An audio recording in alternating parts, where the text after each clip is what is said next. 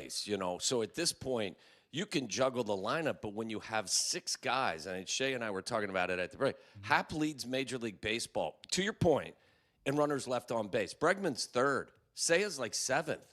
Like right now, you've got a problem with the difference in these 2 games. Game 1 against the Brewers were 6 for 9 with runners in scoring position. You guys were 0 for 9. Last night, you got a little better. You were 2 for 8.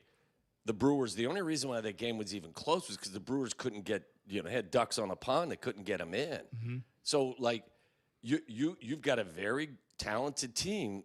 The guys collectively, they don't deliver, or they're not delivering right now. Their stats with runners in scoring position is abysmal. There's no question. I don't disagree with that. But do you just run the same lineup out there and then wake up on May 28th and go, well, we're 5 back now?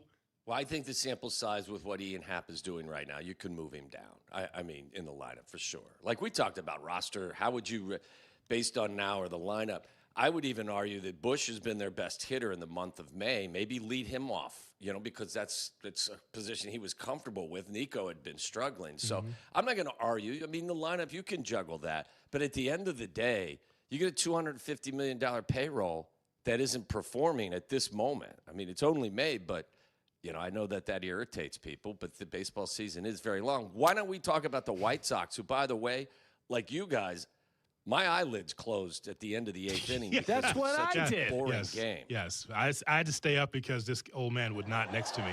But I'm telling you, Jonathan, this is how it's changed for me. I woke up this morning expecting it to be a 1-0 win by the Mariners because I'm just conditioned, and the White Sox couldn't get anything going. When I saw that they had won 2-1, I went to the box score, and I'm thinking, okay, maybe Montgomery or Mune hit a 2-run home run. They found a way to win. Like they just scratched around the bases and found a way to win. And, it's something that I say all the time. We ask this question, especially going back to the Bears last season. How do you learn how to win? By winning. And then it becomes contagious.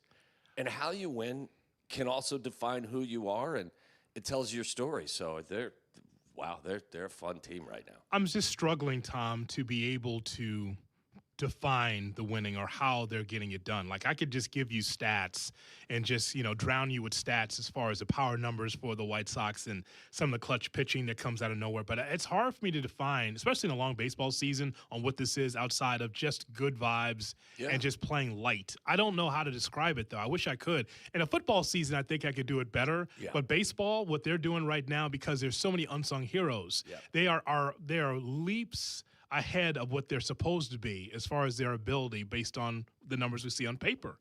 Yeah, baseball, it's like sometimes you just shrug your shoulders and go, that's baseball. I mean, like, how do you describe the Cubs having 2 10-game winning streaks and then looking like this and losing 8 out of 10? Yeah. And you look at the White Sox and how are you doing this? Again, I think they're a better team than maybe most of us thought they were going to be to start the season. You've seen like some of that potential has become production, but yeah, I don't. It doesn't matter what level you've played sports at. You've all been in a situation where it's Little League baseball, it's high school football, whatever it is. It could be beer league softball, whatever it is. You know when the vibe is right, and you know when the juju is wrong. And I just think that when you come to the ballpark and you expect to win versus you expect something bad to happen, I don't want to overplay that and minimize the overall abilities and the production of the players. But I do think that there is something to that. Yeah. And by the way, over there, the food's gotten so much better at Wrigley Field. Let me tell you something. You talk about the pulled pork sandwiches, Tom, the hamburgers, the hot dog. Boy, I tell you what, flavorful.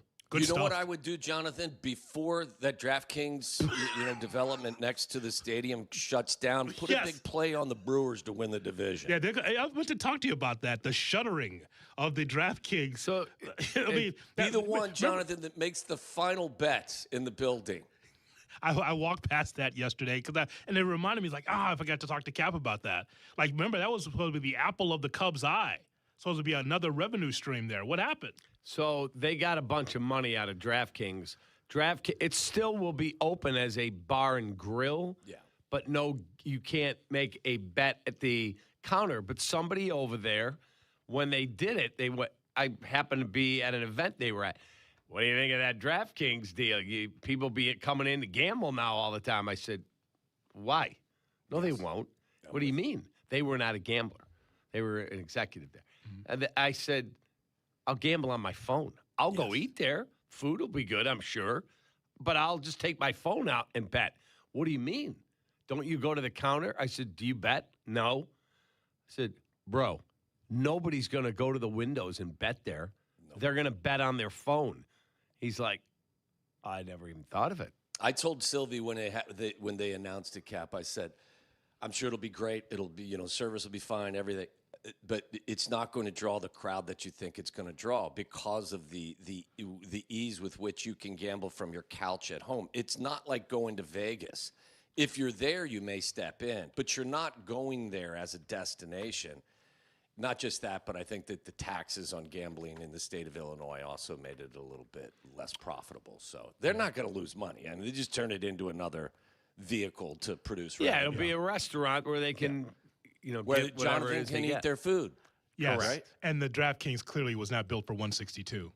That's just what it is. That's just what it is. That is correct. Yes, so that's exactly what happened there. By the way, Cole Wright says hello. Spent time with him at the 1914 He's a good Club. man. Yeah, he He's says a hello. great guy. I've worked with But him. also, just look at this guy. He's just so salty. He is. And by the way, this is not a Cubs Sox thing. I think he's happy for me and his brother that the Sox are playing well, but losing 4 series in a row, he's mad at counsel because he knows the Cubs should be better than this at this time. Remember, Tommy, the Brewers come in every year with less. Right? Can't sustain, top salaries and star players on that team, but somehow, some way, they continue to chip away at the Cubs every year. Because it's not about what you spend. I scream that from the mountaintops, and everyone will be like, oh, you're just covering for Ricketts. No. They're at $250 million, and the Brewers are at like 130. 127. Okay. It does not matter. It is draft development. Pounce when you have an opportunity. But we have this conversation in the afternoon all the time as well because if that Jesse story to you said, Sylvie's exactly right then. That's absolute garbage. If you had a pitcher out there, you need one like a starving man needs a sandwich. And then Justin Steele, you couldn't have counted on him before he had the setback. The approach, look, we have this conversation all the time when it comes to the Cubs and the Braves, and we've had it over the course of the last several years because I work with 3 Cub fans. They're fabulous young men. Sylvie's not so young, but you know what I'm saying. Oh, my God. But all they want to say is why can't you just compliment the Brewers? And I'm like, I can do both. I can compliment the Brewers and acknowledge what they're doing, but if I've got a team and Kap to the spending part, if you've got the capacity to do what the Cubs can do from a financial basis, whether it's building your system or whatever it is, then maybe hire some of the people that are running the Brewers or find people that do their jobs in a comparable fashion.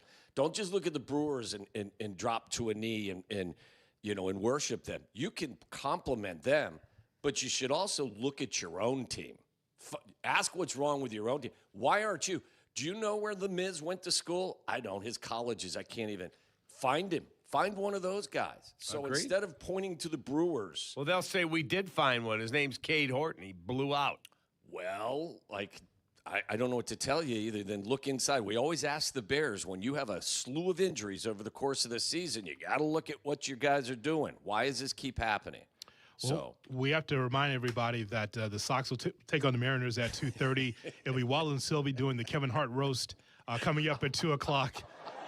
Watch out for the language and the political satire with Waddle and Silvy coming up at 2 o'clock on YouTube. Yeah, there's no political satire, but it does get a little salty in there. No, that's only Kap in this country. No. I think, Jonathan, one of the things that the guys were planning today is alternatives to what Pete said to the fan at the rate this weekend. What could you say to get that would be more appropriate? I think that's what the guys And wanted by the to way, do. Mizorowski committed to LSU, Oklahoma State, then LSU, but spent time Where did at he Crowder Community College. Okay, so you can give me LSU and all the other initials. He went to Crowder. Thank you, Tom, as always. Kap, I just want to give you a hug, buddy.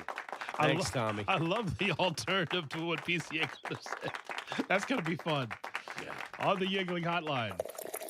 Yingling, the oldest brewery in America. If that Jesse thing is accurate, and I have no reason to doubt it isn't, that's disgusting. That absolutely makes me want to. I'm just seething that you had a pitcher out there that he was 10-4 last year. I know the analytics didn't say he was the greatest with all the stupid analytics. They don't like everything he did. Guess what? For money, for whatever it wasn't like he was getting $50 million and he's pitching in San Diego. That's garbage. Shot or No Shot comes your way at 8 o'clock on the Kap and J Hood Morning Show. Cubs. Kap and J Hood, ESPN Chicago. This weekend marks the unofficial kickoff to the best season in the best city in the world. Summer sunshine, patios, lake views, and good times lie ahead. Chicago. Crack open the Yingle and enjoy responsibly. Memorial Day weekend on ESPN Chicago is brought to you by Yingle, the oldest brewery in America.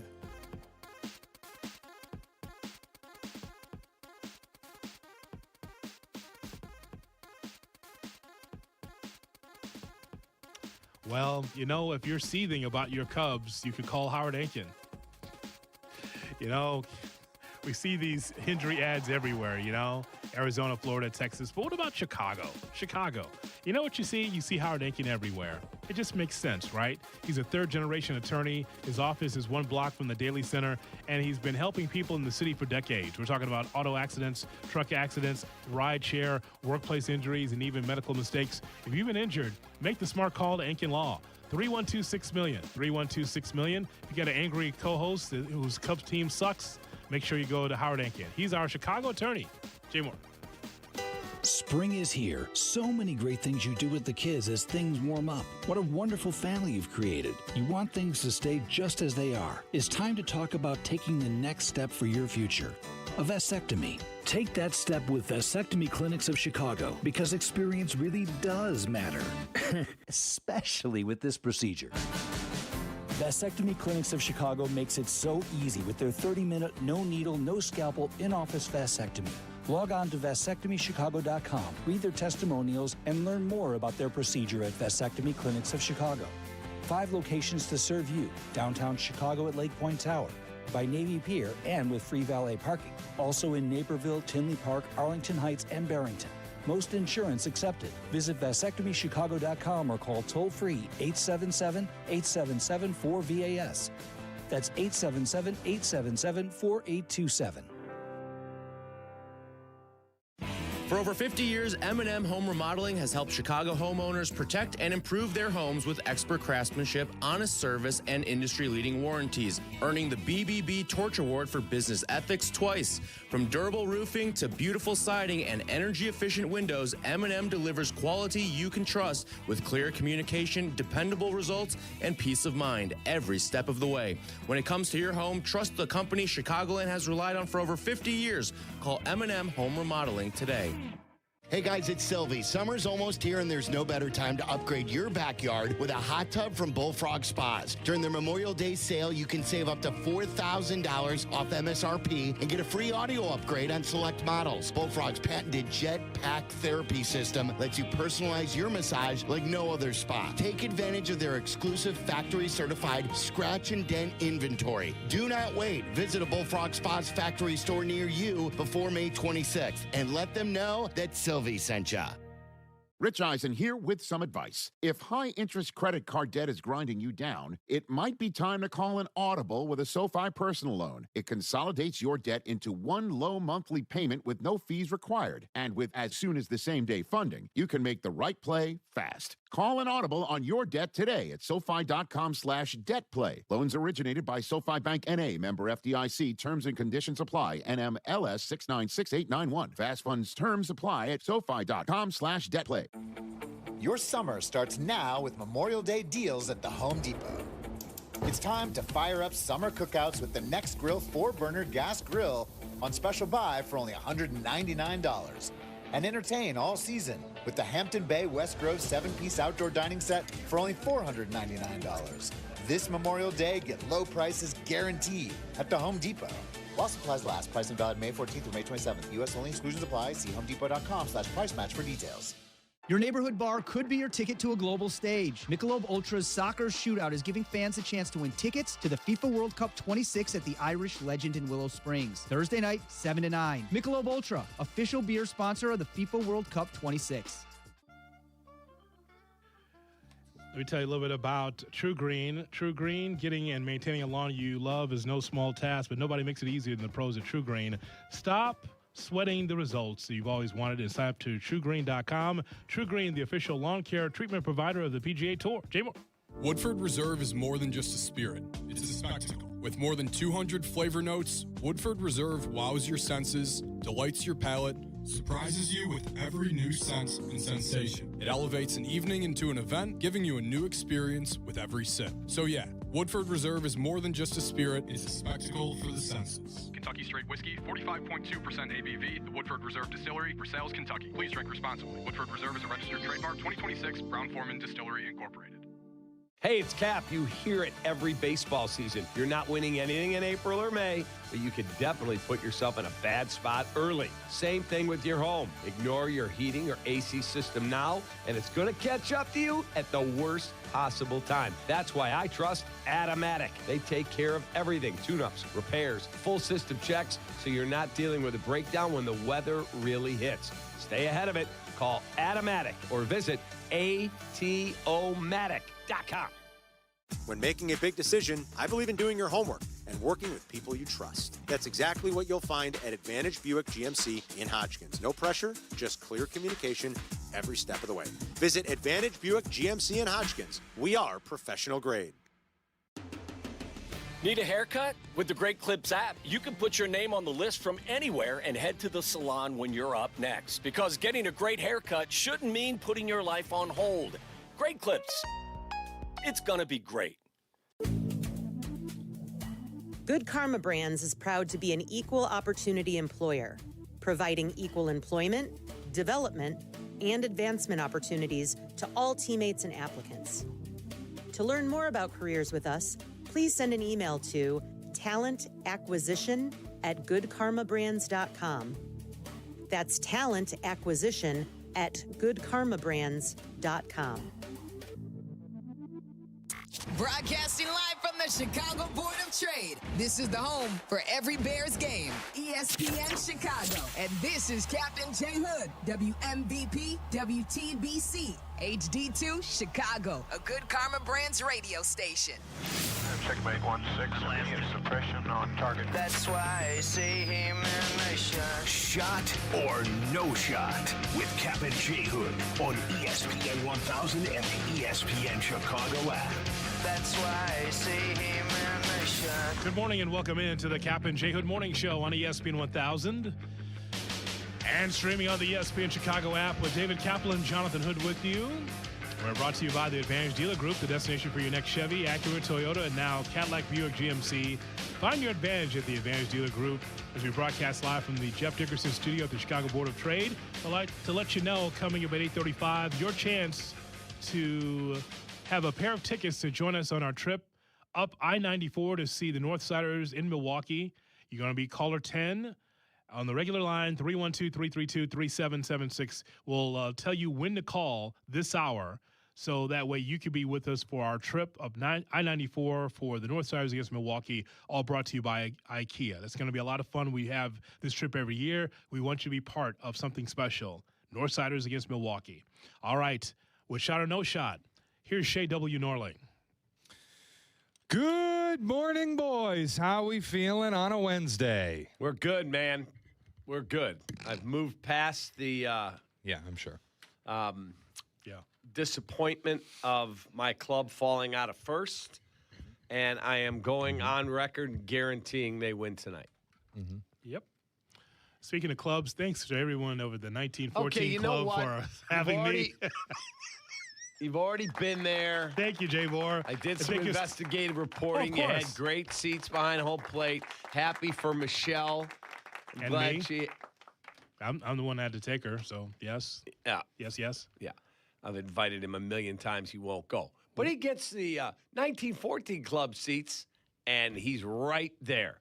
Well, guess what? I'm guaranteeing we win tonight. Yes.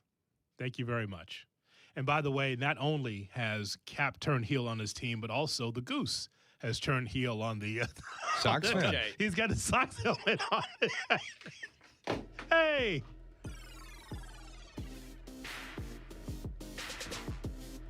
You see what happens with Sybil here? Shay, do you understand Sybil? Unbelievable. He takes him away and then brings him back in a couple hours. Unbelievable. Yeah, I did some meditation at the break.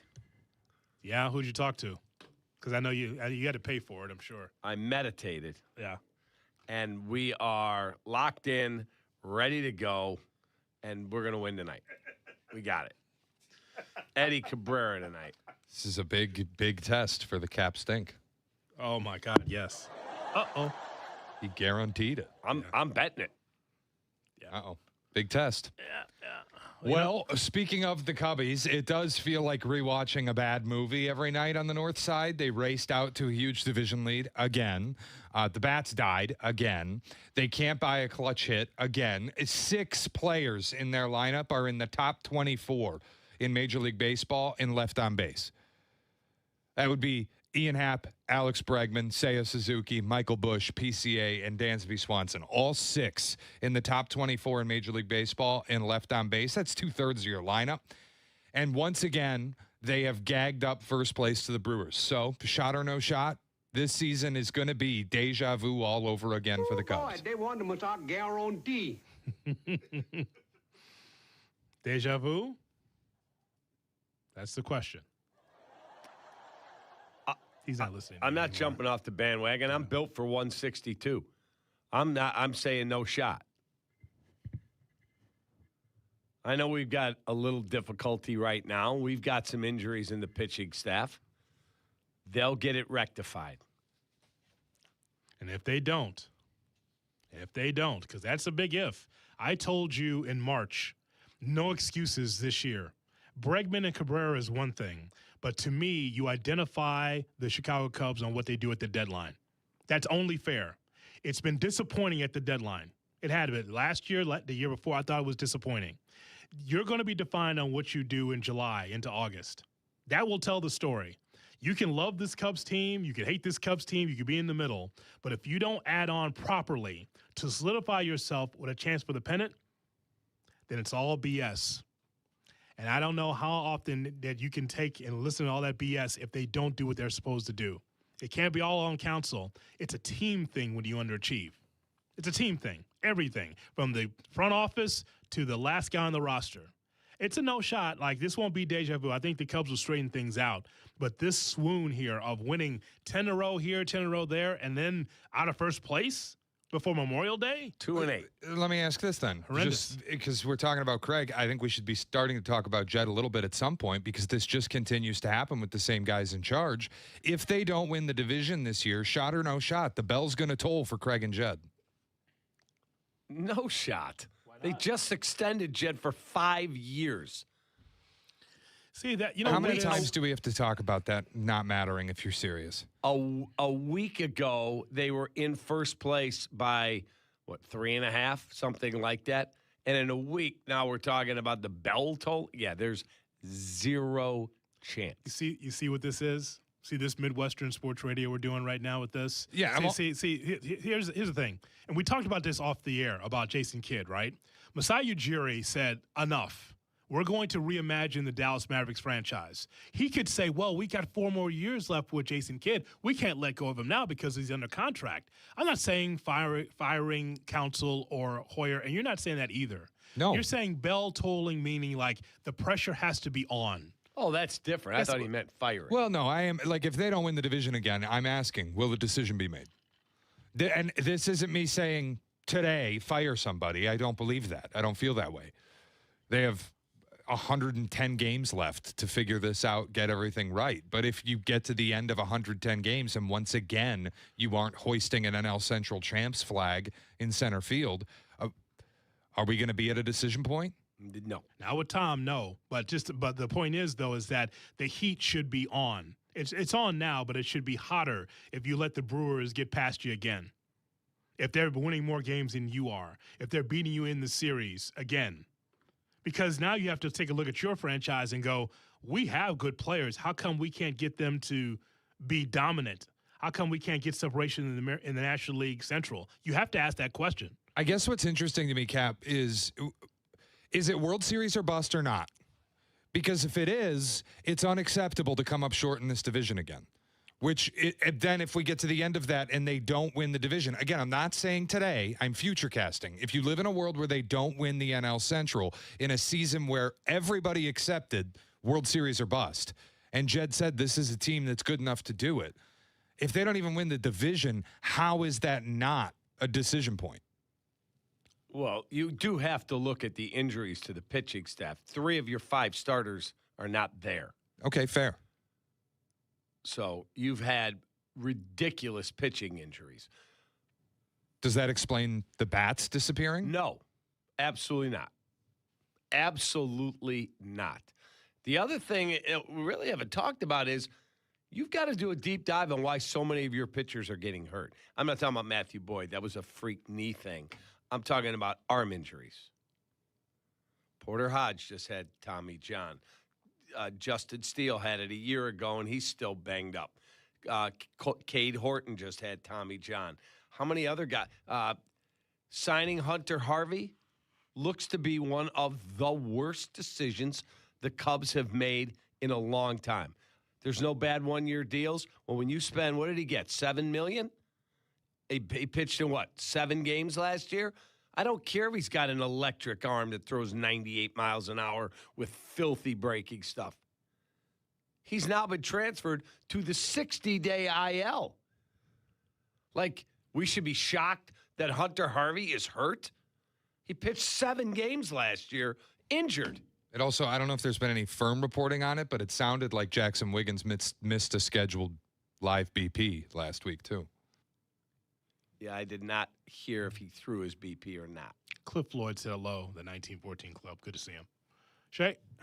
I know Cap's been hot on this today. I do want to ask about this Bears Stadium thing. We have... Can I work in another studio for the day? Probably not. You still got to hear me.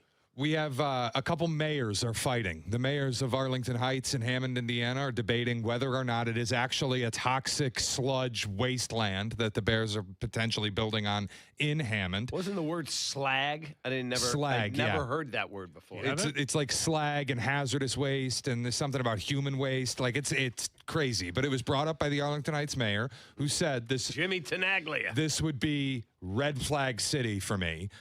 And the mayor of Hammond said, well, we should trust the Bears know more about it than we do because they're spending millions of dollars on it. All of this happening as yesterday there was an NFL meeting where they talked about the Bears have 2 plans, 2 viable sites, Hammond and Arlington Heights.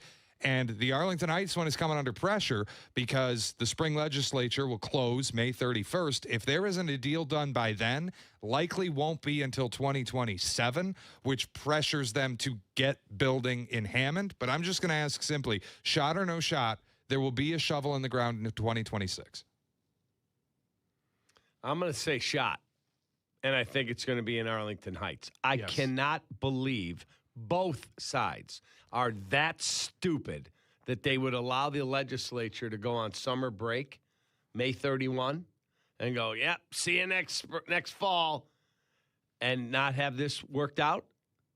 Then both sides, the Bears and the politicians in this great state of Illinois, are out of their freaking minds. And it would serve Governor Pritzker and everyone else right if the Bears end up in Indiana. Horrific business decision from my seat. Playing in Hammond, Indiana, I think it's a joke. Yeah, it's a shot. It's not even a talking point anymore, Cap. We know it's going to be in Arlington Heights. That's it. You should ask the Southeast Sider what slag is. So there's an area on the Southeast side, Cap, called Slag Valley. It's around South Deering, 104th and Deering. And so slag refers to the steel mills over and the waste that's over. If you're looking for where the waste goes, there's a lot of waste in the Southeast side where you've got slag, meaning industrial waste. That's what that means. Okay. It is pet coke. It is salt piles. You don't know where some of the salt comes from in the city? It's over there by me because they got areas where they have the slag. So there's an actual area hey, where you going today? I got to go over to Slag Valley, pick up my girl, meaning that's over there in South Deering, like 100th Street. So I've heard that all my life. It's not like I spent a lot of time over there, but I know where that is. If you're looking for the waste, nothing like, by the way, when you wake up in the morning on the southeast side, like, what's that smell? That's where the waste is in Slag Valley. It's just wafting through the south side. It is. It's disgusting sometimes. Brutal. And they do it overnight, by the way. But, and you know, Shay, you try to open the windows like a little bit, right? Get some air in at night. And that's where the industrial waste comes from, that wafting through your window. Slag Valley. It sounds delicious. Oh, yeah. That's exactly what it is. So, Shay? How long does it take to clean that property? Because I know you got to ask somebody who's an expert on it. Because I know that when DePaul, before they built the Wintrust Arena, they wanted to build where the old Finkel steel plant was, right on the edge of campus at Armitage and Racine. Yep. It was a perfect spot. And they went and did the environmental testing and said, we can't put a stadium here. Look how long Bring all these thousands of people all the time in here. Look how long it takes to build a 7-Eleven on a closed gas station. Yerk and I opened the door for everyone on that video that we did. Remember, we went to Hammond. We told you about the smokestacks and just the air quality there. It's like, there's no way that they're going to build here. I lived in that area. I fished in that area. I know. It's like, it's got to be Arlington Heights. It's got to be. That was no surprise when that story came out that Shay talked about. In that area? Correct. Hammond? No shot. Shay, I know you got one more, and then we got around the NFL. Yeah, it took a while, Hoodie, but 2 games into the conference finals in the NBA playoffs are finally delivering. Last night, the Knicks came back from down 22 points in under 8 minutes, and I have stats that are going to blow your mind. I'm going to target one player in particular on the Cleveland Cavaliers. It will surprise nobody. It is James Harden. In the fourth quarter and overtime, the Knicks got Harden to switch into 9 isolation possessions on defense. They got 1.9 points per possession in those possessions. Harden was the screener in 21 on-ball picks in the fourth quarter and overtime combined. Knicks got 1.5 points per possession. After the game, Nick said it was no secret we were attacking Harden while Kenny Atkinson held his timeouts. Brunson had an 11-0 solo run in the fourth quarter. Take one guess. Who was the primary defender on every single one of those points scored? James Harden. And we just watched the Landry Shamet game-tying 3. It's right there. Watch James Harden when he comes out to contest a 3. He rotates over, hands at his waist. That is what a loser does as a defender. You get your hands up and you bust your ass out to the 3-point stripe. Yes. He kind of saunters out there with his hands at his waist. Yep. And Kenny Atkinson did nothing? Up 22. Okay, now they got it down to 16, 15, whatever it is. Hey, James, take a seat. We got this. Didn't take responsibility after the game either, did the head coach. If the Cavs fall in this series, he will be fired at the end of the season. Yes. It was also Harden's, fun fact, 47th career playoff game with more turnovers than made baskets. And Donovan Mitchell did not touch the basketball in overtime. Shot or no shot, James Harden is becoming the greatest choke artist in sports. I don't know if I could call him a choke artist. I just don't think he's a winning player. That's a shot. And Lamar says hello. In the playoffs. You're speaking to my soul, man. This is what it is, man. Can't deny the numbers. Can't deny the numbers. I mean, look, James Harden's a prolific scorer. He's going to the Hall of Fame, Cap. Yep. But not because of his defense. And Kenny Atkinson, I heard the audio with Evan, Michelle, and Canty this morning. Mm-hmm. Kenny Atkinson literally said he's been our best perimeter defender. Well, then that's first of all, that's a lie. And secondly, if that is the case, then you got problems. If that's the case, then you are a terrible defensive coach. That's him supporting his player, and also not knowing what to say, because it's the biggest recovery for a Knicks team that I've ever seen. We watched the Knicks for a long time. They've never had a comeback like that. That was just amazing basketball yesterday. It was crazy. Don't forget, we have an opportunity for you to join us on the I-94 trip as the Northsiders go up to Milwaukee. We'll take caller 10 coming up this hour. I'll let you know when to call. We want you to join us as Around the NFL is next on Kap and J Hood. Kap and J Hood. Morning 6 to 9. ESPN Chicago. Do not, and I mean you, do not miss the Kap and J Hood Show. Now morning 6 to 9 on ESPN Chicago. But you're busy. Things happen. We get it. If you have to miss it, you can always listen to the podcast on your time. Find it on the ESPN Chicago app or wherever you go to pod. It's brought to you by Republic Bank. Hey, it's Maria. And this is Ken with Family Waterproofing. We're veteran-owned. Family-run. Here's how we work. We show up. We give you options. And we repair it the right way. If you've got foundation cracks, seepage, or a basement that just won't stay dry, we can help. And now we've got something that makes it even easier. It's called Express Services. If you already know what you need, you can book your project directly. Less back and forth, less waiting. Visit FamilyDry.com to learn about Express Services. Family Waterproofing. Your basement's best defense. Hey, it's the good kid. When it comes to my ride, I don't mess around. That's why I drive an Advantage Chevy. 3 locations. Chicagoland's covered. Boom. You want a Chevy? They got every Chevy. You want savings? Oh, yeah.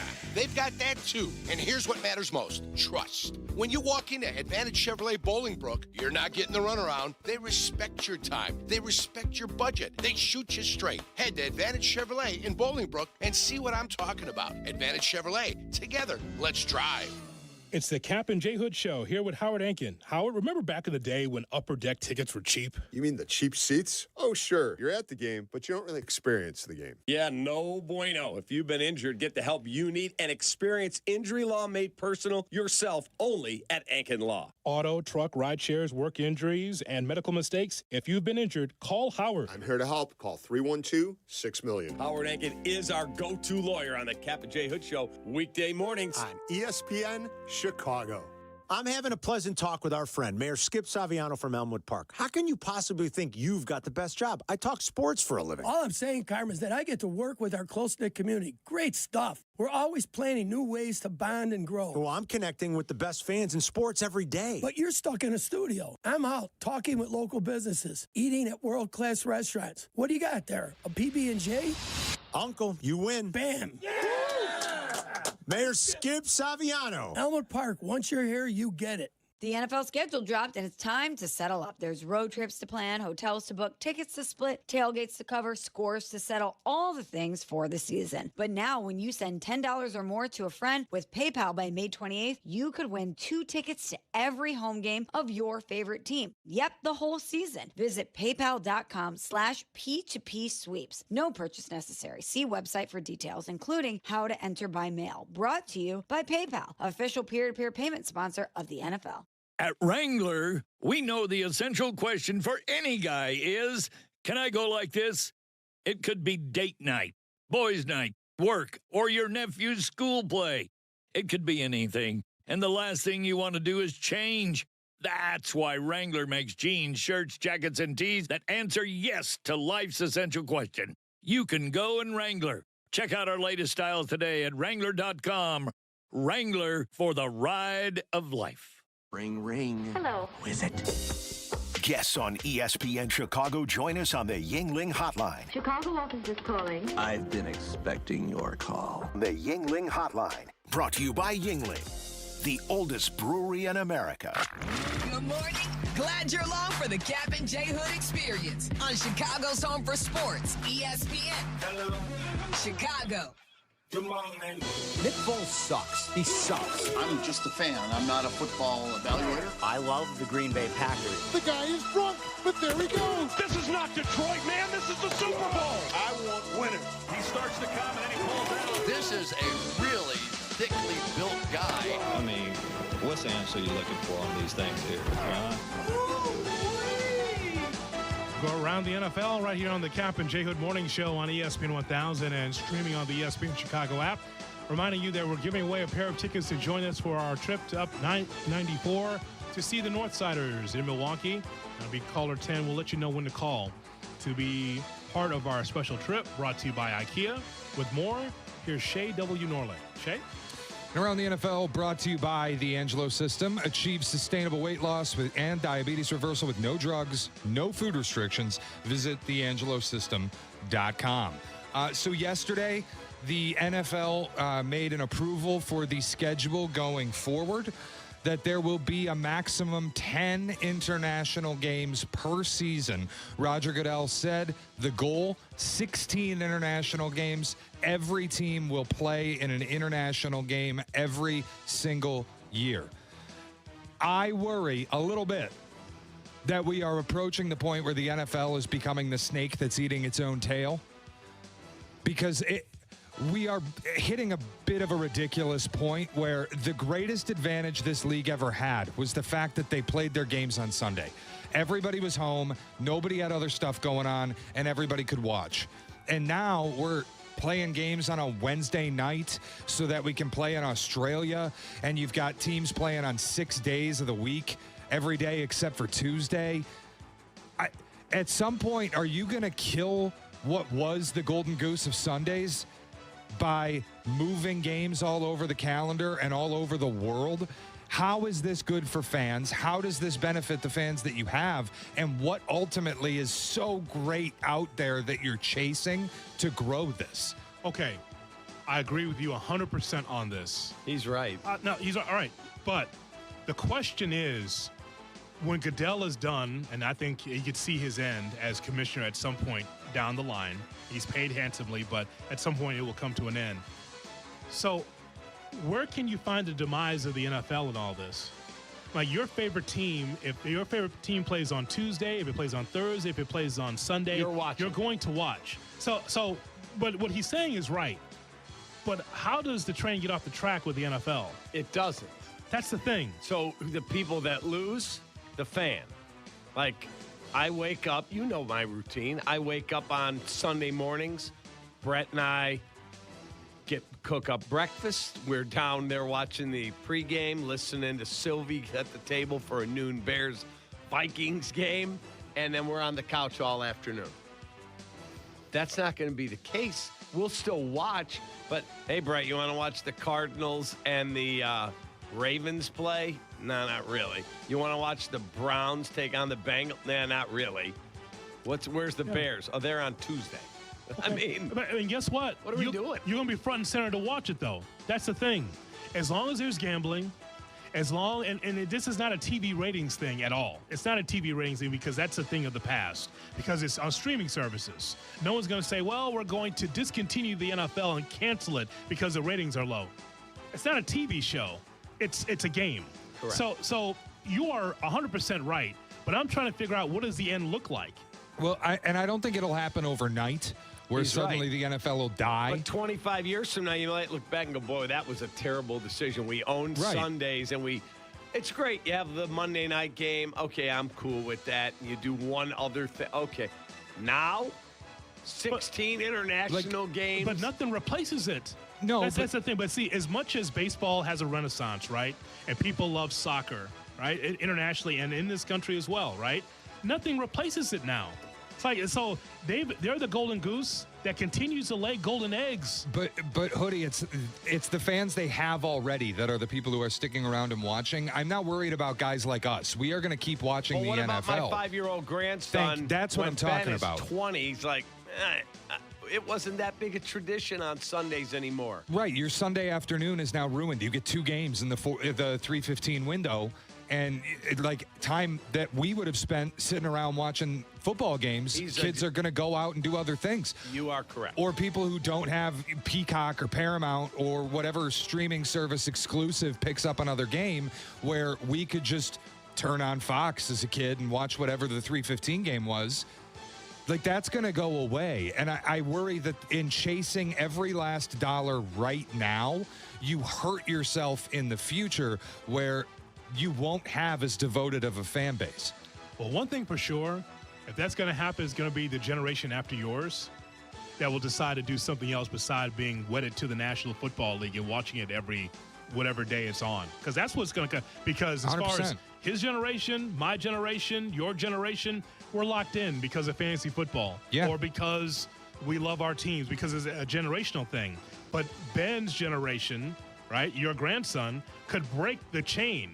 As much as you, as a baby boomer, is like, wait, you guys sit and watch the Bears. No, I don't, Dad.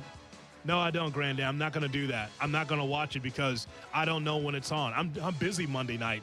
I'm busy Tuesday night. I'm busy whenever they're going to be, whenever those games are. Correct. And on top of that, his generation, like your generation, likes to watch games through TikTok, the highlights. But on Instagram as well. It's a big difference in viewing habits. Even beyond the viewing habit, or like think about how much the product is going to be watered down. Already these off-day games on Wednesdays, Thursdays, whenever, it's not the same quality of play. You get the one-off, like the primetime Chiefs-Rams game a few years ago where there was 1 billion points scored. But for the most part, you're looking at garbage getting fed to you on a Thursday night because the players aren't ready to play. Then you're asking them to play on Fridays. You're asking teams like the Niners to travel 40,000 miles. Look at already what the last 2 weeks of December and the first week of January look like. It's horrible football. You got quarterbacks dead across the board. Teams are injured beyond belief. Go ahead, add an 18th game. I'm sure that'll look better. No. When we have a week 19. Brother, you're 100% right on it. My retort is, can I bet on it? I understand that, but look, that's going away too. There's data showing that as gambling has been legalized, it was a wave to get into it. People haven't stuck around. Fewer people are betting now than they were when it got legalized. Like all this money they're chasing, it doesn't exist forever. They're not betting baseball on a day-to-day No, maybe, basis. but you get my point. Like this isn't. They chase every last dollar, and it's not sustainable to keep doing that. Even think about the cost of attending a game. It was hard enough for me to go when I was a kid and my family wasn't rich. Hard enough for me to attend an NFL game now.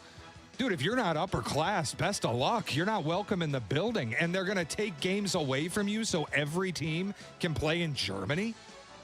The next commissioner will have a daunting task after Goodell on how to reimagine, how to redefine football as far as viewing habits, going to games, all that kind of thing.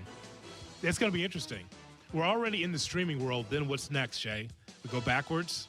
It just be only networks. That's going to be interesting to find out because Goodell is pushing the pedal down as far as he can to be able to try to make this a global game. And guess what? They'll fail miserably. Just because you're international doesn't make you soccer. He's right. Just not. It doesn't make you basketball. I mean, you can be in these places, but these are just great for the rich or for the fam or the family cap that is saved to go to Luxembourg or wherever the hell they're going to play. That ain't for the regular fan, I'll tell you that for sure. Fair. Fair. So what direction should they go if they want to continue to grow the game? Like what ideas that you may have that will be suitable for the fan? Well, my idea, Cap, is to do right by the players and not have them be in a series of car accidents on weird days on short rest. They're not baseball players. They're football players. Agree there. Now, again, they have to sign off on it, the players, and agree to do this. Yep. And if they do, okay. But I would not. They're spread out too much. There's too much. You want to play a Christmas game? Okay, that's cool. You do your traditional Thanksgiving? That's cool. Do I need Black Friday and the Wednesday before? And do I need all these different places? I don't.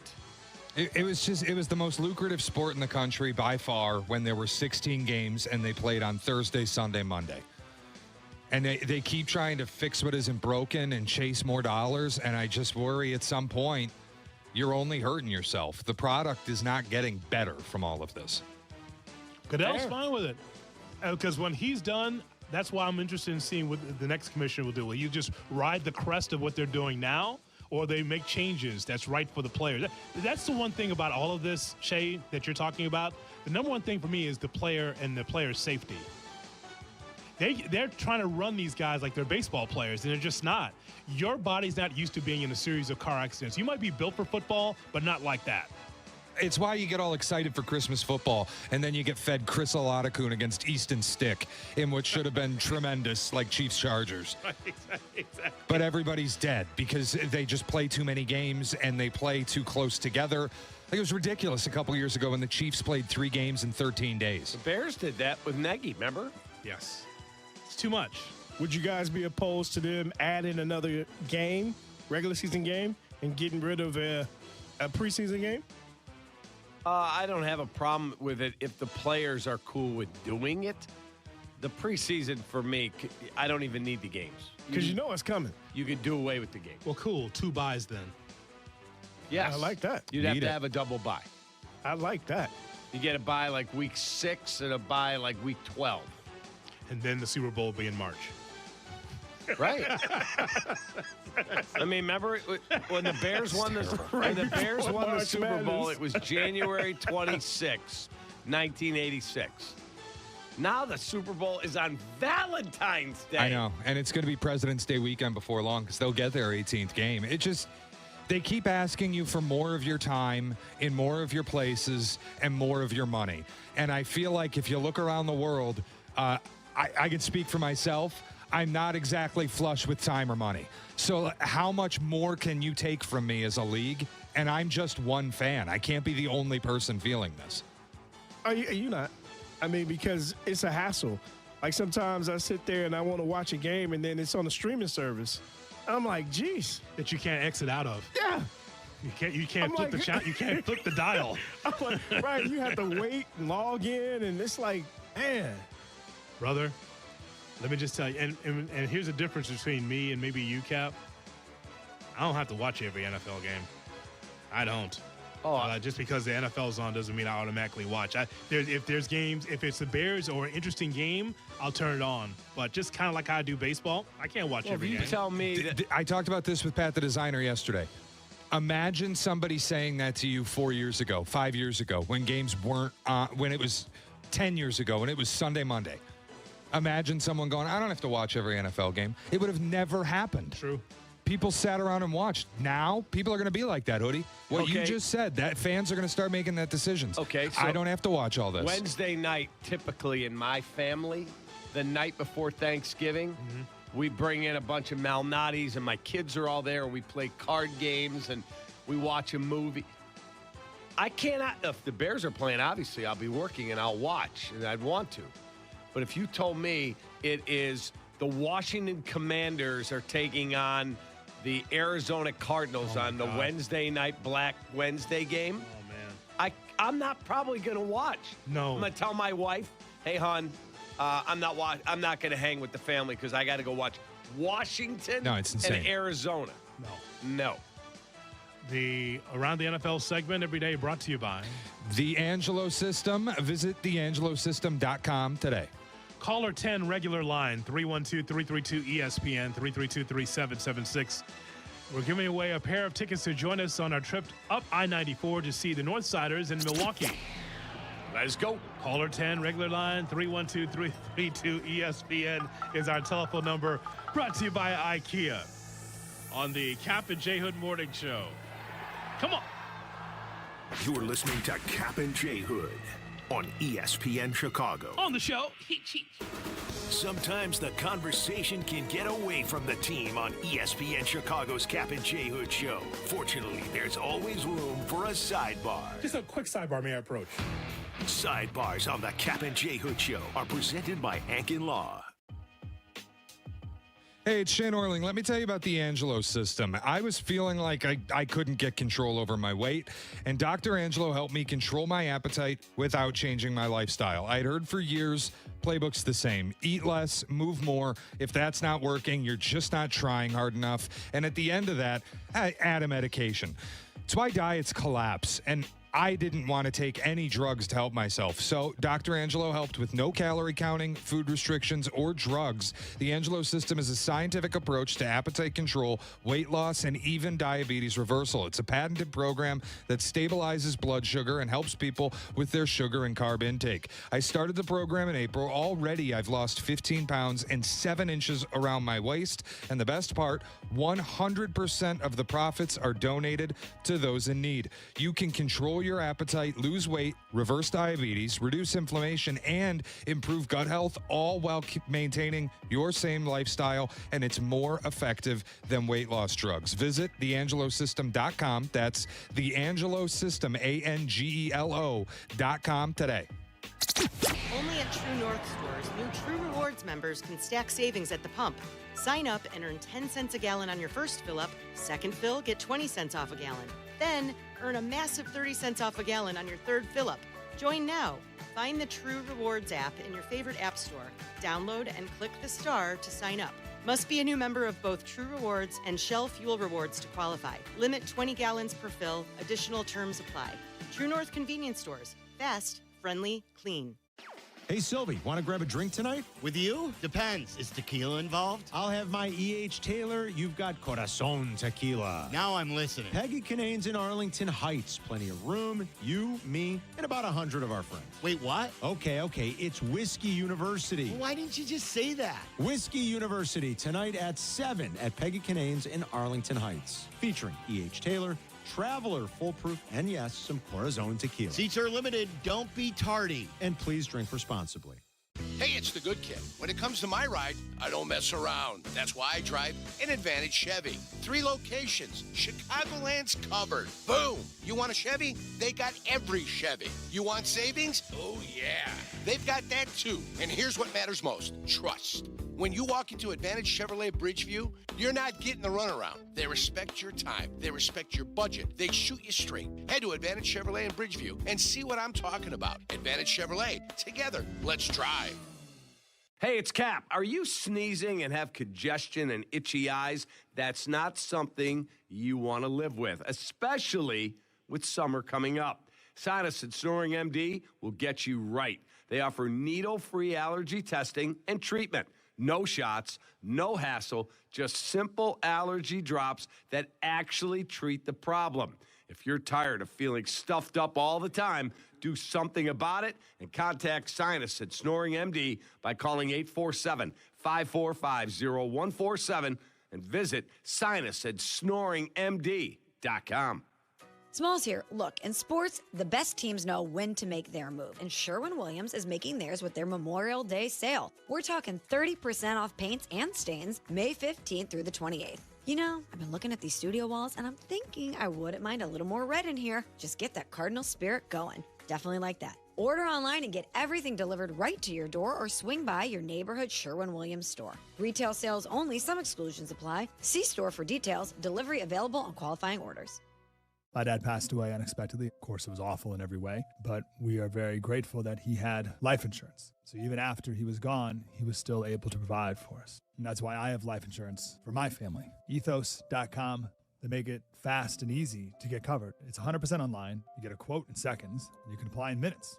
You get covered the same day. Get your free quote at ethos.com/game. That's ethos.com/game. Paid spokesperson. Time spent on application may vary. Online health questions required. Rates may vary. Need a mulligan in your current banking relationship? Tee it high and let it fly with Republic Bank of Chicago's business banking solutions. Driving Chicago business for more than 60 years. Republic Bank of Chicago. Banking beyond expectations. The schedule dropped, and it's time to settle up. There's road trips to plan, tickets to split, tailgates to cover, scores to settle. All things for the season, but now, when you send $10 or more to a friend with PayPal by May 28th, you could win 2 tickets to every home game for your favorite NFL team. Yep, for the whole season. Visit paypal.com/P2P sweeps. No purchase necessary. See our website for details, including how to enter by mail. Brought to you by PayPal, official peer-to-peer payment sponsor of the NFL. Jay Moore. We congratulate our guy Dexter and Dyer. He won a pair of tickets to join us in Milwaukee. And it's brought to you by IKEA. It's the Northsiders against Milwaukee. Dexter and Dyer, we can't wait for you to be with us in Milwaukee for our trip to check out the Northsiders. Kap and J Hood are back. Presented by Advantage Dealer Group. ESPN Chicago. Our podcast is brought to you by Republic Bank as we're with you till 9 o'clock. Then it is Carmen Jurko at 9, followed by Rich Eisen at noon. Waddle and Silvy at 2. They'll be on YouTube, by the way. YouTube.com. Look for ESPN Chicago there. And also the White Sox and Mariners right here on the home of the Sox, ESPN 1000 with Jeff Meller, Len Casper, Darren Jackson at 2:30 right here on ESPN 1000. Sidebar, may I approach? Yes, sir. Brought to you by Ankin Law, 312-6 million for the great attorney, Howard Ankin. Sound my ball. Cap, are you a fan of the Cubs in their 640 start? Yeah. For years, 120, 305 on Fridays, and then you get lights. Now you have the 705 start. It is. And they got rid of the 305 because the players complained of the shadows. The shadow, yeah. Right. Which was always awesome on Fridays. You could always depend on the shadows. Yeah, if you had the lead, we're good. We had a flamethrower, whoever it was. Yeah. And if the shadow was only between the mound and home plate, and the ball would explode in there. But if you were behind, you were screwed. I'm just here to tell you, that's a commitment at 640. You got to hustle to get there. Brother. Like, I'm on Lakeshore Drive, and we're, Peacock and I are there, and just like, the traffic is slow. You're just trying to get on the north side from Lakeshore Drive from where we live. And just like, that 640 is tight. You get off at 5, and you got to get in your seats by 640.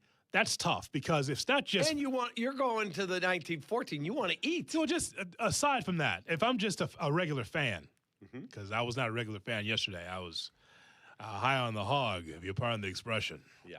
So there you go. The good life. Living the good life. But Shay, it's not just it's just not driving traffic, foot traffic. Trying to get people out of the way so you can get through the gates and get to your seat. 640 is tough. 7 o'clock, you feel like you get off at 5, get the kids or get your whoever you're going with and get there for the 7 o'clock game. 640, there was empty seats all around me and around that ballpark at 640. People weren't settled in until about 7:15, 7:20 because they're go through the tickets and check your bag and all that. It's just different. That's all I'm saying. It is. The 640 is tough. I like it because I got to get up early like you. Yeah. Like this morning, I stayed up, Cubs game ends, do my post game, and then I'm watching the Sox, and I got the Knicks on. Yeah. And the Sox are doing nothing. Both teams had one hit in the eighth. It's horrible baseball. The Knicks are getting blown out. I'm like, all right, I'm going to go to bed. And then here come the Knicks. Yeah. And so I'm locked in. Now I'm locked in. I'm watching to see what's happening with the White Sox. And when they didn't score in the eighth, I'm like, all right, I'm going to bed. I'm out. And then my phone starts lighting up. Yes. So and Shay, for it, I think it's Cleveland. I don't think it's Detroit, but it's Cleveland, right? The 6 o'clock start. Detroit has it now too. Yeah. See, it's like the 5:05 Central time. It's 5:40 usually. It's usually the first game that I see is like either Tigers or Cleveland or Atlanta. Sometimes. Yeah, they're a big fan of the 6:40 Eastern start now. Yeah, because I went to bet a game the other day. I was doing like a hit parlay of a hit here and a hit there around baseball. And I looked and I went, I want to play Ozzy out. I'm like, whoa, the Braves are in the second inning already. What's going on here? Yeah. I just know that it's almost like you got to take almost a half day because you just want to make sure that you're in the ballpark. You want to take all your pictures, you want to eat, and you just want to make sure you're in because, it's the Cubs. The way you have to pay for a Cubs game, Cap, you deserve all 9 innings. None of this, come in the second or I want to be in my seat first pitch. Right. How was the spread at the 1914 club? Oh, it's just fantastic. Restaurant quality. They have a lot of options. Oh, my God. Thank you, Tom Ricketts. And actually, I admired it because it was my first time there. It's just the Cubs being smart with extra revenue streams. I mean, that was nothing years ago, and now they dug that out. It is amazing, and you can stay after the game for an hour, right? Hour and a half. They have the open bar and the desserts, and it's insane. I'm going to my wallet, and the lady says, "No, sir, this is on the house, on the arm." She said, I'm like, "Oh, thank you." Not even the tip. I was gonna reach out, and they have all the stuff you can take to your seat. Yeah, or they'll come around to your seat and go, "Yeah, would you like something?" Come, Shay, it's me. It's more than the tip, obviously. Right. Okay. Culturally speaking, it's got to be more than that. I mean, it's me. Nonetheless. PCA. That's pretty awesome, man. No. Nope. What? Call overturned. What do you mean? Booth review. What did I say wrong? Yeah. That's not even call stands. No, that was confirmed. What did I say wrong? Rang him up. Oh, by the way, in the Sox game against Seattle yesterday, Carroll, by the way, Shay, taps the helmet. bad call. It becomes a ball. And they did not show it. Were you watching this? It's late. I'm sure you're blurry-eyed by this time. It's the 8th inning. They didn't even show whether it was a ball or strike. They just said, call overturn. And Carroll said, well, let's see it. They never showed it on the screen. Wow. Everybody was waiting. Well, what about we never talked about the other day. It was Cubs Brewers, right? They call the ABS challenge, and the ball on the screen clipped the strike zone, and then the ump comes back around and goes, call confirmed. Correct. Ball. I'm like, not what? Right. That's not right. And then later, like 2 innings later, Boog, who I love Boog. Mm-hmm. Boog Shambi comes on and goes, the Brewers have 2 challenges. That's a correction from earlier in the game. Scoreboard when the was wrong, umpire right? came out and said, that call is overturned. Brewers lose a challenge. What? Hold on a minute. You just said it was a strike. See? I will give Carroll, and of course, Shay, we've got the numbers down. Carroll's brutal at this ball strike thing, the ABS challenge. But I will he has a point. Can you show on the scoreboard whether that was a ball or strike? Now it's just arbitrary. Call is overturned. It is? Well, let's see where the ball was. Nope. Next pitch. You can't do that. That's just aggravating. That's just one of the few highlights of the game, Cap, because, well, it was Sox Mariners. There's not much going on. So. Yep. All right, we give you a classic Kap and J Hood cut of the day because we're backlogged. Do we have a bad show? Is that why we said? Show was fantastic. Okay, but we're backlogged. Thank you, Jay. We're back. All right. Backed up. All right, well, here we go. We will get that out coming up next with the classic cut of the day on Chicago's Home for Sports. Kap and J Hood, ESPN Chicago. When Kap and J Hood are over, the fun continues. Tell your friends and enemies. It's the Carmen and Jurko Show. Weekdays from 9 to noon on the home of the Bears. ESPN Chicago on AM, on app, on YouTube. Presented by Advantage Dealer Group.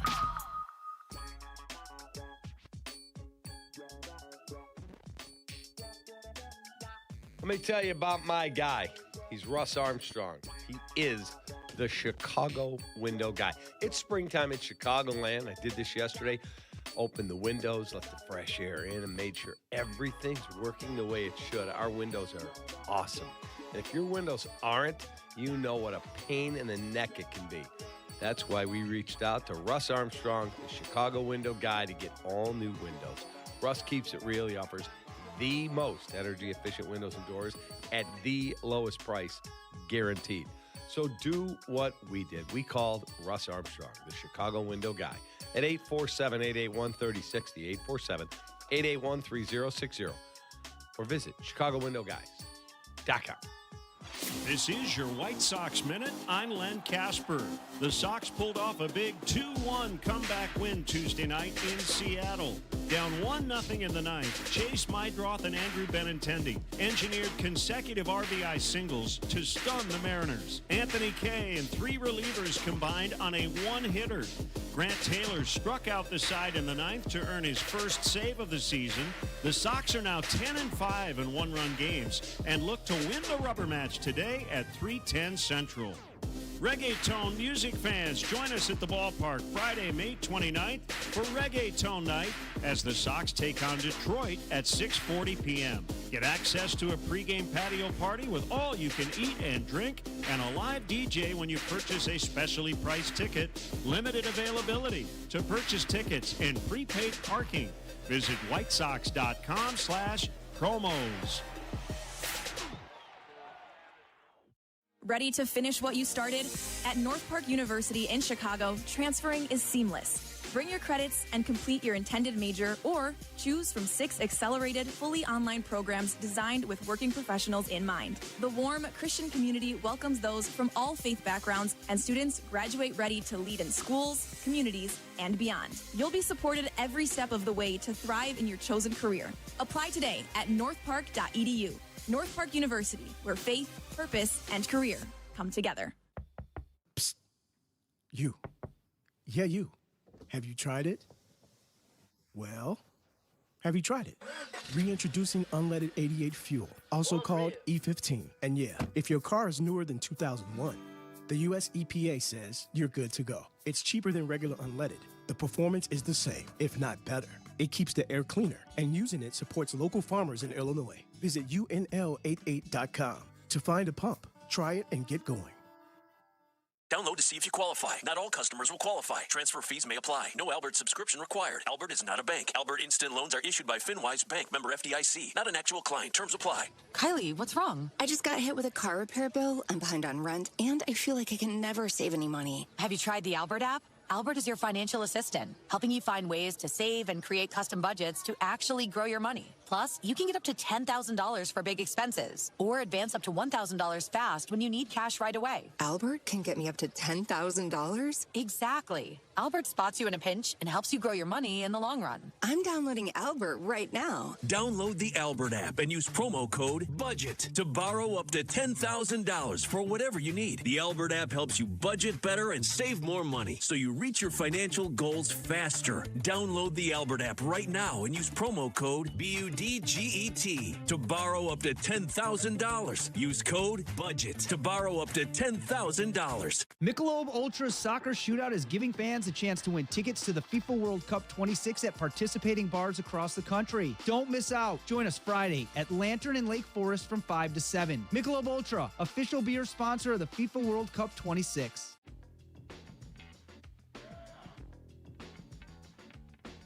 All right, if you wake up early in the morning, you still want to enjoy life, just not feel it the next morning. That's why I love RK Zero Proof.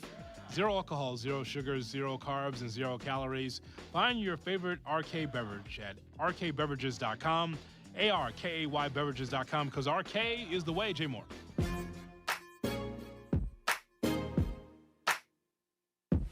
Now back to Kap and J Hood, presented by Advantage Dealer Group on ESPN Chicago. Now time for the Kap and J Hood cut of the day. Classic. Brought to you by Chicago Gut Steakhouse, Jay Moore. Classic. Yes, it's boring, but it's a sport. Oh! Whatever. It's not boring. Okay, then you're boring. All right.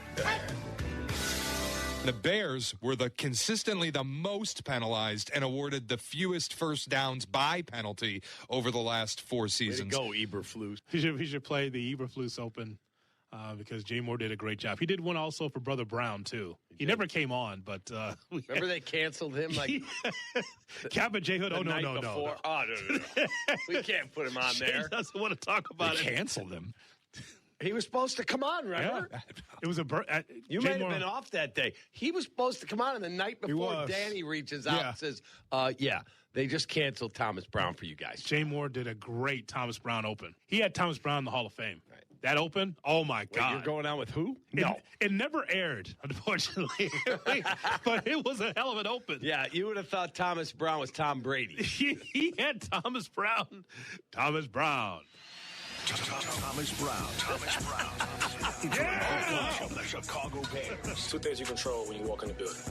It's your effort and your attitude. Breaking down the Bears and the latest updates all season. More details, more demanding. Understanding practice preparation always leads to game day execution, so that's our focus. Thomas Brown. The Chicago! Kap and J Hood. What can Brown do for you? On ESPN. Oh, my goodness. The head coach for the Chicago Bears is Thomas Brown. He joins us here on the Kap and J Hood Morning Show. Good morning. How are you? The oldest brewery in America. Coach Brown, what is the problem with you and Caleb? Seems like there's a sideline issue. Go ahead. Give me a few minutes on that. I think we need to send that to him. Just like, hey, man, for your resume. Yeah. Tell them you had a show. You had a show. Hey, brother. Just so you know, I used to have a show in Chicago. Here's the open for it. That's funny. I don't hear any comments. And that's all, folks. Wow. Thomas Brown had an open. Oh, my God. The hidden archive of the Kap and J Hood Morning Show. I love the Thomas Brown Open. What can Brown do for never you? aired till last week. Oh, Jay Moore is a gem, man. He had that brother in the Hall of Fame, man. Thomas Brown. We thank you so much for listening and calling in. Coach, you got to do this interview with who tomorrow? Kap and J Hood. No. That's not happening. Being part of the program. Thank you, Shay. Thank you, Jay Moore. How about we do this tomorrow for a Tom Thayer Thursday? Let's do it. Get ready, Double T. Carmen Jurko next. So long, everybody. Take that from Chicago. Well, see you later. I've got the best job, Carm. Kap and J Hood, morning 6 to 9. ESPN Chicago. Feeling left out because the Grip It and Sip It Classic sold out? I'm going to do you a solid. What's up, guys? It's Carm. Join me Thursday, May 21st at Stadium Club in McCook from 6 to 8 p.m. Someone will win the final twosome on Team Carmen and Jurko for the Grip It and Sip It golf outing presented by Yingling Flight at Seven Bridges. Let's build an all-star team. So join me Thursday, May 21st from 6 to 8 p.m. at Stadium Club in McCook. Let's have some fun. Team Carmen and Jurko is sponsored by Blue Chew. Only at True North stores, new rewards members can save big on your first, second, and third fill-ups. Join now. Find the True Rewards app in your favorite app store, look for the Star Compass to sign up, then start stacking your savings with True North convenience stores. Another day of chasing the insurance company. Who is it? Postman Law, injury and accident attorneys. Stop chasing. We handle everything. You just heal. Postman Law delivers peace of mind. Visit postmanlaw.com. Attorney advertising. Wesley Financial Group is not a law firm. Ask yourself this question. Is it really worth holding on to that timeshare that you know you need to get rid of? Here's the truth. The average maintenance fee just went up over 17%. That could have been 117%, and there's nothing you can do about it. When you buy a timeshare, you give them a blank check for annual maintenance and assessment fees. I'm Chuck McDowell, founder of Wesley Financial Group. For 15 years, I've helped over 50,000 families cancel their timeshare. Not sell it, not transfer it, cancel it. Did you buy a timeshare because they told you it was a great investment and your maintenance fees would never go up? That's a lie. Are you ready to get rid of your timeshare once and for all? Simply call us and I'll send you our timeshare exit kit that explains all your options for cancellation. Call Wesley now for your timeshare exit kit. 800-881-4300. 800-881-4300. 800-881-4300. Broadcasting live from the Chicago Board of Trade. This is the home of the Chicago Bears, ESPN Chicago. And this is Carmen and Jurko, WMVP, WTBC, HD2, Chicago, a good Karma Brands radio station. Hey, guys. You ready to let the dogs out? What? Carmen DeFalco. It's kind of impressive. John Yurkovich. Yes! This is the Carmen and Jurko Show on ESPN Chicago. It's out there for everybody to see. It is what it is. Carmen Jurko. Check this out. Mitchell, a bullet back up the middle. That'll score Terang. Contreras on his way to third. The Brewers take the lead on a 2-out RBI single by Garrett Mitchell. And Bowers into right center, a base hit. That will score Contreras. They're on the corners again. Another RBI for Jake Bowers. There's a fly ball. Deep left center, headed towards the bleachers, and in the basket and gone. Bryce Terang, a 2-run shot. The Brewers will take that shot in the arm. Number 7 for Terang. Got him. Strike 3. Struck him out. The pitch. Mydroth hits a ground ball into right, base hit. Hill will score. Vargas stops at third. Mydroth on his way to second. 1-1 and second and third. Infield in, tie game. Benintendi the batter. He hits a ground ball off the glove of Naylor. Everybody safe. Vargas scores. Sox lead 2-1. And a swing and a miss, strike 3. Ball game over. Grant Taylor strikes out the side. They get 2 in the ninth and win it. Tale of two teams, one city, one good, one bad. White Sox rally late. The Cubs fail to do so. I sense panic in the streets amongst the Cub fans. I mean, we just experienced it in our morning pre-show meeting because there are Cub fans. And there's a Southside influencer in that meeting that just wants to attack anything blue. Anything blue happening on the north side, I guess that kind of narrows it down, is on the attack. I mean, Zetterman and Jack are, the sky is falling here. Yeah. I thought, Kap told you guys, you got to be prepared for 162. It's a big picture, you got to guys. sack up. It's a big picture. And don't put away your starter jacket and be ready for one. Now, Kap needs to take his own advice because he's lost his mind the last 2 mornings. I mean, he was preaching 162, and then he's completely lost his mind the last 2 mornings. If you're going to talk, walk the walk. But I would say to Jack and Danny, be prepared for a long season with a lot of ups and downs. Ups and downs. But there's panic in the streets. Danny literally walked into our meeting this morning and said, guys, I really think the question is which is the best team in town. I was like, just slow down. I mean, basic math will tell you. Thank you. Basic math will tell you that. But, I mean, if we need to extrapolate some numbers, okay. I'm like, you guys calm That'll make down. you feel better. I get it. Tensions are a little high. Tensions are high. Because the Cubs come into the season with great expectation. They do. This is the absolute best time to be a White Sox fan. Yeah, and it's no expectations. Exactly. No expectations. That's exactly right. You wake up every morning and your team's playing, and it's like it's a good thing. That's exactly right. Because you've been such losers for such a long time. A pathetic bunch of losers is what you are, and now you're starting to turn it around. No, it's not what they are. It's what they were. Yeah. It's not what they are. Okay, I'll give it to you. They're not losers Semantics, right now. Carm. I'll give it to you. Well, that's not semantics. Currently. Yes. Currently. They have been. It is. It's the definition of words. I used it like in the present tense.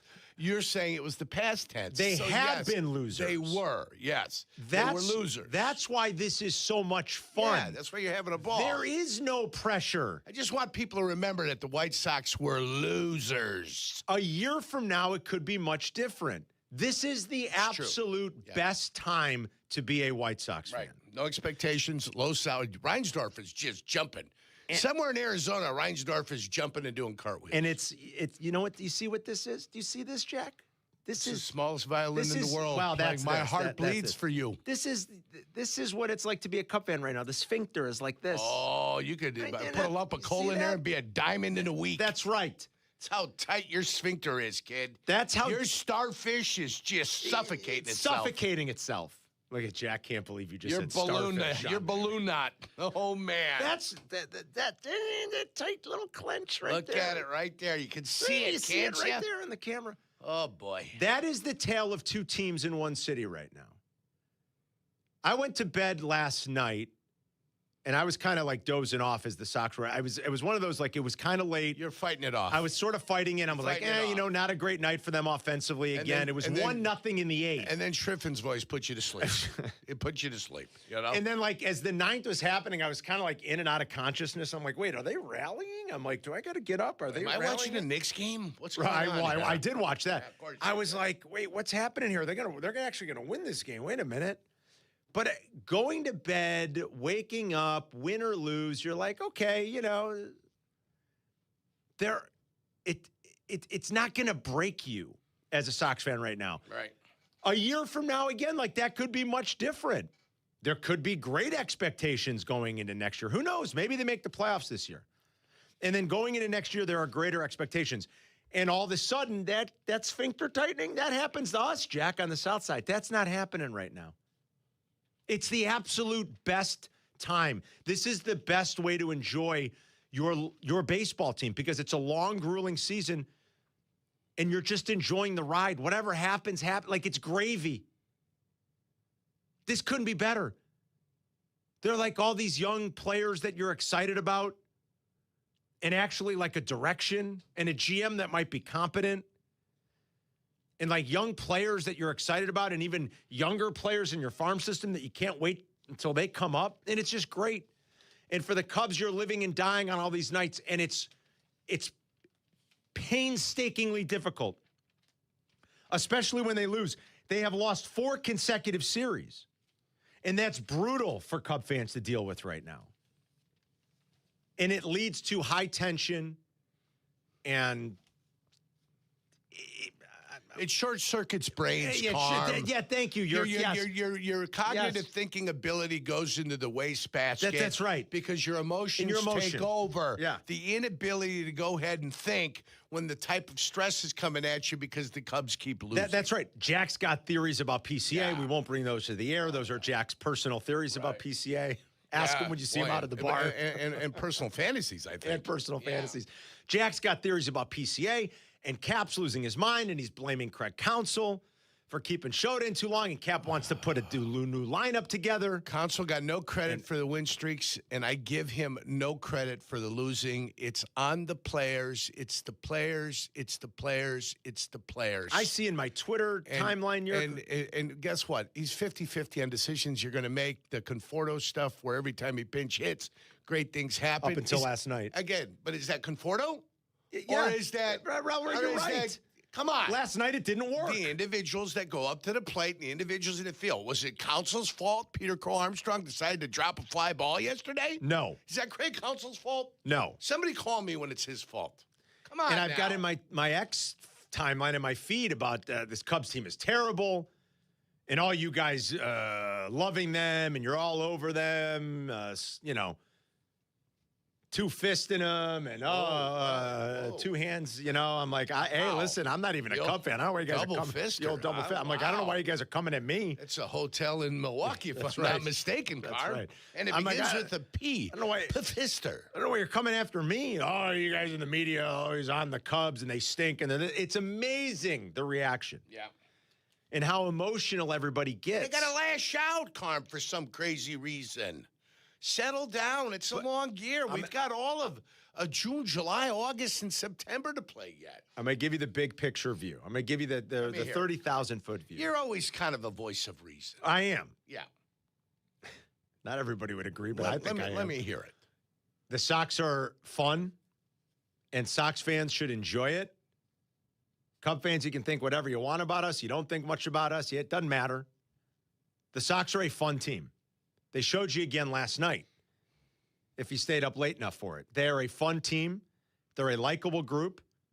They are more likable than they were in 2021, the last really good team they actually had. Would they win 92 games that year, 93, whatever it was? I believe you're correct. They went like a fart in the wind in the playoffs, but, such is our lives mostly as White Sox fans, minus a glorious run in 2005. But this team is exponentially more fun than they ever were. And that should be enjoyed and maybe even celebrated a little. And the bottom line is, this is the way we should enjoy the season for the rest of the year. Whatever happens, happens. There were zero expectations on this team. Maybe they will make the playoffs in a watered-down AL. Great. If they don't, okay. You feel like they're building towards something. And then the expectations will raise next year. For the Cubs, I would simply say this, without being emotionally attached. The 30,000-foot view is they're not nearly as bad as you think they are right now. That's what I would say. They're not nearly as bad. The sky is not falling. No. They're not nearly as bad as, and I shouldn't say, like, this is all Cub fans. There are plenty of Cub fans out there that probably hear this and say, I feel the same way. They're not going to get overly emotional. They might be a little annoyed with the way their team is playing right now, but they're not going to get overly emotional and think, the Cubs stink and they're never going to win the division. They're not as bad as you think right now. It's not great. I get it. They've lost 4 straight series. You ran into a pitcher last night that we told you is otherworldly good right now. Is good. I mean, this guy is. He's good. Hoodie was there last night. By the way, I love that Hoodie brought the Club 1914 napkins in. Only Hoodie. This is a classic Jonathan Hood move. Oh, yeah. Boy, those are better than just a normal napkin. This is a classic Hoodie move. He brings it in just to put it on Kap's desk in the morning. Club 1914. That's an old tip from my grandfather. If you go to a fancy restaurant or somewhere, or country club or something that has some of those fancy napkins in the bathroom, keep those, and you can put them in your pocket as a handkerchief and use them later. As a handkerchief. Handkerchief, I love it. Yeah. I love it. Or whatever you need to use it for. Box of matches I like from restaurants and stuff. Yeah. They got a box of matches or like toothpicks. Yes. Like little boxes, like we got from Gibson's the has that. French Laundry. French Laundry. We kept the French toothpicks. Laundry. We kept the toothpicks. So Hoodie was at Club 1914 last night. He got to watch the Miz pitch, and you heard him talk about it on the air. He was saying it to me off the air earlier this morning. He's like, it's just sick. Yeah, it's sick, dude. 74 pitches through 6, 8 Ks, a walk, 3 hits. Mizorowski hasn't allowed a run since April 25th. You ready for this stat, you guys? He hasn't allowed an extra base hit. You ready? since April 19th. I'll repeat that. This guy hasn't allowed an extra base hit. That's a double, a triple, a home run for the uninitiated. Sure. Since April 19th. And I didn't filter this. One of the Brewers beat reporters did, Yerk. So I don't know how far back in the database this goes. This could be to like 1900 where they cut this off. And I don't know where if he did Baseball Reference Filter, or if this is like from Stats or who it's from. But I saw this tweeted by one of the beat writers for, I think, the Journal Sentinel. Jacob Misiorowski is the first pitcher in baseball history to go 5 straight starts without allowing an extra base hit while striking out 8 or more. The first pitcher, and again, I didn't filter this, so I don't know if it goes all the way back when the tracking data. It's probably the late 1890s is what I'm guessing. That's generally where the cutoff is for Baseball References filter. I think it's 1890. Sure. I think it's 1898. In the 90s. In the you're going back to the 19th century. He is the first pitcher in recorded history to go 5 straight starts without allowing an extra base hit while striking out 8 or more. Batters have 2 extra base hits this year off his curveballs and sliders. 2. He's made like 9 starts. 2. You are talking about just an absolutely filthy, ridiculous, locked-in guy right now. And Jim Deshaies made reference of it at one point on the marquee broadcast. Where God forbid the home announcer says something. Oh, you're just making excuses, or you're placating. Blah. Jim Deshaies said, he's like, just so people know, this ain't easy. What Misiorowski is doing right now in the stuff he has, it's almost impossible to hit. Prime Randy Johnson? That's what this looks like. Prime Randy Johnson. It's sick. Prime Chris Sale. Yes. He threw, from the other side, he's a righty, but I know what you mean, Yerk. He threw a first pitch strike to 13 of the last 17 Cub batters he based. Now, the Cubs sort of, I don't want to say had him on the ropes, but if you were ever going to have a chance, it felt like they might in the first inning. They had 3 guys on, and that's as close as the Cubs got. He got out of it, and that's as close as they got. He threw a first pitch strike to 13 of the last 17 batters he faced. His OPS against after an 0-1 count this year, his OPS now, that's slugging plus the on-base combined. Yes. When Miz has an 0-1 count, batters have a 351 OPS against them. Now, of course, that's going to be low. 0-1, the pitcher's always going to have an advantage. But just for reference, MLB in that situation across the rest of baseball, hitters after 0-1 have a 594 OPS. Hitters against this guy after 0-1 have a 351 OPS. You have almost no chance. No chance. If he's ahead in the count. And he threw a first pitch strike to 13 of the last 17 Cub batters he faced, and they had no chance. He's just that good. He is simply that good. They ran into a great one right now. You could still get him at plus 550, by the way, for Cy Young. He's still 4th choice, 4th or 5th choice for Cy Young right now. Even after his last bad start, Skeens is still the favorite. You can get the Miz at plus 550 or 6-1 maybe in some places for Cy Young. He's that good. He's that dominant. And after a shaky first inning, he was filthy. And they didn't even tap back into him going into the 7th. That was it. His night was over. Cubs lose to the Brewers 5-2. White Sox rally late to beat Seattle 2-1. Speaking of unhittable right now, how about Grant Taylor? Grant Taylor has, what is it? Let me double check. I just got this stat. I think it's his last 14 innings. Yeah, Grant Taylor's last 10 appearances, 14 innings, 22 strikeouts. He struck out the side last night. Another guy to be excited about on the South Side, as he was given the opportunity to get the player, save. Yeah. Yes, he's a Sox player.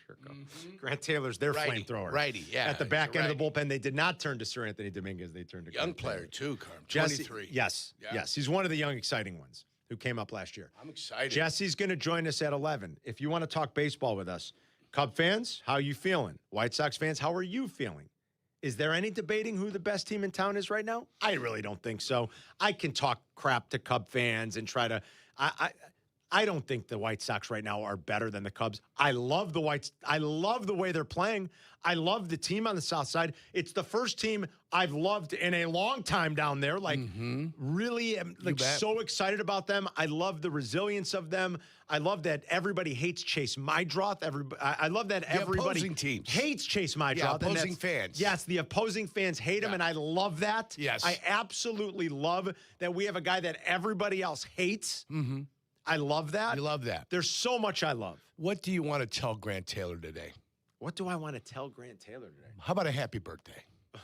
How about a happy birthday for Grant Taylor? Who was it when Sylvie Born on May was it Ryan 20th. Dempster? Remember when they were saying goodbye to Ryan Dempster one day and Sylvie goes, "Keep on pitching, Ryan." I thought I was going to say, "Keep on pitching, Grant." I didn't know today was his birthday. Today's his birthday. Happy birthday. Well, I looked and he's 24. Keep on pitching, Grant. I go, he's a young guy, right? 24 years old. I'm looking, and then I see 0000 Today's days. his birthday? Today's his birthday, May 20th. Happy birthday, Grant 24 Taylor. years old today, Carm. Keep on pitching, Ryan. Leave that 202. That's 2002 is when he was born. It's crazy. Come on. Well, that's an unpleasant happy birthday right there. That's what I just said. I wasn't going to play it. I But like the Chipmunks. Is it the Chipmunks? I think it's Chipmunks. Alvin, Theodore, No, Simon. I would know. Yeah, I love that movie. You love the movie. I loved it all. I love the cartoon. When Yurko and I were kids, it was a cartoon. Who's your favorite? I like Theodore. Theodore. Not me. I don't like the smart one. I like the deviant troublemaker, Alvin. Well, Simon's the smart one, yeah. Simon was the smart one. Simon's annoying. Yeah, Alvin. I liked Alvin. Simon's like the nerd you want to beat the crap out of in school that wouldn't let you cheat off his paper. Exactly. Carm, you kind of remind me of Dave. Really? Yeah. Dave was You kind of sound like him, Dave too. was their owner, really. Alvin. Alvin! Dave was their manager. Dare you say owner? Their manager, yeah. Nobody owns animals, Carm. He was their manager. How dare you even think that way? Manager, what is this, 1873? All right. Hey, John Dutton, what are you talking about over there? John Dutton. My God, what are we at, a Yellowstone Ranch? He was their manager. Jeez. Sorry about that. He was their manager. He's their owner. My heavens. He was the owner. He was the man. Well, you're a dog owner. You're not a dog manager. You're a dog owner. If you have a pet, you're normally the Part owner of the family, Carm. of said pet. Do I own my kids? They're my children. Well, but they were these were future. anthropomorphic characters. They were not human. Dare you call them that? They're not. They eat. They're not that skinny. That's not what anthropomorphic means. Sure. That's anorexic. Oh, How do you do it? How do you manage to do that? That's really good. How did you manage to just pull that? That's really good. I don't know. I'm sick in the brain. 312-332-ESPN. It's Carmen and Jurko. We'll be right back. You're listening to Carmen and Jurko on Chicago's home for sports, ESPN Chicago. Feeling left out because the Grip It and Sip It Classic sold out?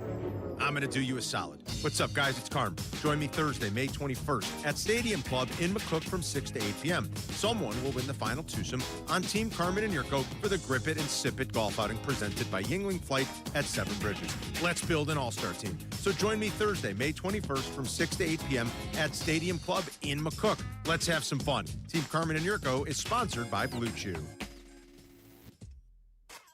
Hey, join me and Sylvie tonight for Whiskey U, 7 p.m., Peggy Cananes in Arlington Heights. We've got the new Traveler Foolproof. That's the collab between Harlan Wheatley, the great master distiller at Buffalo Trace, and Chris Stapleton, who's a big whiskey lover. They've collaborated on Traveler, and now they have a foolproof edition, 121 for the diehard whiskey fans. We're going to taste that, some E.H. Taylor small batch. We have a special pour at the end of the night, and Sylvie's in the house, so we're drinking some tequila. Yeah, that's on the agenda. Corazon Tequila, including a special single barrel that they finished just for us in E.H. Taylor bourbon barrels. It's Whiskey U at Peggy Cananes in Arlington Heights tonight at 7 with Sylvie and me. Be there. Seats will be limited. Don't be tardy. Please drink responsibly. This is your White Sox Minute. I'm Len Casper. The Sox pulled off a big 2-1 comeback win Tuesday night in Seattle. Down 1-0 in the ninth, Chase Mydroth and Andrew Benintendi engineered consecutive RBI singles to stun the Mariners. Anthony Kay and three relievers combined on a one-hitter. Grant Taylor struck out the side in the ninth to earn his first save of the season. The Sox are now 10-5 in one-run games and look to win the rubber match today at 3:10 Central. Reggaeton music fans, join us at the ballpark Friday, May 29th for Reggaeton Night as the Sox take on Detroit at 6:40 p.m. Get access to a pregame patio party with all you can eat and drink and a live DJ when you purchase a specially priced ticket. Limited availability. To purchase tickets and prepaid parking, visit whitesox.com/promos. I'm having a pleasant talk with our friend, Mayor Skip Saviano from Elmwood Park. How can you possibly think you've got the best job? I talk sports for a living. All I'm saying, Carmen, is that I get to work with our close-knit community. Great stuff. We're always planning new ways to bond and grow. Well, I'm connecting with the best fans in sports every day. But you're stuck in a studio. I'm out talking with local businesses, eating at world-class restaurants. What do you got there? A PB&J? Uncle, you win. Bam. Yeah! Mayor Skip Saviano. Elmwood Park, once you're here, you get it. This is a special notice to U.S. taxpayers owing $10,000 or more to the IRS. Tax Relief Advocates is urgently notifying taxpayers that tax relief initiatives are now available that may significantly reduce or eliminate what you owe. If you're afraid of an IRS lien, levy, or wage garnishment, don't lose hope. You can now take advantage of these current relief programs to end all collections, reduce the amount you owe, and resolve your tax problem. Even if you have years of unfiled tax returns or are already in a payment plan, you may still qualify for significant relief. Struggling taxpayers can now get relief they need during these hard economic times. A hotline has been established by Tax Relief Advocates for you to call and see what you qualify for. They are A+ rated with the BBB and have over 1,000 5-star reviews. Don't wait. Call 800-575-9087, 800-575-9087. That's 800-575-9087 or simply visit TRA.com. $7 million. The Verdoliak Law Group wins again for their clients. That's right. The Verdoliak Law Group recovered $7 million for a client who was harmed due to medical malpractice. If you're injured, make sure to call the Verdoliak Law Group. Follow Chicago's Home for Sports on Twitch at ESPN 1000 Chicago. Carmen and Jurko are back. This is Chicago's Home for Sports. ESPN Chicago.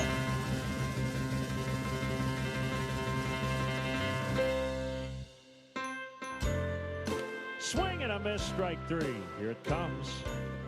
Swing and a miss, strike three. I love it. And a swing and a miss, strike three. Ball game over. Grant Taylor strikes out the side. They get 2 in the ninth and win it. Struck out the side on 13 pitches. Len and DJ last night here on your home for the Sox. Sox go for the series win today. Day game, 3 o'clock first pitch, 2:30 pregame with Meller. Waddle and Silvy will start their show. Then they'll go to YouTube after that, youtube.com, and you can watch there. You can also watch our channel today and every day. It's youtube.com/@Carmen and Jurko. Like and subscribe for us. And our video stream all this week is brought to you by Yuengling, the oldest brewery in America. It is Grant Taylor's birthday, as Jurko pointed out. Happy birthday. Made his debut last year. And while he had an 87 ERA+, that's not great. He still kind of tickled your ass with a feather a little bit if you were a White Sox fan. Because he averaged over 13 strikeouts per 9. They charge double for that. Sometimes, depends on where you are. Yeah. He averaged over 13 strikeouts per 9 last year. Okay. So you're just like, this kid's got a power arm, and he's got good strikeout stuff. And, he's like one of these young guys. He was 23, like Jurko said, when he got called up last year. And it's like, okay, kind of be excited about it. Now we're getting really excited. And I told you, over his last 14 innings, he's got 22 strikeouts. He struck out the side on 13 pitches last night. He's been great. So that is wonderful to see. And the White Sox rallied late. I mean, they nickeled and dimed him. And it all started with a Mune walk. Then a hit by pitch. Get on base. They execute a double steal. Double steal. Couple of hits with the infield drawn in. A no-throw double steal. Yeah. Yeah, it's a good one. But Mune, I saw the infield in. Yeah, and the infield came in. I saw that, yeah. Had to at that point. They're getting gloves on balls, but they just couldn't make plays. Yeah. That's what happens when the infield's in. Batting averages rise when the infield is in, don't they? They do. They do. They do. Oh, yeah, that's a proven fact. Yeah. Because there's not a lot of room for error there. Yeah. There just isn't. Mune, I mean, we keep talking about it. It's like, what is it? It's like, I've got to recalculate it. I haven't looked in a few days. It's like 60% true outcome here. Yeah. Like, it's either a walk, a home run, or a strikeout. It's 2 doubles on the year. That's it. That's it. Everything's a walk, a strikeout, or a home run. It's awesome. But he's got such a keen eye at the plate. He's got an elite, chase rate, meaning elite. chase rate Like where he not doesn't chasing. chase. Yeah, he doesn't chase. Yeah. You know, he still at times struggles with the velo, the high velo anyway, which they kind of expected would be the case, especially with that swing plane. Like he's going to struggle a little bit with high velo. That's not uncommon. He's going to, there's some swing and miss in the zone. There's no doubt about it. Mm-hmm. But the elite eye, the ability to get on base, and that whole rally started with a walk. And they just kind of nickeled and dimed him. You get on base, kid. And they found a way, man. By the way, that stat about the Miz, because I said I did not filter it. It was someone that I saw the stat from one of the beat reporters from the Brewers. Jesse texted me and he said it goes back to 1893. That's when they officially moved the mound to 60 feet 6 inches and raised it. That's when the game started to change, and it was much more a game of pitcher versus batter, as opposed to the way the game was early on, where it was like, basically, we just want hitters. You just want the ball in play. And as the game started to evolve late in the 19th century, that's where that started to change. So that's how far back that stat goes about Mizorowski. He's the first guy ever to go 5 consecutive starts without allowing an extra base hit while striking out 8 or more. And that was the case again last night. 312-332-3776 if you guys want to talk Chicago baseball with us. It really was a great win for the White Sox, where it looked like they had very little going on. The amazing thing about the game to me last night was the fact that I wasn't sure if Anthony Kay was going to get out of the first inning. I mean, you want to talk about arduous. It took him 35 pitches. It's a lot of pitches. He gave up a hit. That was it. Do you realize the White Sox didn't give up a hit after that? And he ended up going into the 6th, despite throwing 35 pitches in the first. What was his total? Hold on, Yerk. I got to get that. Yeah, Let me get it. 100 and change? Hold on. No, he only got to like 80-something Yeah, I was going to pitches. say, I don't even think it was 100. No, not even close. It was. He became efficient after that, Carm. I know. He was really efficient. Let me find it real quick for you, Yerk. I got to go to his game log. Hold on. He really was efficient. They didn't have a hit after that. The bullpen struck out 8 over the final 3 2/3. And his pitch count last night, Yerk, was 89 after a 35 pitch first, and he pitched into the 6th inning. He settled down. There's just a game that, like, you love to see a young team win a game like that. Now, the Indians, forgive me, I almost did it. I've been good about it lately. The Guardians, forgive me, I caught myself. The Guardians, Shea's Tigers. Like, give me a break. So the Guardians won again last night. They've won 10 of 13. So the Sox are still 2 games out. For the first time in a while, the Cubs are not in first place, as the Brewers once again have done, what they did last year. They've overtaken them. There's still a chance for the Cubs to rewrite this story, though. There is, and they're good enough to do it. They have to go out and do it. Yes. We can't do it. We can't shame Craig Counsell or anybody else. Jed can't do it. Sylvie was saying last night, we were texting me. Sylvie and Jesse text a lot during the baseball games during the week and stuff. And Sylvie was saying, not like some crazy, this has got to happen or a rant's got to happen. Sylvie was saying it's probably time for one of these guys, though, in that clubhouse to kind of get together and be like, all right, it's circle the wagons time here, guys. Like, somebody should probably shut the door and be like, hey, we can't allow this to keep happening. And they've got a belief over there that they're better than the Brewers. They need to remind themselves of that and start playing like it. Maybe they need that right now. One of those leaders to kind of, okay, it's ass-kicking time. Like, let's go. Cubs have a chance to at least salvage a game in this series tonight and can flip the standings again if they do so. James is in Palatine with Carmen and Jurko on ESPN Chicago. What's up, James? Hey, guys. Good morning once again. How are you? We're great. How are you? I'm good. Yeah, I actually wanted to call because I wanted to make an interesting comparison, and you guys will appreciate this. Is this current Sox team does it not remind you of last year's Bears team, where they just continue to scrap and claw, and they just accumulate so much young talent that's fun to watch, and they always find a way in the end to win games? What do you think of that? They have 25 times, but not 23 times. Yeah, right. That'd be what I'd It's say. just like baseball and football are so hard. It's so hard to compare the seasons. It's the shortest season versus the longest. You know, there's so much more randomness to a baseball season. So I'm not sure. I don't blame you for thinking it, or maybe there is some sort of comparison there where it was a team where the expectations weren't all that high. They weren't really all that high for the Bears. I think there was some hope because you were flipping to a new coach, and we see here's the difference, James. In the NFL, there are always stories like the Bears. Always. Every year. There's usually more than one. That's just the league. Someone goes from 5 wins to 12 every year.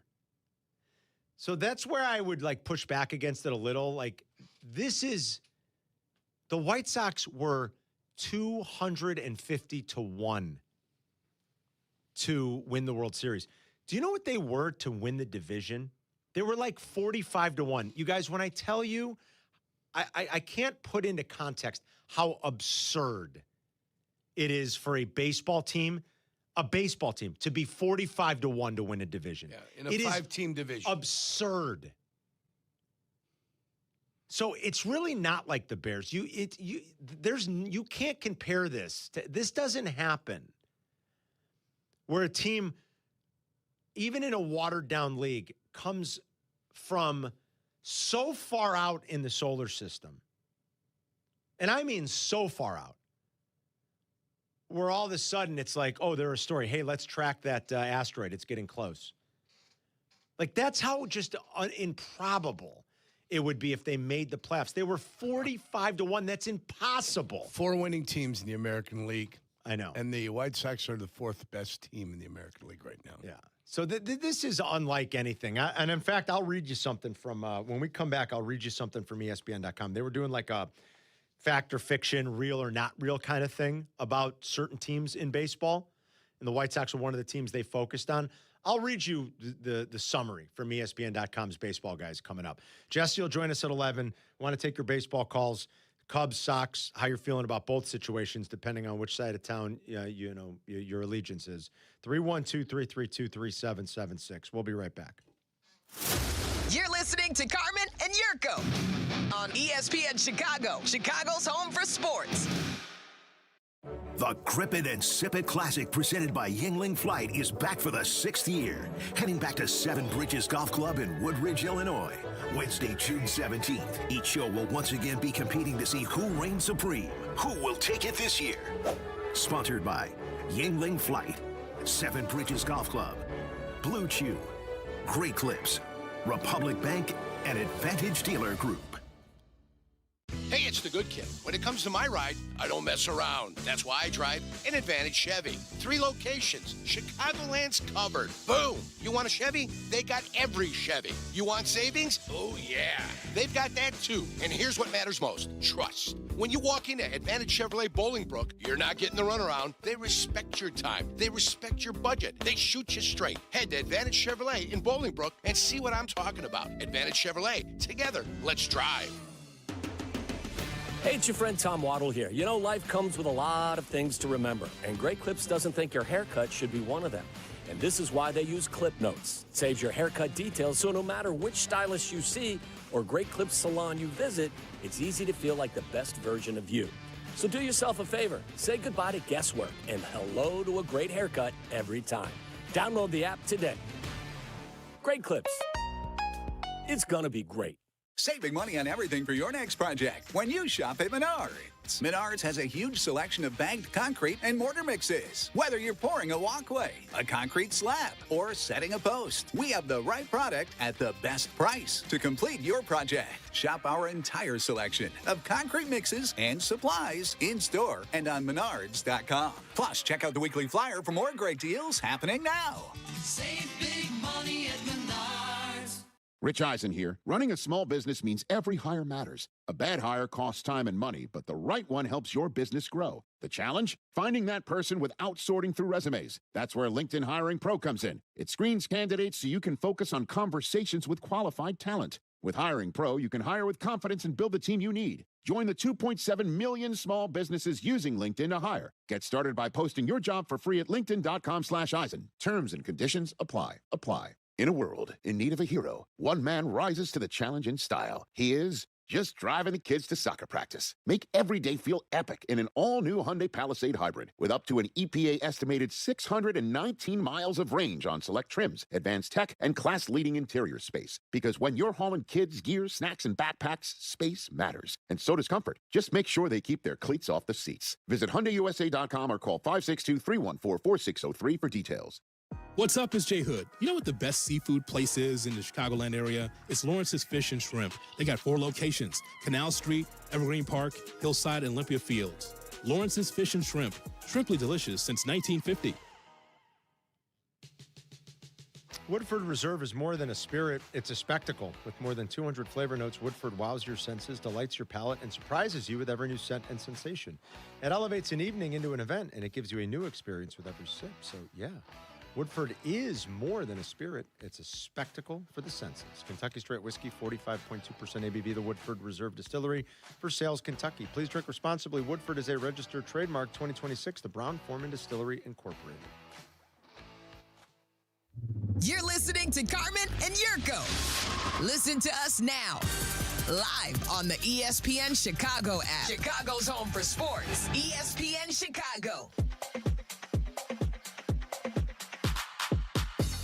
Well, we're in the club, Hannah. You know, Hannah DJs. Did you know that? I did know that. She doesn't want to do DJ it Jazzy Not for real. as a gig. She just wants to do it for friends and family. Yeah, because then when it becomes a job, it's not fun anymore. DJ Hannah H. What if you can make a little extra scratch on the side? Yeah. Possibly, but if I mess up, then I don't know. Would I'm anybody not really that- know if you mess up DJing? yeah, I guess. I could just pre-record the whole thing, too. That's what a lot of people do. Really? I wouldn't do that, though. Yeah, a lot of people just pre-record the whole set. Kind of like they're they're doing like it. a singer lip syncing yeah, at a concert? Yeah, Really? and then they just play it through the speakers. Do you know the fraudsters when you see them? Honestly, yes, because you could tell if they're not doing anything. Really? And like if someone's not dialed in, you could just tell. Also, then they're not matching the vibe of the party. Like, Right. you have to match the vibe. There's Yeah. points when you have to get a song that gets the people going, you know? Get some pumping. What would you play, Hannah, if you had to pump the crowd up? There's a lot. I have like nothing you'd know. I have some really good mixes. How do you know I haven't seen it? No. She's probably they're Well, how probably about playing you don't music know how to we know never the heard songs? of. But my point is that I've seen a lot of that music on my Instagram because for one reason or another, the algorithm started throwing it on there. I've seen all types of stuff I from still over don't in, know. I don't know. Europe and stuff like that. Well, what would you do to get the I do like some Chief Keef with some Chicago Juke. You know that? Yeah. Chicago Jukes. Not related to the Asbury Jukes. No, of course not. From Southside Johnny. I want to read you this thing about the White Sox from ESPN.com. But first of all, real quick, what is the most populated thing in your algorithm on Instagram at the moment? Golf. Like golf? Yeah, it's a lot of golf in there. Yeah. You know what mine is? I got to turn it down. Pizza, dogs. What else is in there? I got unforgettable concerts. I got food. I got a lot of food. And And golf whiskey. And soccer. And they must think I like sports because now I'm getting a lot of basketball from the NBA. Really? Zlatko Dalic announces Croatia's World Cup squad. Here. Bailio left out as Croatia's. Look at my feed. Belgian Malinois, Dobermans. Here's a baseball highlight. 1, 2, 3, 4. 4 of them are pizza. What are you looking at Malamutes for? I love Belgian Malinois. Golf. Like, I love the idea of having one. Golf. I know I can't put in the time and the effort to have one. Yeah. But in my mind, like, I want one. In my make-believe life, I want one. Sure. But it's like a dog that you need so much. You have to be so diligent with its like training and its regimen. And I just can't do it right now. I got a lot of Sophie Cunningham in my stuff, too. Do you? Yeah. Look at this, dude. Everything on my thing is pizza, dogs. You see that? You see it. And I got a baseball highlight in here, too. And then here's a horse. I don't know what that's all about. There's a horse on this one. Oh, an animal. Oh, my. Oh, no, that's not a horse. What is that? Well, that's a llama. A llama? Yeah, that's a A camel. llama? That's a llama or a camel. But everything is usually like outdoor cooking, like wood-fired ovens, pizza, and dogs. Mostly Belgian Malinois. Does anybody have a Malinois? Let me know. I don't. And if it's as hard as I think. I've had a Rhodesian Ridgeback in my day. You ever Here's had a cute, here's a cute girl. Too. My brother's got, my youngest brother and my sister-in-law are on their second Rhodesian Ridgeback. Are they? Those are great dogs. How about a Hungarian Wiesla? No, those are. No, you never had one? Never had one of those. Oh, I hear they're good dogs, Carm. Here's a girl in a bikini on mine, too. I get some of that every once in a while. Let me see that. But look at all the pizza. Look, if you scroll through, all it is pizza. All I do is watch pizza videos. Why? Because I'm a junkie for pizza. Mine's like salad. And I make pizza a lot, and I'm trying to make my pizzas better. And I got a lot of look at it. Modric It's all pizza. and Rolex watches. Here's Michael Jordan. More pizza. Here's two more girls. Then I've got more Belgian Malinois. Look at them all. Look. I see them. My whole feed. Now I got one up here, Carm. I went to the search thing. I got everybody who's worn number 8 for AC Milan. Oh, nice. Ancelotti, Ricciard, Desali, Lentini, Donadini, Boban, Gattuso, Nacerno, Suso, Soporada, Tonali. Soprasada? No, not Soprasada. And Loftus-Cheek. And Ruben Loftus-Cheek. I love it. Which one of these doesn't belong? If you've got a Malinois, let me know. Should I get one? I know I can't. There's no way, but Jack's like, You're what's he not home talking about? enough. I'm not home enough. You're not home like, enough. That's the kind of dog that you... Don't be a dog owner if you're not home. If you're going to travel and if you're wondering, 3 like, days, you're going to put the dog in the kennel. It's going to cost you an arm and a leg. And if, it's not fair to the dog. It's not. It's not fair to you. Yeah, it's not. And people are like, what's a Belgian Malinois? It's like, that's the military use. German Shepherds, Belgian Malinois. They're like police dogs, military dogs. They're like the most athletic dogs in the world. The stuff they do, like climbing the fences and the walls. Yeah. I think it'd be so cool to have one. They're like the most loyal, like loving, caring, attentive. Sure. But they say they're a lot because they're so energetic. They say a Malinois can run for like 5 miles and then be ready for another run a few hours later. Crazy. Energy. Yeah, just they've got so much energy. They're just bred. They're like just a superior dog breed, you know? They seem so cool. So I'm looking, I watch it all the time. They're always populating my Instagram feed. All right, here's what ESPN.com writes, Yerk. I'm listening. Real or not real? They talk a little bit about the White Sox. They go through Saturday's win. They basically highlighted 4 things why Saturday's win has transformed the White Sox from an unwatchable laughingstock, in their words, to entertaining playoff contender in just 2 years. Let's hear it. Well, I won't read you all the 4 different points, but they hit on Vargas, they hit on Antonacci, of course, Mune. But how about that? From unwatchable laughingstock to entertaining playoff contender in just 2 years. ESPN.com's final verdict is real. Now, this one comes with a bit of an asterisk. Basically, a 500 team might make the playoffs in the AL, and the White Sox might be a 500 team. They'll get Kyle Teal back soon, which will help the offense. Not so soon. 6 weeks. Maybe rookie lefty Noah Schultz can turn into an impact starter. Otherwise, there are clear holes here. The bottom of the lineup, the rotation aside from Martin, and the bullpen depth and trustworthiness of closer Sir Anthony Dominguez. Still, there are good vibes brewing here. Even if Fangraphs projects the White Sox to finish last in the division, although with everyone bunched between 74 and 81 wins, in this strange start to the season, who knows? Maybe the White Sox will be not just the surprise team of 26, but one of the all-time great shockers. And that's what it would be. This would be, to go to the EPL from about 15 years ago, this would be Leicester City. Leicester City. Yeah, The White Sox winning the division would be Leicester City. No, they were 5,000 to 1, Carm. Well, their preseason to win the EPL that year was 5,000 to 1. Okay, that's insane. To win the EPL. And they had 5,000 to 1? 5,000. They had a young N'Golo Conte on that team. They had Harry Maguire on that team. They had a couple of guys that were on that team that went on to play at much bigger clubs. This would still be one of the most like wildly unprecedented things that anyone could have foreseen. Oh, yeah. And that's good vibes, White Sox. All right, back to the phones coming up here, 312-332-3776.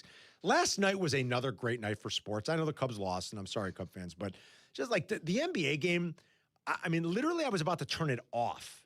And then all of a sudden the magic started happening with Jalen Brunson and the Knicks in the Garden. Like, that was wild. We'll talk about some of that.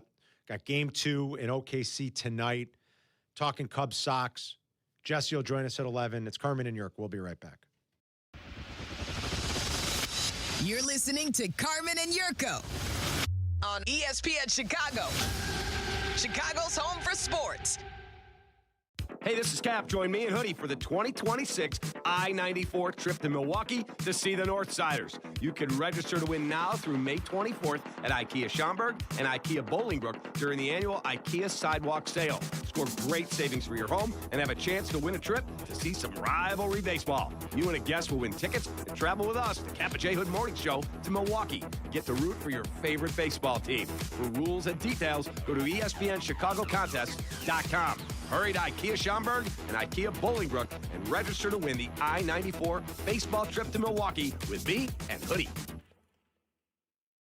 Hey guys, it's Silvy. Summer's almost here and there's no better time to upgrade your backyard with a hot tub from Bullfrog Spas. During their Memorial Day sale, you can save up to $4,000 off MSRP and get a free audio upgrade on select models. Bullfrog's patented Jetpack therapy system lets you personalize your massage like no other spa. Take advantage of their exclusive factory-certified scratch and dent inventory. Do not wait. Visit a Bullfrog Spas factory store near you before May 26th and let them know that Silvy sent ya. At Triton College, summer is your chance to get ahead. Take affordable classes that save you money while earning credits that transfer to four-year schools. With convenient schedules and a campus close to home, it's easy to fit summer classes into your busy schedule. Whether you're starting a degree, finishing requirements, or building new skills, Triton helps you keep moving forward. If you want to save time, money, and get ahead this summer, there's a place for you, Triton College. Visit triton.edu/summer. Hey guys, it's Tyler Rocky. Golf should be comfortable, it should look good, and it definitely shouldn't feel stiff. That's why Pins and Aces works for me. Their apparel is made with premium materials that are lightweight, breathable, and actually move with you through your swing. The fit is clean and modern, not baggy, not tight, and the designs are stylish enough to wear on the course and keep on afterward. From gloves to head covers to apparel, Pins and Aces brings comfort and confidence to your game. Upgrade your golf gear for this season. Check out pinsandaces.com. Premium golf gear with an edge. Hey, it's your buddy Tom Waddle, and I drive a Hawk. In the market for a new car? Shop HawkAuto.com, where they buy more so you pay less. Check their massive inventory of over 2,000 vehicles. They buy in volume so you save in volume. Plus, get all rebates on top of the Hawk Auto volume discount. Save even more with 0% financing for 60 months, so make no payments for 90 days. With 12 convenient locations, your next car is closer than you think. Drive what I drive. Drive a Hawk. HawkAuto.com! Financing on select models with approved credit. Progressive knows there's no one more important to your team than your pet. They're like your top draft pick. And it looks like Chuck has selected Pepper the Corgi. Bold pick there, Deborah. Yeah, Rich, Pepper has a high ceiling for sure, but he does have a tendency to bark at every tree. Yeah, he brings a lot to the table, but also takes a lot off of it, especially when it's been left near the edge. Nothing left to do now but suit him up for the dog park.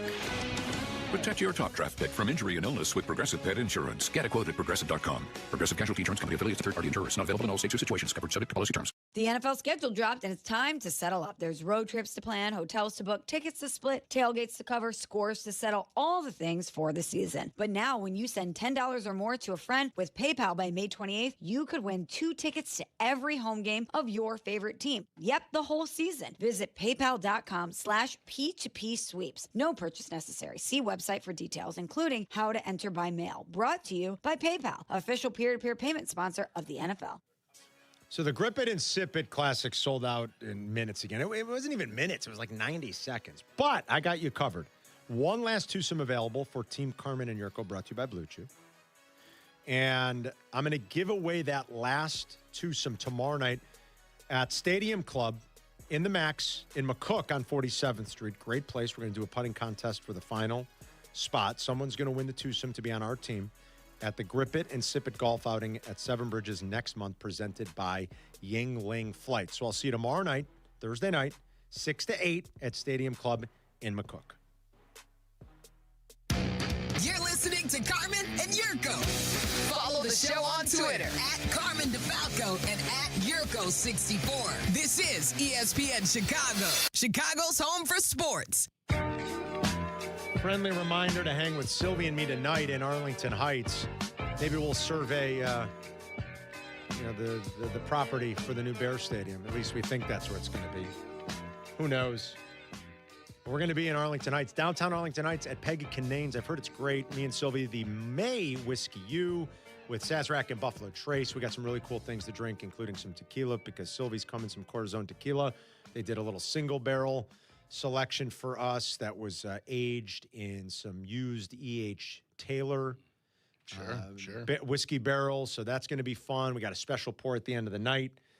And I promise you it's special. No, it's not Pappy 15 year. I was being asked that by some people and by X on X a little bit. It is not that, but I'm telling you it's special. And it's a very hard to get whiskey that we're going to drink at the end of the night. Get that right. That's going to be fun. 7 to 9 tonight with Sylvia and me at Peggy Canane's in Arlington Heights. Alex is in Mount Greenwood on the southwest side. What's up, Alex? Hey, how's it going, guys? Good, man. How are you? Oh, good. I just want to talk about the White Sox a little bit. The disrespect for Davis Martin. Why do you think he's getting disrespected, Alex?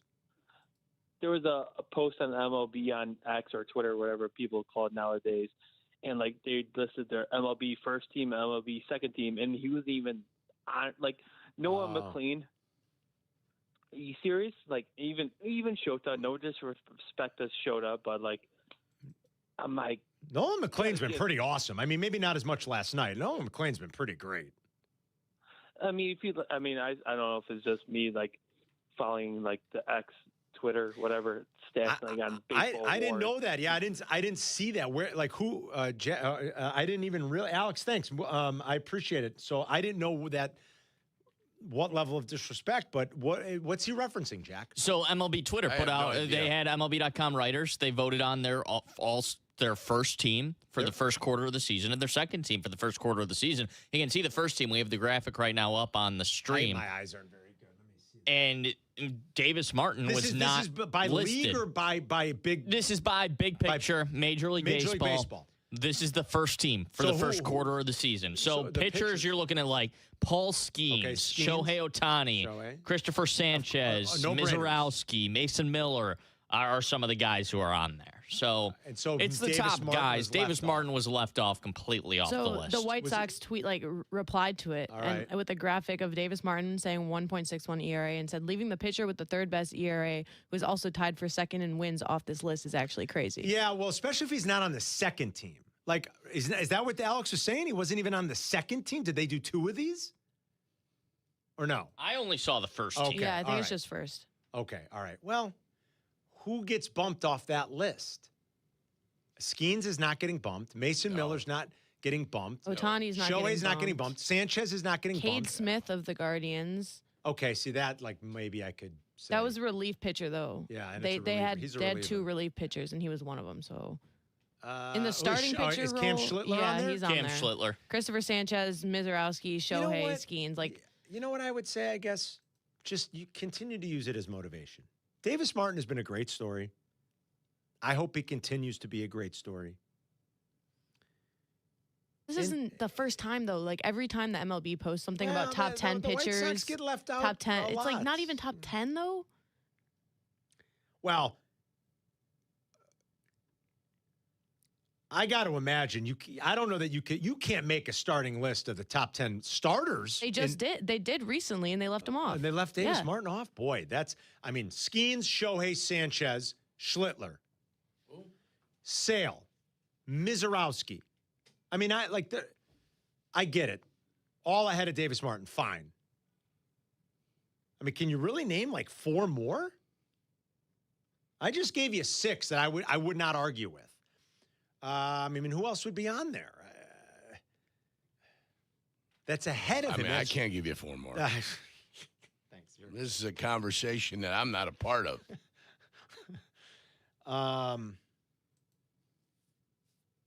That does seem to be maybe some level of disrespect. Well, White Sox.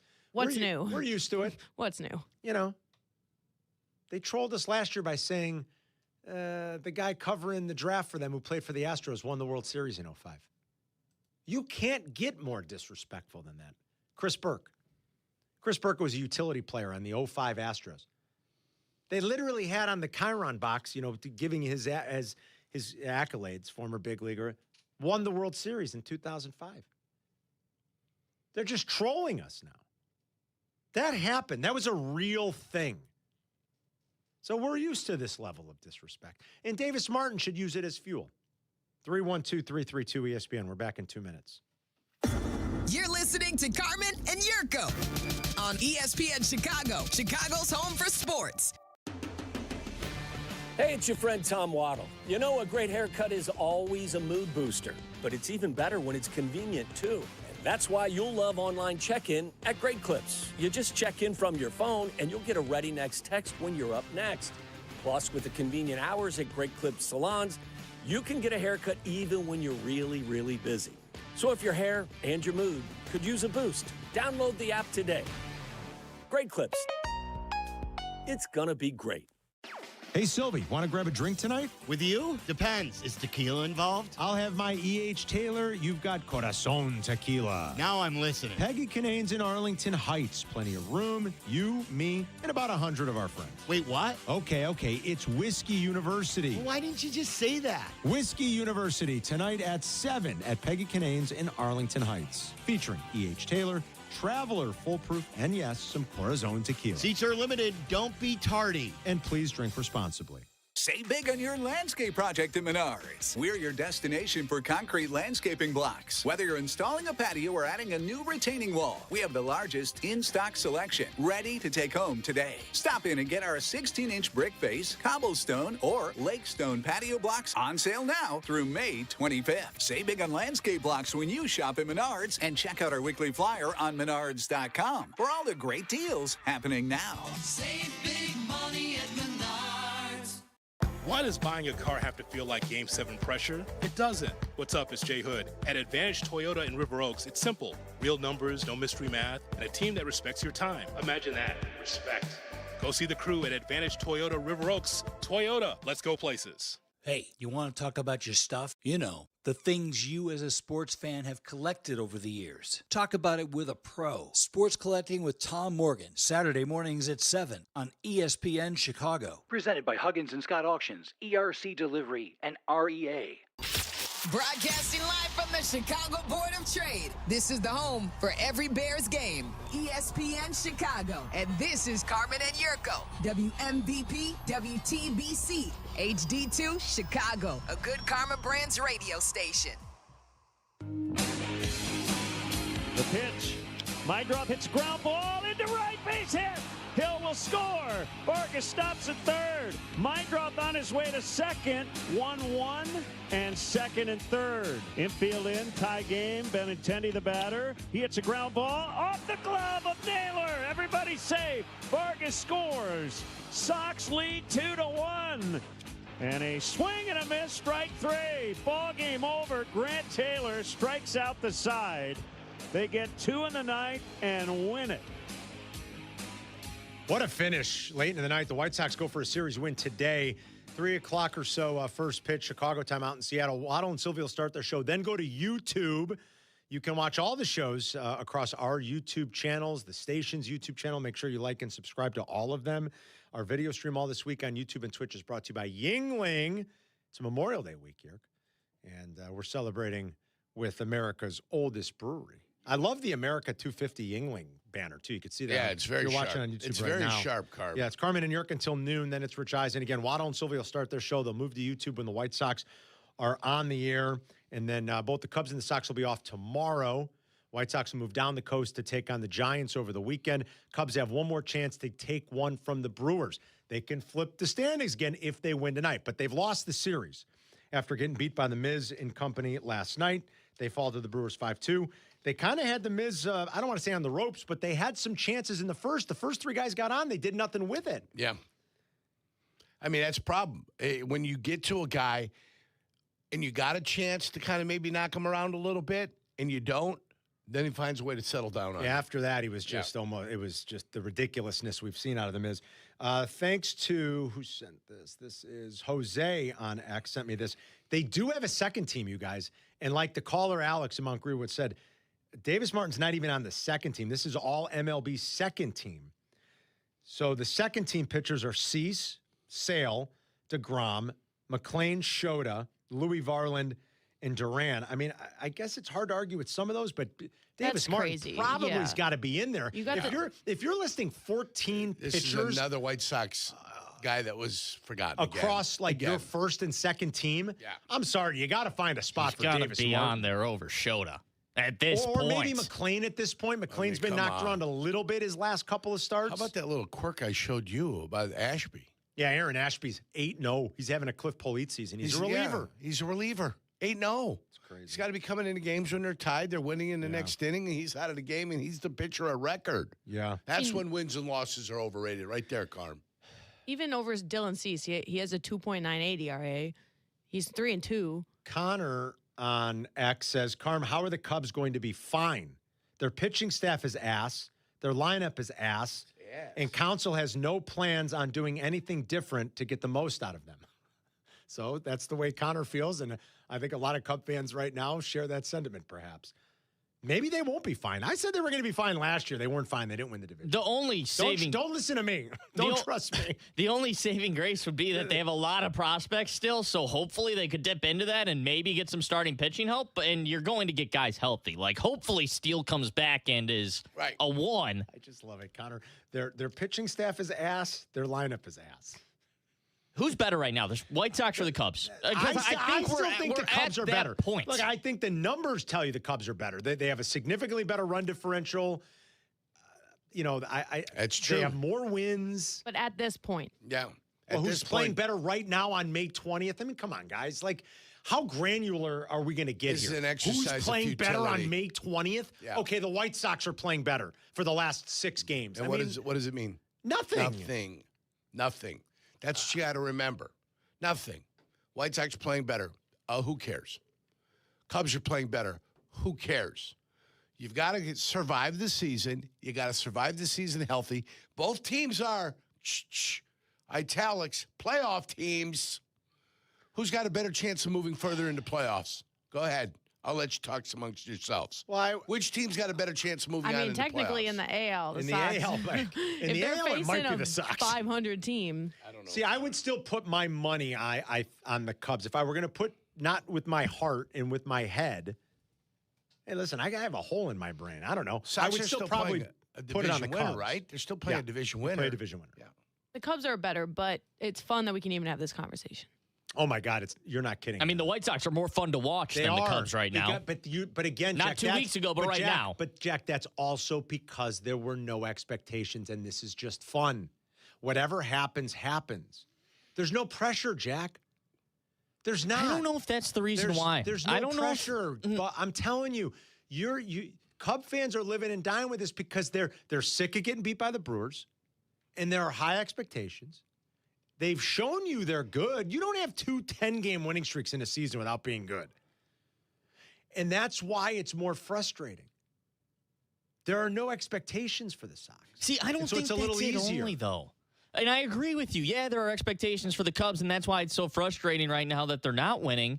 But the Sox have likable players up and down that lineup. Antonacci's going to turn into being one of the most likable guys in the league at some point, I feel like. You say that. I think for my team he will be. As a Sox fan, he might not be for everybody else. But that's all that matters, right? Is who you're rooting for on your own team. Cubs fans love PCA. I'm texting friends over the weekend who aren't Cubs fans, who are in Kansas City, who are in St. Louis, who are in Milwaukee. Now, I know those are some rivals, but even people that root for Boston and things like that, they don't like PCA. But because Cubs fans, he's your guy, you absolutely love him. The guy that I love that I think everybody else hates is Mydroth. Zetterman said as much in the meeting this morning. Danny Zetterman, diehard Cub fan. He said he hates Chase Mydroth. And I said, let me guess. Can I guess what it is that you hate? And he goes, yeah, guess. I said, his face. And Danny said, yes. You don't know what I'm talking about. No, not at all. That's not a valid. Yes reason. and yes. You guys are talking baseball. You're having conversations amongst yourselves. It's his face, and I love it. Because Chase Mydroth. Chase You're talking about Mydroth. He's up there with that gum and that mustache, and he's like this. He's got like the hair flip too when he takes off the helmet. If you're watching right now, I'll give you my Chase Mydroth on YouTube. All right, YouTube.com/@Carmen and Jurko. Like and subscribe. By the way, go to our YouTube and our Instagram pages and see all of us doing our strike 3 mechanic. If we were umps in MLB, that was fun. Here's Chase Mydroth. Ready, Jurk? Yeah, I'm ready. And every other fan base wants to punch him in the face, and I love it. Chase Mydroth is the guy. Where's he from? I don't know where Chase is from. California. He's from such California. a California surfer dude. He's the guy that goes back home in the offseason. And you know what Chase Mydroth is doing? Especially because he's from California. They can play year-round outside. Sure. He's going to play with his buddies in some 12-inch softball game as the ringer. He's like the NHL guy that in the offseason goes home and he plays with his buddy in the beer league. Sure. Right? He plays with his buddies, and he's the ringer. And he probably has like 3 Yinglings before the game, and he's out there at 25% better than everybody else. Enjoying himself. And Chase Mydroth is the guy playing short with his buddies in the 12-inch game that you're like, wait, why is that guy so good? Oh, he plays in the big leagues. He's got that face like this. He's always with the gum. And I love it. He's a dirtbag, and everybody hates him, and I love it. Jeez. I love it. He does look a little rough. Doesn't he? I saw a highlight of him hitting a home run against Milwaukee. Oh, yeah, in the first series. Yeah. He led off the season with a home run. Yeah, so I saw that.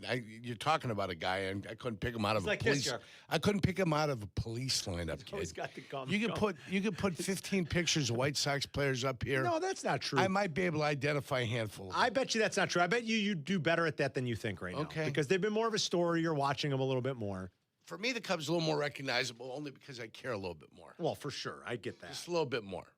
That's why this White Sox team is fun right now, though. Well, when I look at Chase Mydroth, now I know who he is. Okay, do you agree with Connor, who sent me a note on X, that the Cubs are ass, the staff is ass, the lineup is ass, and that they won't be fine, or do you believe they'll be okay? 312-332-3776. Listen, Kap told you guys you got to be built for 162. Now, Kap should take his own advice, because the last 2 mornings, he is not acting like a guy built for 162. No, he does. He's acting like he's built for 60, and then it's going to be exhausted and over. Maybe 6. Yeah. So 6 or it's 60. one or the other, Kap. He wants to, I mean, he's eviscerating everybody, and Council stinks, and Hap stinks, and this and that. Hey, you're either built for 162 or you're not. So it's a long season. Do you think the Cubs will be fine? I think eventually the players will get there. They'll either be in first or second. They'll qualify for the playoffs, and then we'll see what happens in the playoffs. My thing is if you get swept today at home against the Brewers, how are you still not worried? Why would I be worried? There's still how many games left? A lot. It doesn't matter. It's the fact of the Brewers. I'm not worried until I'm mathematically eliminated. It's the fact of the Brewers coming into Wrigley, breaking that home streak that they had, and sweeping you possibly, and then taking the division lead. I get it's only May, but you've lost 4 series in a row now, 4 or 5. What's there to panic about? The Cubs by Fangraphs projections. You ready? The Cubs by Fangraphs projections. And remember, you guys, I'm not saying this is the end-all, be-all, but there's no emotion involved in this. Right. This is just numbers. This is strictly numbers. Take the emotion out of it. There's no emotion involved in this. Childlike emotions. Take them out of this. Fangraphs gives the Cubs a 69% chance of making the playoffs. 69. Isn't it like in the 90s a few weeks back? I don't know if it was ever in the 90s. It was like 87, It was way higher. Yeah, it was like 87, I think, Hannah. Well, when you're 15 About 2 games weeks above ago. 500, and all of a sudden now you're 9 games above 500, things have a tendency to change. 69% still pretty high. high. When you're 2-8 in your last 10, things have a tendency to change. The White Sox have just a 14% chance. Again, there's no emotion in this. This is Fangraphs projections. The White Sox have a 14% chance. When you put 2 10-game win streaks together, you allow yourself a little cushion to be bad. Unfortunately, this team is finding a way to be a little bit bad right now. And what are they going to have to do this time? Not much like they had to do last time when they went in a little bit of a funk. You've got to find a way to play out of it. That's it. Yeah. There's no sympathy out there. None whatsoever. And I know in the long haul, I know over the course of 162 that the Cubs are going to find a way to be up in that 90-win category, which is going to put them in a situation where they're going to be able to win. I would think. You can't fly the emotions up and down, up and down, up and down. That way, when those people are going crazy with the 15-game home winning streak and with the 10-game winning streaks that they had, it's like, why don't you settle down? This is a long, long race. It's like being excited after the first mile of a marathon. You're in the lead. Wow. And then the whole world passes you. Yeah. Okay? There's nothing to be excited about. This is a journey. We're on the journey. There's going to be bumps in the road. There's going to be some pitfalls. Enjoy the ride, man. You know what I'm saying, Carm? Enjoy the ride. The good times that's harder and the for the bad Cubs. times. I get why that's harder for Cub fans. It's easy for the White Sox. Right, we talked no expectations. Right. It's a lot harder for Cub fans. Such a lousy team for the last couple of years. A pathetic You just can't help excuse yourself, for a can you? baseball squad on the south side. You just can't help yourself. Just absolute embarrassment. Your words don't hurt. You know that. Yeah, they The White do. Sox are fun. Stinging. They don't. Stinging. You know the front page story on Fangraphs right now, speaking of Fangraphs, is a story about Miguel Vargas. You can't hurt us right Third now. baseman, Carm. That's right. By the way, I had him over Bregman when we went and did our thing. You did. I had him over Bregman. Yeah, you did. Why? Because the actuality. I think, it's not- Tyler it's- did too. It's not a career award. It's what's actually happening. Tyler Aki was with you, and he's another diehard Cub fan. Yep. Also on X, Michael Harrington, we were talking about Belgian Malinois and how much I want one, but I know I can't have one right now. Sure. He said, Carm, I have one. His name is Inspector. He's the smartest dog I've ever had. He can be trained to do anything. Plan for at least 2 to 3 hours of training a day, though. And that's where I can't, Yeah, you don't have it. Yeah, I don't have it. He needs his exercise. Those dogs need that house is yeah. going to rip that house. That dog will rip your house apart. Oh, yeah. He'll rip your house. I just you can like train the- that dog to do anything.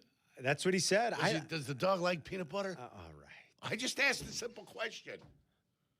Well, you got to use a motivating tool when you train, Carm. You give it a little nibble of peanut butter. You can get that thing to climb a mountain. I don't know where your mind went, but this is pretty damn disturbing. Sure you don't. Jeez. I'm sure you Wow. don't. I'm sure you don't. Wow. The depravity. Yeah. I just like the idea of a Malinois because they seem so awesome. Yeah. They're just badass I had dogs. Rottweilers, Carm. Yeah, Yurko had Let me tell you Rottweilers back in something. the day. Rottweilers are pretty bad little animals. They were great dogs, your dogs. Yeah, and they're from the working group, by They the are. way. They're working animals. One of them was named Ronik. Ronik, we had first one Thor, Kita, Simba. And then I knew Thor, Ronik. Kita, Simba, Ronik. Yeah, I knew Ronik. Yeah, you knew Ronik. Did I know the other ones? Ronik was the governor saved him at midnight. Right. Yeah, because Yes. it was about to go down, Yeah. and I the remember family went and got him I remember that. and saved Ronik. I would have not liked your dogs as a child. I was scared of dogs as a kid. Big Rottweiler like that? but when It's a little scary. yeah. Small dogs now? Dogs now, I love them. Small, When I was small when I was a dog. If you little have kid. kids, and children, small dogs are worse than big dogs. You think so? Yeah, big dogs gentle. So here's the thing. I was kind of a little guy when I was growing up. I wasn't the tallest of the Still tall. is. Jack, I mean, Still is. how tall are you? Who's Jack? gonna tell him? I'm changed. 5'9" on a good on day. a good day. When mom was putting on your diaper, she goes, "He's such a little guy." But when you had those big dogs, if they stood up, they were in my face. Yurko's dogs were big, but they were friendly. I mean, they were. My Rottweilers were good. They were. I do not like dogs. No, really. Well, I've never heard anybody say they don't like yeah, dogs. I know. Everybody Cats. always rips me for it. I I've got never a- had a pet before. I got so. a bugaboo about cats. Yeah, I don't like cats. Yeah, maybe you should have heeded the warning. All right. I'm saying, Jack, you ever meet a girl with cats? I don't like cats. Run for the hills. Last Cats, thing you want they is steal a the cat breath from lady, man. babies. Yeah, and- they do. no, they're no good. You don't Bad like cats. things, man. I'm telling you, dude. Bad mojo. If your girl now's got a cat, Bad mojo. for the hills, my friend. Yeah. Sprint like Usain Bolt and get out of Dodge as quick as possible. I know there are cat people out there. No. I'm sorry to take shots. One of my best friends in life, who's a vet, Dr. Dupuy, Dr. Gumby. He loves cats. He loves them. Loves them. I mean, he loves dogs too, and he loves all animals because he's a veterinarian. You mentioned his name, so I'm not going to recommend it. Dr. Gumby loves. I am not going to recommend a padded room. Dupuy loves cats. I can't get there Not with for cats. me, kid. No.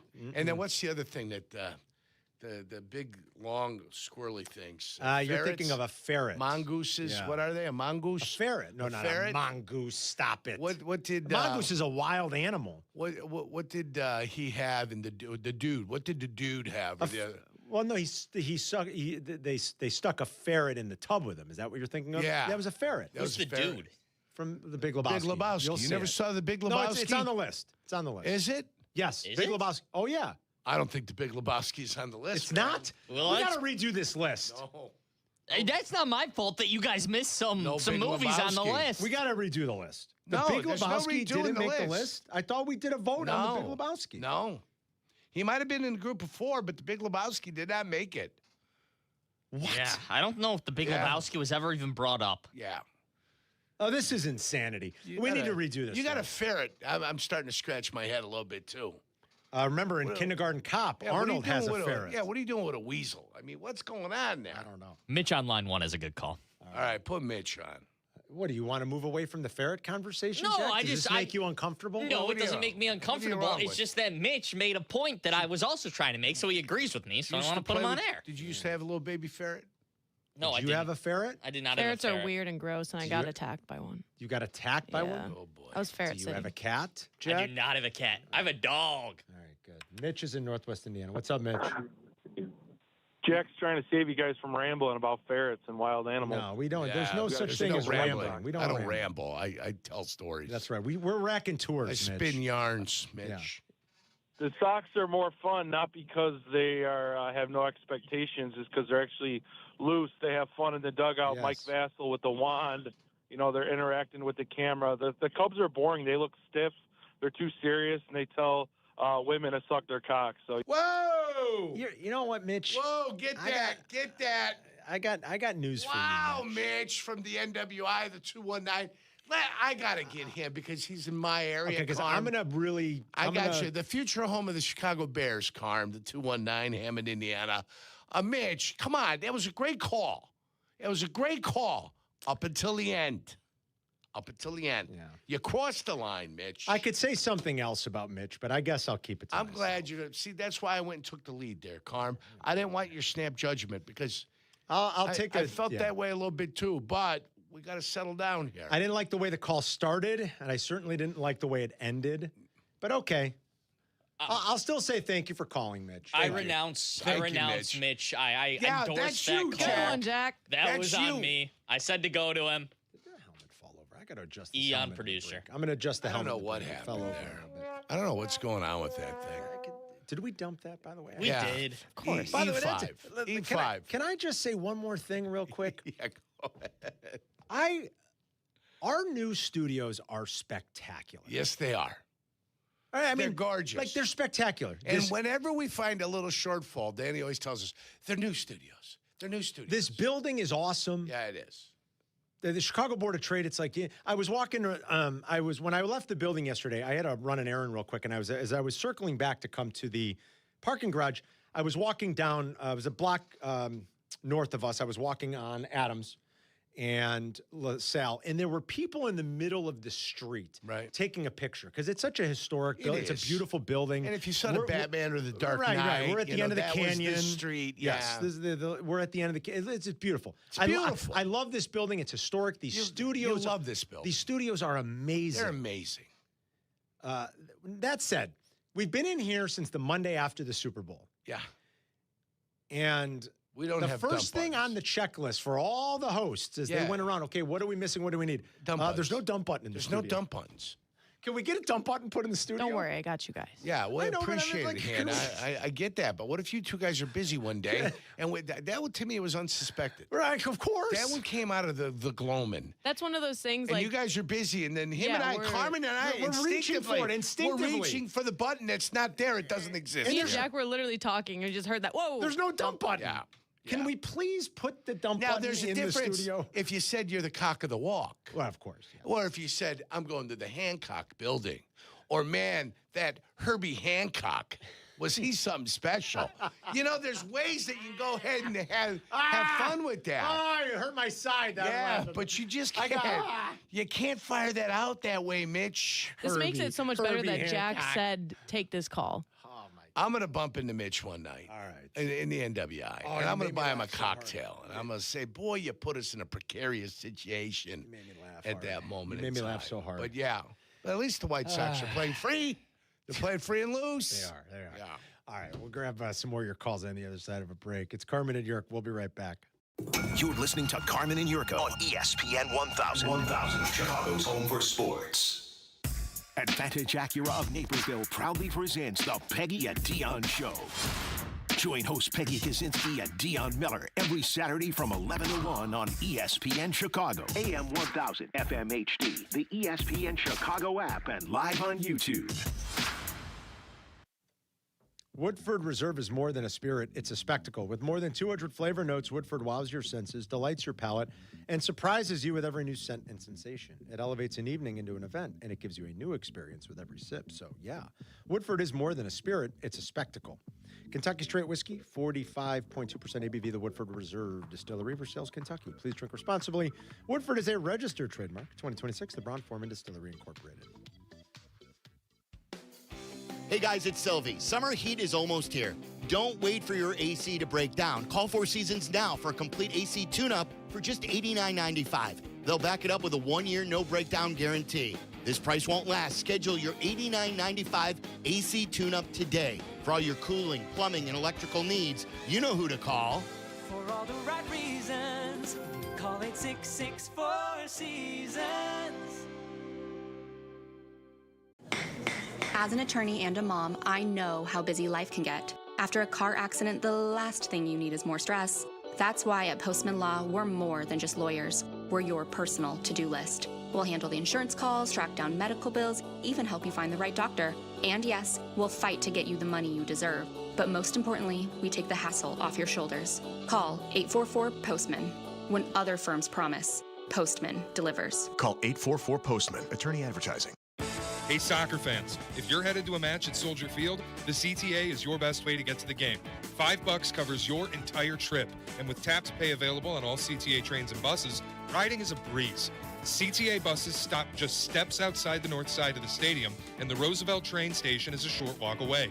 Avoid the hassle of traffic or expensive parking. Let the CTA be your driver. Find the best route for you at transitchicago.com/plan-a-trip. Save money, do more, ride CTA. The NFL schedule dropped, and it's time to settle up. There's road trips to plan, hotels to book, tickets to split, tailgates to cover, scores to settle. All the things for the season. But now, when you send $10 or more to a friend with PayPal by May 28th, you could win 2 tickets to every home game of your favorite team. Yep, the whole season. Visit paypal.com/P2P sweeps. No purchase necessary. See website for details, including how to enter by mail. Brought to you by PayPal, official peer-to-peer payment sponsor of the NFL.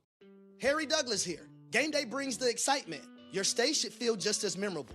With Marriott Bonvoy, official hotel partner of the NCAA and U.S. Soccer, you're connected to a portfolio of brands designed for how you travel. Some offer complimentary breakfast, others give you room to spread out, space to stay productive, or extended stay comforts. So whether you're a traveling fan or part of the team, Marriott Bonvoy celebrates the moments that live on before and after the game. Marriott Bonvoy, where game day checks in.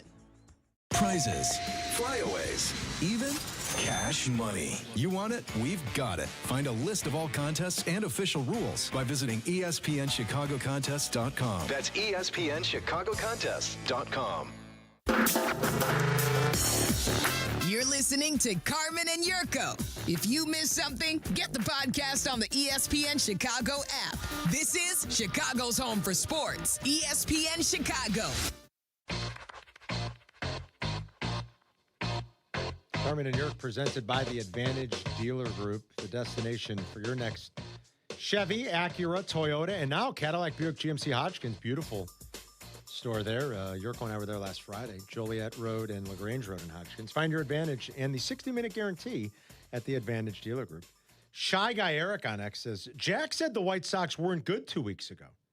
18-8 in their last 26. 7-2 in their last 9. What say you now, Jack? I said they weren't good? I don't know. Is that true? Is there Shy Guy Eric making that up? I don't think that's true. I don't know. Meeting? I mean, was Shy Guy Gary there or Jerry? Eric, whatever his name is. Well, Billy. if I did, I'd take it back. I mean, they're on the rise. They're getting better every day. They're on the come. They're on the rise, baby. Here they are. They're picking them up and putting them down like the Kentucky Derby winner. Like a nice sourdough start, like a nice Poolish. They're on the rise. To be fair, Jack's respected them more than both of you. What does that mean? I'm just saying. Both of us? He's a Sox Even fan. You recently, you're That's still crazy. acting He's a like Sox fan. I know, but you're That's still crazy, Hannah. How dare you? I'm just saying. Hannah, I've loved every minute of the last month. You know, when they were 6-13, I was like, why does it have to be the same old, same old? I'm not going to lose sleep over it. Mm-hmm. You know, why should I? Yeah. But this, love it. The first day of time I felt it was Noah Schultz's debut. Because at that game, the fans were starting to get into it. And then I'm like, all right, there's a little bit of buzz going on here on the South Side. And ever since then, it feels like they've been on the rise. I'm for chaos. That's what I'm there for. I'm for if the Cubs do struggle, it's fine. Struggle. You're going to have to struggle. You have to overcome struggle. I think that helps build a ball club where you have tough times and the players get through those tough times. It's the foundation for a winning ball club. The White Sox are trying to figure things out on the South Side. Is it a good story? Sure it is. Absolutely. Team that struggled the last 2 years, notice it's not being personal now like it usually is, but a team that struggled the last couple of years, they've gone from 42 to 60. Now it's going to be more. We thought it might be a little bit more than most people expected. We added about 75, 76. We thought like 75 to 77. Guess what? They're going to have to continue to play well. They are. For an extended period of time for them to be able to surpass that number. Any blip on the radar for the Sox, then their challenge is to overcome it. Any blip that they have, say they've got a 6-game set where it goes bad for them. Sure. 6 in a row, they lose. Right, Not their doing. Some other team's exceptional. They pop it on you, blah, blah, blah, whatever. Now, the Sox have to develop that ability to recover after being disappointed over a while. Are they better at it because they don't have any expectations? Maybe. We'll find out. Like I said, the journey is what this thing is all about. I'm excited about the journey that both baseball teams are on, and we'll see if they can maintain the White Sox being a team that can finish above 500. Steve's in Palos Heights. What's up, Steve? Hey, guys, listen, I'm a Cubs fan, and I feel happy for some of my White Sox friends, but to hear the level of whining that I'm hearing from White Sox fans that we don't get respect and our guy's not on a list. You guys have lost 300 games, more than 300 games over the last 3 years. You've played good for 3 weeks. Good for you. And now we all have to hear about, wham, my guy didn't make this list. And wham, how come this, that, and the other thing? I mean, Jurko, help me out. Wham. Thank you, Steve. That's all we're going to get now. White Sox fans crying about their club Sox not being recognized. It's not talking about the past 300 losses. We're talking about this season. Oh, yeah. The Sox have always been disrespected, though. That is... But that's their own doing. I've made that very clear. She's over like the years. Rafiki over there. Well, she's boom. young. You smack him upside the head. Hannah's What young. was that? She's- Don't I mean, worry. sorry, if a Don't pitcher, worry, it's in the past. if a pitcher has a 1.61 ERA and is one of the best pitchers in the ball game, and they get left off first and second team, it's not about the White Sox. Anyone of the fan of their team would be mad. It is about the. But it is. Yes. Well, I'll do it for I the know caller. what you're saying, Hannah. I'll but do it for the caller.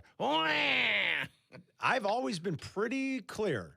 They've brought this on themselves. Yes, they did. Jerry Reinsdorf has done this to the organization. That's the guy. He's the culprit. Numero uno. The big guy on Porterhouse Parlay, Jerry Reinsdorf. Yeah, I mean, but they are underappreciated, certainly disrespected, I think, because they've largely been an afterthought. They've done that to themselves. They have no one to blame but themselves. Now, they're trying to turn that around, and maybe they'll turn it, at least for this year at some point, people will talk about them more, write about them more, appreciate them more, and that's great. Like I said, their front page story right now at Fangraphs is about Miguel Vargas. Vargas. Hannah, did you go up there at Fangraphs? Did you check out the article on Vargas? He's getting a lot of press.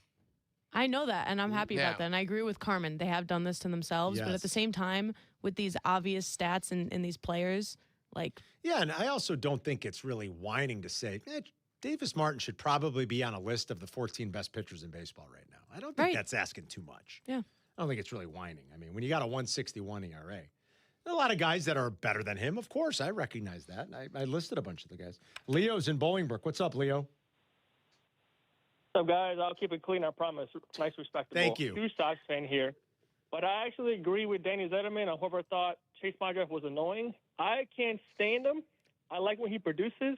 He's just short, always chewing his gum with his mouth open. Yes. Looking back, flipping his hair. It's like, bro, stop. You are annoying. I got to agree with Danny. Wait, Why do we not like short guys? What's going on here? Wait, Leo, did you say you are a Sox fan, though?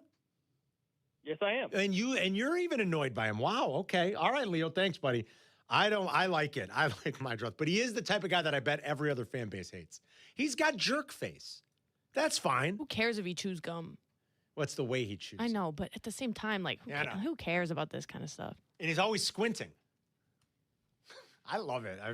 I could see why every other fan base would be annoyed by him, though. But if he were on the other team, he's 5'9", 190. 5'9", short? Yeah, I mean, what's going on here? Jack, what are you? Jack, you're 5'7" and 3/4. If you were a tiger,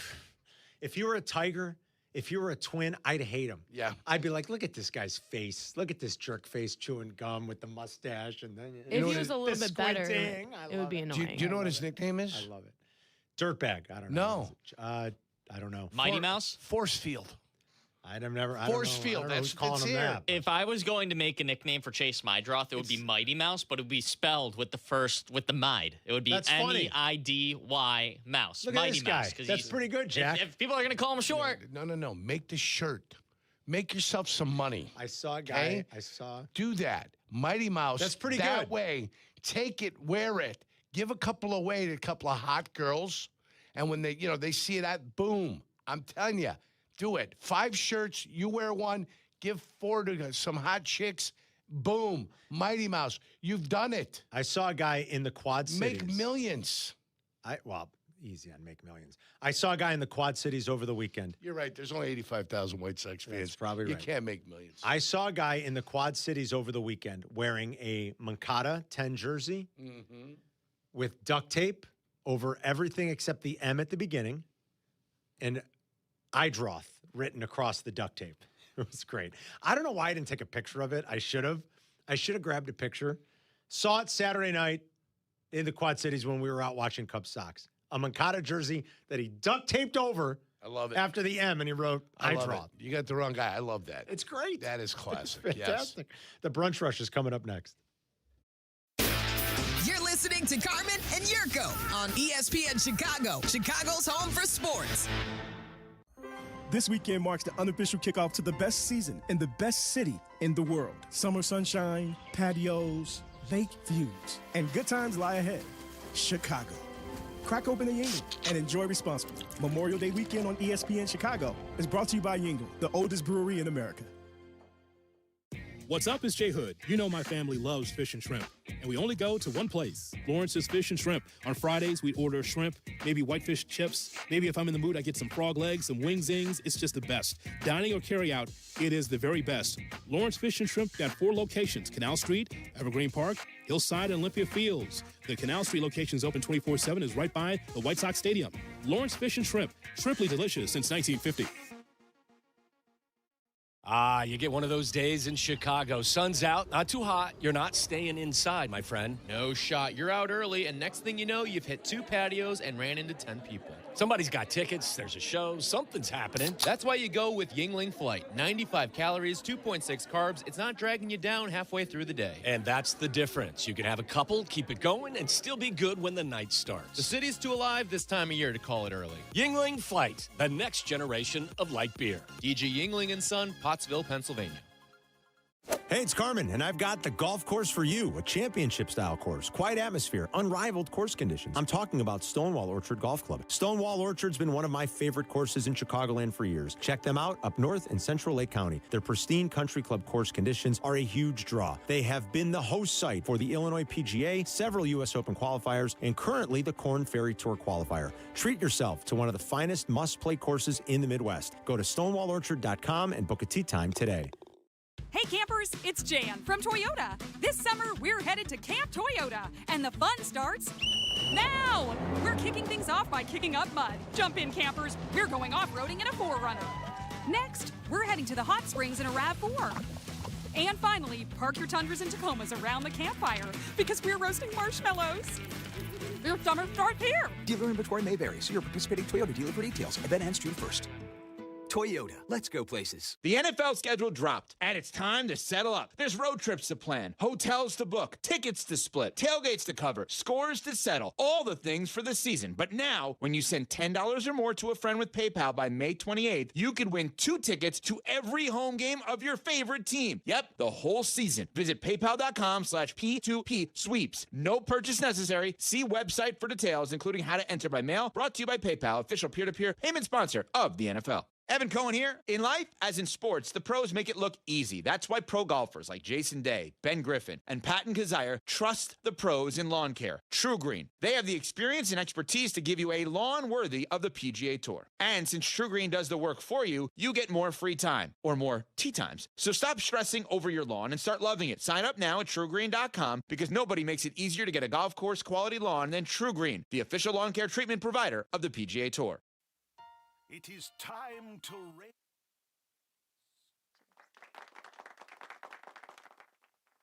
Oh, okay, fellas. Here we go.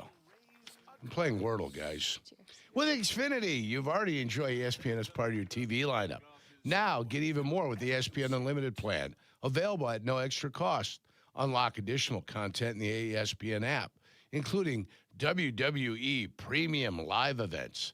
Visit Xfinity.com/your subscriptions to activate and start watching, and the ESPN app. Follow Chicago's Home for Sports on Instagram at ESPN_Chicago. Carmen and Jurko are back. This is ESPN Chicago, Chicago's Home for Sports.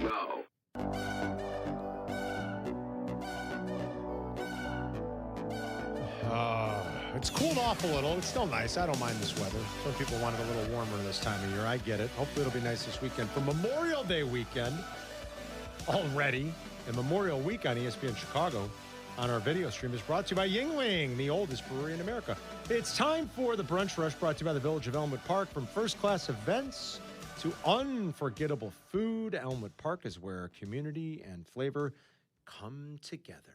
Once you're here, you get it. Jack, take it away. We have gone too far. Now what happened? Have you guys seen these tarps off games? I've seen it. It was in Seattle. I have the broadcast footage on the stream from yesterday. It's like a soccer stadium. The whole game they were going nuts. So essentially, there's this new trend that people in the bleachers or in a section, there's a designated section of mostly young men going with the tarps off trend, that where they take off their shirts and then they just stay the whole game shirtless. I'm telling you, in Seattle last night, it was like a soccer crowd. They were singing and chanting and making noise the whole game. It was incredible. Started with St. Louis. I thought it was fun. It was cool. It was unique. All right, I get it. You're doing your own thing. You're going tarps off. That's fun. That's cool. Then it started to spread. Now we're in Detroit, Tampa, Philadelphia, Seattle. Is it going to happen everywhere at some point? It's going to happen everywhere. Now it's not unique. Now it's not as fun. We've gone too far at these games. If I'm sitting and I just happen to buy a ticket in this section and everybody starts taking their shirt off around me, let's say it's like a 90-degree day out. Take your shirt off. No. I'm not doing that. I don't want a bunch of dudes with their shirts off around me. I want to watch the baseball game. There were a few times when I was at games back in the old days with Silvy where he would take his shirt off. I'm like, put your shirt on, please. I'm sitting right next to you. You're embarrassing me. You're embarrassing yourself and me. Yeah. Like in jeans and you take your shirt off. I mean, look at yourself, dude. It's cool if it's like a unique little promotion, and I get that, and that's fun, and the Cardinals did it, and they did a good job with it. And even if it spreads a little bit, but we can't be doing this in every stadium. Here's the question, and we should poll it. Maybe Silvy will poll it today. Do a poll. He's the king of polls. Maybe he'll poll it on X today. He was. Is there a age cutoff to when it is acceptable to take your shirt off at a game? Hey, listen, I wouldn't take my shirt off. All right. You understand? It makes sense. I know. I'm unpleasant. I'm unpleasant to the eyes. You said it. That's just the truth. All right? You got to have the physique to be able to take the shirt off. First of all, I would not take my shirt off in public. I mean, at a game? In privacy, yes. I'm not taking my shirt off at a game. I'll take my shirt off at the pool. Oh, yeah. At the beach. Oh, I can't wait for that, Carm. Shirt's off. At a game? Is it because I'm 49 years old? Like, I can't take my shirt off at a game, Not right? no more, man. I mean, am I wrong? What is the age cutoff? 25? 30? No. I think, like my buddy Jake, Dale Petrainchik, he's shirt off. How old's Jake? Jake is 2 years younger than me, so 56. 56. Jake can take his shirt off. He's put together. He's built. The dog, dirty dog down in Florida. The dog take his shirt off. I don't know, He's man. wispy thin. Wispy thin. Well, but again, It's just not a about confidence. thin. It's not. It's got nothing to do with confidence. I've got all the confidence in the world. I take my shirt off. Let me tell you something. There's more curves and there's more round mounds where they shouldn't belong than one could imagine. Not only that, the unsightly back hair, the stomach hair. Isn't it like a little embarrassing at our age to be at a game with your shirt off, no matter what your body looks like? Like It's got nothing to do with being embarrassed. I would feel awkward having my shirt off at a game at 49 years old. You got to have the physique to be able to pull it off no matter what your age is. No matter what your age is, you need to have the physique. I don't want to see some gluttonous swine that's 26 years old with his shirt off if he doesn't have the physique for it. Yeah. Is there an age cutoff, I guess, is a good question, too. Like, up to 29, it's acceptable, and after that, it's like, put your shirt on, dude. Patrick Swayze shirt off, well, yes. Yeah, I mean, I Chris get Farley shirt off, no. It was hilarious. No, though. It was hilarious. Again, it was hilarious. But again, no. Why was it hilarious? Great documentary. Why was it hilarious? Because the two of them, the dichotomy Because Farley was fatter than a cow. By the way, that's why it was funny. Great documentary out there. I think on Amazon, maybe I was watching it. My girlfriend and I were watching it about Patrick Swayze. Really good, man. I mean, I tell you. Smart individual, too. It went way too young. Did you know that? Oh, it was just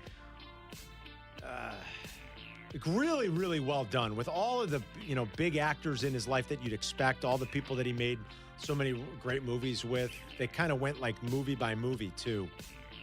And I'll tell you, Jennifer Grey is in this documentary, you guys. Young Carmen in the 80s. Young man, young boy, right? Jennifer Grey, forget about it. Oh, yeah? Ferris Bueller's Day Off, Dirty Dancing, Wind, forget about it. Yeah. A young Carmen. She had her moment A young in time. junior high into high school. That was for you, huh? My God. Good for I you. have a thing for Jennifer Good Grey? for you. You're the one. The cute nose. And you think I'm the only one, really? Oh, yeah, you're the one. That can't be. Yeah. Now, Jack's way too young to know who Jennifer Grey is. Right. Come on, you can't be serious, right? You think I'm the only one who had a thing for Jennifer Grey? Don't kill the messenger. You weren't attracted to Jennifer Grey in Dirty Dancing? Do you know who Jennifer Grey is? You know who I'm talking about, right? Yeah, she's the girl that goes up when he Yes. goes up in You the think air. that I'm the only one who thought she was Swayze. sexy? Yeah, I mean, Boy, sexy in a kind of plain Jane kind of way. I guess. Yeah. All right, 2 questions on the table.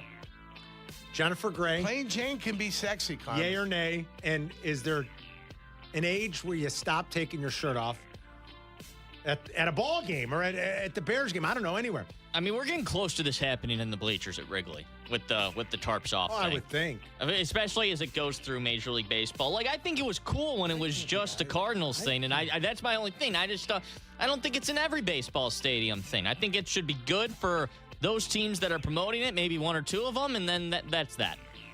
I can't believe his take on Jennifer Grey. I'm stunned. I'm sorry to upset you. No, you haven't upset me. I'm just stunned. Man, maybe I am in the minority. I had such a thing for her, and she's in the documentary, and she still looks great. What else? You'll be okay. What else, Jack? Your site in Northwest Indiana took some shots yesterday, Jurko. What happened? Jim Tonali, I saw the mayor of Arlington Heights, said that property raises a lot of red flags. Now, I'd say he also has some bias.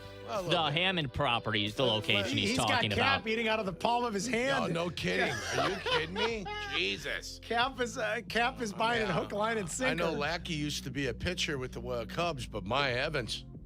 It's another word for Lackey. He said, Bo, you're going to build on a slag. Yeah. Go ahead. What does he got to say? Let me hear this. The mayor of Arlington Heights. The mayor of Arlington Heights. Let me see what he knows about the great 219. He said, quote, I would throw up the red caution flags immediately. I've worked on enough sites with gas stations or dry cleaners or some sort of hazardous material to know it contaminates the ground. This guy I would sounds be like very Einstein. concerned about selecting a site so like good. that. This guy End sounds quote. like Einstein. I've worked with enough former dry cleaning Boy, sites. thank you, Einstein, for all your wonderful thoughts So good. up there. I wonder if the mayor is In going to stop Arlington by Heights. Peggy Canane's to see me and Sylvie tonight. Yeah, I wonder Maybe about Mayor Tenalia should come by.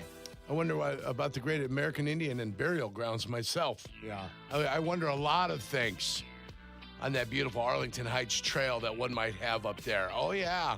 I could have a lot of different concerns out there. Tell him to keep his mind out of Northwest Indiana business. You better stay out of Northwest Indiana business. Tell him to mind yourself. You could have gotten this thing done a long time ago. You foot-dragging son of a... You could have got this thing done where Indiana's not even a piece of this, guys. Foot-dragging. Indiana isn't even a piece of this if you do what you're supposed to do. What did you do? You drug your feet and you got Indiana involved. And now you want to go ahead and lambast people. Is that what you want to do? And lambast territory. I used to go to Wolf Lake in 1972, 5 years old. That piece of property is the same it was in 1972. You know there's 2 buildings on that already that they're going to have to buy out? I did not know Hammond's going to probably have to buy out and get rid of and raise. You know what video I watched today? Them putting a bridge across the river. Which is amazing. It's a miracle of engineering. Yeah, it's an engineering marvel How is do what it is. How do they do it? Got to drive some piles, Carm. It's amazing. Got to drive some piles. You empty the water. Then you go down to bedrock. Amazing. Once you get down to bedrock, you got a solid foundation. That's when you start to build. Amazing. All right? So it's not a problem. This guy, what's he, a construction expert up there? You let Indiana in the game. The minute you made the mistake of letting Indiana in the game, that was your problem. Why? Because how is the state of Indiana run? Properly? We're in the black. I don't know, in the black? We're not in the red. We're not deficit spending. Right. We are in the black, which is why we can do what we want to do in the state of Indiana. You know what else we have? Bipartisanship. That means 2 sides working together for a common goal. Do you even know what that is in the state of Illinois? Huh? Hello? McFly? Hello? What's his name? Arlington Heights. Every rap on this is a rap on the skull of the mayor of Arlington Heights to wake up and smell the coffee. Smell the coffee, because you know what's coming for you? The 219. Woo! Coming after the Bears. And when we get them, quit your crying. Go cry to somebody else. Nobody cares. On a more important note, Patrick Sellers with you. No on Jennifer Grey in the 80s, but more so now. He says she looks better now. Yeah. I'm not sure about that. Hey, not bad. TPL10 says, Carmen, we're the same age. No sex appeal for Jennifer Grey. I think Jurko's right on this one.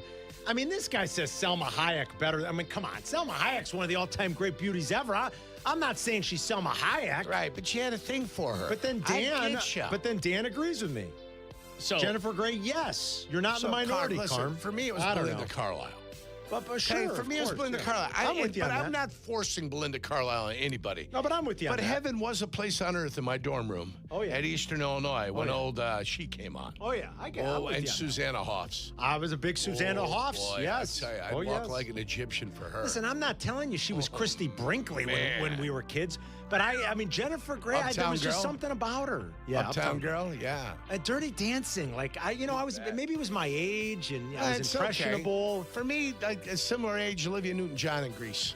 Yeah. She did it for the good kid. I don't know why. Well, Let's she's get pretty physical. sexy. Let's get physical. You bet your sweet acre Panachis we can get physical. Jack, who was the first? I was answering her.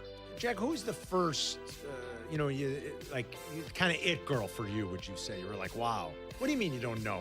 I mean, come on, dude. Hannah, can you join the conversation? Who's your first it guy for you? It had to have been Zac Efron? but just because of High School Musical. Yeah. Okay. I nailed it. See, she's got one. She's like, yeah, Zac Efron. I'm over here. Nobody but my current girlfriend. You're telling me there's not like an it girl? And I love her, and I've never even looked at anybody else. Jessica Biel, about your age, right? Anything. No, Jessica Biel was probably before our time. Before your time, Jessica Biel? A little bit, I would say so. Before. Carmen, you're thinking 13 years ago, 2010. Okay. Who were the it girls in 2010? Who would that be? Miley Cyrus on Hannah Montana. When she got older. Jack. What are you so sheepish for? Any of the Disney girls. Confessions over there. He doesn't want to say a word over there. Look at him. Jack, you gotta be open up a little bit here, kid. My heavens. If the audience doesn't get a chance to know you, they're never going to be able to connect with you. Do you understand what I'm saying?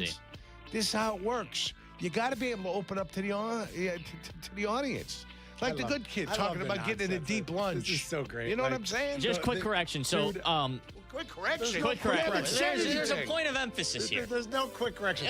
Yurko asked if Jim Tenalia, who are you, some type of construction guy? I just wanted to He's throw an out- architect. He's an architect. That's what his job was before he was mayor of the city. So yes, he is a construction guy. Okay. He's an architect. Okay. All right. Let me throw it out then. Wait a minute. Let me throw it out there. Mea culpa. Wait a minute. Okay, so he might know a little something This is the best about segment building. This is the best segment ever. He might know a little something about building. Is he an architect like in the George Costanza sense? Yeah, where he he's a just real says architect? He's an architect? I mean, he's not going to tell us to wear rayon, is he? Actually, I'm an architect. Well, he owns Tenalia Architects Incorporated. All So right, I would really? say he knows. Oh, really? My apologies go out to the mayor of Arlington Heights for questioning his architecture skills and or anything. I'm like an architect. Oh, really? What do you design? Railroads? Don't engineers design those? They can. Are we sure Jim Tenalia is an architect, or is he like Costanza? That's the best. All right. I got like 4 text messages saying, tell Yurko Jim Tenalia is literally an architect. So it's a mea culpa going out there. This is the best segment I was ever. on a roll. I was on a roll. We're going to end the show. They say always go out on a high note. They say leave them laughing. It's Comedy 101. Oh, boy. We're done for the day. I'm All right. leaving. I'm going home. So you finish the my show. point correctly stated was that they should have never allowed Indiana into the process. And I stand on that. That's the one piece of Be foundation careful. You're I'll standing on a stand slag. It's Carmen and York. We'll be right back. Mind. You're listening to Carmen and Yurko on ESPN 1000, Chicago's home for sports. The Grip It and Sip It Classic presented by Yingling Flight is back for the 6th year. Heading back to Seven Bridges Golf Club in Woodridge, Illinois. Wednesday, June 17th. Each show will once again be competing to see who reigns supreme. Who will take it this year? Sponsored by Blue Chew and Great Clips. $7 million. The Verdoliak Law Group wins again for their clients. That's right. The Verdoliak Law Group recovered $7 million for a client who was harmed due to medical malpractice. If you're injured, make sure to call the Verdoliak Law Group. I've endorsed a lot of companies over my career, and I don't put my name behind just anyone, but this one's personal. I've never had the opportunity to endorse a company owned by close friends until now. The Verdoliak Law Group, for 60 years, this is what these guys have been doing. They've been helping injured people recover more than $9 billion through legal representation and consulting. And it's not just the numbers, guys. They've helped my neighbors and close friends. When you need medical care, you want an experienced doctor. We need a lawyer. It's no different. If you've been hurt in a car or truck accident, workplace injury, medical malpractice case, a wrongful death situation, call a firm with a proven track record. Call my friends at the Verdoliak Law Group, 844-4-VLG-LAW. That's 844-4-VLG-LAW. Golf season is back. Walk in the footsteps of the game's greats and become a member at Flossmoor Golf Club, one of Chicagoland's true historic gems. Founded in 1899, Flossmoor is known for incredible greens, immaculate course conditions, and a timeless private club experience. Conveniently located just 25 minutes southwest of Chicago, Flossmoor Golf Club is the perfect place to make this your best season yet. Membership opportunities are available now. Visit FlossmoorGolfClub.com to learn more and inquire today. That's FlossmoorGolfClub.com. Hey, it's Kap. You hear it every baseball season. You're not winning anything in April or May, but you could definitely put yourself in a bad spot early. Same thing with your home. Ignore your heating or AC system now, and it's going to catch up to you at the worst possible time. That's why I trust Automatic. They take care of everything. Tune-ups, repairs, full system checks, so you're not dealing with a breakdown when the weather really hits. Stay ahead of it. Call Automatic or visit atomatic.com. Harry Douglas here. Let me ask you something. What if you can enjoy the taste of a cocktail, the warmth of a spirit, and still stay fully in control? That's RK Zero Proof, a pioneer in the alcohol-free spirits category. RK delivers bold flavor and a real warming sensation with zero alcohol, zero sugar, zero carbs, and 0 calories. Perfect for nights out, social gatherings, or anytime you want the experience of a drink without sacrificing tomorrow. Check it out at rkbeverages.com. That's ARKAY beverages.com. RK, all the flavor, none of the alcohol. Harry Douglas here. I don't wait for birthdays to celebrate. I grab Confetti Craze 5-Hour Energy. It tastes like rich vanilla birthday cake with buttery funfetti goodness. Seriously, it's unapologetically extra in the best way. And it's sugar-free, so I get all that cake flavor without the guilt. It's tiny, portable, and ready for whenever I need a quick boost. I keep one with me because you never know when you'll need a little party energy. The Funfetti flavor is back on 5hourenergy.com or on Amazon. Crack open a Confetti Craze 5-Hour Energy shot today. Michelob Ultra Soccer Shootout is giving fans a chance to win tickets to the FIFA World Cup 26 at participating bars across the country. Don't miss out. Join us Friday at Doc's Victory Pub in Elmhurst from 7 to 9. Michelob Ultra, official beer sponsor of the FIFA World Cup 26. Woodford Reserve is more than just a spirit. It's a spectacle. With more than 200 flavor notes, Woodford Reserve wows your senses, delights your palate, surprises you with every new sense and sensation. It elevates an evening into an event, giving you a new experience with every sip. So yeah, Woodford Reserve is more than just a spirit, it's a spectacle for the senses. Kentucky Straight Whiskey, 45.2% ABV, the Woodford Reserve Distillery, for sales, Kentucky. Please drink responsibly. Woodford Reserve is a registered trademark, 2026, Brown-Forman Distillery, Incorporated. Hey golfers, it's Silvy. I've been telling you about the Sanctuary Golf Course in New Lenox for years, and this summer they're celebrating their 30th season. I'm proud to endorse one of the best golf experiences in Chicagoland. The Sanctuary features 18 holes of great golf with outstanding course conditions, plus a covered heated range with top tracer technology, so you can practice and play year-round. Check out golfsanctuary.com for the best rates and book your tee time today. That's golfsanctuary.com. What's up, it's J Hood. Looking to score big on style for your home without breaking the bank? Then don't miss the IKEA Sidewalk Sale happening now through the 25th at IKEA Schaumburg and IKEA Bolingbrook. We're clearing out closeouts and overstocks, even putting some of your all-time favorite lines, including Billy, Trofast, and others on sale at serious discounts. And new items are being added throughout the sale. Every visit is a brand new treasure hunt. You'll never know what you'll find next. So visit often and discover something amazing at the IKEA Sidewalk Sale, now through the 25th. Howard, my head is on a swivel at crosswalks these days. Oh, yeah, cars everywhere. I had a buddy on a bike get clipped by a Jeep who took off. What do you do? Well, it's important to seek immediate medical attention, take pictures, and gather witness names and numbers. Aiken Law can also help obtain video footage, police reports, and work with insurance companies or anything else necessary. And that's why I have 3126 million saved in my phone. Howard is our lawyer on the Kap J Hood Show, weekday mornings on ESPN Chicago. Broadcasting live from the Chicago Board of Trade. This is the home for every Bears game. ESPN Chicago. And this is Carmen and Jurko. WMVP, WTBC, HD2, Chicago. A good Karma Brands radio station. I'm dying. This is too good. We're going to talk to Jesse here in a minute. I hope everyone's having a great day. It's Carmen and Jurko. We've certainly had fun. Buddy Viking Scott. Now, he's a little bit older. He's your age. For Viking Scott, it was Jamie Lee Curtis in Halloween. Oh, Jamie Lee Curtis in the movie with John Travolta where she was the aerobics instructor. Oh, yeah, I remember that one. In Trading Places. Well, Trading Places. Trading Places, yeah. She got to see her hats. So, yes, you did. Yeah, you did. Good for that. My buddy Billy Gretzema, Michelle Pfeiffer in the Catwoman suit circa 89. Oh, yeah. Okay. His North Star. Yeah. Yeah, Michelle Pfeiffer was another one. Yeah. Now, she was older. Like, Jennifer Grey, when I was a kid, was like not too much older than me. Right. A little bit, but it was like, Michelle Pfeiffer was a woman. Ooh. I mean, she was all lady already. She's only a woman to me. Saw someone say something, Topanga from Boy Meets World, but that was for like 35-year-olds. Yeah, now. Topanga's like just if you were a little bit younger than me. Yeah, that was like a 90s. Topanga's probably we on saw there. Topanga when she came on to ABC. Remember the show that they had on there with Val Warner and Ryan Shiverini? Topanga was in the building. Yeah, oh, yeah. Zetterman was going nuts. Oh, was he ever? For Potsy, for our very own Justin Pottinger, it's Megan Fox in the original Transformers movie. Perfect age for Megan him. Fox, sure. Her and her thumbs. Yeah, okay. Who else we got here? And then let's see, on X, people are having a field day with this. What do you have on X, Carm? Here's another one. Andres, Megan Fox, excuse me, Transformers. Yeah. Here's another one from Colin. Megan Fox. Another person agrees with me on Jennifer Grey. Still a lot of people saying, no, you're wrong on that one. You get a little bit of everything. Hey, it's personal opinions preference. are like, what's the old expression? Yeah. Everyone has one, and they all stink. No. But listen, you're fine. Right? Everybody has one, they'll stink. That's what they say about that. That's what they say about it. But listen, you can have that if that's your thing. God, good for you. Like I mentioned a couple of my.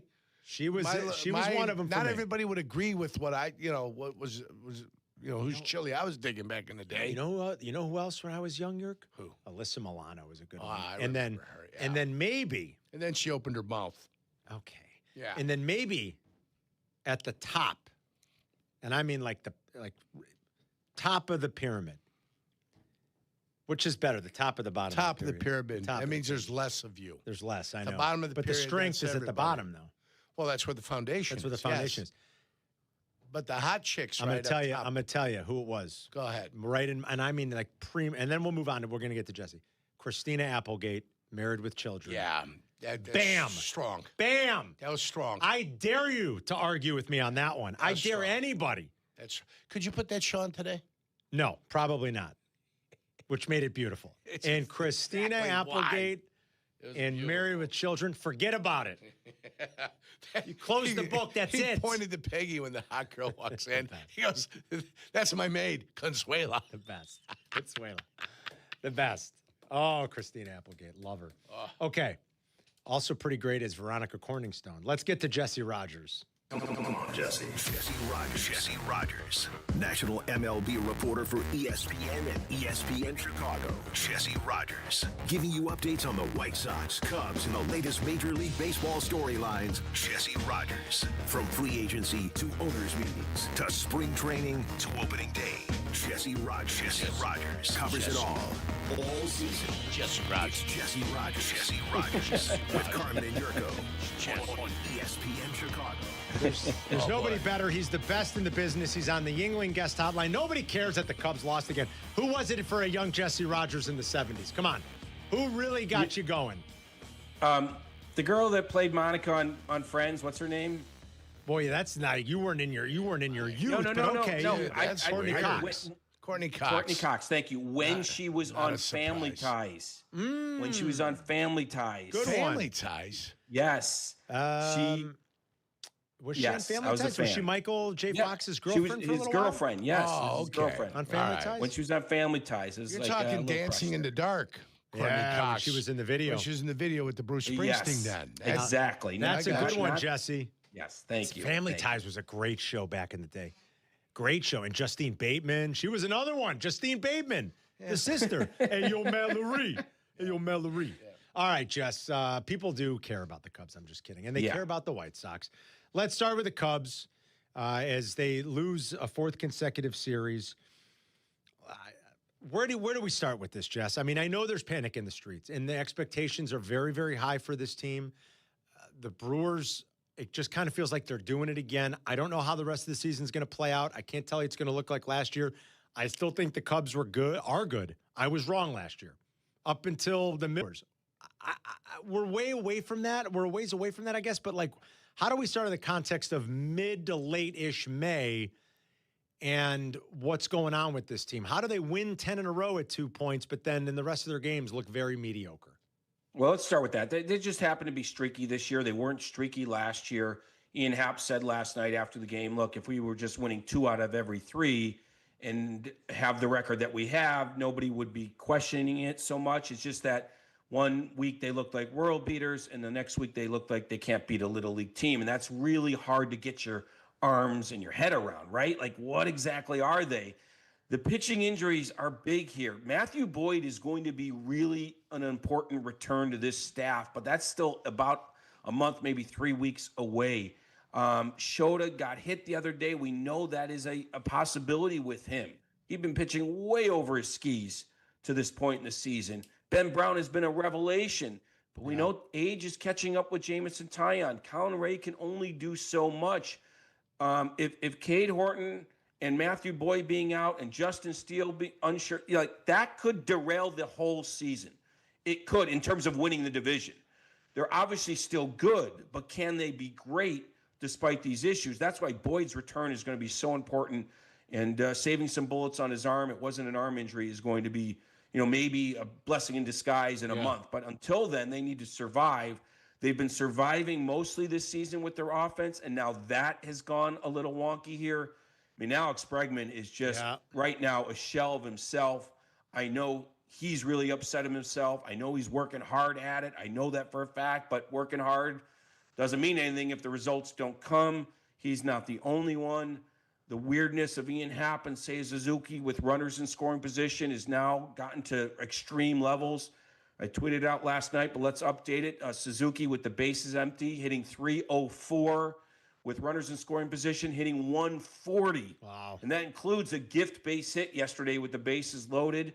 Not a lot of rhyme or reason to it. You guys have been around a long time, Carmen. The guy hit .309 with runners in scoring position just last season. I know. He's at .140. So there's all these wonky things going on. You know, PCA drops a ball in center field.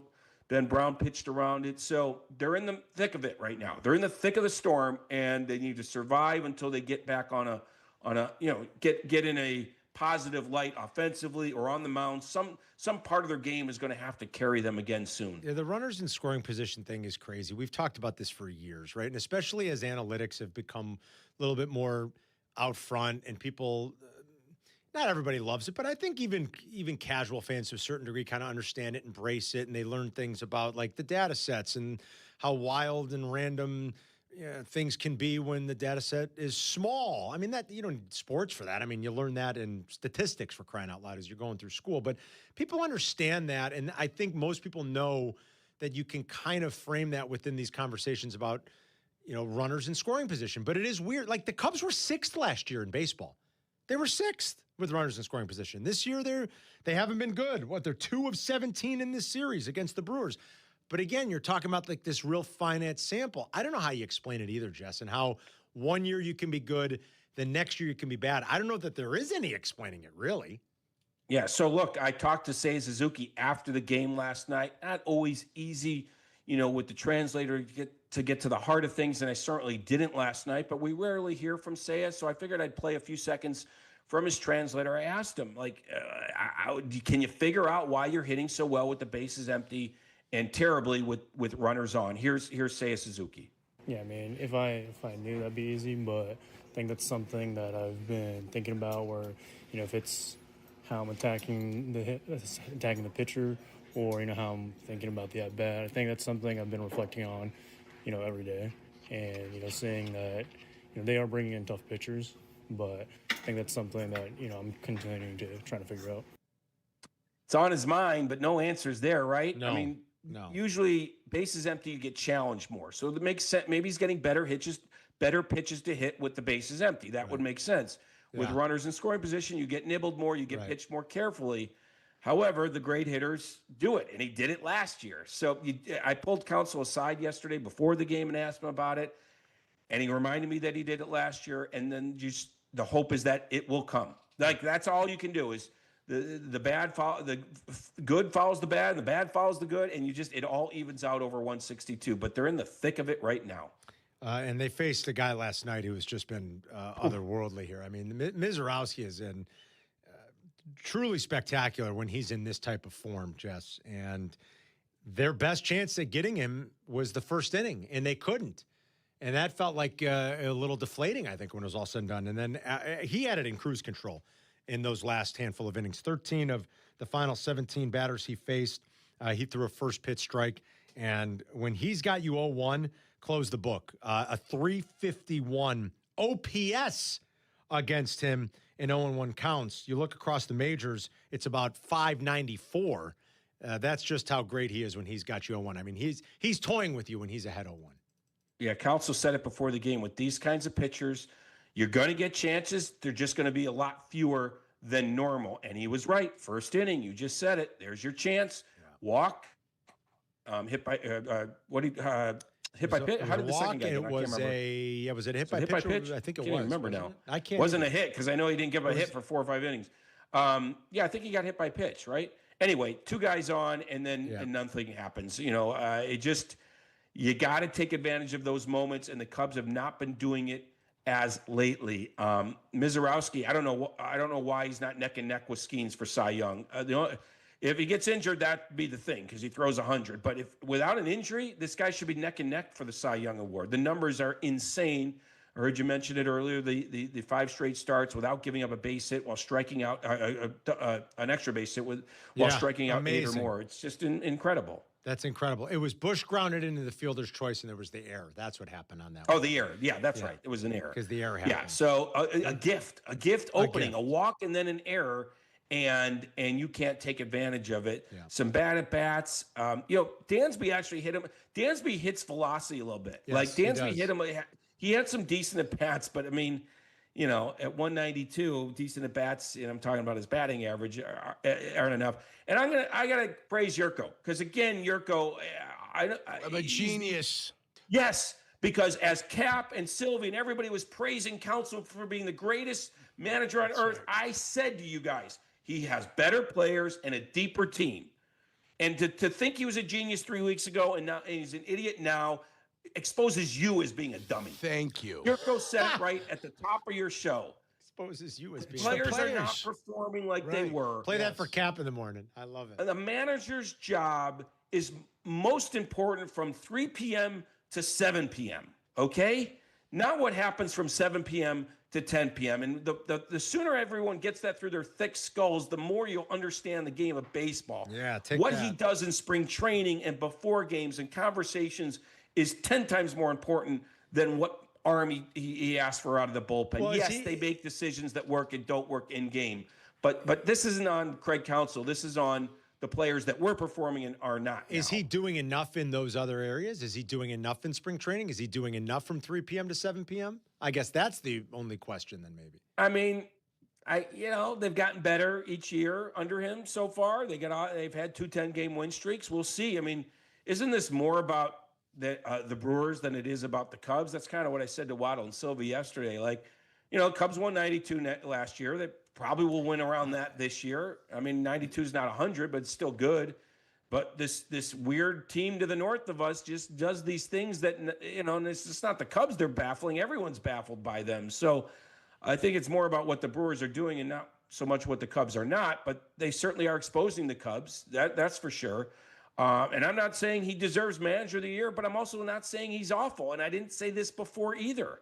He's a good manager, but that's it. You're as good as your players are. And Jurko said it right at the top of your show. Yeah, like they just keep doing these things too, where no matter who goes out, they have a plan to replace that person. That's what makes Milwaukee good.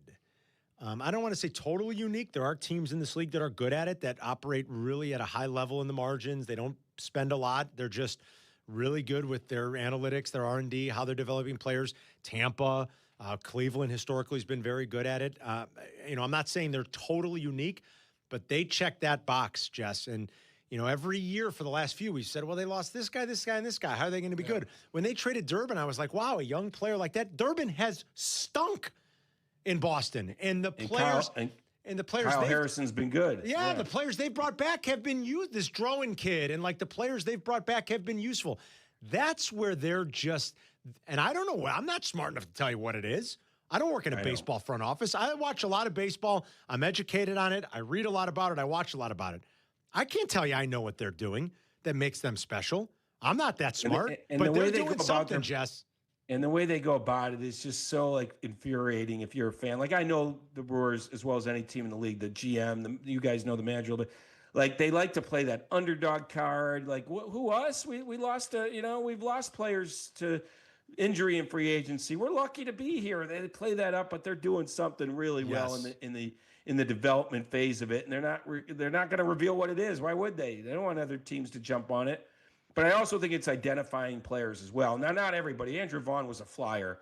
But the trades they make, like you said with Boston, they're identifying players that they think they can get more out of. And then they play the, shucks, we're just the Brewers. We don't have much payroll, It's crazy.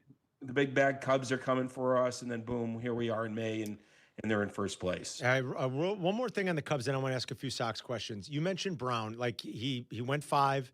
Look, he kept them in that game, and things could have gone sideways. What was it in that 4th inning? When was it? When did PCA drop the ball? After PCA, yeah. That was the 4th, right? I mean, boy, that was impressive. And if you want to take away something positive, first of all, a lot of what Ben Brown has done, I think you look at and you say, okay, maybe they're doing well. They finally figured some things out, some of the command issues. They've added a pitch that's made the repertoire a little bit more diverse.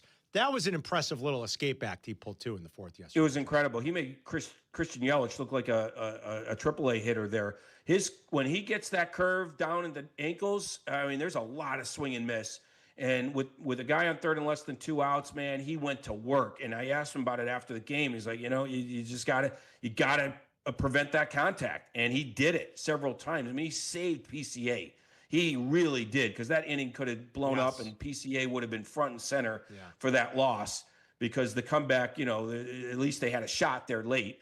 No, Ben Brown has been a fine. I asked counsel before the game about extending his pitch count. He said, absolutely, we're going to get up there. I think it was in the 80s yesterday. They got to keep going. Yeah. You can't take your foot off with him. You can't put him back in the bullpen. You don't have any margin for error. He's pitching that well. He's one of your best starters right now. You got to take the handcuffs off and let him go, and I think they're going to continue to do that. So, yes, that was the one positive from last night. Resilient win for the White Sox last night. Anthony Kay needing 35 pitches to get through the first frickin' inning, and then he ends up pitching into the sixth. The job the bullpen did, the way they just kind of nickeled and dimed it. Hey, sometimes you got to do that, and they did it in that ninth inning. I know Muñez has kind of struggled this year, but still – one of probably the more elite closers, maybe not having his best year, but still to do it like that on the road when you had almost nothing going for you, that's an incredibly resilient win by the White Sox last night. We didn't have enough time to praise the White Sox. We would need another hour. You're so right. Everything you just said there. And the kick that I've been on that gets missed, I think, is that bullpen. Absolutely amazing job again. Keeping the deficit at 1. Same thing happened against the Mariners a couple weeks ago. Yes. And you hang in there long enough to win the game. Tyler Davis. Have you ever heard of Tyler Davis? I mean, before this year, no. Tyler Davis was a 5-year college player. Yeah. That's unheard of. Was undrafted, signed by the Oakland Ballers, which was a team created in 2024. He pitched and hit there because they probably needed him to. Unreal. And he threw 5 games there. I think it was 5. And the Sox signed him. And now Tyler Davis is pitching important innings as he did last night, let alone Brian Hudson.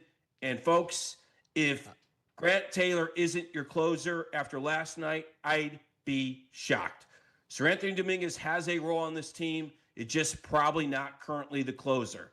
Now, that's not to say that if the best 3 hitters come up in the 8th, maybe you'd use Grant Taylor there. That's what I was going to ask. For all practical purposes, he should be your closer. That was lights out. I don't want to say Mason Miller-esque, but it was elite in the 9th inning yesterday. And we haven't even gotten to the top of the 9th where Murakami challenges a pitch, gets overturned. Luis Castillo looked like he wanted nothing to do with him, walks him. I can't believe Dan Wilson didn't pull him at that point. Instead, he hits Vargas. Then they do a mound visit, and then Dan Wilson tries to pull him, and you're not allowed to do that. I mean, that's little league stuff. And then, of course, he does strike out Montgomery. I was hoping Montgomery would hit a 3-run homer because Dan Wilson will look really bad. But then they get to Munoz with contact. Chase Mydroth, a great at-bat. Benintendi, a great at-bat. I mean, we can go on and on and on. But you're talking about a bullpen that continues to keep this team in games, and then they find ways to win it. Incredible. I'm definitely starting to become more of a believer. I'm loving it, and it's fun, and there's really no expectations. It's the best way to watch baseball. Next year will be different, probably. You said it so right. I heard you earlier. This is the best. We could sit back without really any pressure or expectation and enjoy a fun, young, scrappy team like this. It won't get better than this. It's only going to get more pressure-packed. It's going to feel more like the Cubs, where you're living and dying more with every pitch over 162. And that's hard. That's really hard as a fan. This is the best part of it, Jess. Yeah, and I keep on telling you guys, I keep looking under the hood for where it could go wrong. I brought up that clutch stat before. They're not doing anything at such a rate that you are assured regression is coming. Maybe the home runs. Maybe that's it. Maybe, but it looks like they're a home run hitting team. It looks like they're a home run hitting team. You know what I mean? But they're not pitching or hitting or doing something where you're like, oh, that cannot keep up, which I brought up on other teams. Like the Reds pitching had to come back down to earth. Right. San Diego, I keep saying this, like The Padres are hitting in the clutch in such a aggressive and high mat that it's going to come back. Yeah. The Sox don't have anything that I see that's absolutely going to implode on them. And when you have a bullpen, you're always going to have a shot. And it's not just like they're relying on Grant Taylor alone. I mentioned the other guys as well, Hudson and Newcomb and now Tyler Davis. Yeah. So I think they can certainly hang around in that division and that league this year. Amazing. All right, Jess, anything else? Matthew Boyd did throw a bullpen yesterday. So next is another bullpen where he's up and down kind of thing. And then there's going to be live hitters. So he's on the road to returning. As I said earlier, I think it's just so important for him to get back on the mound. They've got to find some depth there. And, Javier Saad's down in the minors. They'll probably bring him up at some point. And, Jamison Tyon's starting spot could be in jeopardy. But at least Boyd is back on the mound after having that meniscus surgery. All right, great stuff, buddy. We'll talk to you later, okay? You got it, guys. See you. Right, take care, There's Jesse Rogers giving you a little love. How about that? Okay, Jesse. Yeah, that's our guy, Jesse Rogers. I'm a solid brought to you by Flight by Yingling. Flight by Yingling. Yeah, baby. Don't forget, I'm giving away the final spot on our team, the final twosome, Yerk, on our team. Team Blue Chew, Team Carmen and Yurko. Team Blue Chew. At the Grip It and Sip It Classic, presented by Yingling. Gold. Yeah, Team Blue Chew Gold. I'm giving away the final twosome tomorrow night. Where are you going to be? I'm going to be at Stadium Club inside the Max in McCook on 47th Street. We'll do a little putting contest. We'll drink some Yingling, and we'll give away that final twosome tomorrow night, 6 to 8. That's right by you. It's right down the street. It's 5 miles away, if that, barely. It's Carmen and Yurko. We'll be right back. You're listening to Carmen and Yurko on Chicago's home for sports, ESPN Chicago. White Sox play in the afternoon. If you want the Sox will still be available in our normal spot. ESPN 1000 and the ESPN Chicago app. And if you don't want to miss Waddle and Silvy, the Waddle and Silvy show will air on our YouTube channel. The best of both worlds. You will get Waddle and Silvy even when the White Sox are playing. So it's youtube.com at Waddle and Silvy. It's your choice. Waddle and Silvy. Watch them live daily 2 to 6 on YouTube. Join Sylvie and me tonight. Whiskey U, 7 o'clock in Arlington Heights at Peggy Canane's. We got Traveler Foolproof. We've got E.H. Taylor. We got another little special pour from Sazerac and Buffalo Trace. You don't want to miss that. Plus, Sylvie's in the house. Tequila is on the agenda. We're going to learn and taste with Corazon. We got a special batch finished in E.H. Taylor bourbon barrels. It's Whiskey U with Sylvie and me tonight at Peggy Canane's in Arlington Heights, 7 o'clock. Be there. Seats are limited. Don't be tardy. Please drink responsibly. You feel that, Tyler? That's Chicago waking up. Golf course is packed. Lakefront buzzing. This is the season. Yeah, and you're trying to walk 18 like you're still in your prime. I am in my prime. I just need the right beer to keep up. That's why you go with Yingling Flight. 95 calories, 2.6 carbs. It's built for days like this. Exactly. You can hit the course, hit the patio, keep it moving all day, and not feel weighted down. Spring in Chicago doesn't wait, and you shouldn't either. Yingling Flight, the next generation of light beer. DG Yingling and Son, Pottsville, Pennsylvania. Hey guys, it's Tyler Rocky. Golf should be comfortable, it should look good, and it definitely shouldn't feel stiff. That's why Pins and Aces works for me. Their apparel is made with premium materials that are lightweight, breathable, and actually move with you through your swing. The fit is clean and modern, not baggy, not tight, and the designs are stylish enough to wear on the course and keep on afterward. From gloves to head covers to apparel, Pins and Aces brings comfort and confidence to your game. Upgrade your golf gear for this season. Check out pinsandaces.com. Premium golf gear with an edge. Are you looking for a future that's a home run? ETI School of Skilled Trades can help you get started in a great new welding or HVAC career fast. With a focus on hands-on learning, some of our programs can be completed in as little as 7 months. That means if you enroll now, you could be wrapping up your training before the next season rolls around. Visit eticampus.edu or call 888-830-7678 to learn more.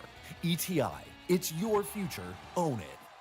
The NFL schedule dropped, and it's time to settle up. There's road trips to plan, hotels to book, tickets to split, tailgates to cover, and scores to settle. All the things for the season. But now, when you send $10 or more to a friend with PayPal by May 28th, you can win 2 tickets to every home game of your favorite team. Yep, the entire season. Visit paypal.com/P2P sweeps. No purchase is necessary. See websites for details, including how to enter by mail. Brought to you by PayPal, official peer-to-peer payment sponsor of the NFL. My dad passed away unexpectedly. Of course, it was awful in every way. But we are very grateful that he had life insurance. So even after he was gone, he was still able to provide for us. And that's why I have life insurance for my family. Ethos.com. They make it fast and easy to get covered. It's 100% online. You get a quote in seconds. You can apply in minutes. You get covered the same day. Get your free quote at ethos.com/game. That's ethos.com/game. Paid spokesperson. Time spent on application may vary. Online health questions required. Rates may vary. Only at True North stores, new rewards members can save big on your first, second, and third fill-ups. Join now. Find the True Rewards app in your favorite app store, look for the Star Compass to sign up, then start stacking your savings with True North convenience stores. Follow Chicago's Home for Sports on Twitch at ESPN 1000 Chicago. Carmen and Jurko are back. This is Chicago's Home for Sports. ESPN Chicago. We're on until noon, then it's Rich Eisen. Waddle and Silvy will have a truncated show today, and once the White Sox are on the air with the pregame around 2:30, they'll go to YouTube, so you can watch there. The stream all this week is brought to you by Yingling. And Carmen and Jurko are presented by the Advantage Dealer Group, the destination for your next Chevy, Acura, Toyota, and now Cadillac, Buick, GMC. Find your advantage at the Advantage Dealer Group. Let's say hi to Elmhurst Steve. He wants to talk about Cubs and Brewers. What's going on, Steve? Yeah, good morning. I've watching this series.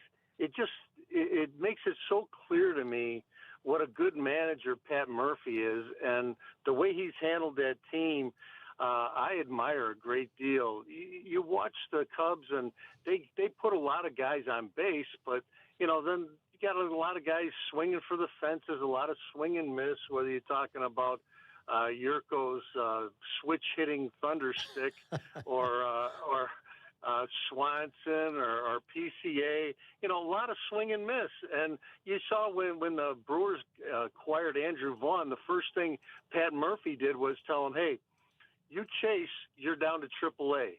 And he makes sure his guys are not swinging at balls out of the zone. The Cubs swing at balls out of the zone all the time. And I would suggest they need to make some changes and, maybe shake things up a little bit. I would bet that if Pat Murphy was the manager of the Cubs, he probably would have sent PCA down to AAA because all the chasing that he does on pitches out of the zone. And, I don't think the Cubs have another center fielder that could play the position well enough. That's the thing. Not really practical. Right. But you look at, if you were to bring up Pedro Martinez, put him at second, and take Nico, put him at short, maybe they'd be better off for a little while. Have Swanson work on, making better contact and play him against left-handed pitching because he's really good against lefties. And, he tends to swing and misses a lot of times. It's sliders that start out as strikes and they end up 8 inches of foot off the plate, So that's what I would like to see a change there just for temporary and see how Ramirez does. He's been tremendous at AAA. Is that a documented thing? Did Murphy really say that to Andrew Vaughn last year? Absolutely. As soon as he came up, he said there was one thing said. Andrew Vaughn was in an interview. He said one thing to me, and then he walked away. He said, "If you chase, you're down to AAA." Wow, He did really improve the chase rate. Steve, thanks, buddy. Andrew Vaughn really did improve in like his percentile rank after the trade last year. What did it go from to? Well, he went. He was like in the 21st percentile, and he went to like the 46th percentile. So that's an improvement. Yeah. Yes. Yeah. So that is pretty good. They're doing something right. Look, I don't know what else to say about it, you guys. We've spent a lot of the last year when we've talked Cubs and Brewers saying these things about Milwaukee. I mean, I hope people get that we've been complimentary. I don't, sometimes they think it's like backhanded. It's not backhanded. Listen, we had Pat Murphy on and we talked to him. Yeah, like I really am impressed with what they do as an organization. Yeah. They're very good. And they look, Corbin Burns, when they lost Corbin Burns, we were like, well, that's got to have an effect. That's got to have an effect, doesn't it? They've lost Woodruff again. Yeah. It to seems an injury. like, right. It just seems like. They've had Yelich on the shelf over the years with the back injury, and they've said goodbye. They said goodbye to Freddie Peralta. They traded Durbin. They say goodbye to Collins. And it's like it doesn't. They said goodbye to Josh Hader. And none of it matters. They just. So I am impressed with them. Do I think there are no perfect teams, first and foremost. Like, everybody's got flaws. Do I look at some of the things and, like, maybe question, okay, what's your staying power really look like come the postseason? You know, you don't have a lot of slug, and sometimes that can be a problem. But I don't know if people view that as me, like, disrespecting them. I don't think we could be much more complimentary. And they do a lot of things really well. And they find guys, and they are helping them make adjustments. They are giving them the tools necessary to thrive, and a lot of their guys thrive. Lucas is in Kansas City. What's up, Lucas? Yeah, I just wanted to comment.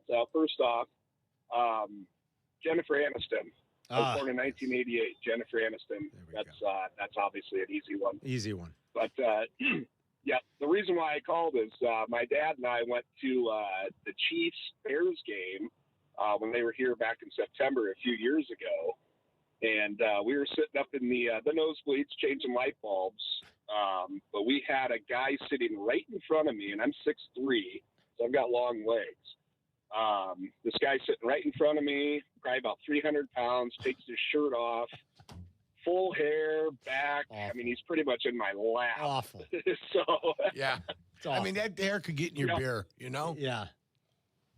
Exactly. Yes, and we were having plenty of that. But, yeah, my dad's 68 years old. I'm 38. So, yeah, this was 3 years ago, our first Bears game here down in Kansas City. And, yeah, that was a pleasant experience. Awful. It's like, come on, put the shirt on, man. Put the shirt on. Lucas, thanks, buddy. And it was a sweltering hot day. Maybe that's why that guy's like, I got to take the shirt off. Wow. It was a swelter. If you were in the sun, it was a sweltering hot day. You just have to be aware. Yeah. You know what? And, like, you see a guy with a little back acne, and all of a sudden his shirt's off, and you see festering, boils, festering boils. It's almost lunchtime. Look like they're ready to rupture. Stop. Look like Old Faithful at Yosemite, just ready to get a face full of that. Oh, my heavens. It's lunchtime. That's enough. It's Carmen and Jurko. We'll be right back. You're listening to Carmen and Jurko on ESPN 1000, Chicago's home for sports. Hello, friends. Tom Waddle here. And Silvy. We're excited for the 6th annual Griffin and Sip It golf event. And if you're selected to be part of Team Waddle and Silvy, our sponsor, Great Clips, is providing well-styled fairways and sharp-looking greens at Seven Bridges Golf Club. But does that guarantee a win? Hell yeah! We're gonna be great. Griffin and Sip It, June 17th, presented by Yingling Flight. Hey, it's the good kid. When it comes to my ride, I don't mess around. That's why I drive an Advantage Chevy. 3 locations. Chicagoland's covered. Boom. You want a Chevy? They got every Chevy. You want savings? Oh, yeah. They've got that, too. And here's what matters most. Trust. When you walk into Advantage Chevrolet Hodgkins, you're not getting the runaround. They respect your time. They respect your budget. They shoot you straight. Head to Advantage Chevrolet in Hodgkins and see what I'm talking about. Advantage Chevrolet. Together. Let's drive. What's up, it's J Hood. Looking to score big on style for your home without breaking the bank? Then don't miss the IKEA Sidewalk Sale happening now through the 25th at IKEA Schaumburg and IKEA Bolingbrook. We're clearing out closeouts and overstocks, even putting some of your all-time favorite lines, including Billy, Trofast, and others on sale at serious discounts. And new items are being added throughout the sale. Every visit is a brand new treasure hunt. You'll never know what you'll find next. So visit often and discover something amazing at the IKEA Sidewalk Sale, now through the 25th.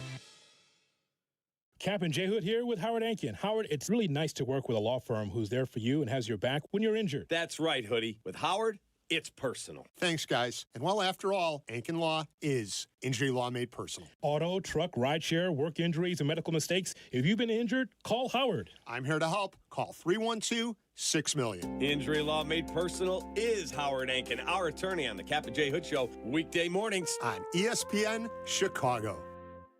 My name is Whitney Allen, and I'm a widow. My husband, Ryan, died. We never thought we'd ever have to use life insurance, but the unexpected happened. With Ethos, signing up was fast and 100% online. You can get a quote in seconds, apply in minutes, and get same-day coverage. No medical exams, and you can get up to $3 million worth of coverage. I'm grateful we were prepared. Get your free quote at ethos.com/play. That's ethos.com/play. Paid spokesperson. Time spent on application may vary. Online health questions required. It's Rich Eisen for Pella Windows and Doors. Sometimes teams take a timeout to regroup and call the right play. When it comes to your home, Pella Windows and Doors always has the winning game plan. They do it every day, and that's why your neighbors trust them. Visit Pella.com/Eisen today. Right now, Pella Windows and Doors of Greater Chicago and Northwest Indiana is offering up to 25% off windows and doors and 0% financing for 24 months. Some restrictions may apply. See store for details. Offer ends May 31st, 2026.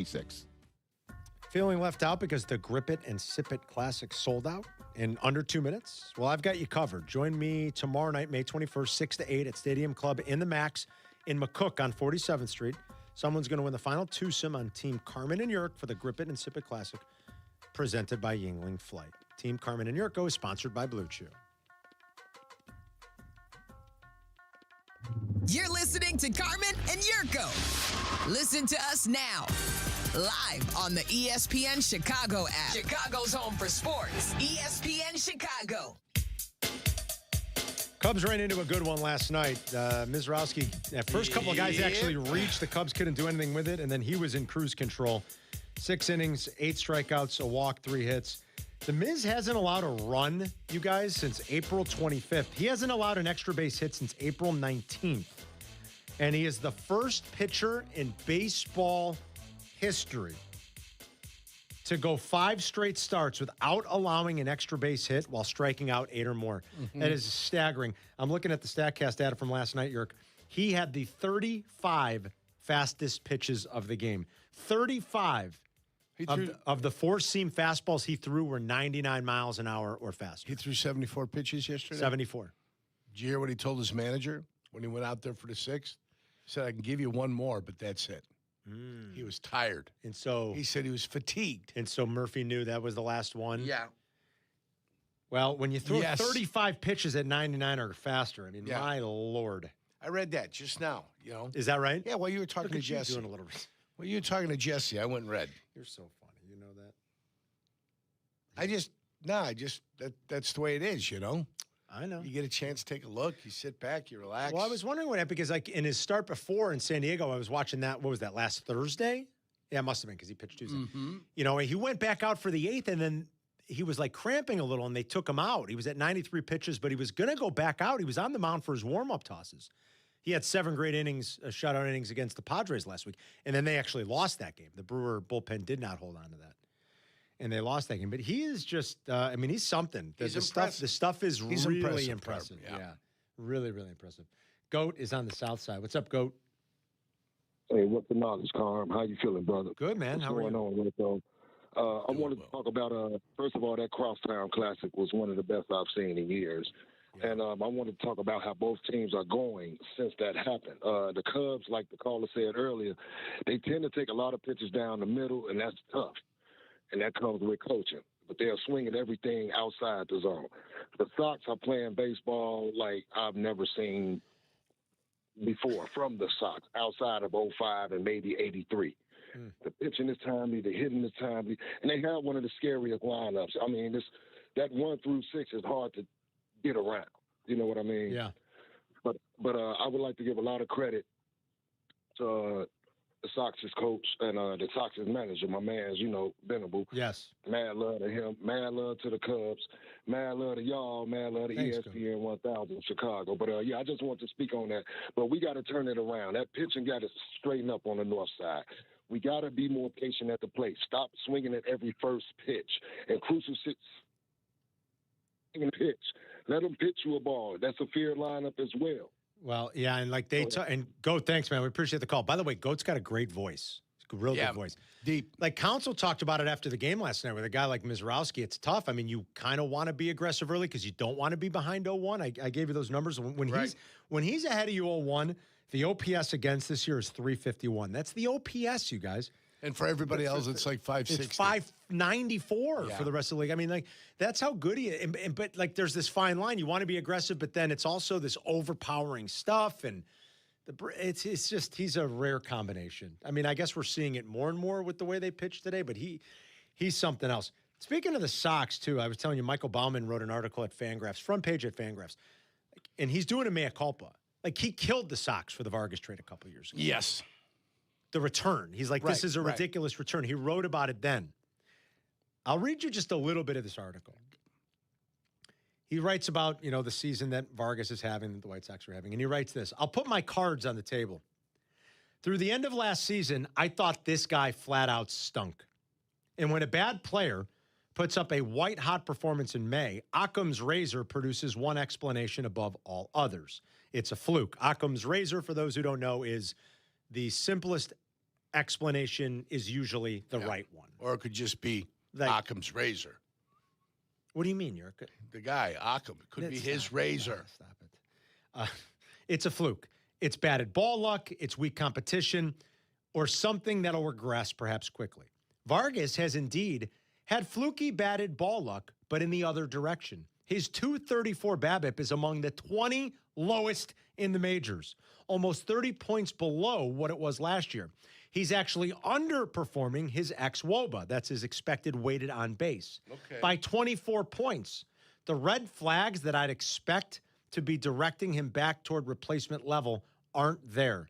That's because Vargas has actually changed something about his game. He's swinging the bat harder, a lot harder. If you have an advanced degree in physics or engineering, you'd probably figure this out already, but swinging the bat faster makes the baseball travel faster and farther. He goes on and on. Again, there's a lot of kind of in-depth, nerdy, some good advanced analytic stuff, but he's kind of doing a little mea culpa here. And I once again told the story Monday. You were gone. I told it to Tyler. People are sick of hearing it probably. But I remember in like September of 24, Sox are setting a record for futility. Miguel Vargas has a 13 OPS plus. 13. Tell everybody how bad that is, Jurko. That's terrible. That means you're 87% lower. Worse. 87 points lower than the average. Big leaguer. Yeah. Yes. Worse than the average big leaguer. That's how bad he was. At his position. And I texted Jerry Hairston Jr., who had texted me a month earlier about how much he loves Vargas and we're going to love him and he's got a chance to be really good. And I said, brother, Miguel Vargas stinks. Yeah. I said, Jerry, he absolutely stinks. And you know what he said? Stop it.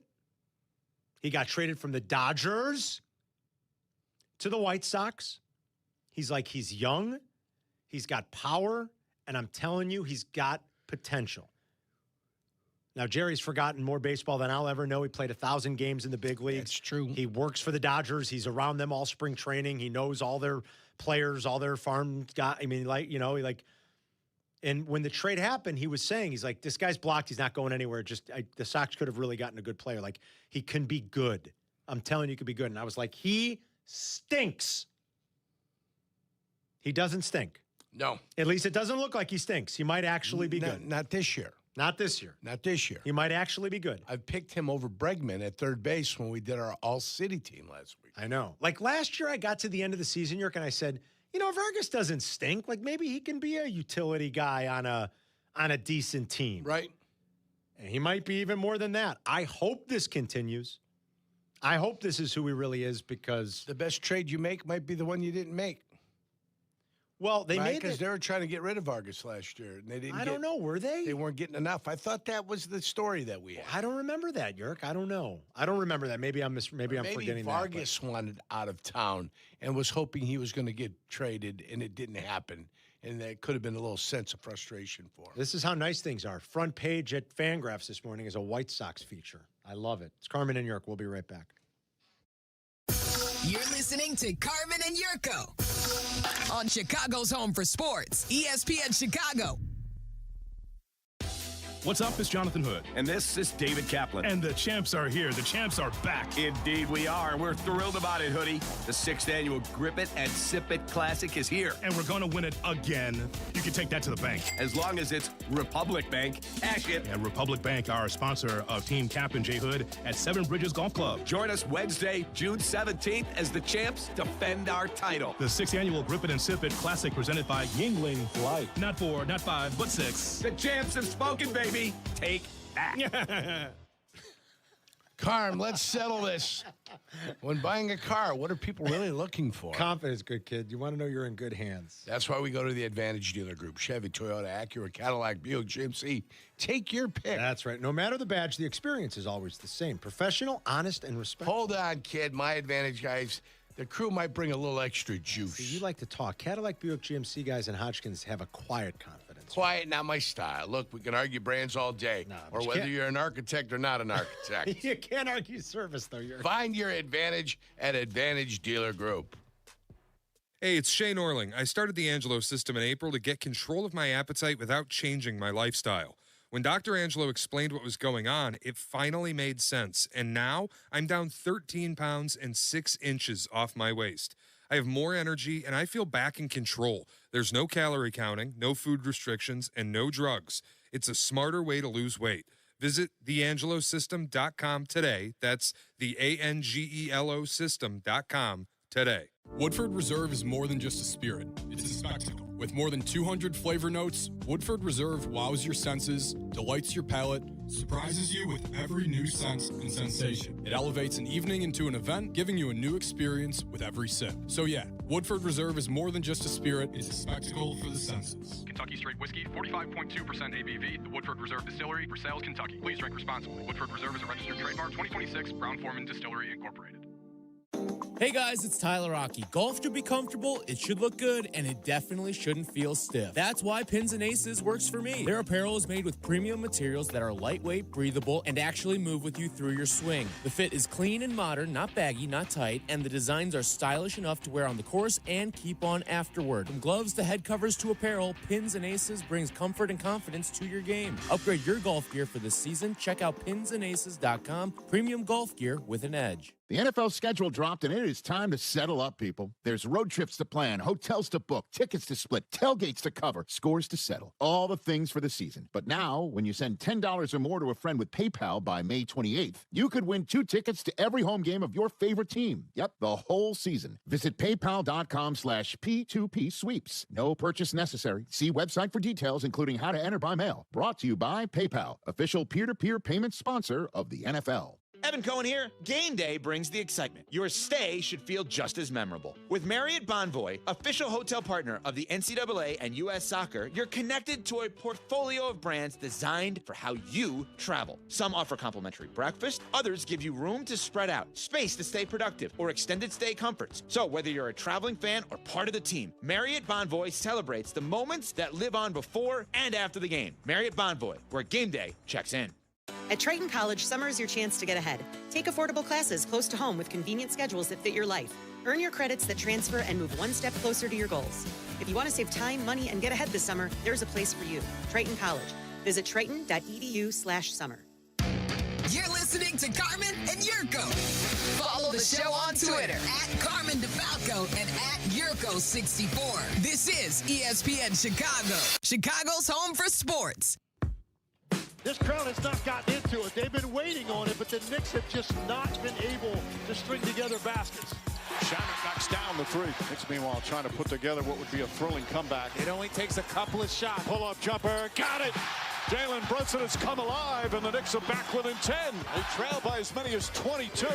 Brunson, three-pointer, puts it in! Captain Clutch has come alive. It's a 5-point game. Timeout Cavaliers. An 18-1 run. Bridges puts up a 3. Puts it in. It's back to a 4-point game. A 22-4 run. Bridges three-pointer. Bang. 3-point game. 1:15 remaining. Shaman a three-pointer. It's good. Tie game with 44 seconds to go. It's bedlam here at the Garden. Merrill, three-pointer. In and out. That one halfway down.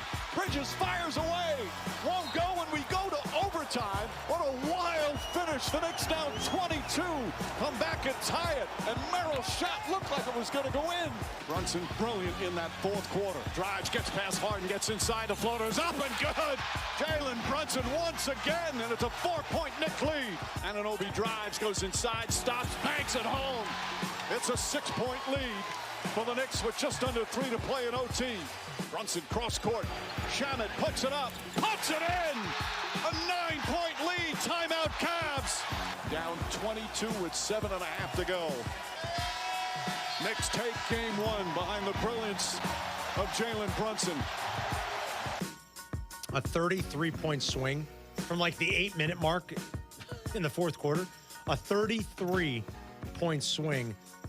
Great rejoin, great open there by Hannah. I like the choice of music, too. And, I mean, there's 5 minutes left in the show. We're finally getting to the Knicks craziness last night. That speaks volumes to baseball being hot in this town. Whether it's Cubs angst, feeling good about the Sox, whatever it is, like our baseball teams are important. We've had great conversation, great interaction with the callers today about baseball. We're finally getting to the Knick game. But, Yerk, it was on TV, too, without the sound on. And, it was 20 points with, 9 minutes to go. And I'm like, I wasn't really paying attention, doing other stuff, like finishing up homework with the kids and making lunches and what the Sox were on at that point. And I glanced over and I'm like, what happened? I was like, how is this a game? Jalen Brunson happened. I didn't know what happened. And I'm talking like all of a sudden there was a minute and a half left and I didn't even realize this comeback was happening. Yeah. And then it I continued. was like, and then the sound was up, and then it continued. I was like, wait, what? Then it went to overtime. It was a one-sided show in overtime. Unbelievable. Jalen Brunson had 15 in the fourth. He basically cooked James Harden. Harden was a minus 14 in the fourth. Mitchell was a minus 16. Brunson was awesome. Kenny Atkinson, I don't know what he was doing. I mean, he kept the timeout in his pocket where, he probably needed to stop the bleeding at some point. Slow things down. And slow things down, and he didn't. I mean, that said, Sam Merrill had a pretty good look at the end to win it, practically at the buzzer for the Cavs. You heard it in that highlight.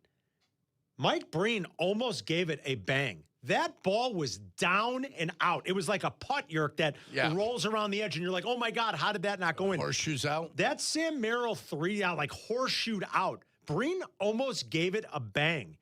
He started. He was like, bet, and then he stopped. That's how good of a look and how good of a shot it was by Sam Merrill. It was like way down and out, and then you almost felt like they were not going to have any chance in overtime. But what a comeback for the Knicks. It's funny, a year ago tomorrow, you guys, this happened in the Garden. Halliburton. He'll take it. He'll backpedal a 3 for the win. And go! He got it! They got to make sure he got all the way behind the line. That's right. He certainly got it off in plenty of time. Oh, I think that's a 2. That is a 2. You're right. I think that's going to be a 2. That only ties the game. That ties the game. We're going to be going to overtime. We sure are. And he tried to give your choke sign to the Knicks. And the game's not over. Wow. And guess who won in overtime? The Pacers, as they'd go on to win that series. Yeah. That's a year ago tomorrow that happened. And wouldn't you know it, the shot that tied it for the Knicks last night, the Landry Shamet shot, hit the rim. I think it then hit the backboard and went in. Go figure, a year later. It was incredible. What basketball means to that town. New York? Yeah, that drought stretches back to 73. Willis Reed. That's right, Yurko. Willis Reed, Carm. I mean, you were and Dave DeBusschere. Yerk. Was Dave DeBusschere part of that? Dave DeBusschere probably was. Okay. Yes, if I had to guess. Don't quote me. Phil Jackson was. Okay, yeah. Willis Reed, yes. Walt Frazier, I think, on that team, right? Yeah, I believe so. Probably. Hot Rod Frazier. Yerk, you were 5. I wasn't born. I'm kind of old. I wasn't following the NBA because the NBA wasn't readily available on television. It wasn't until 79 or 80 that you saw it on tape delay. The Knicks haven't won a title in my lifetime. I'm pretty old. Yeah. Yurko was just a kid. I was a child. And so what basketball means to that town to have that kind of comeback, and I think they're feeling it a little. Like, now, it might not matter. The team in the West might win no matter what. Right. Whether it's the Spurs or the Thunder. But yeah, they could be feeling themselves for weeks. It might not matter. Knicks fans are loving this. That title drought, it's amongst the greatest. Give them something. Most the Giants stink and the Jets stink. Right, I know. Give them something, right? The Yankees are good. I'm not greedy. They've had the Yankees. I got you. Mets are terrible. Yeah, the Mets haven't won in 40 years. They paid a lot of money not to win. They've had the Yankees. The Giants have won plenty of Super Bowls. Like, they've had in the odds. They've had some fun in the odds 20 years ago. Boy, what the Knicks would mean, and that crowd was amazing. And even down 22 in the fourth, they stayed. That place was still full, and Chalamet was there, and Tracy Morgan. They were all going nuts. Poor man Shia LaBeouf, Timothy Chalamet. Oh, stop it! He's so much terrible better. act. Thanks to Hannah LaMotta. Thanks to Jack McGrath. Thank you for listening and calling into today's show. A lot of fun. Yurko's Jim Tenaglia rant is one of the all-time greatest. Foot and mouth, Carm. Foot and mouth. The all-time best. I'll see you in Arlington Heights tonight with Silvy. Peggy Kinane, speaking of the mayor, and the future Bears home, probably. Peggy Kinane's for Whiskey U 7 to 9 with me and Silvy tonight. Thanks to Jesse for joining us. We will see you guys tomorrow. Rich Eisen is next.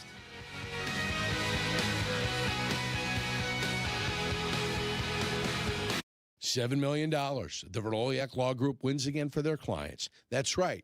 The Verdoliak Law Group recovered $7 million for a client who was harmed due to medical malpractice.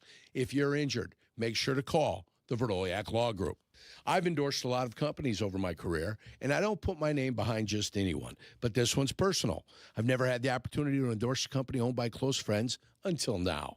The Verdoliak Law Group. For 60 years, they've helped injured people recover more than $9 billion through legal representation and consulting. And it's not just numbers. They've helped my neighbors and close friends. When you need medical care, you want an experienced doctor. When you need a lawyer, it's no different. If you've been hurt in a car accident, truck accident, workplace injury, medical malpractice case, or a wrongful death situation, call a firm with a proven track record. Call my friends at the Verdoliak Law Group at 844-4VLG-LAW.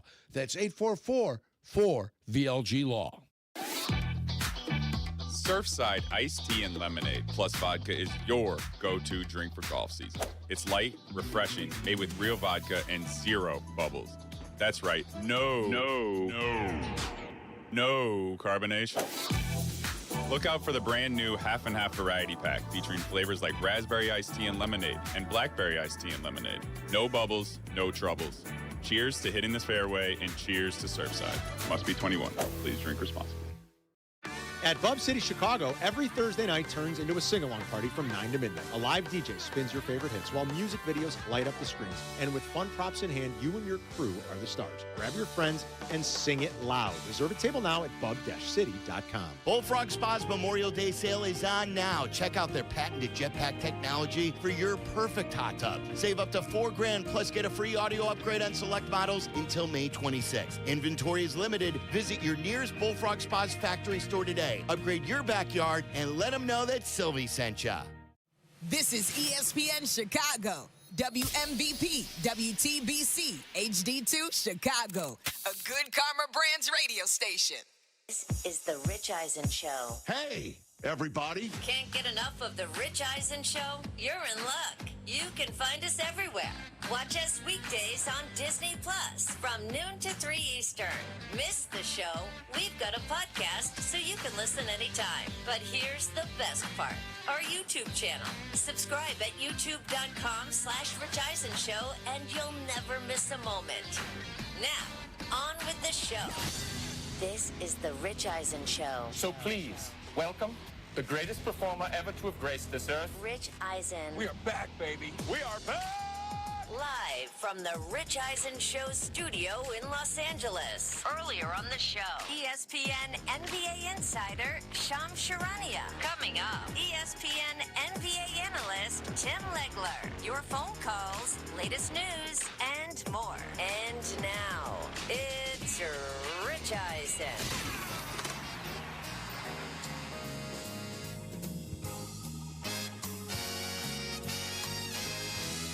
Hour number 2 of the Rich Eisen Show is on the air. Sham Charania in hour 3, and so is O'Shea Jackson Jr. He's going to join us a little early so we can chomp up an NBA playoff with the diehard Laker fan and co-host of No Contest Wrestling with TJ Jefferson. Booker T is the guest today, if I'm not mistaken. Can you dig it? Okay.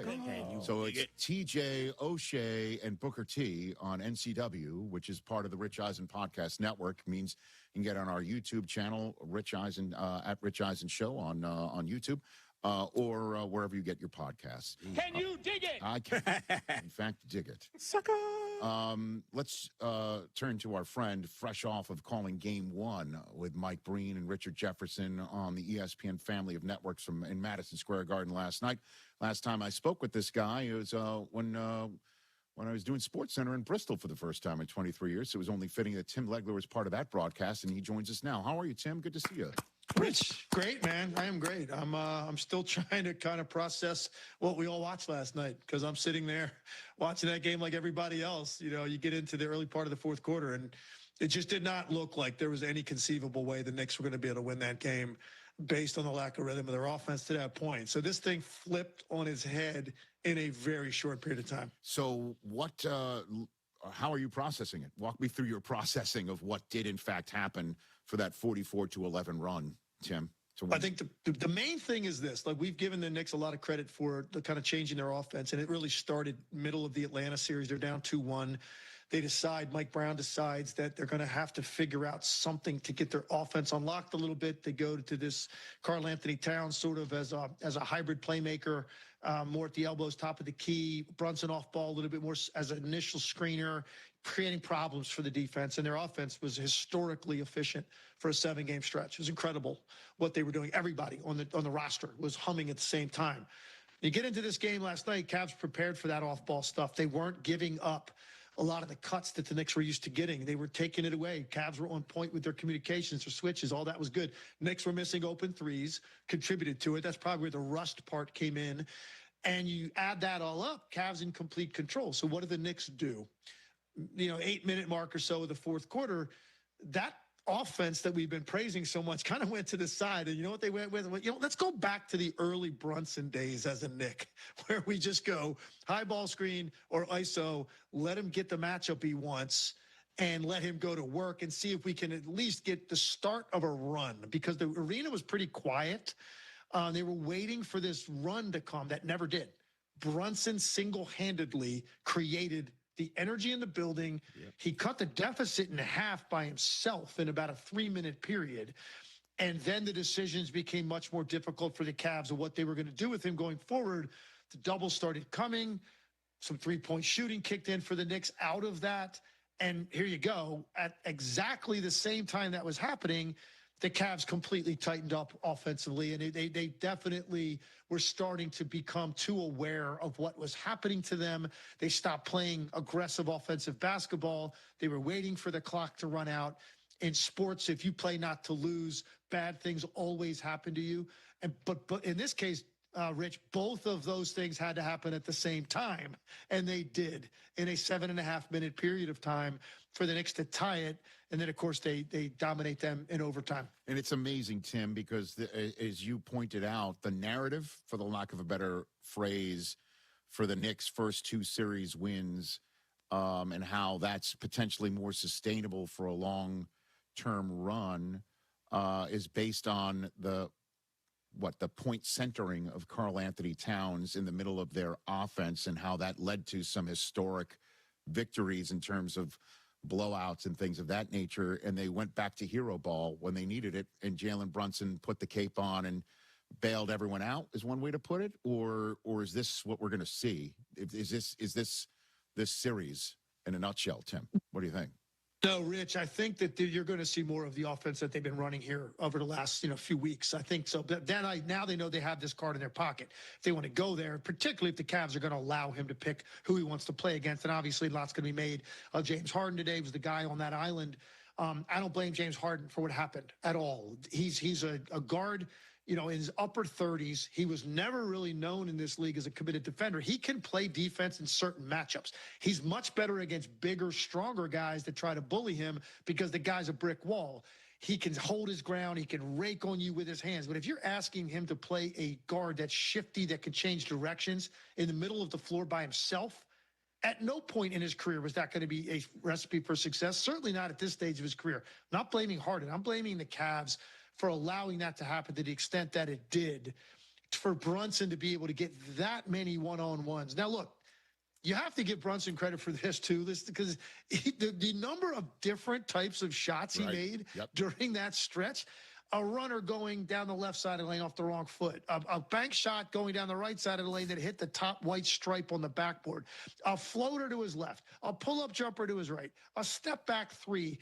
That all happened in a row, and now the Cavs go, okay, let's start to run sort of these half-hearted double teams at him, which was the wrong approach, because when you do a half-hearted double team, the other three guys don't know exactly if you're fully committed to the trap.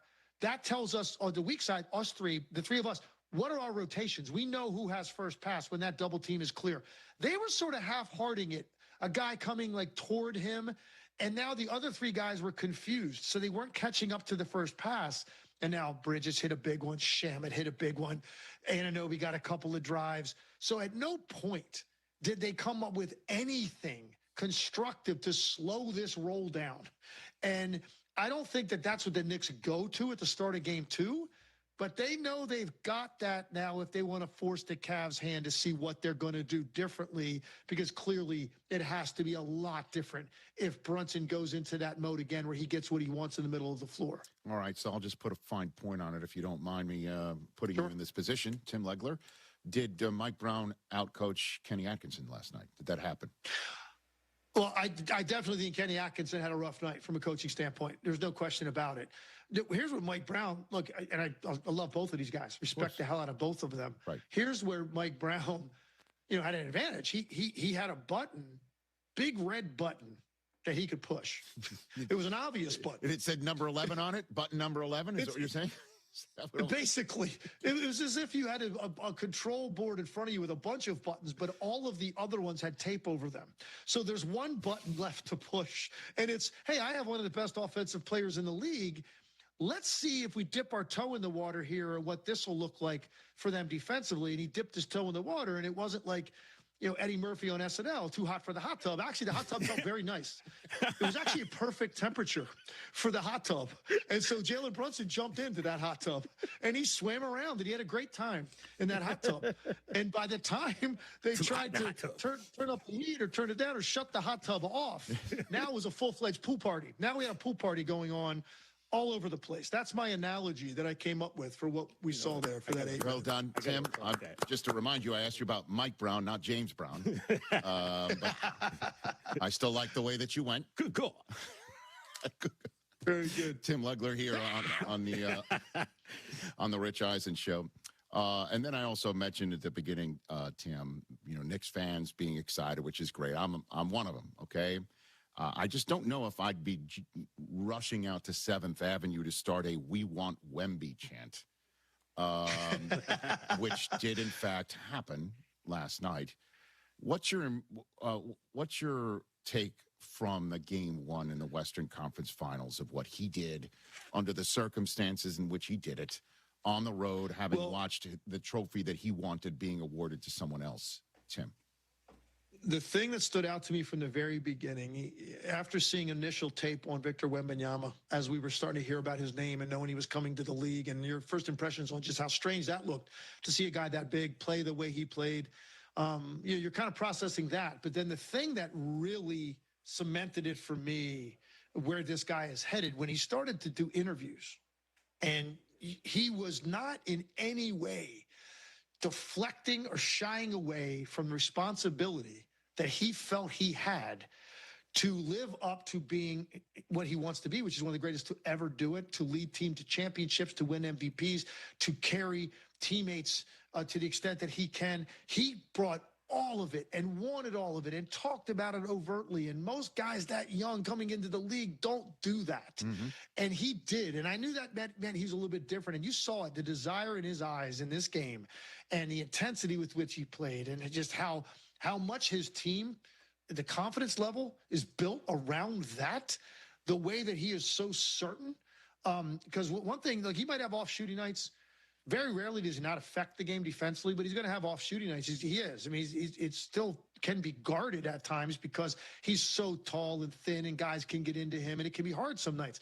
But one thing that wasn't going to change was his approach and his intensity, his demeanor, and his aggressiveness to try to get it done. And role players and supporting cast can live with that, man. Just be the same guy. And some nights it's going to look great. Some nights you might have off nights, but it always looks the same in terms of your demeanor.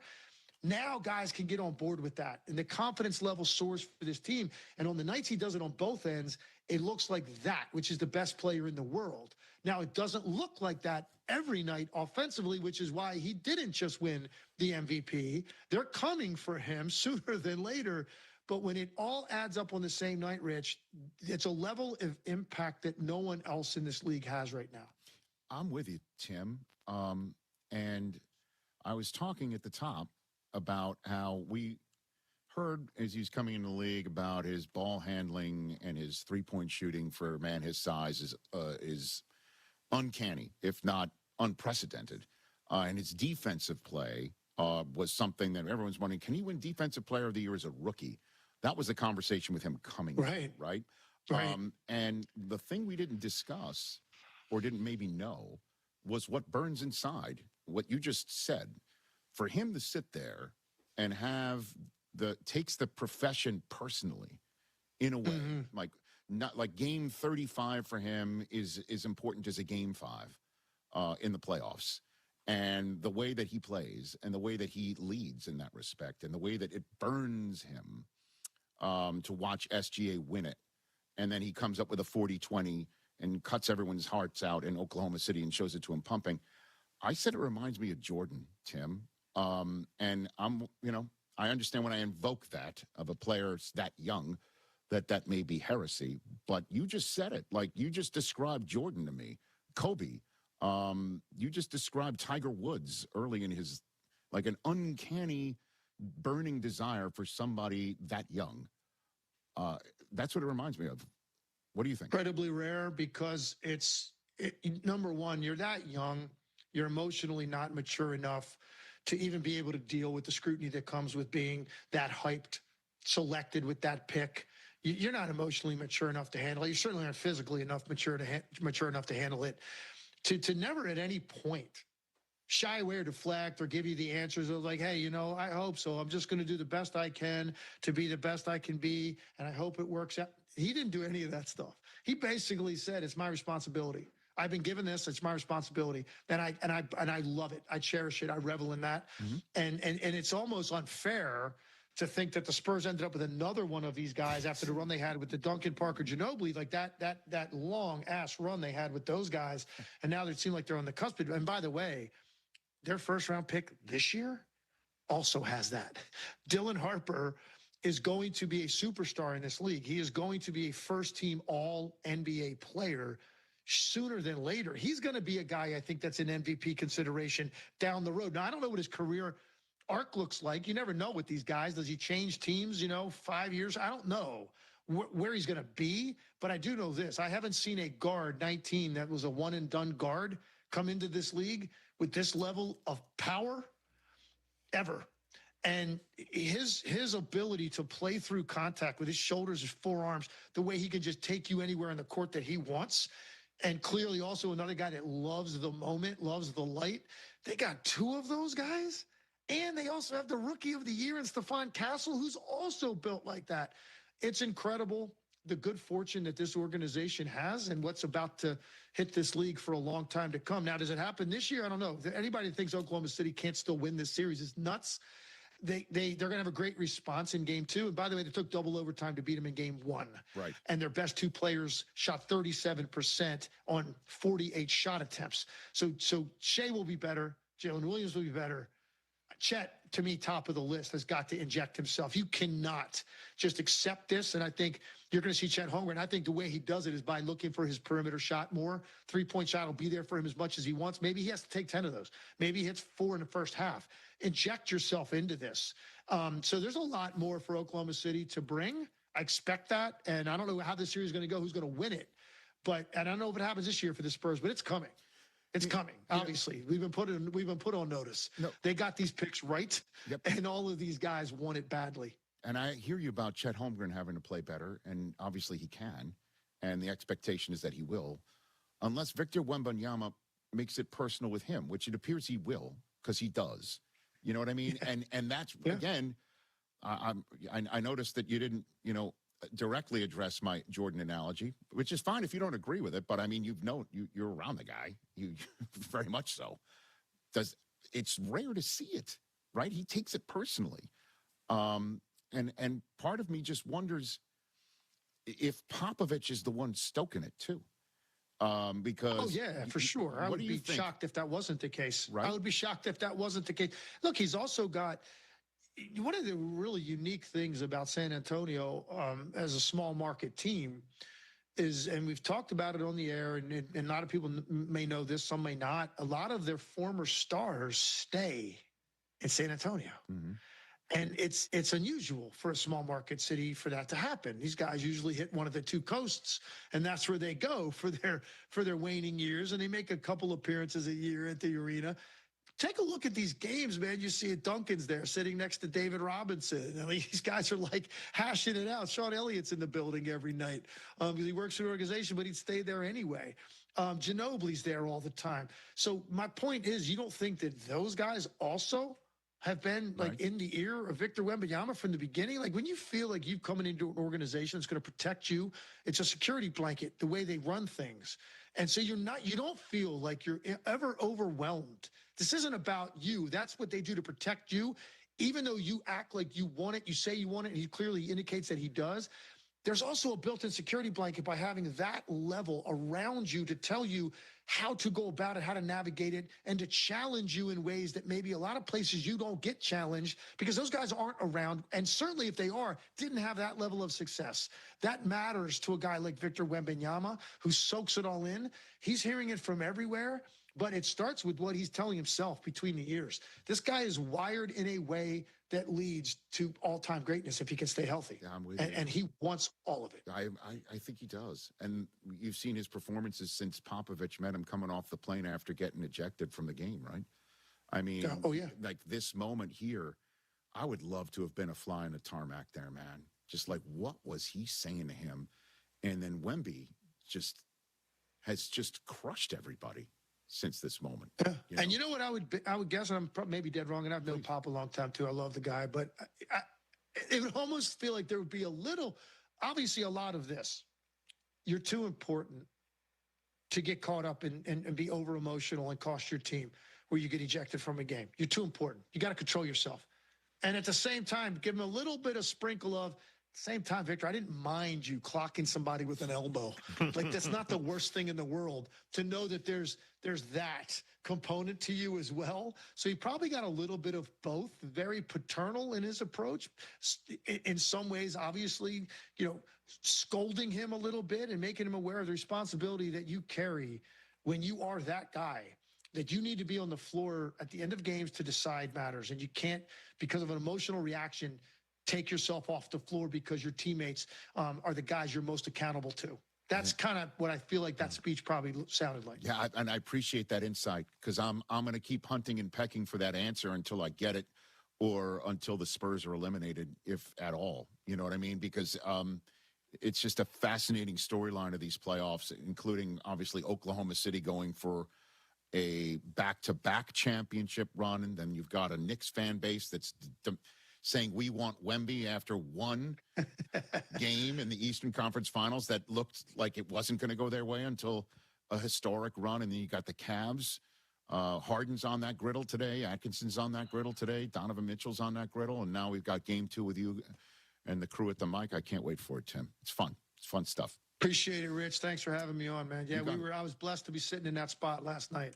That's not even working, man. That's just enjoying the sport that I've made my life out of, that I love more than anything other than my family. And being able to sit there next to Mike Breen and RJ and do that last night was special. And did we pick up what we were talking about here before? Was that a half a bang? Was that a buh on the Sam Merrill 3 that went in and out? Was it a buh? Do we get a buh from Mike Breen? I didn't pick up on the buh. I think Mike maybe was going to go there. And look, that's the obviously we all know that he calls Knicks games. He loves the Knicks, and he's about to give it a big bang to a shot that's going to cost you a game. And that has to be something that could have been tough to get out. But he's an ultimate professional. He would have done it. And by the way, that basketball was more than halfway in that rim, man. Down. And it had a weird, what's weird? It had a slight, for a pure shooter, it had the slightest sideways rotation, just a little. That meant when it hit inside the rim, it spun and kicked out. If that's 100% pure coming off when the seams are rotating directly backwards to you as a shooter, that ball's going in. That's the difference between a win and a loss last night. And it's incredible that ball didn't go in, and obviously the Knicks took advantage. Yeah. You mean it didn't hit the heel and bounce up, scrape Messier's jersey, and then come right back down through it? So, and seriously, the difference between the Game 1 Eastern Conference final starts for the Knicks last 2 years, obviously it's stark. And I can't wait to see the drama play out. Tim, look for more of my texts to join us after these games, and certainly the finals Rich, as well. You got it. Really appreciate it. That's Tim Legler, everybody, from the good people at ESPN and our friends in the family of Disney networks. He knows something about shooting threes too. So I know he does. That is for sure. And that was just an epic Game 1. Yeah. Wemby. I'm telling you, Wemby. He didn't agree with my Jordan thing, so I was fishing for it. I think it's just because Jordan is on such a level that it's hard to get people. But it's got echoes similar. But Rich, let me tell you something. 5 seasons from now, 5 seasons. It could be 5 games. It could be 5 games. But I'm just saying, like 5 years from now, I think that there's going to be a whole nother story being written. And this guy's going to be the Of course, this guy's going to come into Madison Square Garden and tell the Knicks fans, I heard what you said after game 1. I heard it. You got Frederick Weiss. They've got me. Talk about the French pastry that you had. Weiss. Yeah. A SoFi personal loan is here to help you achieve something once thought impossible, overcoming high-interest credit card debt. Walk the tightrope of your finances with one low, fixed-rate monthly payment, no fees required, and as soon as the same-day funding. That's right. You can pull off your own debt-defying stunt with a SoFi personal loan. Visit SoFi.com/trick to learn more. Loans originated by SoFi Bank N.A. member FDIC. Terms and conditions apply. NMLS 696891. Hour 3's got Shams Sharani and O'Shea Jackson Jr. in person in it. Your calls at 844-204-RICH coming up next. The NFL schedule dropped, and it's time to settle up. There's road trips to plan, hotels to book, tickets to split, tailgates to cover, scores to settle, all the things for the season. But now, when you send $10 or more to a friend with PayPal by May 28th, you could win 2 tickets to every home game of your favorite team. Yep, the whole season. Visit paypal.com/P2P sweeps. No purchase necessary. See website for details, including how to enter by mail. Brought to you by PayPal, official peer-to-peer payment sponsor of the NFL. Okay, team. Huddle up. Why are you dressed like a hockey player? Because America's energy security is on thin ice. We're facing an overburdened electric grid, rising fuel costs, and severe weather. But here's your power play. Propane. It's affordable, abundant, safe. Propane is reliable energy, even when the grid isn't. Advantage Propane. Learn more at propane.com/powerplay. Enter the Ultimate Fan Sweepstakes for your chance to win the Ultimate Post-Game Concerts package. The winner will receive 2 lower-level tickets to 3 White Sox home games, plus on-field access to the post-game concerts that follow, featuring Marshmello, presented by Minute Maid Spike, Ja Rule, presented by Coca-Cola, and Cole Swindell, presented by Xfinity. Get ready for 3 unforgettable nights. To enter, visit whitesox.com/sweepstakes. Get the last roof you'll ever need with steel roofing from Menards. Steel roofing provides your home with the best protection from wind, hail, and fire. Choose from 29 stylish colors to enhance the appearance of your home. Available in cut-to-length panels that cover a large area quickly for fast installation. Plus, shop the weekly flyer on Menards.com for all the great deals happening now. Save big money at Menards. Spring is here. So many great things you do with the kids as things warm up. What a wonderful family you've created. You want things to stay just as they are. It's time to talk about taking the next step for your future.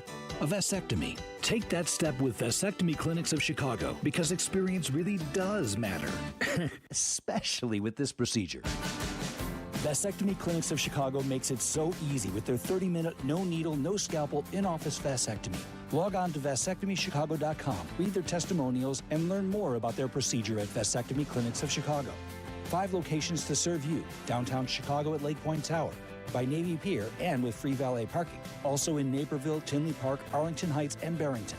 Most insurance accepted. Visit vasectomychicago.com or call toll-free 877-877-4VAS. That's 877-877-4827. What's up, it's J Hood. Looking to score big on style for your home without breaking the bank? Then don't miss the IKEA Sidewalk Sale happening now through the 25th at IKEA Schaumburg and IKEA Bolingbrook. We're clearing out closeouts and overstocks, even putting some of your all-time favorite lines, including Billy, Trofast, and others on sale at serious discounts. And new items are being added throughout the sale. Every visit is a brand new treasure hunt. You'll never know what you'll find next. So visit often and discover something amazing at the IKEA Sidewalk Sale, now through the 25th. Hey, Silvy, want to grab a drink tonight? With you? Depends. Is tequila involved? I'll have my E.H. Taylor. You've got Corazon Tequila. Now I'm listening. Peggy Canane's in Arlington Heights. Plenty of room. You, me, and about 100 of our friends. Wait, what? Okay. It's Whiskey University. Why didn't you just say that? Whiskey University, tonight at 7 at Peggy Canane's in Arlington Heights. Featuring E.H. Taylor, Traveler Full Proof, and yes, some Corazon Tequila. Seats are limited. Don't be tardy. And please drink responsibly. My name is Emma. I am 13 years old. 6 years ago, I was injured in a car accident that left me paralyzed from the waist down. Once I completed rehab, my mom applied for a canine companion service dog. Last January, I finally got to meet my service dog, Marcia, who quickly developed a very strong bond. Together, we go to my horseback riding lessons, school band practice, swim meets, and archery classes.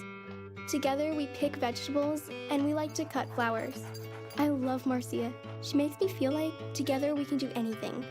I can't imagine life without her. She's a part of the family. We are just one of the thousands of teams Canine Companions has paired together over the past 50 years. With your help, we can continue for another 50. Visit canine.org to see the many ways you can change lives. I can tell that we are gonna be friends. Switching to Progressive is a game-winning call. And that reminds us of other game-winning calls in the history of sports. So it was the fourth quarter and we're down by 5. Sweat pouring down my face. Suddenly it hit me. If only I could wrap part of the towel around my forehead. And that's how I became the first basketball player to wear a headband. Okay, not really a game-winning call, but it was a good call. You can make one too. Switch to Progressive and you could save hundreds. Progressive Casualty Insurance Company and affiliates, not available in all states. The NFL schedule dropped, and it is time to settle up, people. There's road trips to plan, hotels to book, tickets to split, tailgates to cover, scores to settle. All the things for the season. But now, when you send $10 or more to a friend with PayPal by May 28th, you could win 2 tickets to every home game of your favorite team. Yep, the whole season. Visit paypal.com/P2P sweeps. No purchase necessary. See website for details, including how to enter by mail. Brought to you by PayPal, official peer-to-peer payment sponsor of the NFL. There's an app for that. Download, listen live, podcasts on demand. The ESPN Chicago app. PayPal.com/P2P sweeps. No purchase necessary. See website for details, including how to enter by mail. Brought to you by PayPal, official peer-to-peer payment sponsor of the NFL.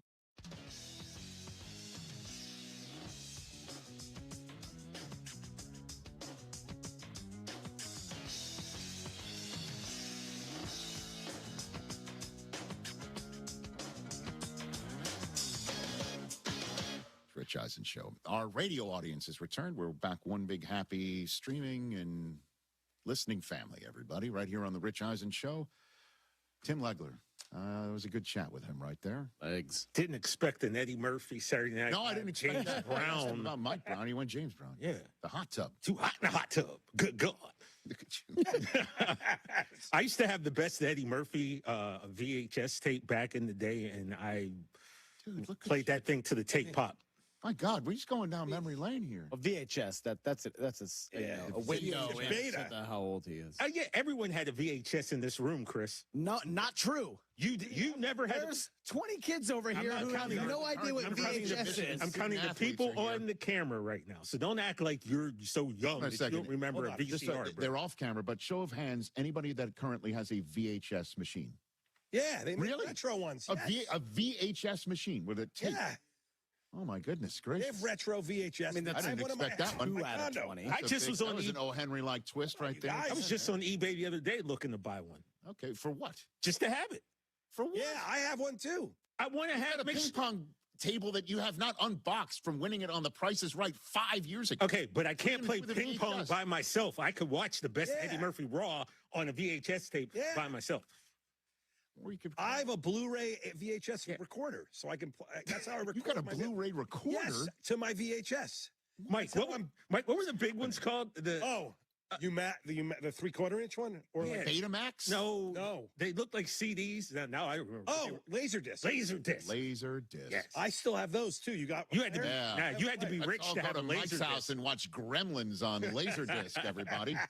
Only the rich. Not weird at all. Only the rich kids in my city had Laserdisc. Never give a Mogwai any water or light after midnight. No food. I learned that on my Laserdisc. Don't let it all hang out. All right.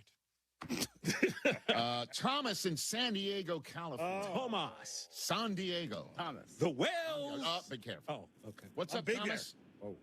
Hey, thank you for taking my call, Rich. Hey, I just want to say, if I may, I've been a big fan of yours for a long time, ever since you launched NFL Network. NFL Total Access was always on my TV, man. Big fan of your work, and what you do for the kids out there is a beautiful thing, man. Thank you. I appreciate you saying that, Thomas.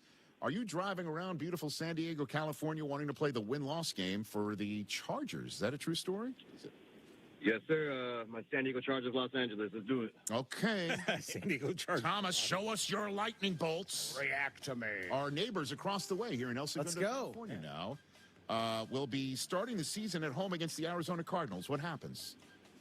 That's a win, my friend. 1-0, Raiders at Chargers. Another win. Oh, my goodness. They start off with such easy games. It's like the Kansas City Chiefs. Only team. Uh-huh. Chargers at Bills. What happens next? Make fun all you want, man. Chargers at Bills. I think it's tough to start 3-0. I'll give that one a loss. 2-1 at the Seahawks. Man, that's a tough defense. I'm gonna have to go another loss. All right. That's now 2-2 with the Broncos coming to their house. At home for the Chargers? Yes, sir. That's a win. 3-2 at the Chiefs. At the Chiefs. I'll give that one to the Chiefs. 3-3 coming home, taking on the Rams. Chargers and Rams in SoFi. This is a tough schedule, isn't it? You know, I'm gonna give them the dub in the regular season, but I think we're gonna see them in the Super Bowl and win that game. All right. Wow. Okay. Spoiler alert. Okay. Got the rest of the regular season to go here. 4-3 home for the Texans. That's a win. 5-3 at the Ravens on a Monday night. It's going to be a tough game, but I think we have Jesse Minter's number, and we'll be able to exploit his defense. That's a win. All right. Is it Jim going to avenge firing John? Is that what it's going to be right there? But he's taking on his former defensive coordinator on a Monday night right there. Jets at Chargers. I know you're a Jets fan. My dad was a diehard Jets fan. Rest in peace, but we're going to kill the Jets. 7-3. Patriots at Chargers on NBC. I hate the Patriots more than any team in the entire world, so I can never cheer for them to win. So that's a win. Okay, 8-3 at the Bucks. That's another win. 9-3 at the Raiders. The Raiders. You know, we're sweeping the Raiders. That's a win. 10-3 home for the Niners on Thursday Night Football.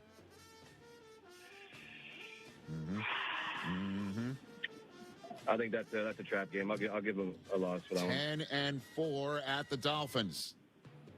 Easy win. Oh. 11-4 home for the Chiefs. Now that's where we split. We'll take that one.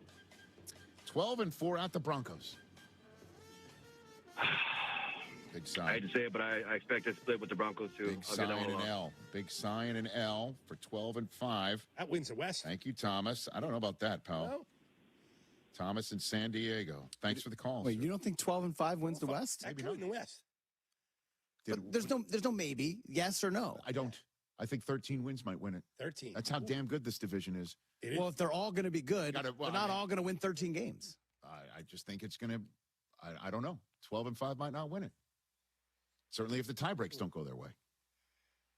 I don't know. The Chiefs might win 13 with that easy schedule. That's true. Right? Again, just keep misconstruing my words. You sat right next to me on the set when I said they're going to have an easy first month of the season, and they do. Yes, they do. They do.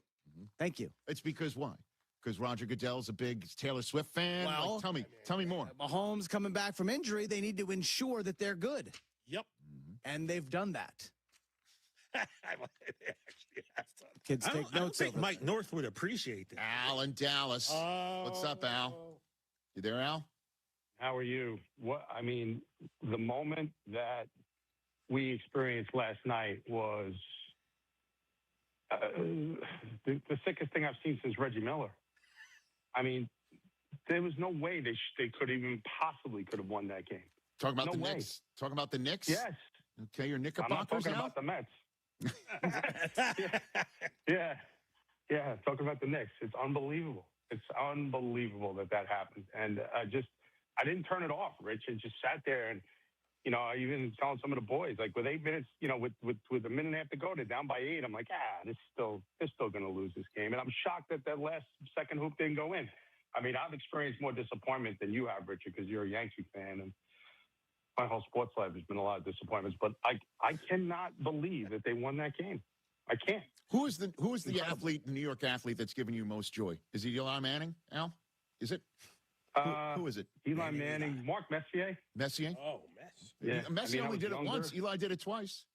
Yeah, but that once was, I already had two in the bag when Eli won. You know what I'm saying? Like, I already experienced, the Phil Simms and the Hofstadler. But so Eli, listen, I'm not downgrading. He's top 5, but Messier, Richie, you remember that 1994. It was that was and the Knicks. That was the greatest. The unbelievable summer. Mixing OJ, unfortunately. So it goes Messier, Eli, Howard Johnson, or is that where you put Backman, Wally Backman? Where do you put him, Al? Oh boy, Richard, you're really fired. Get out. You put the whole 86 Mets in there, Al. They're just one player. Just one player? Yeah, Danny Heap, maybe. Danny Heap has been called. Tim Tuffle. Look at him. Danny Heap. Richard, let me just throw one other thing out. I've been calling into this show for a very, very long time. 11 years. Like I've said it countless times. You've been very, very gracious to me, and you were very gracious to my family when we've come to events. And my son Jack is graduating high school today, Richard. You remember I got great pictures of you with him at the Houston Super Bowl event when he was a young child, and it's just an unbelievable. And I know you're about to experience the same thing right now, but it's an unbelievable experience. So you guys have been you've been a part of me since I've been down here in Texas, and it's just one of those things where. But for me not to say would be remiss not to mention. Al, congratulations. Enjoy that day, and send our best to the graduate. There goes Al in Dallas, everybody. All right, Al. All right. Let's take a break. Joe Burrow has spoken. Joe Burrow.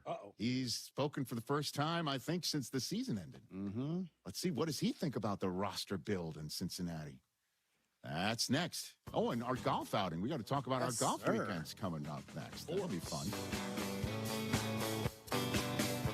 Rich Eisen here with some advice. If high-interest credit card debt is grinding you down, it might be time to call an Audible with a SoFi personal loan. It consolidates your debt into one low monthly payment with no fees required. And with as soon as the same-day funding, you can make the right play fast. Call an Audible on your debt today at SoFi.com/debtplay. Loans originated by SoFi Bank N.A., member FDIC. Terms and conditions apply. NMLS 696891. Fast funds terms apply at SoFi.com/debtplay. Evan Cohen here. In life, as in sports, the pros make it look easy. That's why pro golfers like Jason Day, Ben Griffin, and Patton Kazire trust the pros in lawn care. True Green. They have the experience and expertise to give you a lawn worthy of the PGA Tour. And since True Green does the work for you, you get more free time, or more tee times. So stop stressing over your lawn and start loving it. Sign up now at TrueGreen.com because nobody makes it easier to get a golf course quality lawn than True Green, the official lawn care treatment provider of the PGA Tour. Hey guys, it's Tyler Rocky. Golf should be comfortable, it should look good, and it definitely shouldn't feel stiff. That's why Pins and Aces works for me. Their apparel is made with premium materials that are lightweight, breathable, and actually move with you through your swing. The fit is clean and modern, not baggy, not tight, and the designs are stylish enough to wear on the course and keep on afterward. From gloves to head covers to apparel, Pins and Aces brings comfort and confidence to your game. Upgrade your golf gear for this season. Check out pinsandaces.com. Premium golf gear with an edge.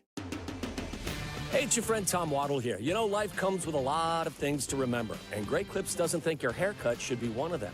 And this is why they use Clip Notes. It saves your haircut details, so no matter which stylist you see or Great Clips salon you visit, it's easy to feel like the best version of you. So do yourself a favor. Say goodbye to guesswork and hello to a great haircut every time. Download the app today.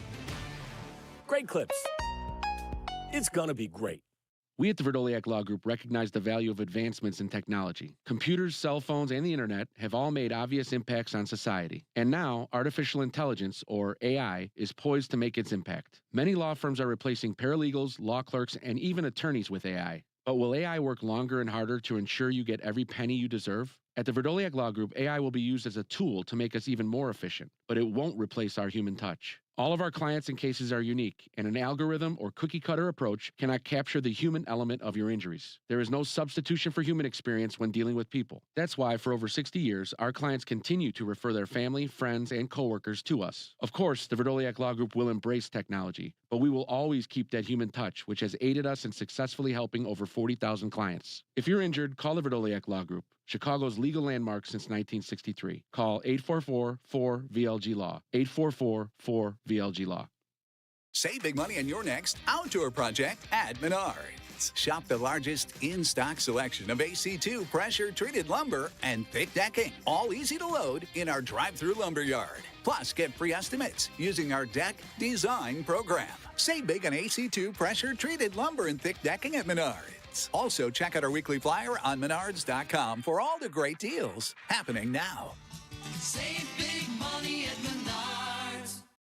Hey, Silvy, want to grab a drink tonight? With you? Depends. Is tequila involved? I'll have my E.H. Taylor. You've got Corazon Tequila. Now I'm listening. Peggy Canane's in Arlington Heights. Plenty of room. You, me, and about 100 of our friends. Wait, what? Okay. It's Whiskey University. Well, why didn't you just say that? Whiskey University, tonight at 7 at Peggy Canane's in Arlington Heights. Featuring E.H. Taylor, Traveler Full Proof, and yes, some Corazon Tequila. Seats are limited. Don't be tardy. And please drink responsibly. I'm so sorry I was late. I was at the retina specialist getting my first AMD treatment. I was worried that the injection would hurt, but it was much better than I expected. I'm so glad you're getting your AMD treated. Did you go to the same retina specialist that I see for my diabetic retinopathy? Yes, and I was already having blurred central vision. And the retina specialist told me that by treating it early, I had a better chance of saving and even improving my vision. It's important that we see an expert for our retinal conditions. A retina specialist also treated my son when his retina detached several years ago. The surgery saved his sight. When your vision is at risk from retinal disease, you need the expertise of a retina specialist. Retina specialists are highly trained physicians and surgeons who treat retinal conditions in adults and children, as well as severe eye trauma. If you experience blurred central vision, a curtain-like shadow in your vision, floaters, flashing lights, or wavy lines, see a retina specialist as soon as possible. Carmen and Jurko, now 9 a.m. to noon, weekdays on the home of the Bears, ESPN Chicago. Showed up in late June, so maybe he was surprised that it was this early There you and go, not I that guess. late. Amber Indian, weeknights at 7 Eastern on ESPN Radio.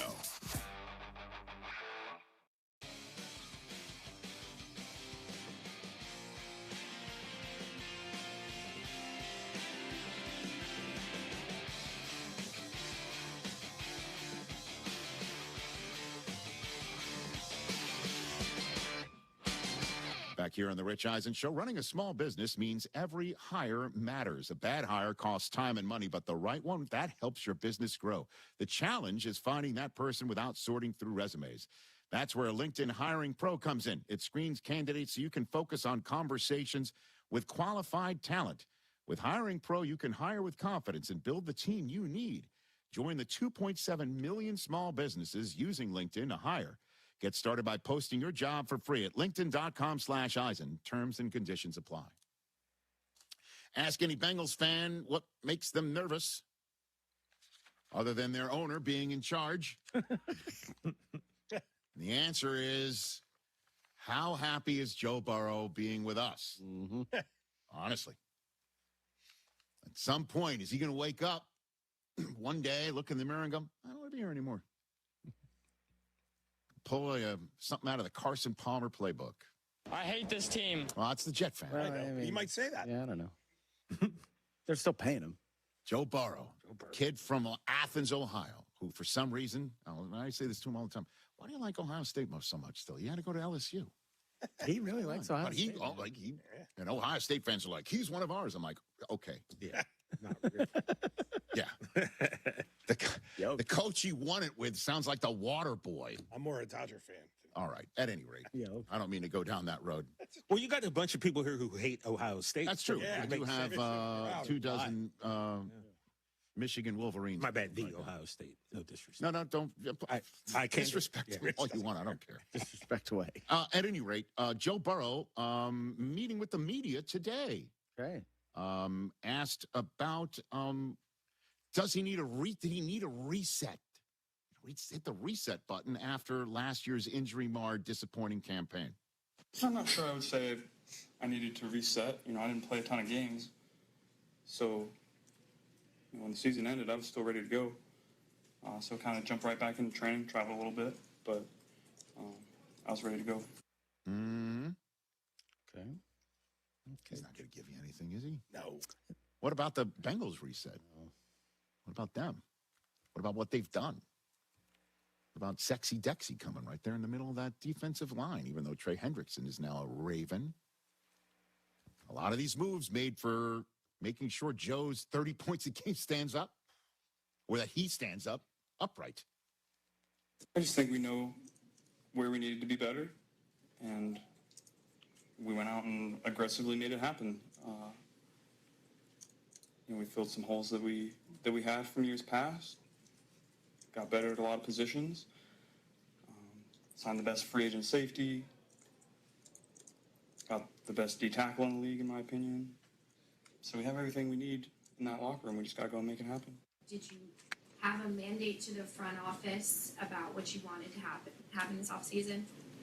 No, I would say, we had a lot of communication during free agency. We didn't have our postseason meeting like we typically have. So I would say, if anything, I was less involved this year than years past. There's no secret that the last several years didn't go the way we wanted to, and there's a lot of blame to go around for that, myself included.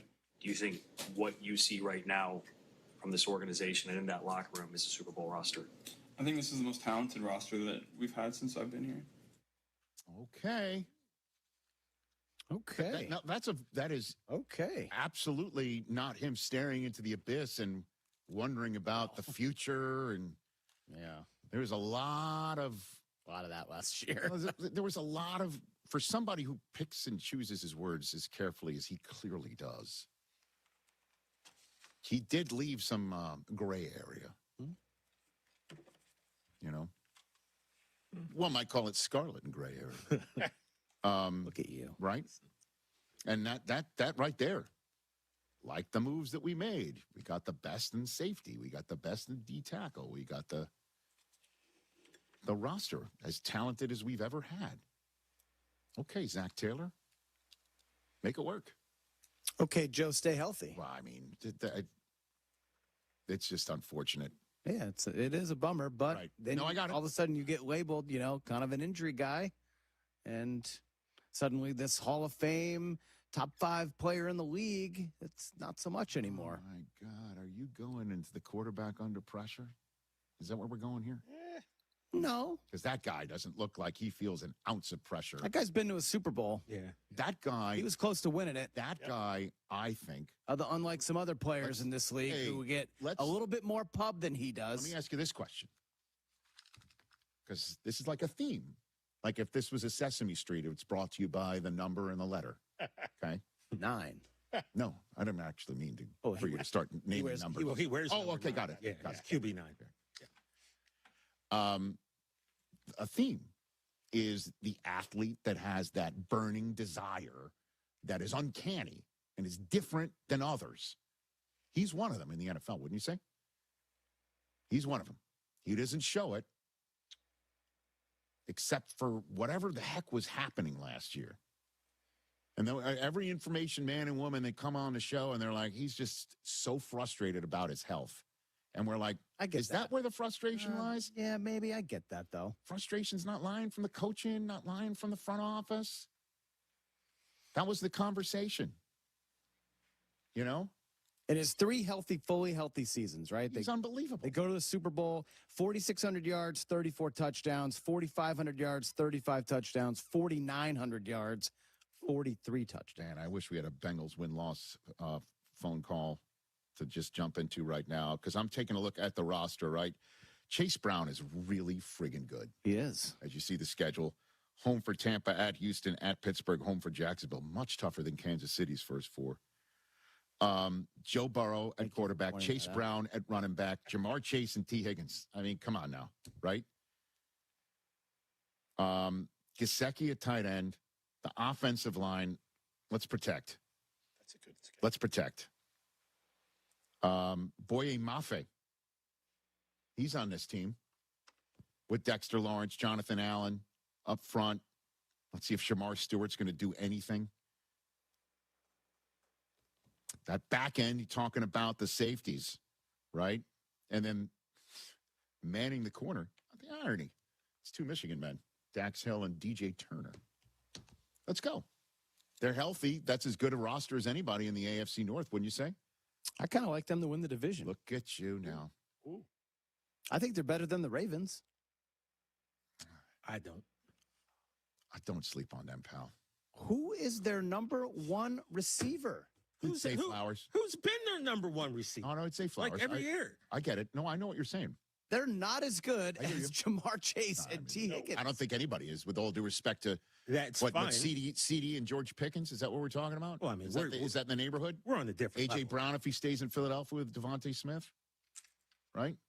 I mean, I know he's unstoppable, but another year older for Derrick Henry. Okay. Don't forget the right. Offensive Don't line. forget the right guard. Offensive line, not as good. Don't forget about Despite Venga Ioane. your I'm love the for only the guy right pounding guard. the table for my guy from Penn State. Wasser center. Very No, important. that's true, too. I think the Bengals should be favored here. Okay, everybody.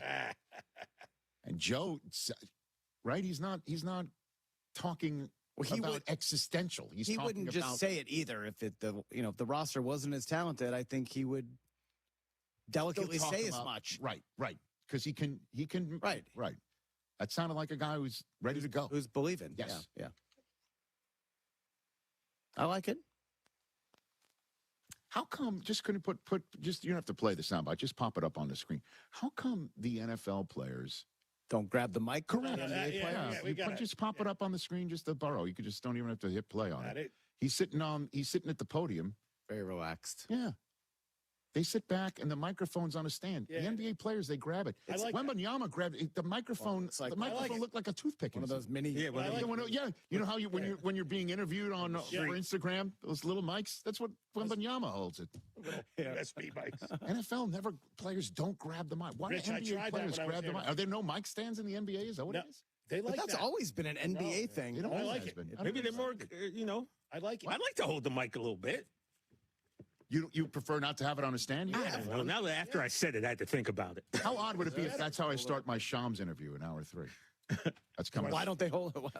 The NFL schedule dropped, and it's time to settle up. There's road trips to plan, hotels to book, tickets to split, tailgates to cover, scores to settle. All the things for the season. But now, when you send $10 or more to a friend with PayPal by May 28th, you could win 2 tickets to every home game of your favorite team. Yep, the whole season. Visit paypal.com/P2P sweeps. No purchase necessary. See website for details, including how to enter by mail. Brought to you by PayPal, official peer-to-peer payment sponsor of the NFL. It's Rich Eisen for Pella Windows and Doors. Sometimes teams take a timeout to regroup and call the right play. When it comes to your home, Pella Windows and Doors always has the winning game plan. They do it every day, and that's why your neighbors trust them. Visit Pella.com/Eisen today. Right now, Pella Windows and Doors of Greater Chicago and Northwest Indiana is offering up to 25% off windows and doors and 0% financing for 24 months. Some restrictions may apply. See store for details. Offer ends May 31st, 2026.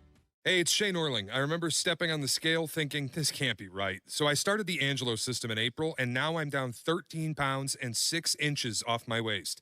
What hit me was how different I felt. Dr. Angelo helped me understand how to control my appetite. Now I feel more energized and better every single day. No calorie counting, no food restrictions, no drugs. It's a smarter way to lose weight and reverse diabetes. Visit theangelosystem.com today. That's the ANGELO system.com today.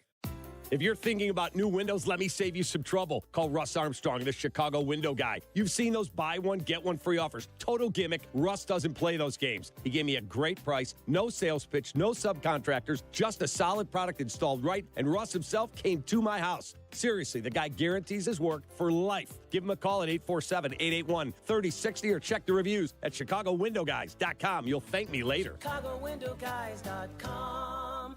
Wesley Financial Group is not a law firm. Ask yourself this question. Is it really worth holding on to that timeshare that you know you need to get rid of? Here's the truth. The average maintenance fee just went up over 17%. Checking the bank? Then don't miss the IKEA sidewalk sale happening now through the 25th. Checking the bank? Then don't miss the IKEA sidewalk sale happening now through the 25th at IKEA Schaumburg and IKEA Bolingbrook.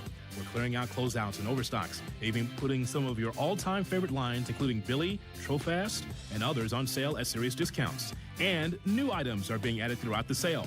Every visit is a brand new treasure hunt. You'll never know what you'll find next. So visit often and discover something amazing at the IKEA Sidewalk Sale, now through the 25th.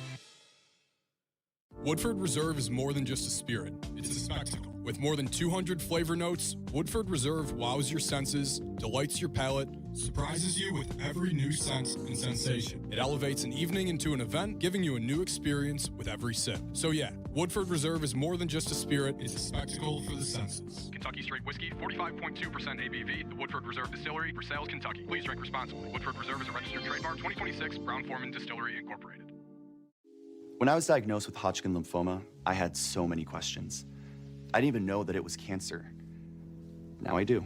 It is cancer. Blood cancer. It's actually one of more than 100 different types, and they're all treated differently.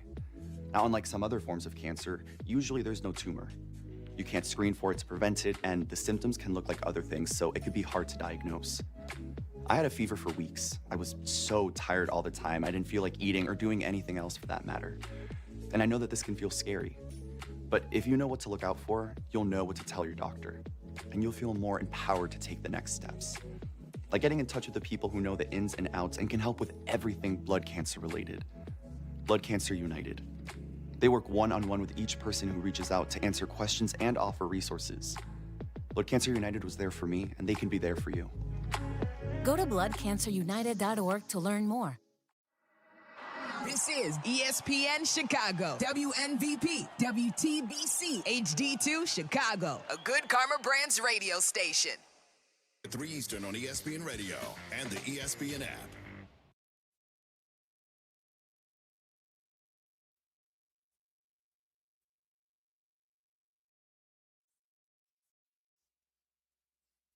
This is the Rich Eisen Show. Hey, everybody. Can't get enough of the Rich Eisen Show? You're in luck. You can find us everywhere.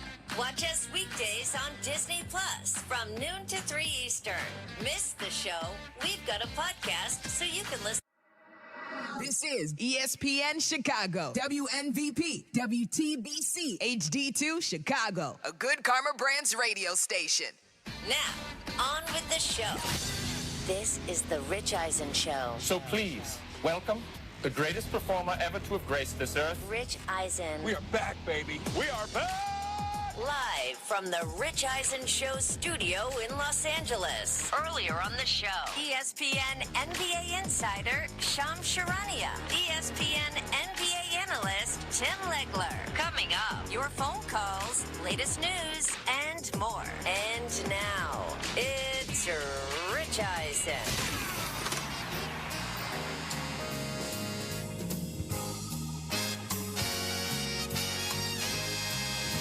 Hour number 3 of the Rich Eisen Show is on the air right here on Disney Plus, the ESPN app, ESPN Radio, Sirius XM, Channel 80. O'Shea Jackson Jr. is going to be joining us in studio in just a matter of moments. No Contest Wrestling with TJ Jefferson and O'Shea, and Booker T is the guest coming up later on for your viewing and listening pleasure. Correct? Five time WCW champion. Ladies and gentlemen. Booker T is going to be joining those two gents. By Zoom. He won't be in studio. Oh, very good. Thank you for that information. 844-204-RICH is the number to dial here on the program. Joining us now to talk about everything going on in the NBA is a man whose reporting is so good, Amazon refuses to deliver anything to his house now. Sham Charania. Could you imagine? Are they boycotting you now, Shams? Is that what's happening? I don't know if that would be wise, but you never know. You never know. Your reporting is just too damn good, man. What are you hearing from the Spurs about anything to put more meat on the bones of Victor Wembanyama's response about feeling snubbed? Like this that's is serious, real, right? That's real, that's right? real, right? Yeah, that's real. That's why you think about how big of a deal, a big of a story on its face. Just Shai Gilgeous-Alexander winning back-to-back MVP awards on its face alone. That's a massive story. 14th player ever to do so. You look at his numbers over the course of the last year, especially this season. He's in rarefied air. He's in the same category as Michael Jordan, back-to-back MVPs, first guard since Steph Curry, first back-to-back MVP since Nikola Jokic. But just what he's done year after year since he's been in Oklahoma City, his rise, it's a massive story in and of itself. But I think the other dual component to it is the competitive motivation factor that it has undoubtedly for a guy like Victor Wembanyama. Anyone that knows Victor Wembanyama, he's as focused, as driven of a young star as we've seen come into the league. I think Cooper Flagg is very similar in that mold as far as just genuine focus on basketball, being great and hating to lose and trying to be great and amazing at all costs. And there's a few other players in the league. We can go on. Anthony Edwards, I think you can put right up there. Luka Doncic is someone that's been a high-level competitor as well. But Victor Wembanyama is just a different type of specimen and force. And, when I heard confirmed, hard, old, that Shai Gilgeous-Alexander was MVP, right? It's a story, and it's an even bigger story going into this Western Conference Finals because, on the other side, and it's been confirmed in the aftermath of Game 1, how to heart Wemby took not getting MVP and Shai winning it. Yeah, you could see it, right? And he's not even voicing it. But to me, this is a fascinating part of the story, Shams, is this burning desire that this guy has. Just to repeat what I've been saying over the last 2 hours here, we knew coming in, hey, you've never seen anybody like him when he started, when he came to America. And we, writ large, as Basketball America, were introduced to him. You've never seen anybody handle it like him at his size. You've never seen anybody shoot it like him at this size. Defensively, he's going to be potentially lights out. It's the burning stuff inside. Do you have any good story that you've heard about that could, bring more to light about that part of Victor Wembanyama? Shams? That's how everyone around him has known him, is just how focused and how driven he is. But he's also he's not interested necessarily in some of the lifestyle components that come with being in the NBA or making a ton of money or being famous, right? Like his interest, Ramona Shelburne put up a great story today on ESPN, very well researched, well reported. I need to read the whole thing. I've seen different parts of it. But this is a dude that is fascinated by obviously we know his lifestyle with the Monks last summer and training with Hakeem Olajuwon and spending time with Kevin Garnett and picking Kevin Garnett's mind. Like, he had weeks of just like self-growth last off season. Like, there's no bones to pick with how he wanted to handle his summer. It's like, a few weeks I'm going to spend in Asia. 1 week I'm going to spend in LA with Kevin Garnett. Another 4 or 5 days I'm going to spend with Hakeem Olajuwon in Houston. Then I'm going to go back to San Antonio and do X, Y, Z. Like, he has everything so mapped out, and it's all very productive to the final task. But he's someone that will geek out, nerd out, enjoy, have fun with stuff like NASA and outer space. And legitimately, maybe he is researching aliens. He might be researching himself. I don't know. But he is, you know, he's as unique and as different. And, I have been around that orbit with him a little bit since, I mean, he was like 16, 17 years old in the back of a car of one of his agents driving him around in France.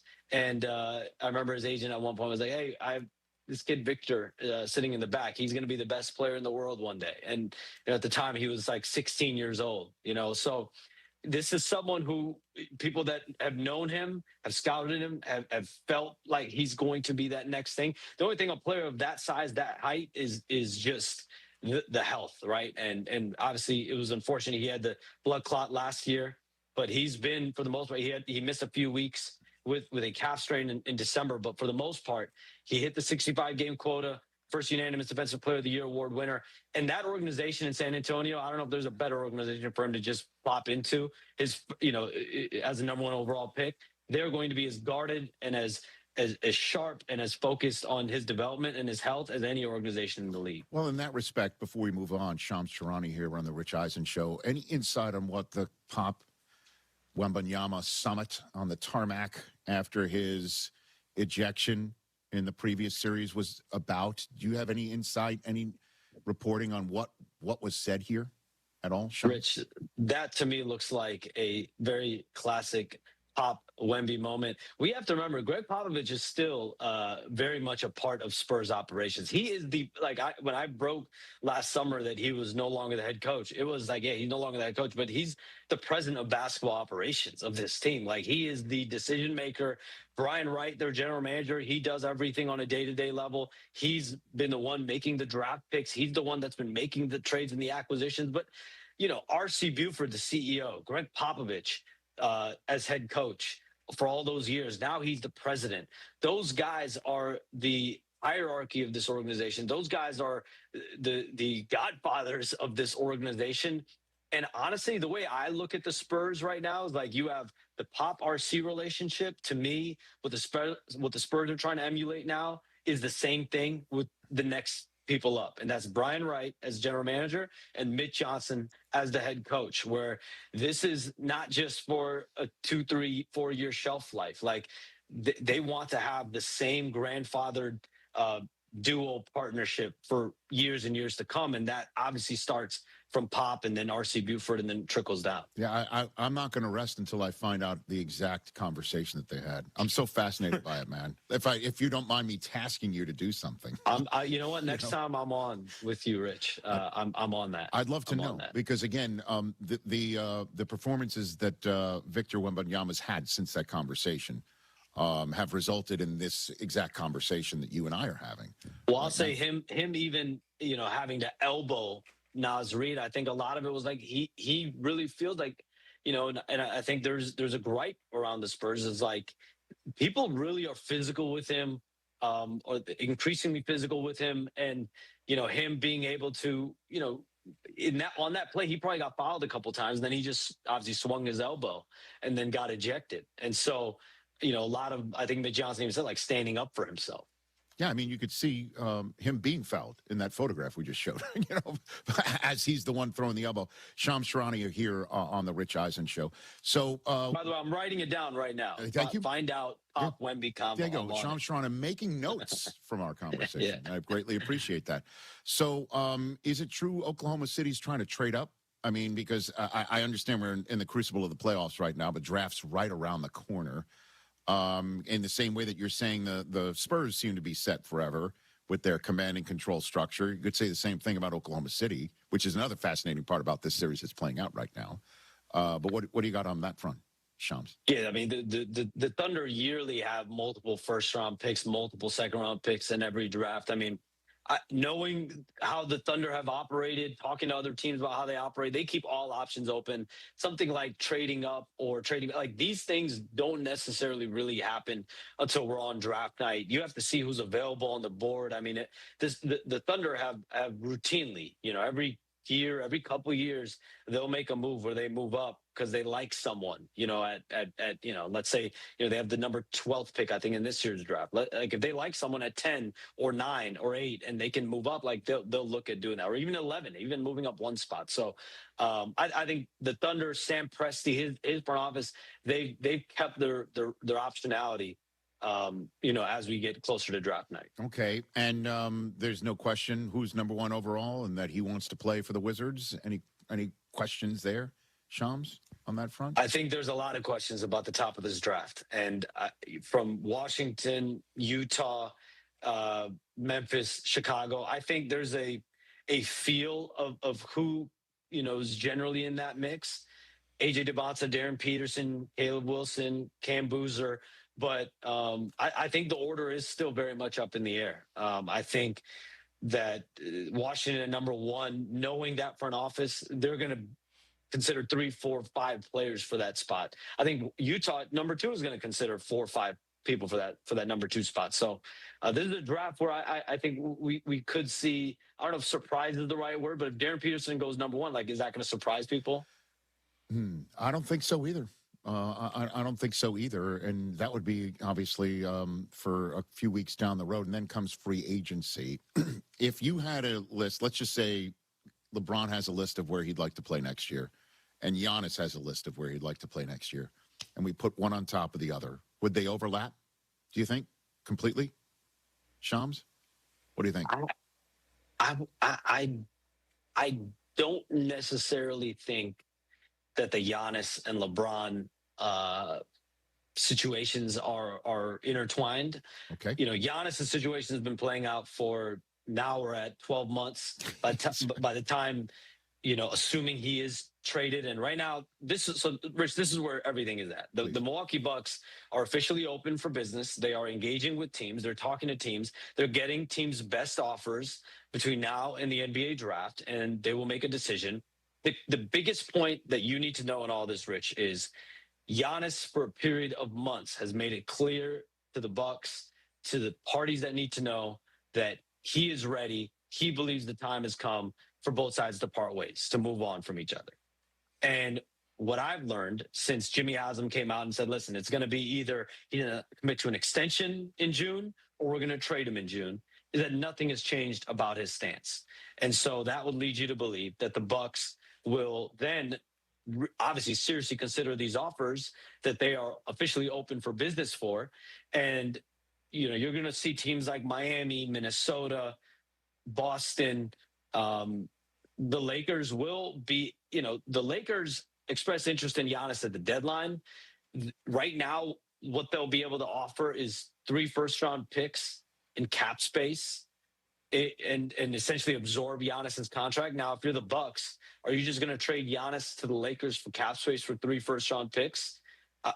My sense is they're going to get better in the marketplace than that.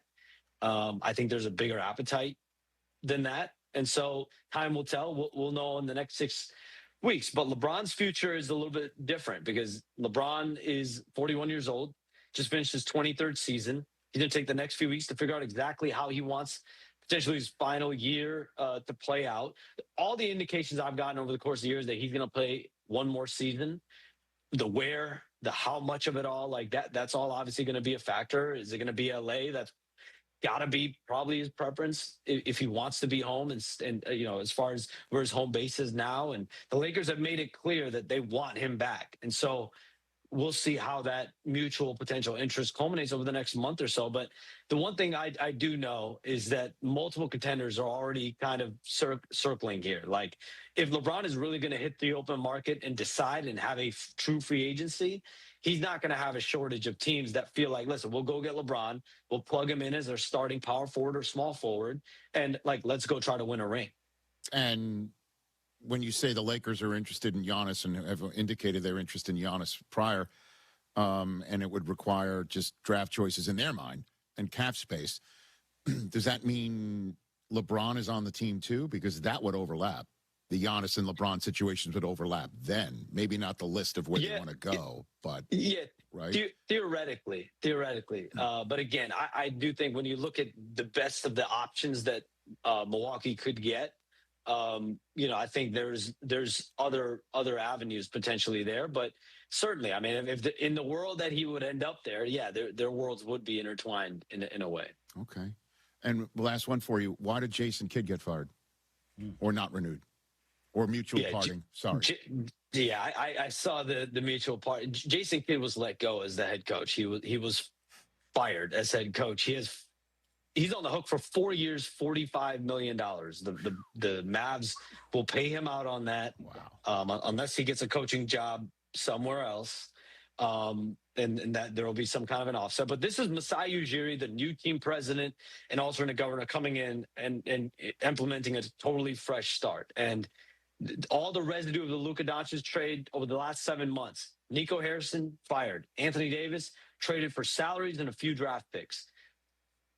Jason Kidd fired. And conversations that Masai Ujiri's had, ownership's had, the research and the information gathering that they've done in the lead up to this, it's unquestionably a part of it that Jason Kidd had a level of support for the Luka Doncic trade. But even beyond that, my understanding is the environment, the culture that's been developed over the last year or so. Masai Ujiri just wanted a clean slate from it, and that's what he did. That's what he started his implementation for. And everyone now knows there's a new sheriff in town. It's Masai Ujiri, and I think moving forward, you're going to see a comprehensive coaching search.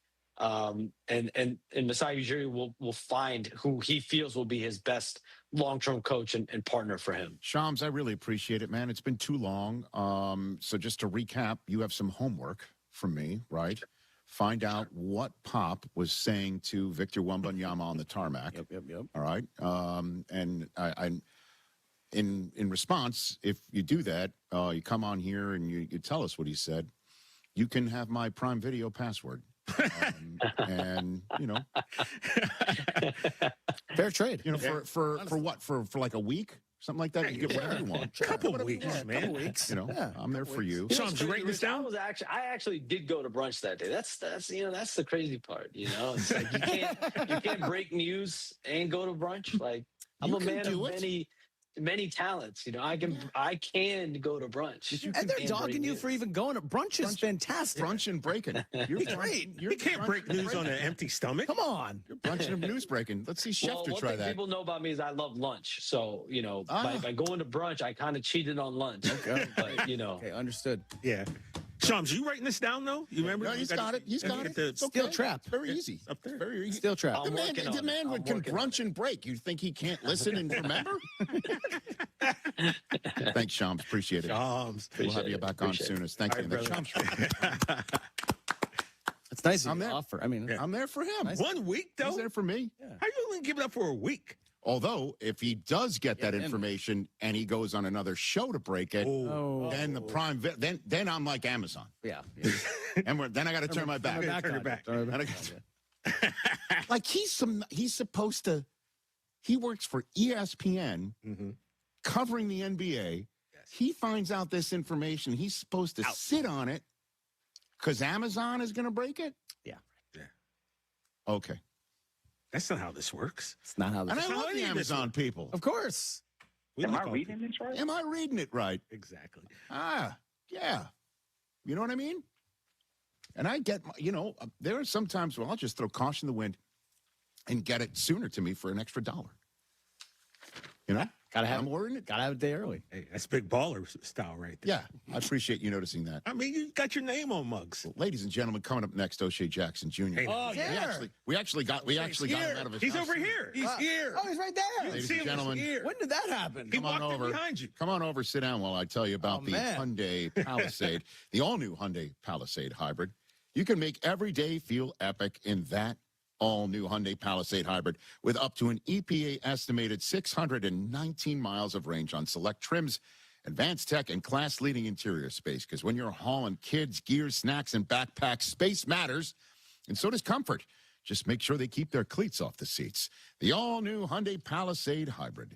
Visit HyundaiUSA.com or call 562-314-4603 for details. I'm not a liar. O'Shea Jackson Jr. is literally sitting in the seat. Hey. Oh, he's put on his... That was very Caruso-like. You put on the glasses.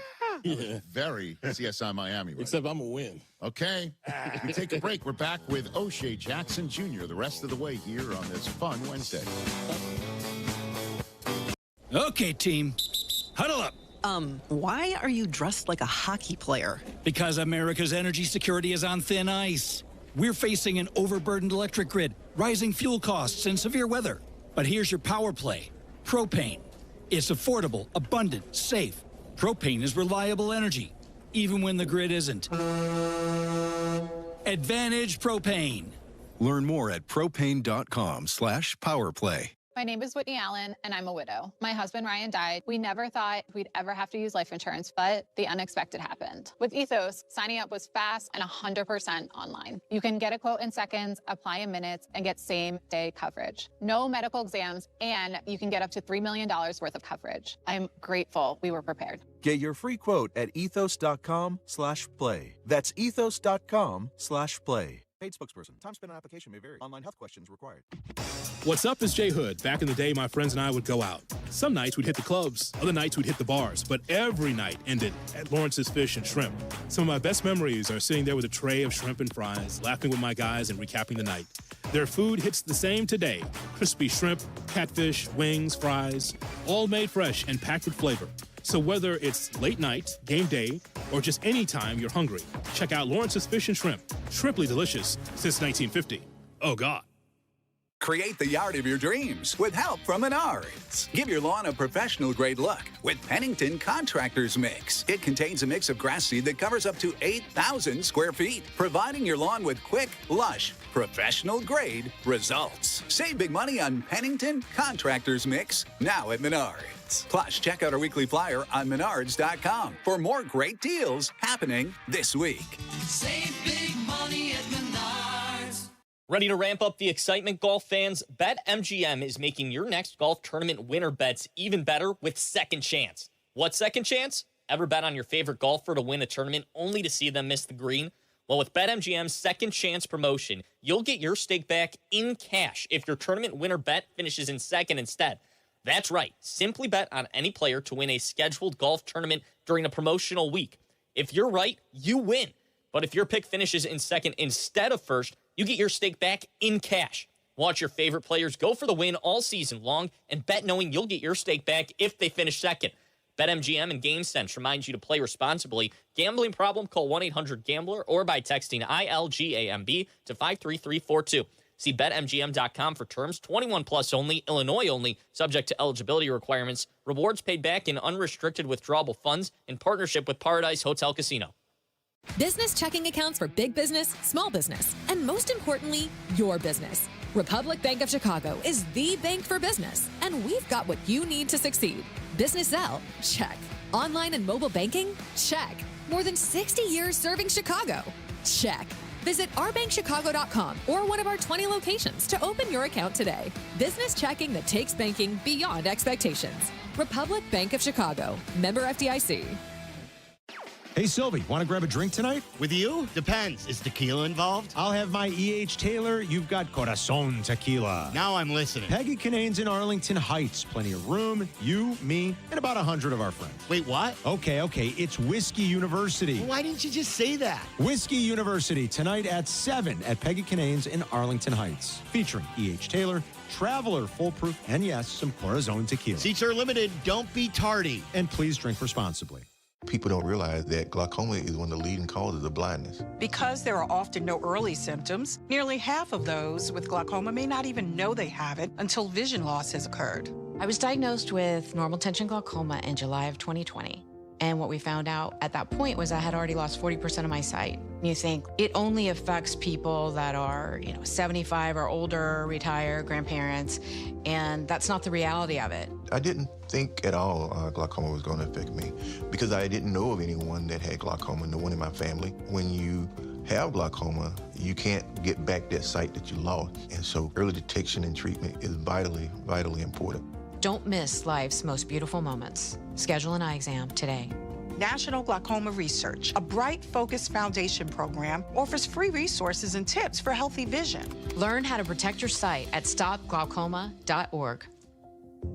My name is Whitney Allen, and I'm a widow. My husband, Ryan, died. We never thought we'd ever have to use life insurance, but the unexpected happened. With Ethos, signing up was fast and 100% online. You can get a quote in seconds, apply in minutes, and get same-day coverage. No medical exams, and you can get up to $3 million worth of coverage. I'm grateful we were prepared. Get your free quote at ethos.com/play. That's ethos.com/play. Paid spokesperson. Time spent on application may vary. Online health questions required. Evan Cohen here. In life, as in sports, the pros make it look easy. That's why pro golfers like Jason Day, Ben Griffin, and Patton Kazire trust the pros in lawn care. True Green. They have the experience and expertise to give you a lawn worthy of the PGA Tour. And since True Green does the work for you, you get more free time, or more tee times. So stop stressing over your lawn and start loving it. Sign up now at TrueGreen.com because nobody makes it easier to get a golf course quality lawn than True Green, the official lawn care treatment provider of the PGA Tour. Peggy Kaczynski and Dion Miller. Saturdays on ESPN Chicago. Brought to you by Advantage Acura. Home game of your favorite team. Yep, the whole season. Visit paypal.com/P2P sweeps. No purchase necessary. See website for details, including how to enter by mail. Brought to you by PayPal, official peer-to-peer payment sponsor of the NFL.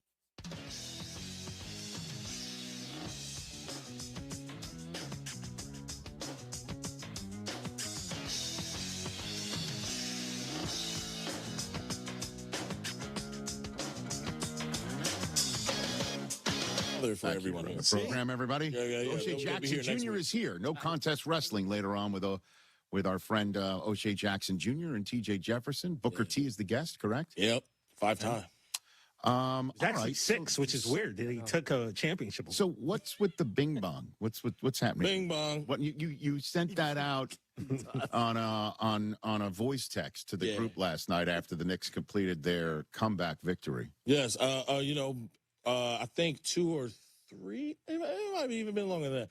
But I think about 3 years ago, Knicks fans were screaming that. That's the noise that they hear when they take, I'm from Los Angeles, so there's a train y'all take. Oh, I see. That'd be underground. Oh, it's the doors of the doors Bing Bong. Yeah. I didn't understand. Knicks fans used to yell that. That was their thing. Really? Yeah, keep up with all of the Knicks. Bing Bong. Well, you've never been on the subway before? There's a lot. I've never been on a bus before, bro. Oh, my goodness. I am. He grew up spoiled. rich, TJ. Yeah, right. I grew up rich, bro. Relax. Yeah, that was a subway here in Los Take Angeles. the bus. No, I would. Is there a tour? Is there a tour? Come on, dog.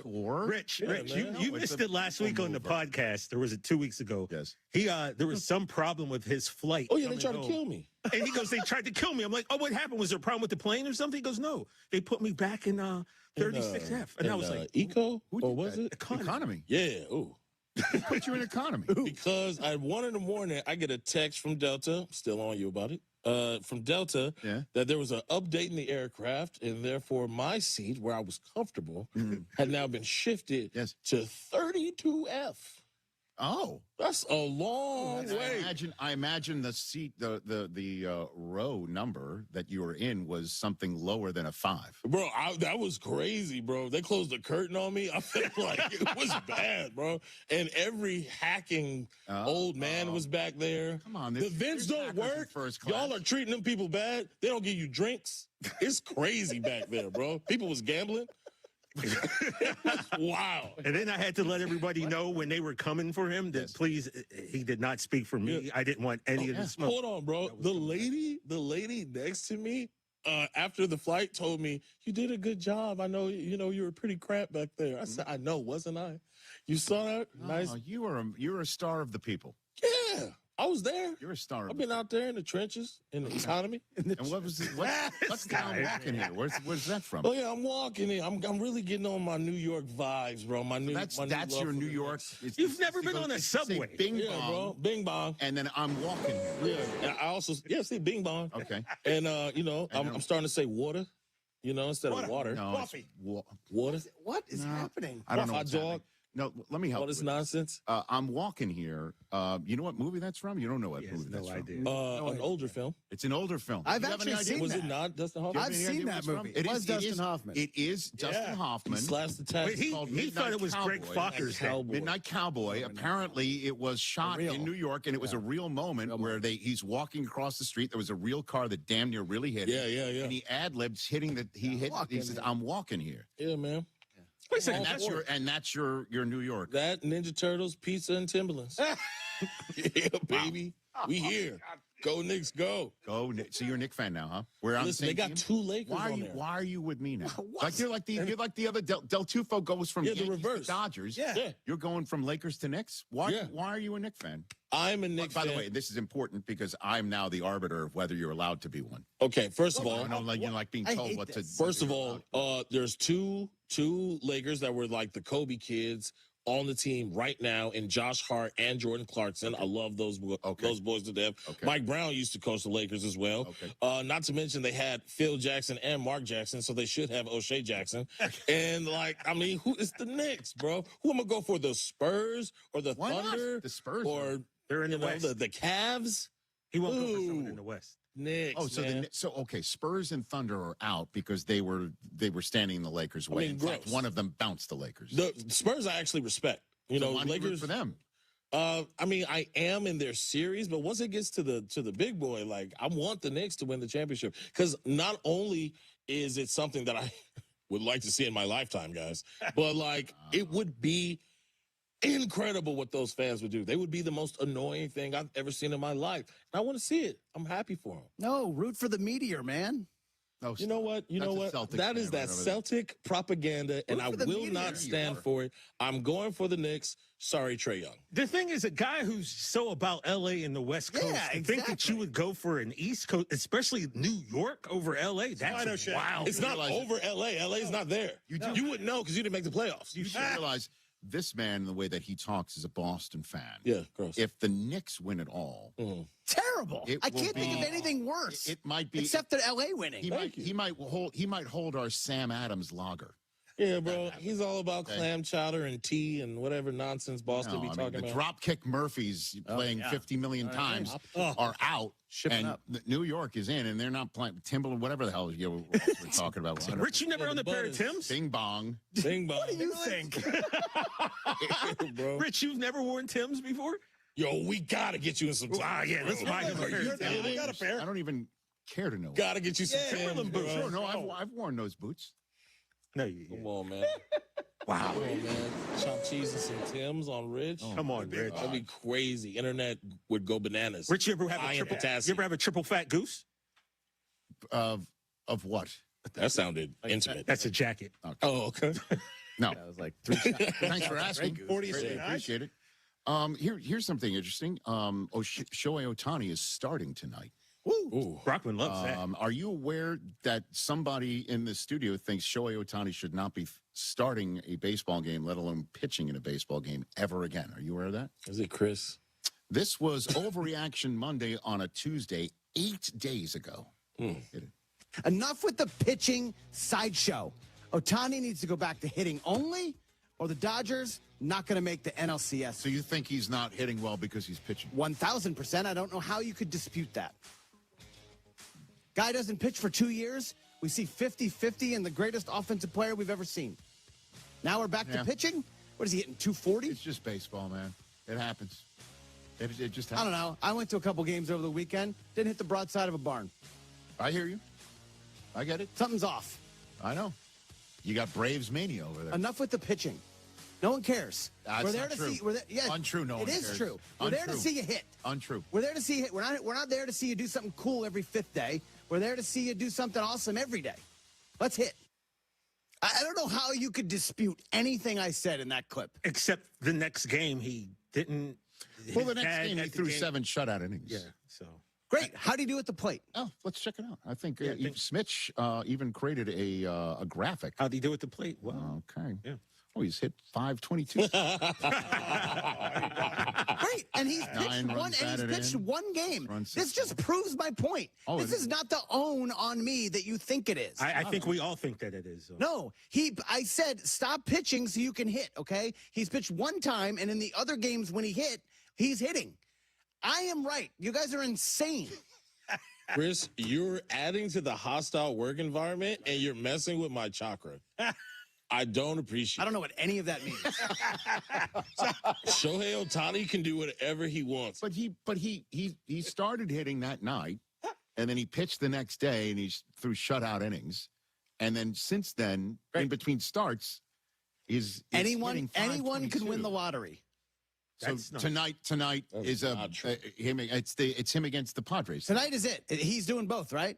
I don't know if he's hitting. He will not do both of them well if he's pitching and hitting tonight. Okay. That's my point. So if he doesn't pick one, okay, be a pitcher or be a batter. Here we go. Oh, this is he. By the way, to be fair, first of all, that's an overreaction. Monday, right? Yeah, sometimes it's overreaction. Number sometimes 2, it's he's real. backing his play here because you have been saying this basically since he started doing both. Yeah.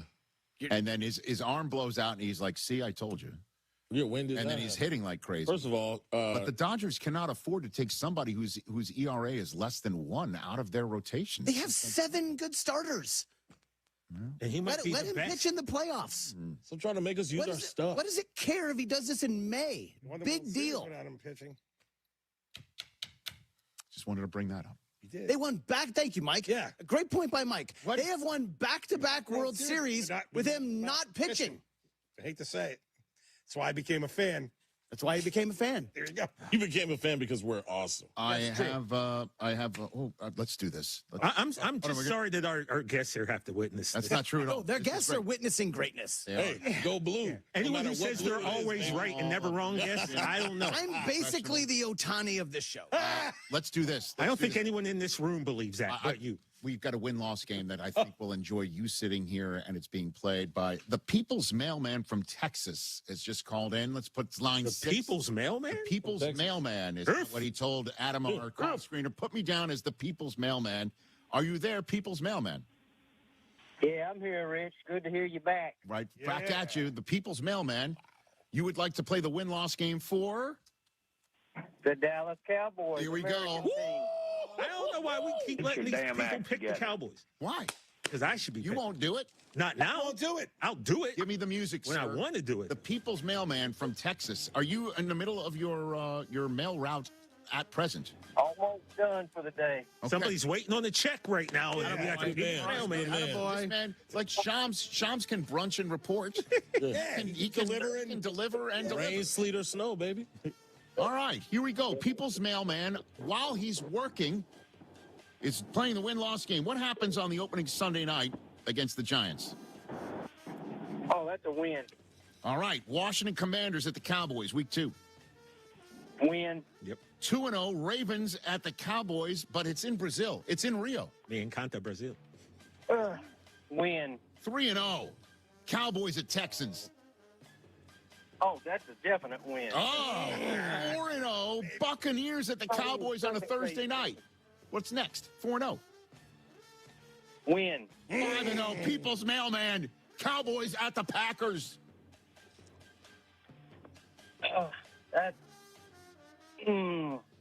6-0. What are we doing? Monday night at Philadelphia. This is what you should be doing. I should not be doing this. Do it. Do it. Do it. Yeah.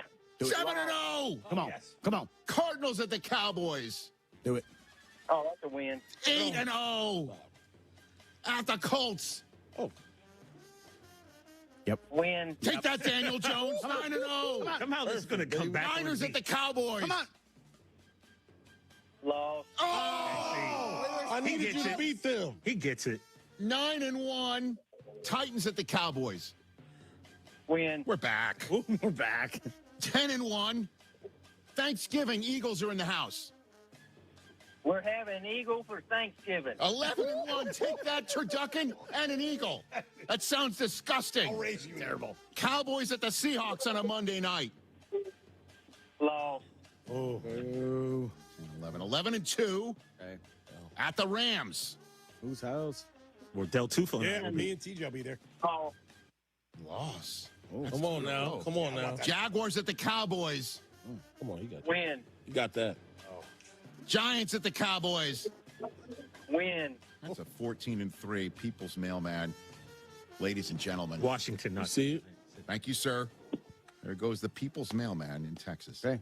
See, what's going to happen is now Smith is going to put this on YouTube, right? And then all of these comments are going to be how delusional and stupid Cowboys fans are. It's marvelous. 14-3. Does that win the East? That went to Super Bowl. yeah, Darren in Atlanta, he was the first one we took the other day. He said 14-3 as well. Yeah. All right. For the It Cowboys. seems like they'll do very well if they don't play the really good teams. Good one. That's perfect. That's good. We've got breaking news. Yeah, we do. Somebody has announced a retirement tour in the National Football League next season. All right, I see. That's next. This is the Rich Eisen Show. What a way to finish up. Idiots. Wednesday. 26. Rich Eisen here. Running a small business means every hire matters. A bad hire costs time and money, but the right one helps your business grow. The challenge? Finding that person without sorting through resumes. That's where LinkedIn Hiring Pro comes in. It screens candidates so you can focus on conversations with qualified talent. With Hiring Pro, you can hire with confidence and build the team you need. Join the 2.7 million small businesses using LinkedIn to hire. Get started by posting your job for free at linkedin.com/Eisen. Terms and conditions apply. My dad passed away unexpectedly. Of course, it was awful in every way, but we are very grateful that he had life insurance. So even after he was gone, he was still able to provide for us. And that's why I have life insurance for my family. Ethos.com. They make it fast and easy to get covered. It's 100% online. You get a quote in seconds. You can apply in minutes. You get covered the same day. Get your free quote at ethos.com/game. That's ethos.com/game. Paid spokesperson. Time spent on application may vary. Online health questions required. Rates may vary. White Sox fans, take advantage of our unbeatable season-long deals. Enjoy savings with a $5 concessions menu, which includes $5 Miller Lite draft beer, Garrett popcorn, Stadia buttery, Vienna hot dogs or Polishes, Beggar's Pizza, nachos, and select Coca-Cola products. Plus, enjoy a fan favorite this season. Get one ticket and 2 beers starting at $24 with Miller Lite Baseball and Brews. To purchase tickets, visit whitesox.com/offers. I'm having a pleasant talk with our friend, Mayor Skip Saviano from Elmwood Park. How can you possibly think you've got the best job? I talk sports for a living. All I'm saying, Carmen, is that I get to work with our close-knit community. Great stuff. We're always planning new ways to bond and grow. Well, I'm connecting with the best fans in sports every day. But you're stuck in a studio. I'm out talking with local businesses, eating at world-class restaurants. What do you got there? A PB&J? Uncle, you win. Bam. Yeah! Mayor Skip Saviano. Elmwood Park, once you're here, you get it. Spring is here. So many great things you do with the kids as things warm up. What a wonderful family you've created. You want things to stay just as they are. It's time to talk about taking the next step for your future. A vasectomy. Take that step with Vasectomy Clinics of Chicago because experience really does matter. Especially with this procedure. Vasectomy Clinics of Chicago makes it so easy with their 30-minute, no needle, no scalpel, in-office vasectomy. Log on to vasectomychicago.com, read their testimonials, and learn more about their procedure at Vasectomy Clinics of Chicago. 5 locations to serve you: downtown Chicago at Lake Point Tower, by Navy Pier, and with free valet parking. Also in Naperville, Tinley Park, Arlington Heights, and Barrington. Most insurance accepted. Visit vasectomychicago.com or call toll-free 877-877-4VAS. That's 877-877-4827. You feel that, Tyler? That's Chicago waking up. Golf course is packed. Lakefront buzzing. This is the season. Yeah, and you're trying to walk 18 like you're still in your prime. I am in my prime. I just need the right beer to keep up. That's why you go with Yingling Flight. 95 calories, 2.6 carbs. It's built for days like this. Exactly. You can hit the course, hit the patio, keep it moving all day, and not feel weighted down. Spring in Chicago doesn't wait, and you shouldn't either. Yingling Flight, the next generation of light beer. DG Yingling & Son, Pottsville, Pennsylvania. Hey guys, now's the perfect time to upgrade your AC before the summer heat wave. Four Seasons is having their spring savings event. Get 72 months of interest-free financing with up to $4,000 in rebates. And Four Seasons will beat any competitor's offer by up to $1,000 guaranteed. For all your cooling, plumbing, and electrical needs, you know who to call. For all the right reasons, call 866-4 Seasons. Enough already. We can do more. Enough already. We can find a cure. Enough already. We can do better for our kids. Enough already. We are relying on you. Childhood cancer is the leading cause of death by disease for children in our country. We can do something about that. We can come together to support the best research for safer, more effective treatments and cures for our kids. We can come together to support Children's Cancer Research Fund, a national nonprofit dedicated to ending childhood cancer that is on the front line of breakthroughs. Because it's enough already. Go to childrenscancer.org to join us. Go to childrenscancer.org today. Guests on ESPN Chicago join us on the Yuengling Hotline. Brought to you by Yuengling, the oldest brewery in America. Because of all the donations, mine is one of the lives that's been saved. Don't give up. Don't ever give up. Visit v.org/donate.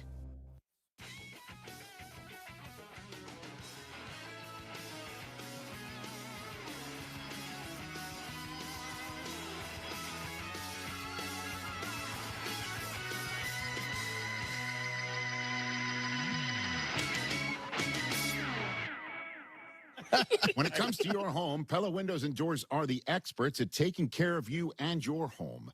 At Pella, they find the products that meet your needs, and their experts install them. That means working with a company that builds and installs a quality product with real pricing, real simple, really beautiful. And when a trusted name like Pella chooses to partner right here with the Rich Eisen Show, that says a lot. 0% financing options are available. Certain restrictions apply. Find your local Pella Windows and Doors showroom today at Pella.com/Eisen for details. Make life brighter with Pella Windows and Doors. Pella. O'Shea Jackson Jr. is here. Hey, that was a hell of a read, bro. Thank you. Look at that. Yeah. That's a round. I'm the best. Well done. That was pretty good. So, earlier today, I did my power rankings of the NFL schedule. With games that are ranked the best, this, that, the other thing. Right there in the middle, I chose Ravens and Steelers, or Steelers at Ravens week 18, rather than their other game. Let me get that right. Pittsburgh against Baltimore. There's a week 15 home date, and then there's at Baltimore to finish week 18. I said that would be a big game for various reasons. Could be for the division, could be for something else, or it could be Aaron Rodgers' last game as a Steeler, or wind up being a winner go-home game like this last Ravens Steelers one was, where both coaches got one left and another one was told to leave. Yeah. That could be Aaron Rodgers' last game as either a Steeler or maybe period. Wow. And he met with the media today and dropped this nugget about his upcoming season. Aaron, do you believe this could be your last year? Or do you even think of that right now? Yes. This is it. Yeah. That's it. Wow. He gave a little grin. I don't know. You know what that grin is? What is it? If I may be fluent in this and haven't proved. I just don't know if you can. No, it's just like the grin is like, I bet you didn't expect that. Yep. Okay. Mm-hmm. Didn't expect that. Okay. Didn't expect that answer. That quick. Didn't expect me to come up here and just flat out give you an answer to your direct question. Yeah, he is one of the guys, though, if you ask him a direct question, he does often. Like you asked me, is this the end? Yep, it is the end. This is the end of my career. And yeah, you didn't expect me to give you that one, did you? So there it is. Okay. A farewell to the NFL season. And I don't believe he's going to be backtracking on that. I think that's it. Yeah, well, he also. I know everyone's like, how many percent? What if the Steelers? You're 8-2. You're really thinking like you're playing your head off. That's it? I don't think there's going to be any backtracking. And then you take a look at the schedule now, how it would be potentially different. Him against New England. There's one of them right there. Week 2, visit to New England. What else we're looking at here that might jump out at you? Where else? There's nothing really on his schedule that last year would have been a farewell tour of the ages. Like when it was the AFC East and the NFC North. Yeah. Yeah. I mean, there's just well, some of the other quotes that I saw. I'm taking a look at they're playing the NFC South.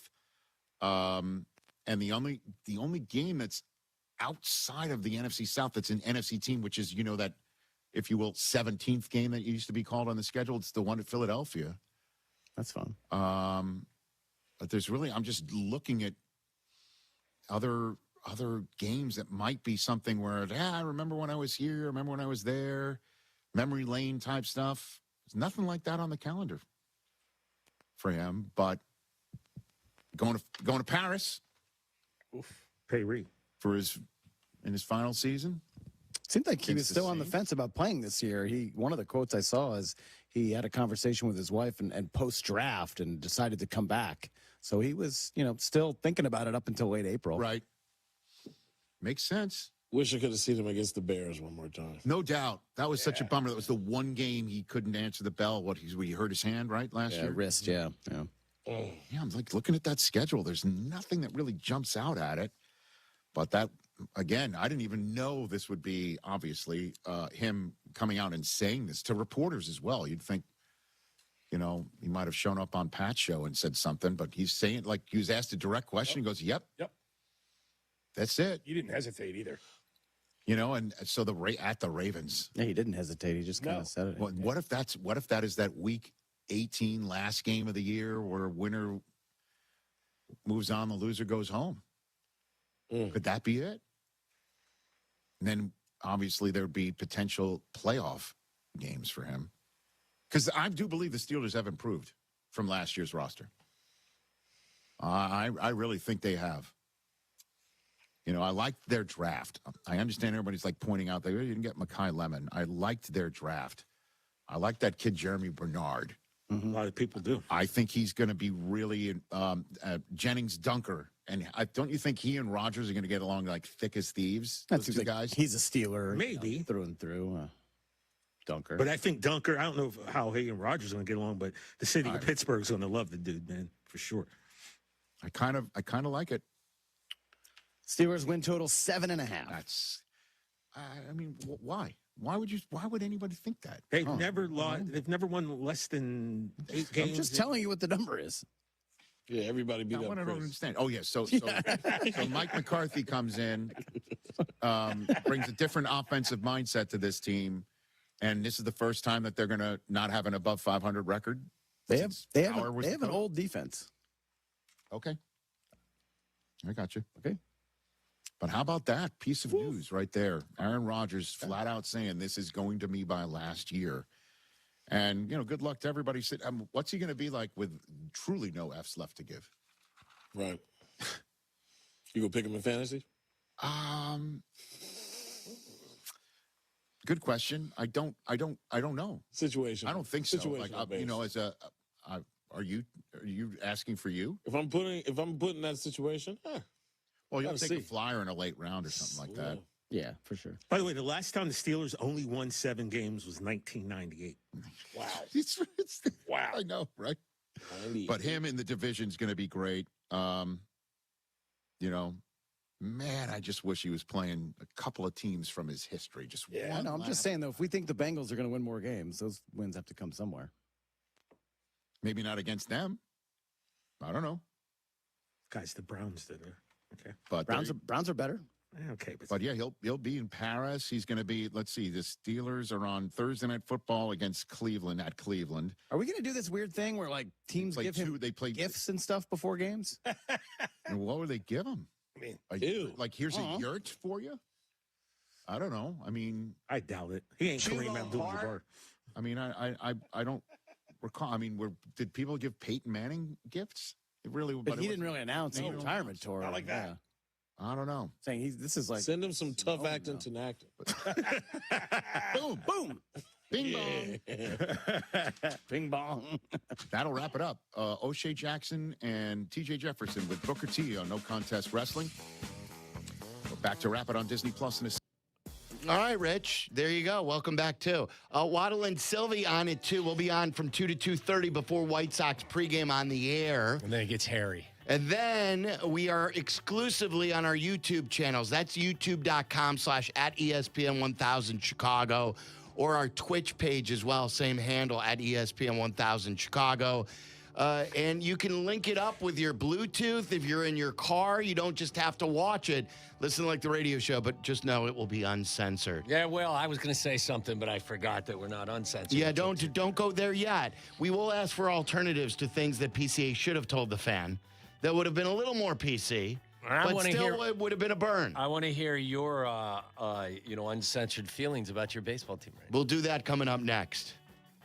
Smalls here. What if you could enjoy the flavor of a cocktail without the alcohol? Meet RK Zero Proof, a pioneer in the alcohol-free spirits category that delivers bold taste and a warming sensation, but with zero alcohol, zero sugar, zero carbs, and zero calories. So you can celebrate with friends, unwind after a long day, and wake up tomorrow feeling great. It's all the ritual of a drink without the regret. Discover RK at rkbeverages.com. That's ARKAY beverages.com. RK, the spirit without the alcohol.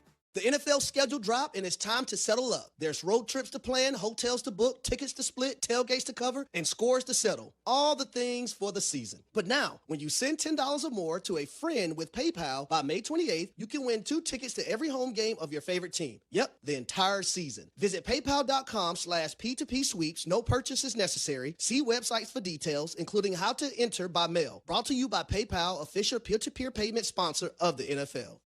Hey guys, it's Tyler Rocky. Golf should be comfortable, it should look good, and it definitely shouldn't feel stiff. That's why Pins and Aces works for me. Their apparel is made with premium materials that are lightweight, breathable, and actually move with you through your swing. The fit is clean and modern, not baggy, not tight, and the designs are stylish enough to wear on the course and keep on afterward. From gloves to head covers to apparel, Pins and Aces brings comfort and confidence to your game. Upgrade your golf gear for this season. Check out pinsandaces.com. Premium golf gear with an edge.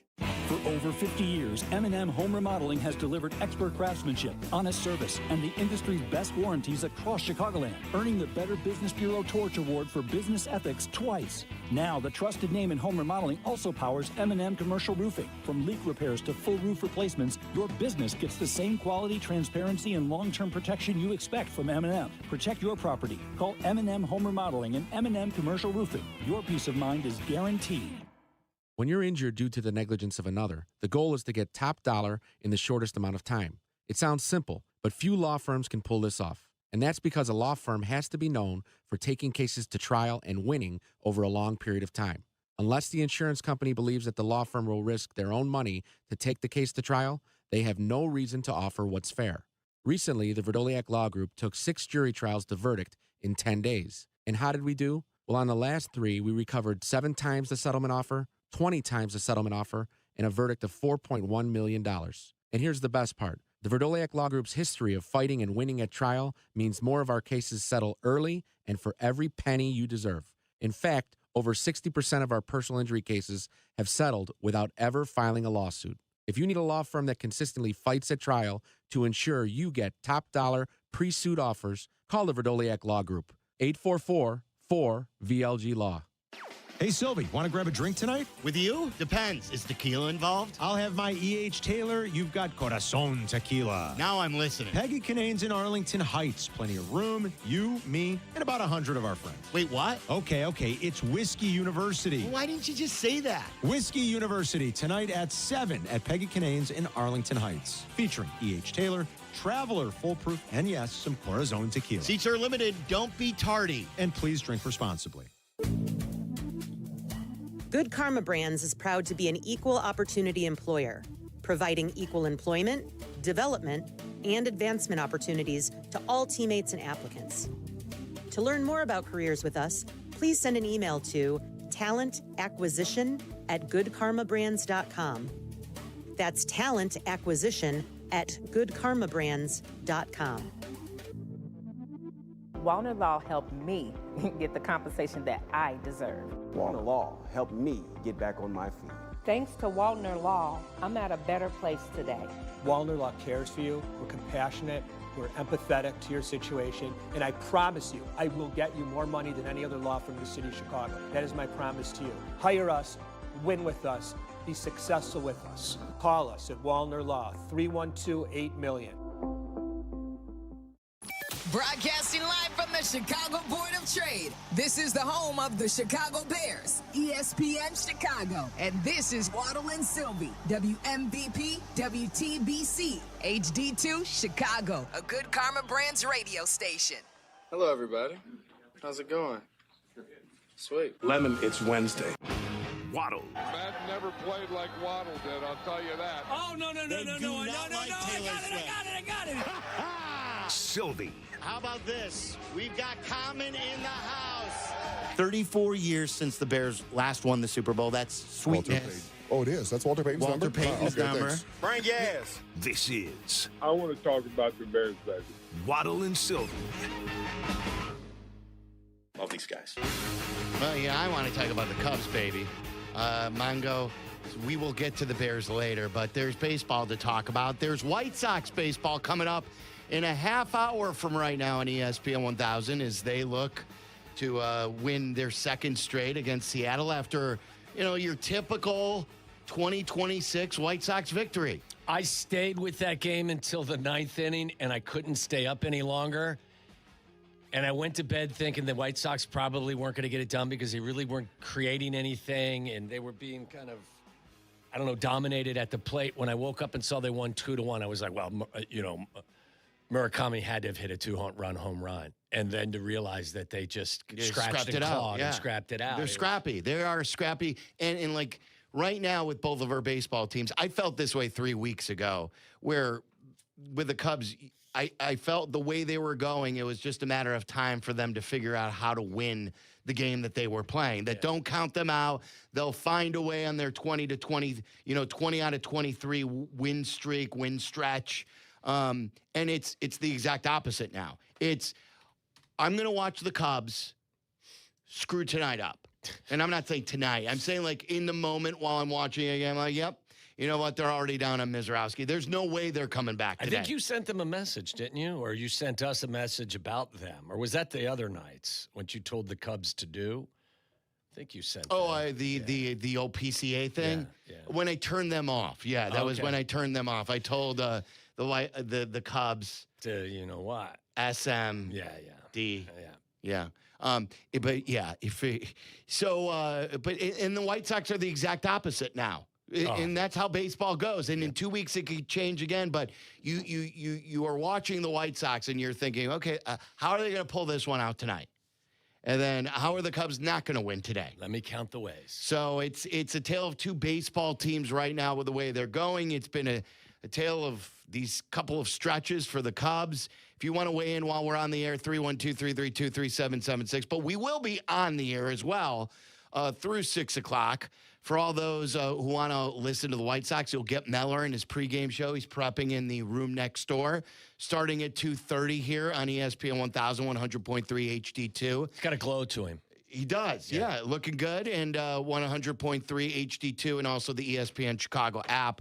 We'll be on our YouTube page, youtube.com/@ESPN1000 Chicago from 2:30 till 6 o'clock. It is uncensored. You came up with a second nickname. I did. I'll give it to you. Yeah, I'll give it to you when we get to it. No, give it to me now. I just said you could join us. He can't say it now. Why can't he say that now? The name that he came up for the uncensored show? Because it's an uncensored title. No, I thought he just said...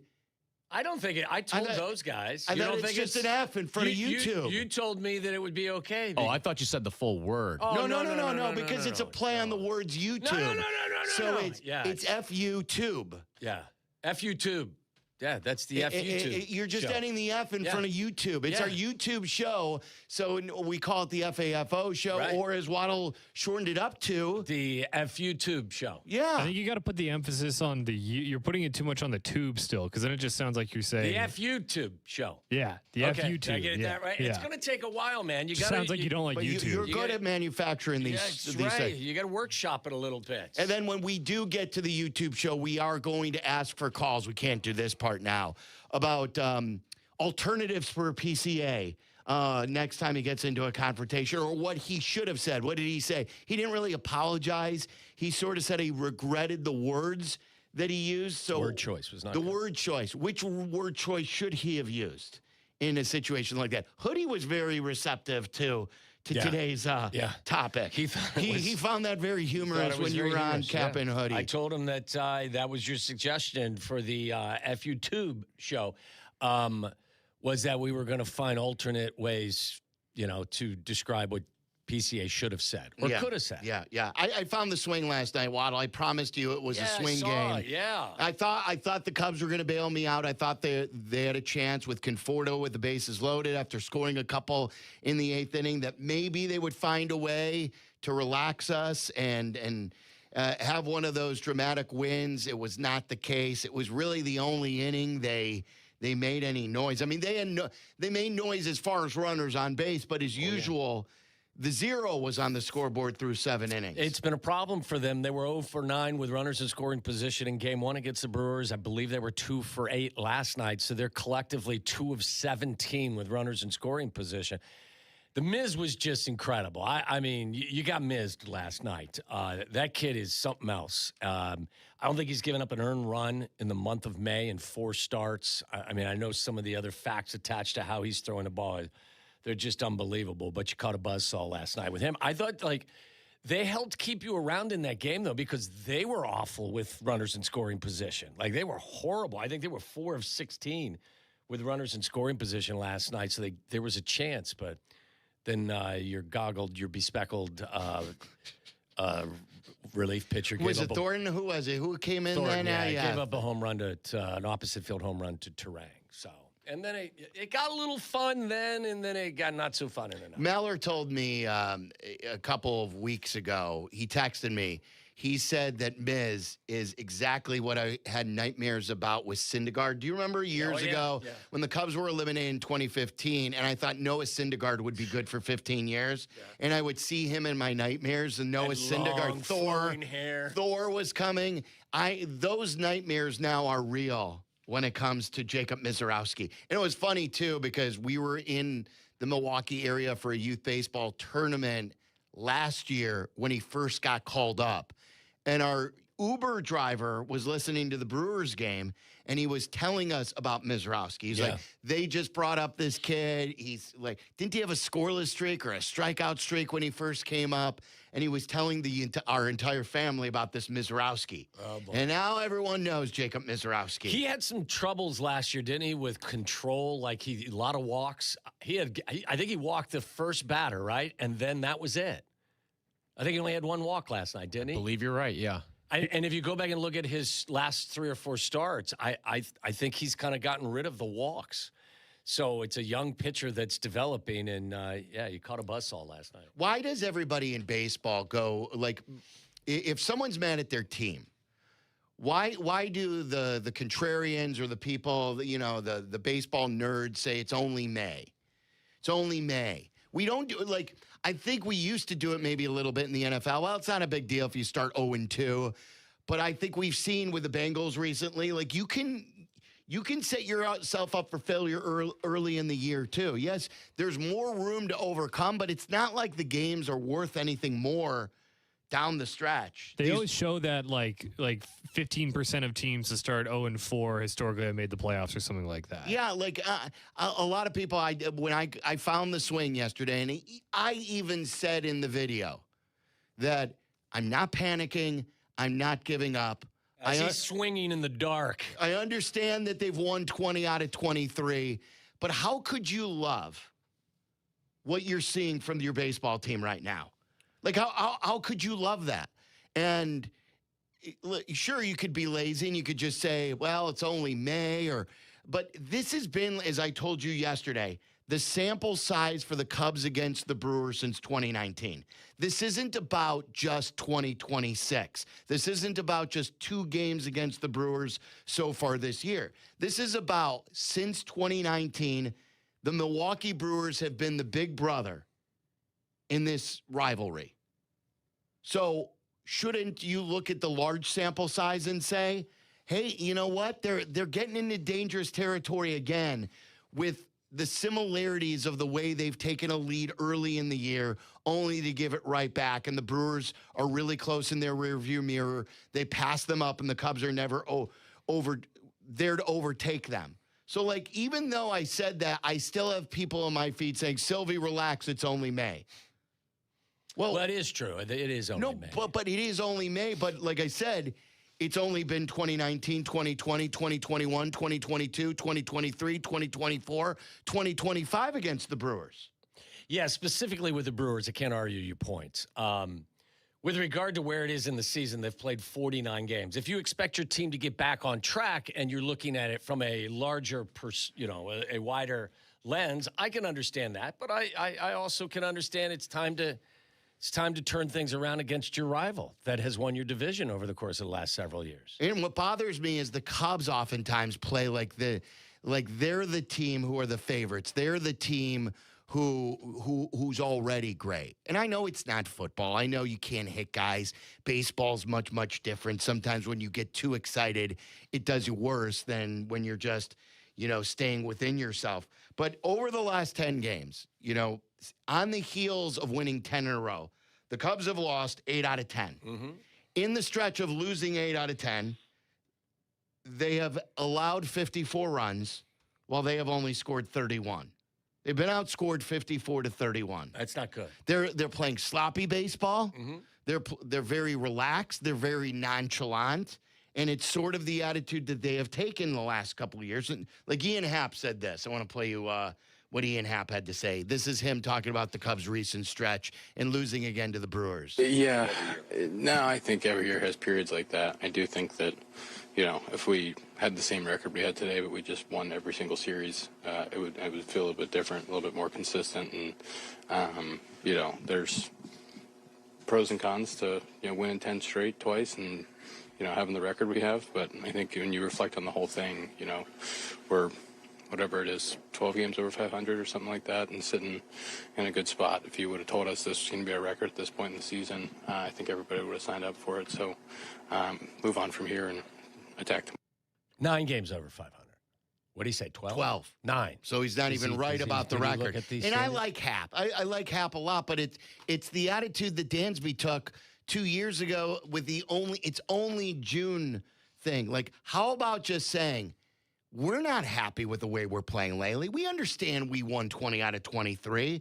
It doesn't excuse the way we're playing and executing right now. We expect more from our guys, including me, with runners in scoring position and my strikeout rate. So instead of dialing it up, instead of saying, well, if we were more consistent, it would look better, but you're not. Like, first of all, there's no downside to 2 10-game win streaks. He said there's an upside and a downside. There's no downside to 2 10-game win streaks. Is he, like, I was thinking about that while I was listening, same as you. Is he saying that if you do have 2 10-game winning streaks, you're going to have some regression no matter what? Okay, but there's no downside to it. But you shouldn't lose 8 out of 10 in the very next breath and barely score runs. Right. I mean, your regression should be, okay, then win 7 of the next 12. Go 7-5 in the next 12.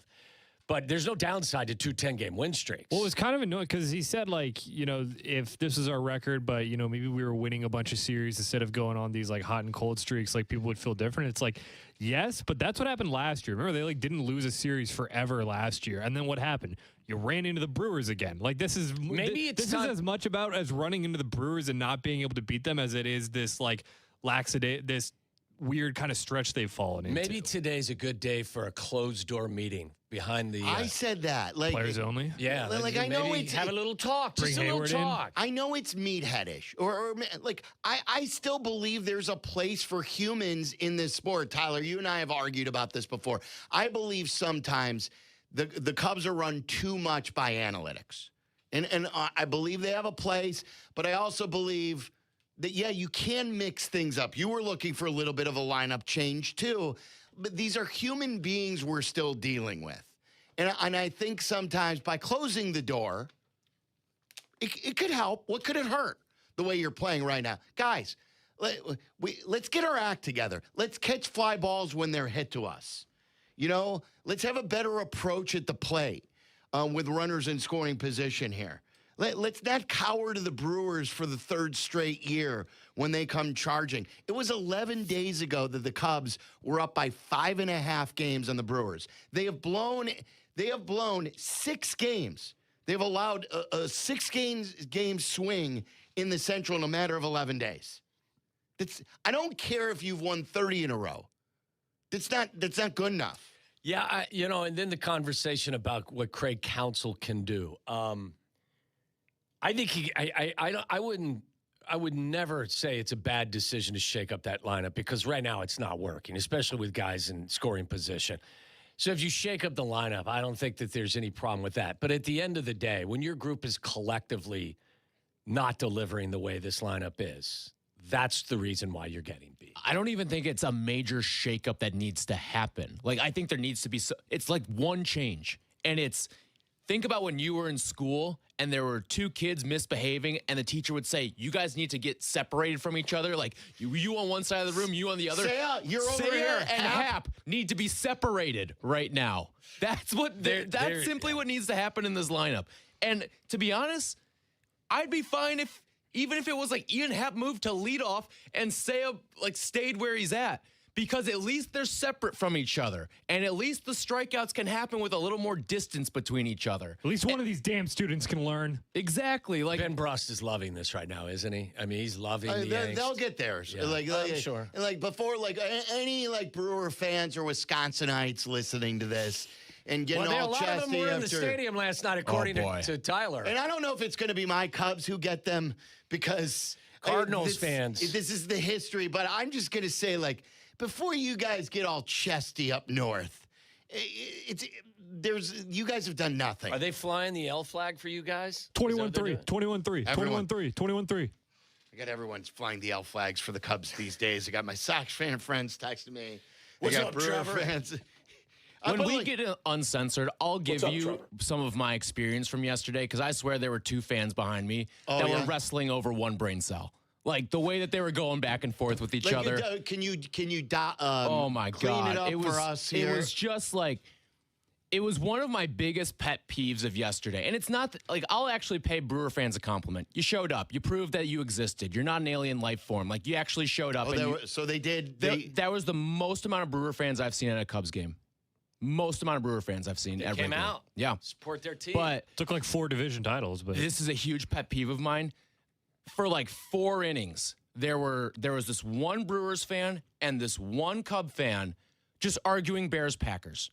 And it's I don't care about Bears-Packers when I walk through the turnstiles of Wrigley Field. Nobody cares. For Cubs and Brewers. I do not care about Bears-Packers. This is my solace to get away from football. And it was just them going back and forth the entire time of Caleb's this, and no, choke artist. It was just, it drove me insane yesterday. Drove me absolutely insane. Probably would have been more tolerable had the Cubs won, or you think it was enhanced by the fact that your favorite team was scuffling? Definitely was enhanced by the fact that the Cubs sucked yesterday. And the mood stinks. Because it was innings 3 through 6 when this was happening. Shake up the lineup today. See what it delivers. Lou Piniella used to do all that stuff. Joe Madden used to do this stuff. Yeah. Lou one time, I want to say, pulled names out of a hat, didn't he? Where that sounds right. Or did Madden do that too? Well, someone did. I get it that players are creatures of habit, but your habits are bad right now. So I don't know why anyone in the clubhouse would resist the lineup that just got turned upside down. Let's just see if we can shake some things up. Oh, I like to bat Loosen this position. him up. Well, you're batting crappy right now. So there's 2 ways you could go. You could close the door, you could tighten it up, and you could say, this is guys, enough. We need more consistency. We need everyone to do their part. We need the bullpen to be tighter. We need runners in scoring position to be tighter. But in baseball, that doesn't always seem to fly. What Ozzie used to say, you show me a team that has closed-door meetings, and I'll show you a losing team. That's true. Well, they've lost, 4 in a row, and they've lost 4 straight series. So they are a losing team. Yeah, I mean, like I told you, 31 runs in 10 games. Yeah. You're averaging 3 runs a game. You looked flat in the last couple against Texas. You looked flat for most of the Atlanta series. You found ways to lose against the White Sox after taking the first game, and you're getting dominated again by the Brewers. So I would think, you could sit here and go, back of the baseball card, it's only May, or you could look for solutions. God forbid you look for a solution here or there. Look, there is some truth to the fact that, what is it, May 21st? Yeah, May 20th. I got ahead of myself. It is May 20th. You've only played the Brewers twice. I get all of that. It's not what you guys want to hear, and I understand why, because of previous year history. Yeah. But if somebody wants to take if you're not, how about if you're not a fan of the Cubs? Like I heard Carm say it today. Carm had a more measured, he's not a Cubs fan, he's a Sox fan. But you can take the fan out of it, look at it, and say, with even recognizing that the Brewers have gotten the best of them and said, look, this is a small sample size. I believe in this team. It's a well-constructed team. They've had to overcome some injuries to their staff, but I still believe that this team is going to be there when, at the finish line. I do. And I as you know me very well now, I could be angry, but I could also still think, I believe this is a good team. I believe they're playing below their talent level right now. That's why I'm disappointed. I believe that even with the pitching injuries, what I'm most mad about now is the hitting. Over the years, this lineup, the guys really go up and down. And when they're bad, they're really bad.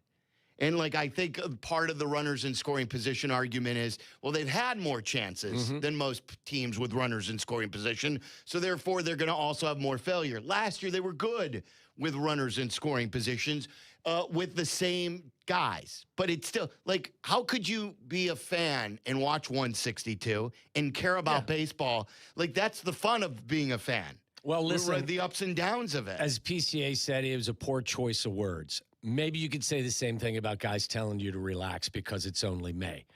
You know what I'm saying? Maybe from your perspective as a diehard fan, that's a poor choice of words for a fan to hear a player say that, having witnessed this team be dominated by the opponent over the course of the last several years. That's not what you wanted to hear from Ian, right? No. I mean, what you wanted to hear was... we need to be better. Yeah. We need to be better. So, not excuse making, not this whole plenty of time. I want Ian Happ to believe in the team. I want Ian Happ to be, wanting to go to battle with all those guys. But I also want them to say, we need to be better. Yeah. We have not been good now for for at least 4 series. And this has been the track record of this team against the Brewers. That's what I'm saying. Poor choice of words. The better choice of words would have been, we need to be better, especially against our top rival. Instead of saying, hey, everybody relax, it's only May. Yeah. Are we going to still be able to take calls here from 2:30 to 3 during Sox pregame? So it's only post when we usually can. So just like most of our FAFO shows, or what you called it again? FUtube show. FUtube. We're going to go exclusively to YouTube here as the White Sox pregame is going to start. But we always want your phone calls. So I'll do a roll call with everyone in the YouTube chat. Head there now if you're listening on the air, if you want us. If you don't and you want White Sox baseball with Len and DJ and Meller, you get it on ESPN 1000. Go get some. So youtube.com/@ESPN 1000 Chicago. Be our guest. Call us. You want to talk White Sox? We'll be watching the Sox game with you, too, and keep you up to date. 312-332-3776. Cubs calls. I got some Bears topics for you. We're going to talk to the mayor of Arlington Heights as we enter the stretch drive, we think, of this Bears Stadium situation. And we're going to Arlington Heights today. We're going to invite the mayor to Whiskey U.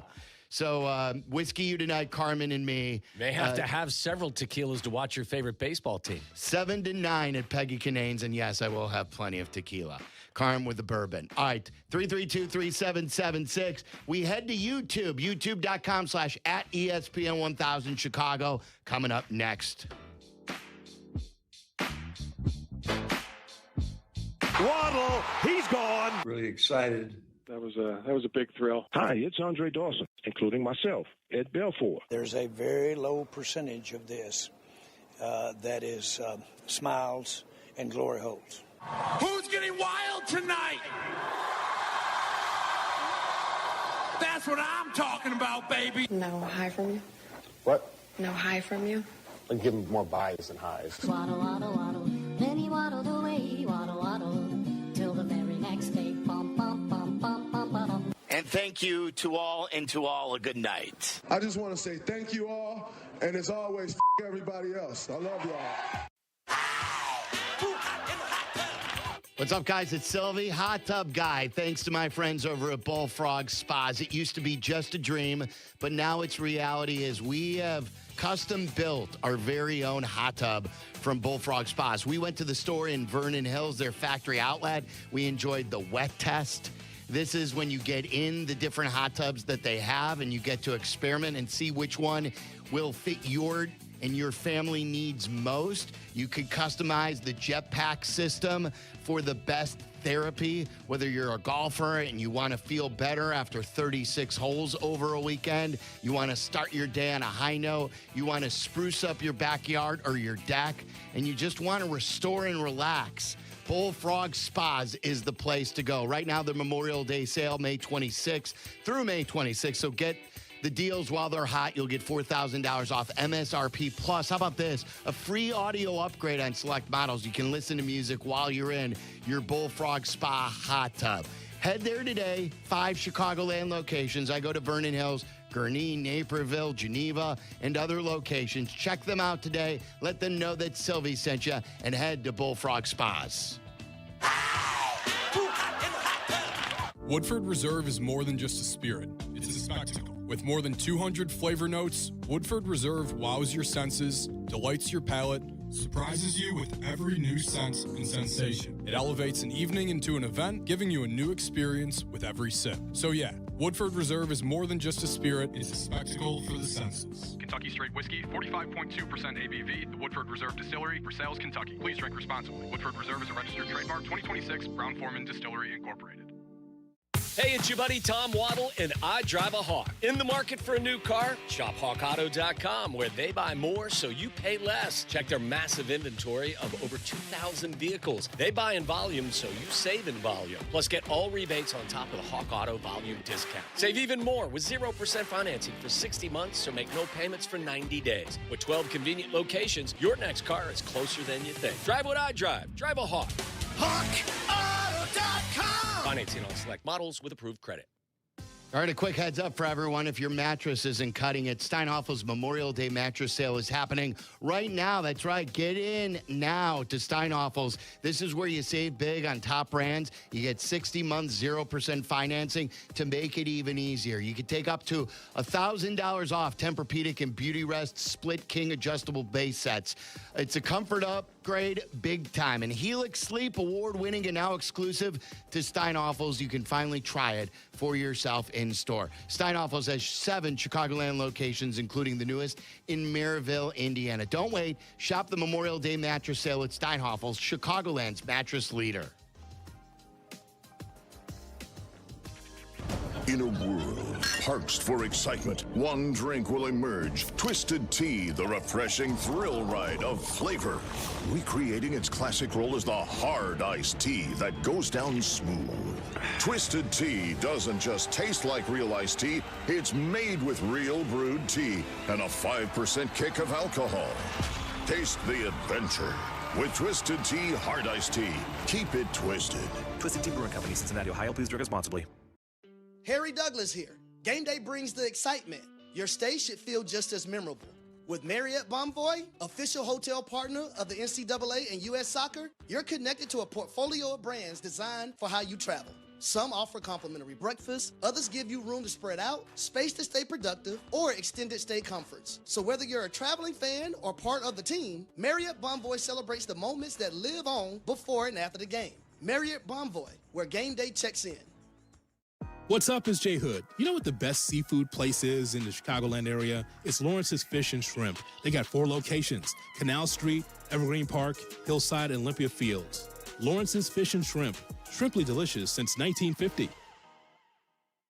Your pet is missing. That sudden panic, the racing questions, the worry of what could happen. It's overwhelming. Petco Love Lost is here to help. This free, non-profit-powered service uses photo matching technology to search the largest national lost and found pet database, including pets from shelters, neighbors, and social media, helping bring pets back to the people who love them. And it works. Every day, Petco Love Lost reunites pets with their families. A reunion happens every 4 minutes. Simply upload a photo of your lost pet, or one you found, and Petco Love Lost's photo matching technology goes to work instantly. You can even register your pet in advance, so if the unthinkable happens, reporting them lost and helping bring them home is as easy as the click of a button. Every pet deserves a way home. Visit PetcoLoveLost.org to register your pet or upload a photo and search for a lost or found pet today.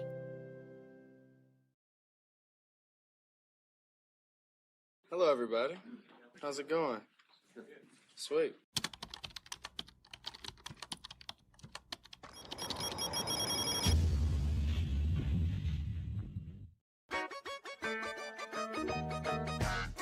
Waddle and Silvy are uncensored and unwound. Jerk that pig! Jerk that pig! It's the Waddle and Silvy FAFO show. When I hear you say shit, I sort of perk up. I'm Tell like, fuck shit. Did that break you in a little bit there? We're live on YouTube.com/ESPN 1000 Chicago and Twitch.tv/ESPN 1000 Chicago. It's glorious open. It still catches me off guard. It catches me off guard, too, when you hear swearing in the open. It is the FAFO YouTube show. Got a great crowd here, over 1,100 people so far. Join in. Tell your friends. Let them know as we're still in the infancy stage.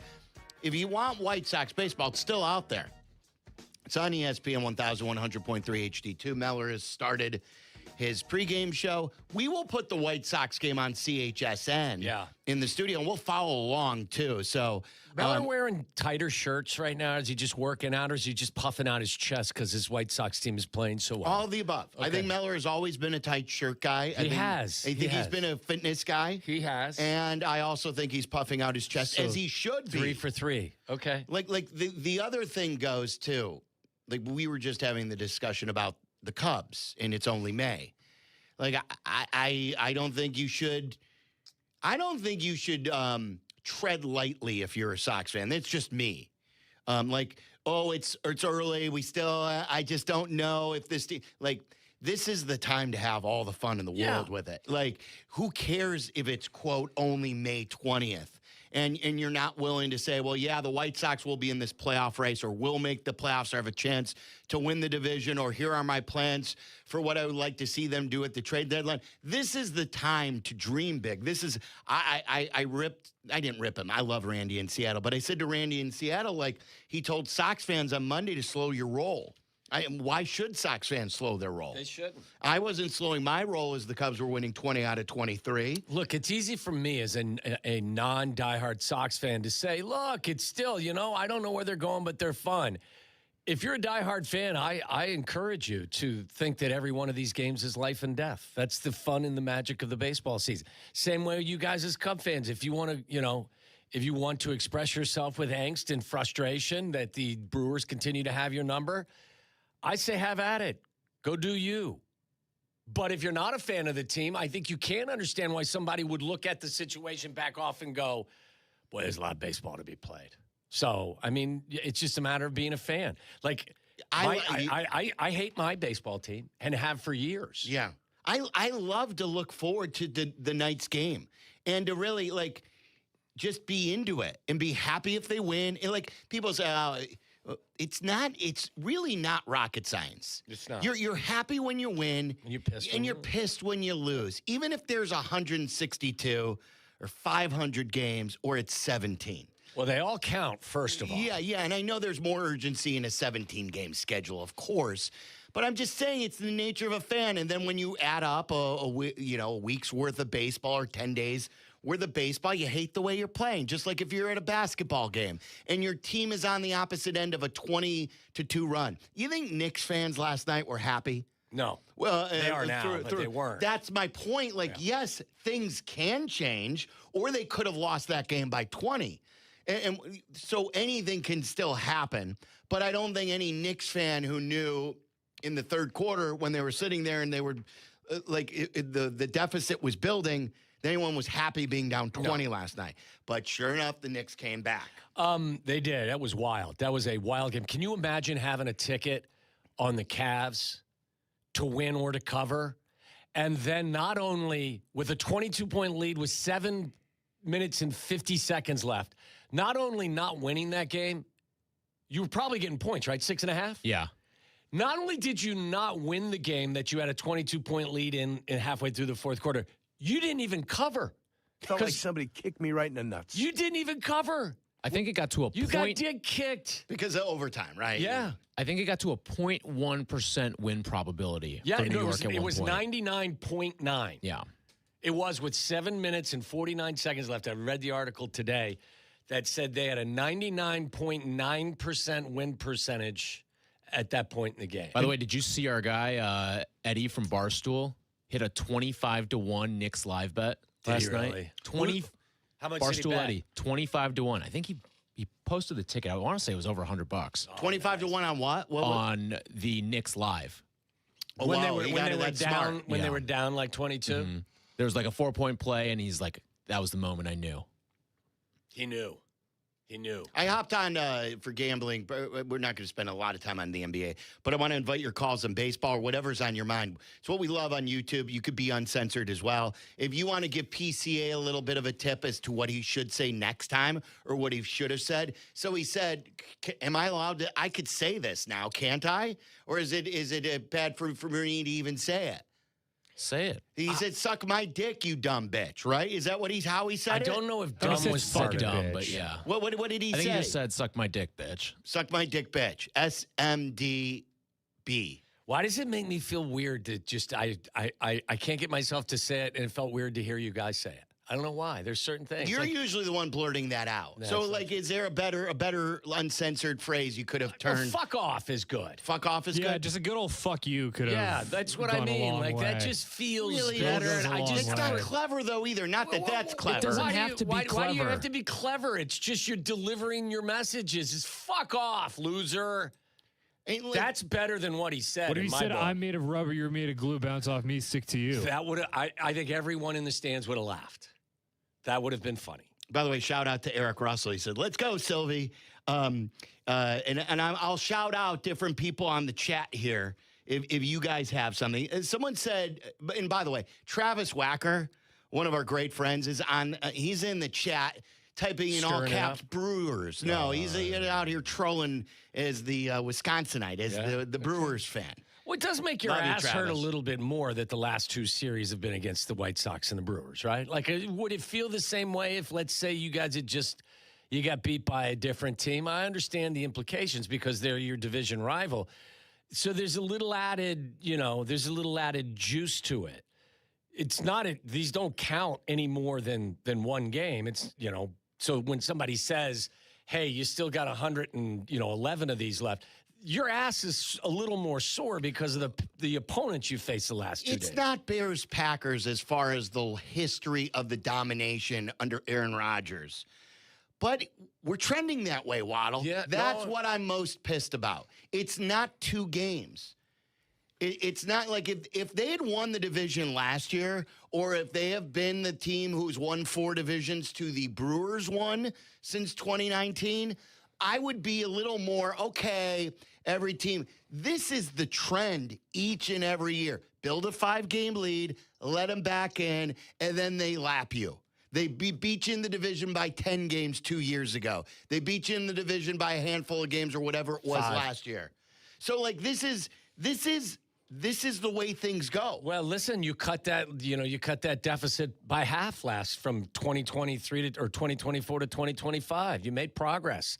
You lost the division by 10 games in 2024. You only lost it by 5 last year. 2.5 this year. Two Someone and a going to half get this rained year. out, and that's right. You're make it up. And that's why Game 5 of the NLDS pissed me off so much last year. There you go. That's a good example. Like, think about it. The Cubs actually won the season series against the Brewers last year. All right? You lose the division, okay, but if you had won Game 5 of the NLDS, you would have wiped out a decade of Brewers success. None of that would have mattered. The divisions that they won in the past, because they didn't win a World Series in that time. Or what if you had home field advantage for Game 5? What if we weren't traveling up on a bus? Yeah. And it was at Wrigley Field. Like you know what? I'm saying you have probably, did it go 2-2? Is that what it was? Yes, it went 2. So they won their, they won their all 2. 3. We won our 2. And then they won Game 5. But if you had won Game 5, whether it was here or there, you would have wiped out every bit of Brewers' success that franchise has ever had. None of it would have mattered. They couldn't say shit to you because you would have beaten them in the playoffs. You would have knocked them out. You'd have knocked them out after a 97-win season. But they couldn't say anything. Yeah, but you did. It's like going against fucking Air Bud every week. Like, you keep losing, and it makes no goddamn sense. Is it weird that I never saw Air Bud? Retriever. I never saw it. Yeah, I heard the guys talking about Air Bud the other day, and they were saying that it's a good movie. I'd never seen Air Bud. I feel like that's one, because when was that made? Was he in Nick's Dog, or was it? Am I getting the Whoopi Goldberg movie mixed up too, where she coached the Knicks? I don't remember. I think there's a better chance of me hitting the lottery in consecutive weeks than seeing either of those movies. I feel like you were born in the wrong era for Air Bud, because that seems like a movie where when it was released, you probably weren't going to seek it out. Right. And your kids weren't born yet. I was more of a most valuable primate guy. Yeah. Well, what is that one? Most valuable primate? It's like the same premise, but it's just a monkey. He could he played hockey, did some snowboarding, played a little baseball. Air Bud came out in 1997. What's the monkey movie with Joey from Friends? Oh, yeah, that movie sucked. I love that movie. Yeah, it's like Ed. Do I have that right, too? Like, where there was a monkey playing for the Angels or something? Or am I getting all these animal movies confused? I think Animals and sports movies. I remember watching this movie. Yeah, it's called Ed. Do you remember, like, the really primitive days of Netflix where, like, it was like DVD days of Netflix? It was like between DVDs and it being just like a streaming service where like you would get a Netflix DVD and it would basically bring you to the Netflix homepage. One of the movies on that Netflix DVD was Ed. Fucking awful. And I loved it. And I made my dad watch it like twice. It was like fun bad? Is that what you're saying? I mean, I was a little kid. I thought it was great. And then like I saw like a clip of it online and I was like, whoa, this is dog shit at dogshit.com. Like, can I go back to PCA too? I don't want to get in any hot water here, but this was my point on Monday. Why I know like we had people call in and say you can't say that to a woman. You know, it is disrespectful. I get that, and I'm not. But you know, as you curse someone out, you're not literally telling them to suck my dick, you bitch. Like, if you call someone a motherfucker, are you saying that they fuck their mother? It's a term. You know what I'm saying? If you say CS, which I still don't feel comfortable on. You can which say the other stuff, say, but you can't say that. So if you call someone a cocksucker, you're not telling that. It's an idiom. Yeah, you're just using that to slander them. You know, but you're not literally telling them or saying, you know what I know you do? You like moms. Like, I'm not saying that. No one says that. So that's why I thought there were people who took it a little too literal. There are plenty of sites where that is actually the case. Like, I still think, and you've said it. Carm. You've denied this, Waddle. Ask Carm tonight. Ask Carm tonight while you're out. You've denied this. You have gone to the suck my dick before to us. You would say, and the way you would say it is, oh, suck my dick. When are you like, we would say that you said something about the Cubs or something about the Bears, and you would be, instead of saying fuck off, another way to say fuck off is, oh, suck my dick. Yeah, I don't recall that. I actually think blow it out your ass. Like, that's a big Yurko That's a good one. You know what I mean? Kick like, rocks, fuck off. Like, that's why I have a hard time coming down too hard on someone. PCA is not saying, hey, there was a story someone tweeted. Nobody's coming down hard on him. He was only fined $5,000. But That's not coming down hard on him. Some people were making it out, though, disrespecting of this and that.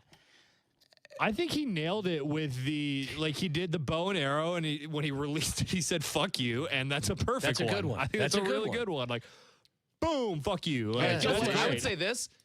If it was a man, he would have said the same thing. That was chirping at him. He would have said the same thing. I agree. Exactly. I just don't think, I think we're taking it too literal. Or the ones who are offended. You're not offended. No. But the ones who are, like, poor choice of words, like. I'm not offended, but I'm not surprised that it caused a stir. Yeah, I'm not. People are still debating it on my Twitter timeline. Like, we'll say, oh, I did. Jesse Rogers is reporting the PCA is going to be fined by MLB for that. And then literally for 24 hours, Cubs and Sox fans have been going back and forth. Let me ask you a question. Do you think he'll say it again? To who?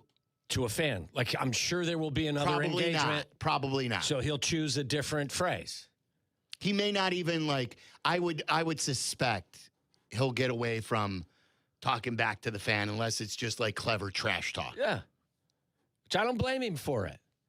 I'm not gonna hang him for this, but like I understand why this caused a bit of an eye raise. That's a pretty harsh response. You don't normally hear that. It could have been like his voice could have cracked. That could have been really bad. He's like, suck my oh fuck. A voice crack. I hate you. By the way, I just think you just stay with the standard, old standby of fuck off. Like, I mean, that's the perfect response, and it's safe because I think it's universally approved. All right, so if you want to weigh in, and by the way, CTC, I think it is. Where is this? Who was it who said it?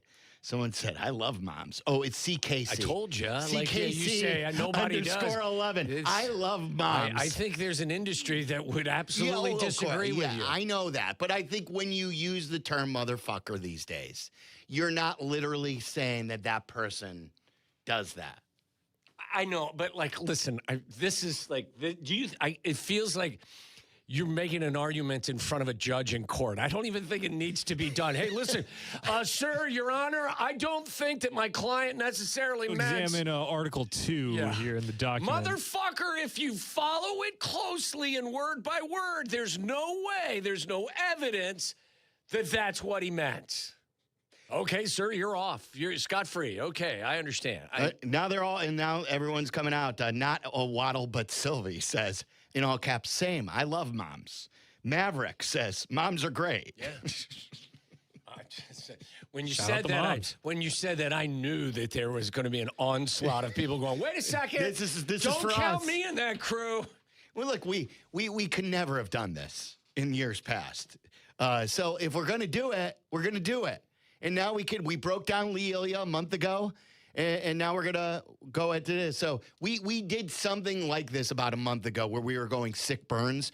What should Pete Crow Armstrong say to a fan the next time? Fuck off. All right, 332-3776 for our YouTube audience. If you want to weigh in, you want to talk Cubs, you want to talk Sox, you want to talk some Bears, whatever's on your mind, and you want to give us what should a rip job be for one of our athletes. Someone tweeted me and they said that this is clearly the phone era. Like, it was obviously captured with the phone and you had videos of every angle possible of this.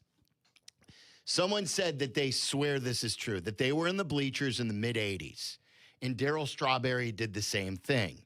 Except because there were no phones and there were no cameras back in the day, he turned to the bleachers at Wrigley Field. He pulled his pants down, he took out his junk, and he said, suck my dick to the bleacher fans.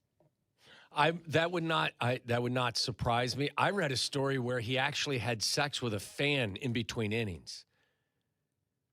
Google that, Charlie. I mean, those seem like very, two different things that would cause those things. No question. What's no worse? Question. My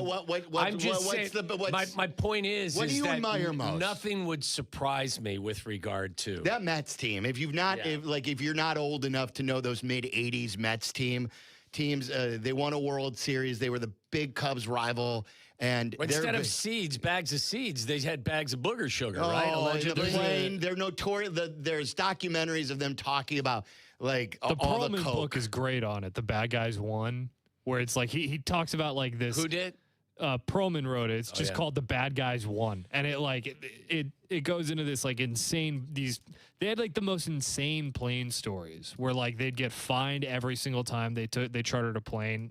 Those guys were nuts. And at the age probably of close to 70, Keith Hernandez's headspace is in the same place when he called Jazz Chisholm Jizz Chasm, right? I think he called. Did he call him Jizz Chasm or Jism Chisholm Chasm? I think is what he said. Something like that. It was really quick. Do you have that, Charlie? We'll play that here. Can I take a call, or do you want to call that up here? Let me take a call. Rick on the north side. What do you got for PCA, Rick? What's up, fellas? Yeah, I feel like telling her to eat a dick would be a lot better. It's not as literal, and that works, right? All right. Well, let's. Waddle made the comparison to this as a courtroom. Waddle, you play judge and jury. Okay. So go through this, Rick. Pretend I'm the fan, and I just said, "Hey, Rick, you suck." Okay, this is timeout. Real quick here. This is our listenership's wet dream to be able to yell obscenities at me, you. Yeah, and you'll be the judge. Oh, okay, God, so we I'm can do gonna this for days. Line up the calls. I'll tell you suck, and you respond to me with a better response than PCA and I'll came tell up you with. if it crosses the line or not. 312-332-3776. So let's try this, Rick. Hey, Rick, on the north side, I've read what you've written on the YouTube page. You suck. Oh, yeah? Well, why don't you eat a dick? Fair ball. That ball is fair. Oh, that's fair. That's fair. Suck my dick, bitch, is not permissible, but eat a dick is okay. Yeah, and it's just a random dick. It's not my dick. It's just eating a dick. Right, yeah. exactly. Yeah. Okay. All right. Rick, good job. I still feel like we're going to get fired for this. We're going to have Chaz Chisholm. Chaz Chisholm, right? Is that what we said? We're going to have Chaz Chisholm. Chaz Chisholm. Chaz Chisholm. There's no question. If I was doing games for them, I would definitely make the same mistake. Randy in Seattle. Randy, like every single Just day. yell at him. Randy, every single day you call the shows, and every single day your calls suck. Well, my response is, fuck you, Sylvie. Yes! All right, home run. Sir, you advanced to second base. That's a double. That's pretty unoriginal. Like, don't you say fuck you to when you can't come up with anything better? I think it's a standard. I think it's safe. He's a Major League Baseball player with cameras everywhere. It's safe. Right, yeah, Randy? That's pretty standard. Or you go fuck yourself, or, fuck off and die. Things like that. It's funny. Okay, that one's still even that one. I don't think he gets fined for that. Telling someone to die is worse than is literally worse than telling someone to suck a dick or suck my dick. What would you rather do, Waddle? You can die. Excuse me? Or I'll die. I'll die. Thank you. I've got to go sometime. Wow. I got to go sometime. Randy, thank you. You're awesome. And his calls don't suck. He's a great guy. And he does bring smart calls to the table. Yes, he does. Usually. James in Norwood Park, on the other hand, James does not. I hear he's a bad tipper. Hey, James, you suck. Oh, yeah? Blow me. I think that how about that? That's cleaning it up. I think, but no, it's not. That's the same thing. Blow me is saying suck my dick. Yeah, but he got in trouble because of the suck and the dick part are very. It's like a hard K. It's a hard K sound. Listen, I think. Listen, yeah, blow me. He might have got away with it. I think that the final word of his outburst is what has tipped the scales against him. Yeah. That's what I'm thinking. But I just think the standard I don't disagree. Yeah. James, good stuff. I think that that's kind of a general statement. The one that he issued to the person felt a little personal, and I think that's why he got a $5,000 fine. And I think it's the reason why he did express remorse. He didn't apologize, but he expressed remorse for his choice of words. And I don't think you'll hear him say that in the ballpark I think he's smart enough. But I don't think that PCA will shrivel or back down from people giving him hell. I think that his interaction with crowds may be toned down a little bit, but I don't think it'll go away. I think it's something that probably gives him a little extra juice. Our buddy Lewis and Lyle. Lewis, not only were your calls long and rambling for several months, but lately when we've picked up on you and other shows have picked up on you, you're not ready to go and you have an echo in your phone, so you suck. Yeah, well, go fuck a duck, you whiny bitch. Now that's pretty good, Lewis. Appreciate that. The whiny bitch part is good. Wow. Appreciate that. If he says that, he said duck, right? Go. Yeah, fuck a duck. Yes, I did. So there's a little bit of a rhyme. I think It that's is going to be. bestiality. I think that's going to be more well received than what PCA said. Well, wait a minute, but that's bestiality. PETA's not going to like that one. Did you ask me to be the judge? That's You my ruling. are the judge, yeah. my I'm just ruling would appealing- be that one is a little bit more. It's borderline, but it's a little more appropriate.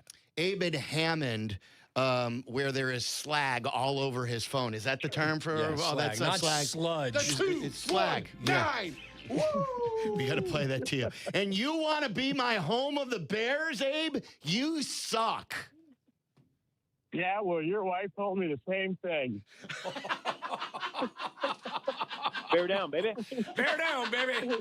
Yeah. There you go. You bring the weight. Okay. Totally safe. Safe. See, this is the ultimate segment because it's a dream come true for us. Because It's not a only dream can we come true, swear, but I could rip the listeners, And then the listeners could come at me as hard as they want. Yes. And you get to be the judge. Yeah. And have This is final say. perfect. This is perfect. I think the setup is 100% perfect. The mayor, we cannot play this game with the mayor of Arlington Heights, who is going to be joining us in 5 minutes from now. He probably, if he's been on the FU Tube show, then he probably may decide he's got other things to do today. Yeah. Anything else on the baseball front? And if you want to continue to weigh in, you can weigh in. I just and do have one this throughout the question. How show. are you going to feel if you get swept? I don't know what to expect, first If of all, they take tonight. 3 of 3 from you I'll be- after losing 2 of 3 on the South Side in dramatic fashion. I'll be pissed, yeah. Look, Will you go back on your swing? no, I don't think so. Unless they get humiliated or they lose a heartbreaker. Has Bruss been calling you or texting you? He liked something, though, where that I was bitching and moaning. I'm surprised they haven't called He's he's got no... I know he doesn't. He but- used to be a diehard Of course. Cubs fan. But that hasn't stopped him before. Right. And the thing about our friends, and it's not all their shows, but it's that show in particular. I think Wilde and Tausch are a little more introspective when it comes to their teams. Like with us. I think the word you were looking for was mature. Mature? I think that's what you But wanted they to look say. within when there's an issue with the Packers or the Brewers. Mm-hmm. You know, when there was a Packer issue, they were projecting it onto us. Yeah, and you know what I mean? And they were not willing to critique their own team. I tend to want to focus on my own team. That's what versus I the do. Opponent. Like, who do I get more mad at? Do I get more mad Your at own team. I get more mad at the Cubs than I get at the Brewers. Yeah. So that's the way. That's why I don't understand how they look at things up there. It's very homerish. Yeah. You know, and we can be homers too. We can be, but we also rip our teams who we love. Yeah, well, they lost bragging rights with their football team, but they continue to have bragging rights with their baseball team. All right. Let's bring in the mayor of Arlington Heights, who has joined us before. He is a very willing guest, and he has explained things to us and to our fans about what's been going on in the past with the Bears' quest to build their stadium at Arlington Park. Jim Tenalia joins us right now on the Yingling guest hotline on ESPN 1000. Mayor Tenalia, how you doing today? I am well, Sylvie. How are you? We're good. So first of all, before we get into the brass tacks, I don't know if you're aware, but I would personally like to invite you tonight to Peggy Canane's in Arlington Heights, in the great city of Arlington Heights. Not only will I be there tonight drinking tequila, but Carmen DeFalco will be there sharing everything he knows about bourbon. We have an ESPN 1000 event in your city, and we would like the mayor to be there. What time is that? 7 to 9. Shovels go in the ground at 7 o'clock. Symbolically. You know what? I'll tell you what. I was just at Peggy Canane's the other night, but I will come back. If you're going to be there, We will I both be come there. and I'll see you. You just, All right. even if you sneak by or if you want to stay the whole time, we'd love to meet you. We're doing a site survey, of course, too, for the Bears Stadium and to see everything that you guys, and then we can report back tomorrow about the hospitality of Arlington Heights and everything great in your community. Well, then I won't miss it. How about that? That's a deal. I'll There be you go. there. All right, we got the mayor there. Mayor, in general terms, can you tell us where this situation stands? Has there been any change at all, or it's status quo at the moment? Well, I can tell you that everybody's still very excited. I speak with members of the Bears group, Kevin Warren, every week, and everybody is still very optimistic and very hopeful. It's encouraging to read in the newspaper about Governor Pritzker. His comments recently have been really encouraging. So if I was betting with your money, Tom, I'd bet all of it on that they're going to get this vote done by the end of the 31st. I don't know what day. It might be Sunday night at 11:59 p.m. But I think it's going to happen, and then the governor's going to sign it, and we're going to have a football team stay in Illinois. With all due respect, I don't trust them downstate, so I'm not going to loan you the money, okay? So I'm going to sit back and watch it. Well, that's why I said it. I'm not using my money. I would use yours. Exactly. I understand. What do you, Mayor Tenalia, what do you believe has been sort of the change in the way the governor has relayed the message? Because the last time we had John, they were still we're not in the business of giving tax breaks to billionaires and billion-dollar corporations. And you explained to us, as we knew too, that this wasn't that. This was simply tax certainty. And if they don't get tax certainty, no one's going to build on that land. It's impossible. And you laid out all the different stadiums and what they pay taxes. Why has the governor here lately done a 180 on his messaging? Yeah, I can only speculate because I've not spoken directly with him, but I can tell you that if I were him, if I was the governor of Illinois and I knew all that I know that he understands right now, the alternatives are not good. The alternatives are, all right, well, we're leaving. We're going to go to a place that wants us, that's willing to spend a lot of money and a lot of energy and a lot of effort to make something really fabulous happen. The paybacks on this are endless. The sky is the limit as to where this could go. My commitment to all of the residents and the businesses in our Arlington Heights, it's going to be fabulous or it won't be at all. I know that the end result is going to be fabulous. So Governor Pritzker, I think the wake-up call was probably a little bit to do with what happened in Kansas City. And I think that the reality set in when the Bears jumped on that same kind of a bandwagon and said, look, you don't want us, we'll go to Indiana. We'll go someplace people want us to be. And that's when it became no longer Arlington Heights versus Chicago. And as crazy as that sounds, we were still in Cook County, we're still in Illinois, but it became a battle for quite a period of time. And now it became a battle of Illinois versus Indiana. And that's where the governor said, all right, I'm all in. Let's get this done. Jim, is there any burden that the taxpayers will be, I guess the word would be burdened with if, in fact, this does happen in Arlington Heights? Is there a commitment that taxpayers in Arlington Heights and in Cook County that they are going to have to assume? I have made it very clear that we are not in the business of owning a stadium. We're not going to pay for things that we're not going to get paid back on. At the end of the day, this has got to be win-win for the Bears and win-win for Arlington Heights residents and businesses. Certainly investments happen at every project. I don't care if it's a 4-story apartment building or, a 50,000 square foot strip mall. There's stoplights that have to be put in. There's underground stormwater management. There's sewers. There's electrical. There's a lot of things that have to happen to make any good sized development. This is a mega development. It's massive. It's billions. So there's going to be investment from all of us at different levels, but the residents of Arlington Heights are not owning this building. We're not being taxed for this building. Your property taxes aren't going up because the Bears are coming here. Yeah. This whole process has frustrated a lot of people, including us, from a number of different angles. And we have not shied away from being critical of the Bears when they deserve the criticism. How surprised are you to see it? And you're not surprised probably because you've been abreast of the situation the whole time. But I think the Daily Herald came out with an article a few days ago talking about some of the mayors of neighboring communities. And there was some frustration that the Bears have not completed their transportation traffic study. How surprised are you that work hasn't been done? I'm not at all. As you guys all know, my real job, my real life is an architect, and I work with people that do these kinds of things on a much smaller level, of course, daily, weekly, monthly, yearly. I've been doing it for 38 years. And nobody's spending a ton of money with professional consultants doing a ton of extra legwork when they're not sure that they have a deal.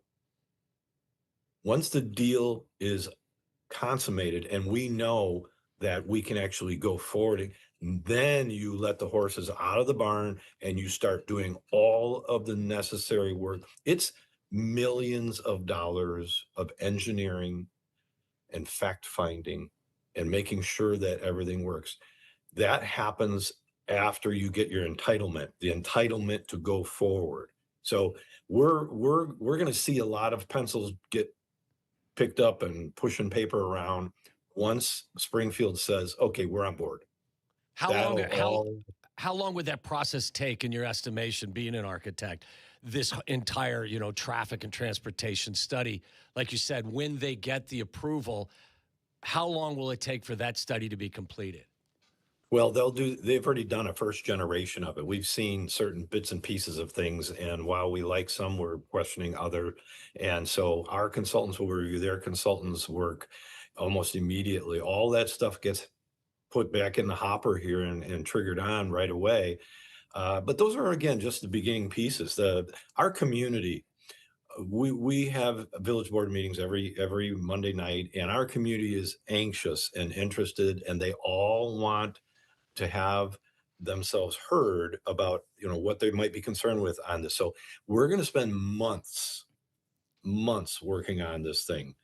After Springfield gives us the blessing that we all hope they will do, it is not going to be shovels in the ground tomorrow. Right. This is going to take some time.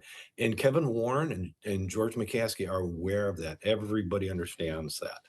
So it's going to take some time, but they're committed to excellence. I can promise you that.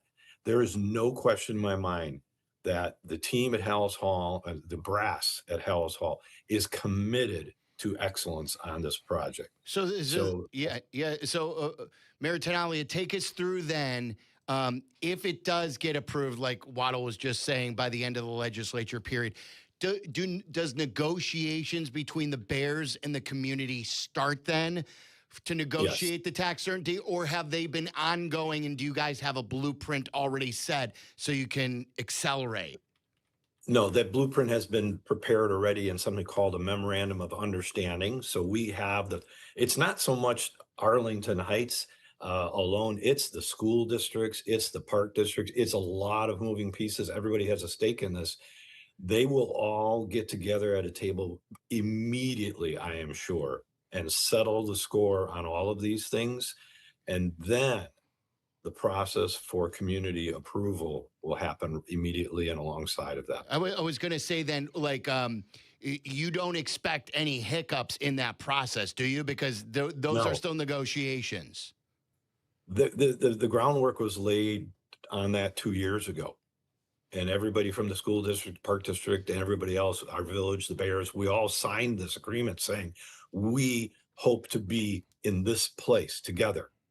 And so I would imagine that people won't be people will be mindful of that, and they won't forget where they stood on it all because it's all documented. And they'll sit together, and I'll be at that table, and we'll figure it out. I know you're only responsible for the citizens of Arlington Heights, but has there been any friction with the community surrounding Arlington Heights with this project? Not friction, no. Mayor Sonoyka, Mayor Daley, she's from Rolling Meadows. Mayor Daley's in Schaumburg, and of course, Jim from Palatine. Yep. These are all good people. They have their interests of their community at heart, just like I do for Arlington Heights. So I am certainly going to invite them to participate with us on a lot of the critical issues that might affect them. And I know that one of the biggest things is traffic. Right. Traffic is a big issue. Our 53 at I-90 is really complicated. Yes. Yeah. Even now, And right. Even before right there's a now, stadium. Yeah. Right now, I come through there several times a week, and getting off of I-90 and then having people getting back on to Algonquin Road or heading west. I mean, it's a challenge to start with. Yeah. You mentioned how the governor has changed the way his messaging has gone for this, because like losing the Bears in general is the worst case scenario. And here they're still in Cook County. Here they're still in Illinois. Are you surprised that Mayor Johnson from Chicago has gone as hard at this at the 11th hour as he has? You know what? Mayor Johnson has his hands full. Is there anybody on the planet that doesn't think Chicago is a beautiful, fabulous city? It is a wonderful place to go, with or without the Bears. And if I were Mayor Johnson at this point, I would be focusing on other things. The Bears are not staying in Chicago. They're just not. And he's got so much to be thankful for in that city, that he could make that place so much better than it is, where people like me and my wife and others would want to go down there a little bit more often and spend some money. All I'm saying is the Bears aren't a part of it. It's unfortunately for him. I wish he would get on board with the rest of it and then learn how to benefit from it when the Bears are built here in Arlington Heights. That train goes right back to the city. Mhm. O'Hare is halfway between. So many good things that we can coordinate together. If the mayor of Chicago and the mayor of Arlington Heights could get together, we could make some great things happen that fit everybody. Has he rejected overtures from you? We haven't. It hasn't come up. I think it's been a little bit uncomfortable because I think he feels like we're the adversary out here, but we're really not. We're really not at all. With your architectural background, give us a little insight into what you have seen in terms of the plans for this stadium, whether it's thumbs up, thumbs down, or thumbs in the middle. Do you like what they've presented, or have you not had a chance to look at it? No, we haven't seen anything new for months and months, but what we saw initially was fabulous. Yeah. It's really, really great. Unfortunately, I did a little research and I found out the term paradise was copywritten. Or the Bears actually, Mayor, last November, they went in for a copyright. I remember you said it. Yes. And you said it when we interviewed, yes. I fumbled. I've been using the term for 3 years. No, you picked up that ball and ran, but you just ran in the wrong direction. That's all. You scored a touchdown for the Jets, I think. That's true. I'll tell you what. That term, when you said it when we were together last time, I had to chuckle to myself because Kevin and I have used that again and again and again. The point there being, when you get off that train car and you're staring at the stadium, it's going to say, "Welcome to paradise." This is their goal. They want to make this place so spectacular and I just love it. It's fabulous. And had I filed for that trademark, I wouldn't be sitting next to you right now, Sylvie, because I'd be living in a lap of luxury. Well, good thing you didn't get a trademark. Yeah, it would be a loss for all of us. Yeah, of course, sure. We need you on the air. Yeah, Come on, of course, Tom. Mr. Mayor, Keep doing what you're good at. Yeah. All right, Mayor Tenalia, I'm holding you to this, okay? Now, this is like a campaign promise. You have promised to show up tonight at Peggy Canane's to see Carmen and me. Listen, here's what I'm going to promise you. Tonight is band rehearsal for me. You guys know I play in a rock band, and we do a lot of fun events. Tonight is band rehearsal, but I am going to break away for a few minutes, and I'm going to come and see you. I might even bring the whole band. How about that? Band. Oh, that's great. We'll bring the whole band. We'll have a beer with you and say hello. How does that sound? What is the go-to song from your band? Like, what song do you do better than any other band? Oh my God, our favorite song is probably "Save a Horse, Ride a Cowboy" or "Kickstart My Heart." We cover everything. Wow, from I was going to say country- different ends of the spectrum there. It is. Yes, we have a really big show coming up here in Arlington Heights on June 4th. I'll tell you what. I'll give you guys a challenge. Okay. Bring your station down here June 4th. There's something going on called Music with the Mayor. The Mayor's band, Exit 147, is playing downtown Arlington Heights, and you'll hear "Kickstart My Heart" and you'll hear "Save a Horse, Ride a Cowboy." There you go. That's a deal. That's a deal. All right. Well, we appreciate your time as always, and thanks for joining us to give us an update. Thank you, Jim. My pleasure, guys. Have a wonderful rest of the day. There he is, the mayor of Arlington You're Heights. see the mayor tonight, Jim Tenalia. Yes, he's very open to joining us, and I have great memories as a Cubs fan going to Wrigley, and the first thing that you would see, I would take the train because. There wasn't a lot of parking at Wrigley Field, and the Red Line has made it so easy. I'd take the Skokie Swift from Skokie. I'd get off at Addison, and you'd see Wrigley Field.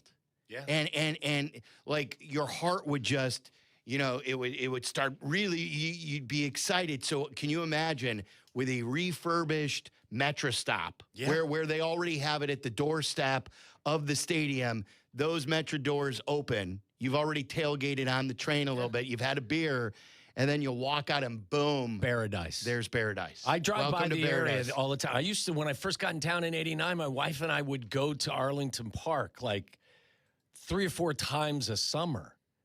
So I'm very familiar with the area. And you just don't understand how big the plot of land is until you put your eyes on it. They can really, not just a beautiful stadium, but they can put an entire entertainment center there that will keep people coming even when the season is over or before the season has kicked off. So, yeah, I just want it to get done. So take a shovel out there and just symbolically put a shovel in the ground, you and Carmen. Okay? He gave you though the realistic guideline here that they're not putting shovels in the ground tomorrow. I know. Even when this thing, there's still a lot of work to be done.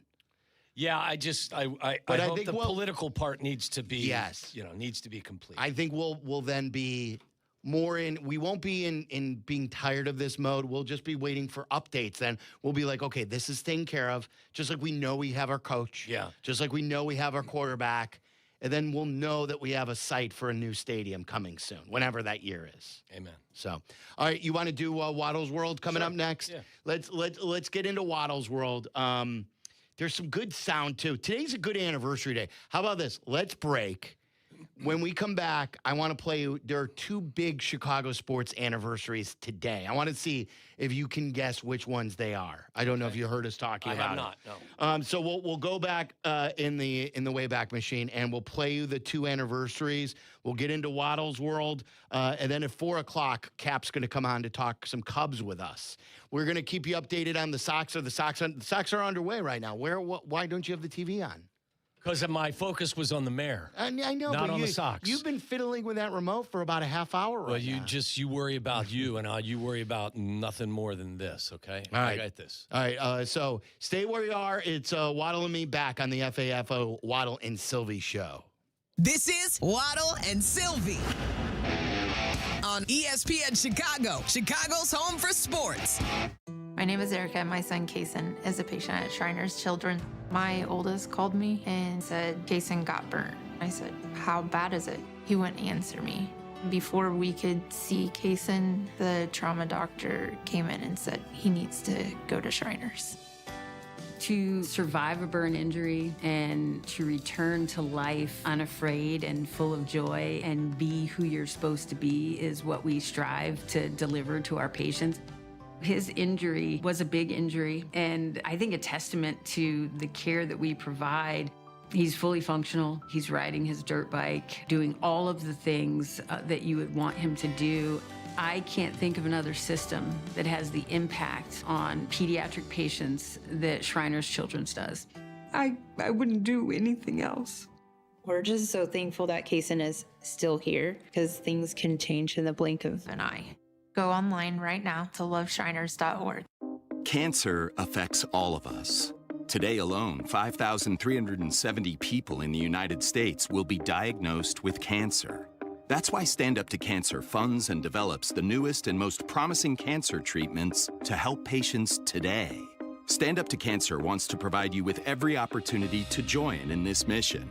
By donating your home, land, or commercial property, you can help Stand Up to Cancer fund innovative cancer research.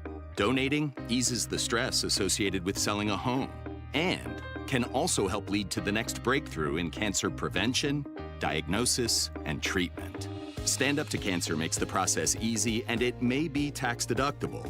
It will take all of us standing up together to put an end to cancer as we know it.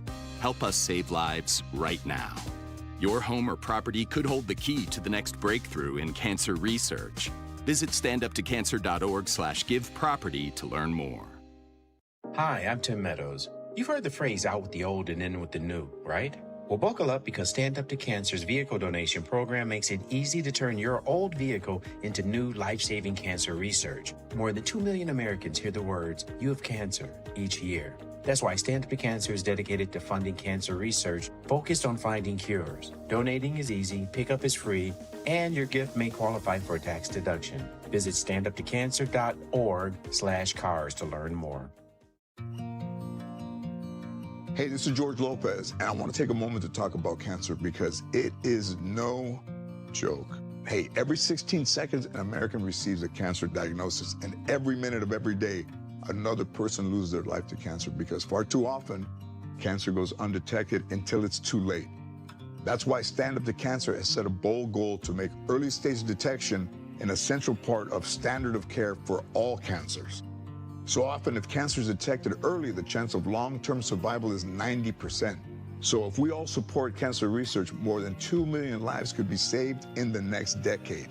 It will take all of us standing up together to put this goal within reach.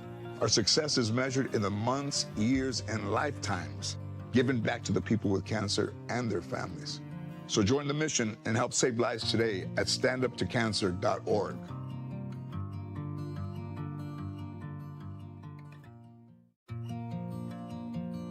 Hey, this is George Lopez, and I want to take a moment to talk about cancer because it is no joke. Hey, every 16 seconds, an American receives a cancer diagnosis, and every minute of every day, another person loses their life to cancer because far too often, cancer goes undetected until it's too late. That's why Stand Up to Cancer has set a bold goal to make early stage detection an essential part of standard of care for all cancers. So often, if cancer is detected early, the chance of long-term survival is 90%. So if we all support cancer research, more than 2 million lives could be saved in the next decade.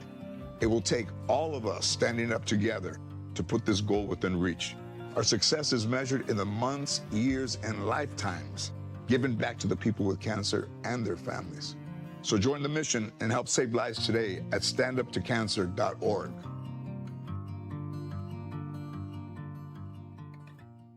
Your pet is missing. That sudden panic, the racing questions, the worry of what could happen. It's overwhelming. Petco Love Lost is here to help.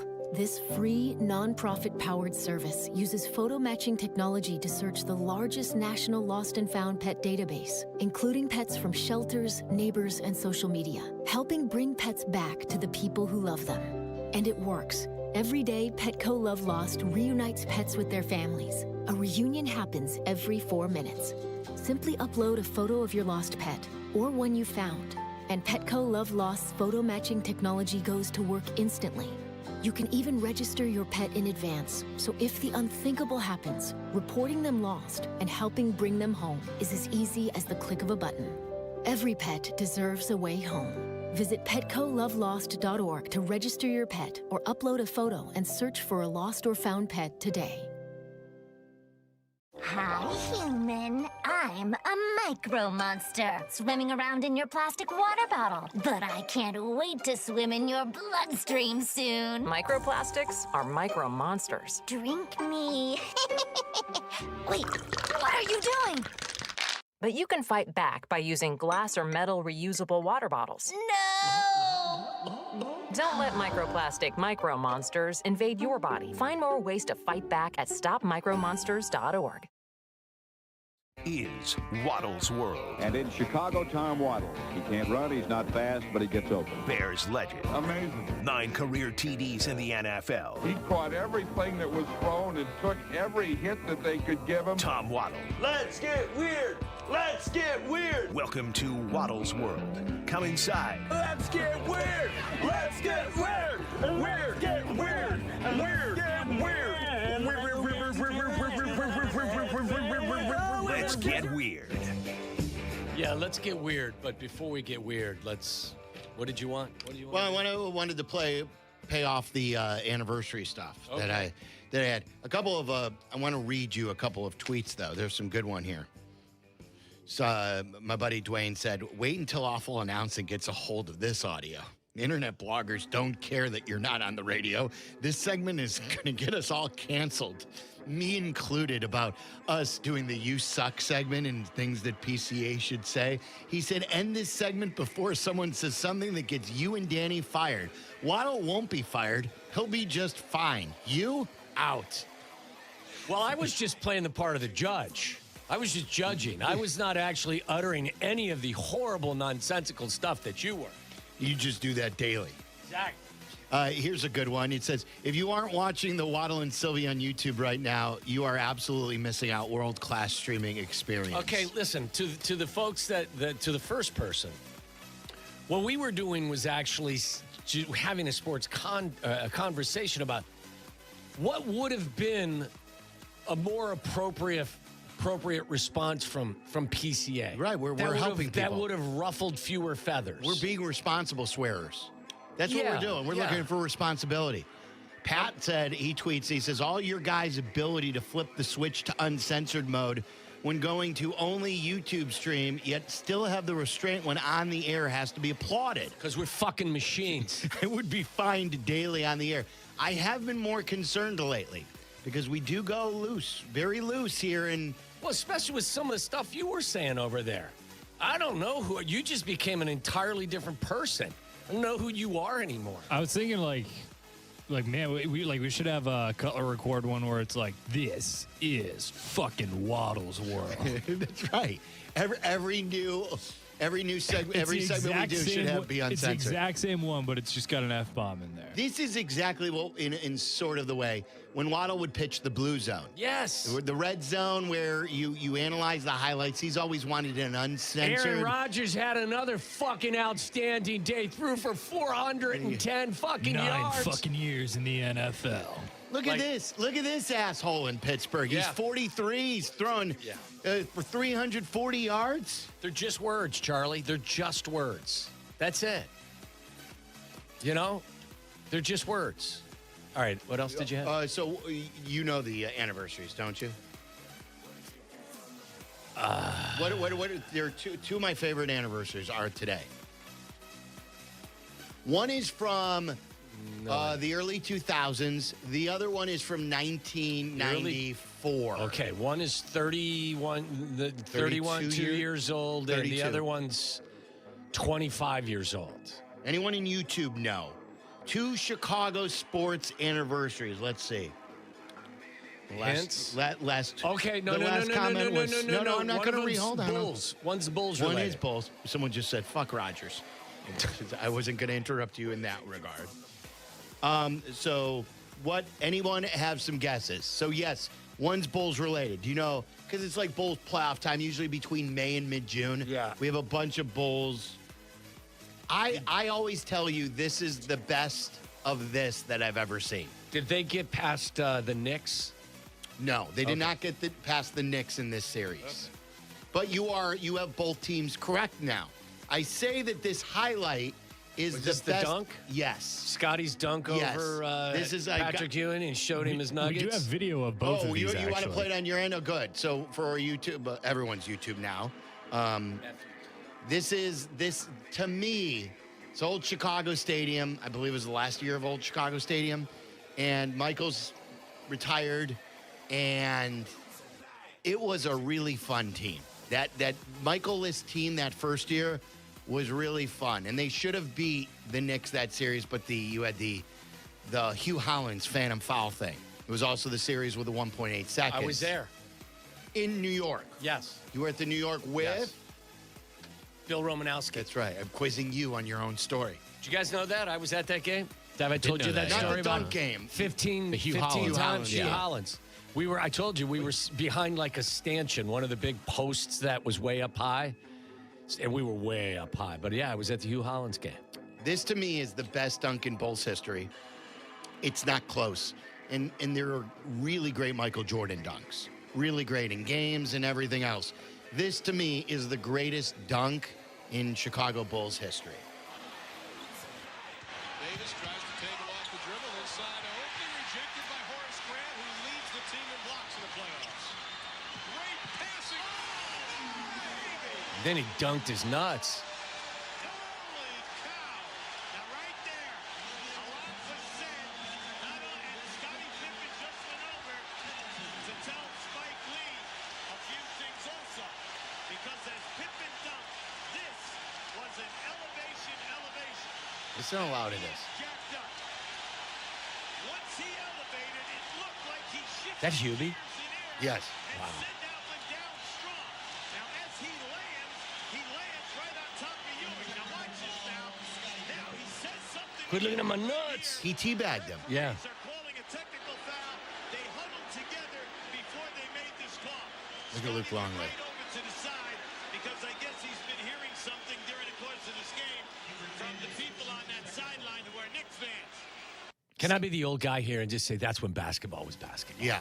Yes, it was. Oh my God! Like And that's Scotty- that's why you shudder at actually watching the current version of the Bulls, because you got a front row view of that for how long? A decade. Yeah.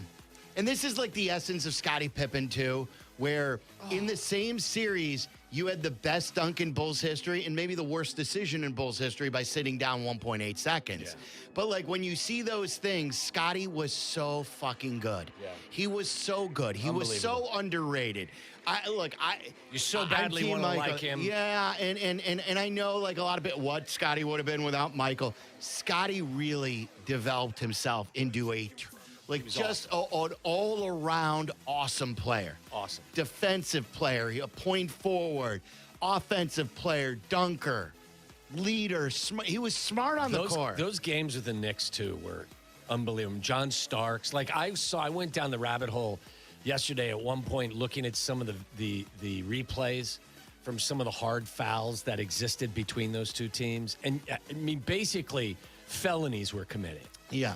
And then a couple of things. Someone said Taj's dunk on Wade in the Eastern Conference Finals. That was good. I don't know if we've ever done the power ranking list. That's on my top 5 or at least top 10, as is the Joakim Noah dunk against the Celtics in the triple overtime game when he goes end to end. Do you remember that on Paul Pierce? And Paul Yes. Pierce fouled out. Here's the other one. Today is also, do you know which? It's a baseball one. It has to do with the Sox. And by the way, the Sox have bases loaded right now. Nobody out. Top of the second. Peters is up at the plate. He's Justin been quite a contributor this year as well. Just hit his first home run, right? Plays a good center field as well. Oh, did he? Yeah. That was all foul ball. Popped up just beyond first plate. Well, Waddle thought it was gone. I did. And it was foul, and Yeah. it probably went like 200 feet. Hey, down. listen, as baseball fans, we all make that mistake sitting in front We do. watching it. It's a Chip Carey. It is. Chip Carey used to Line get pulled. drive, base hit, caught out there. It is also the A.J. Przinsky, Michael Barrett fight anniversary. Okay. Do you want to play this on your end, too? We've talked about this a few different times, and for those who missed it, Carmen was just asking about it. After the highlight, I want to play what A.J. recently told us about it. He can foul it back, but it's a good one to look for. Oh, got a fastball and lifts a fly ball into short left field. Pierzynski wanting to know, am I going? He is going. Here comes a throw by Merton. It is a collision at the plate. And Pierzynski not only bangs into Barrett, bangs onto the plate, and here they go. Posednik getting into it with Barrett. And now both dugouts empty behind home plate. I mean, there is some hooking going on in the bottom of two piles. I love this. Pierzynski ran right through Barrett and then slammed his hand on home plate. And Barrett came after him. Posednik wound up more involved with Barrett than Pierzynski did. And picked him up. This is the kind of thing that can help each team. The White Sox are already a unit that have proven they're there for each other, and the Cubs, this could really cement them together. You never know how a brawl like that pulls a unit together. Well, without question, this is a good, clean play by Pierzynski.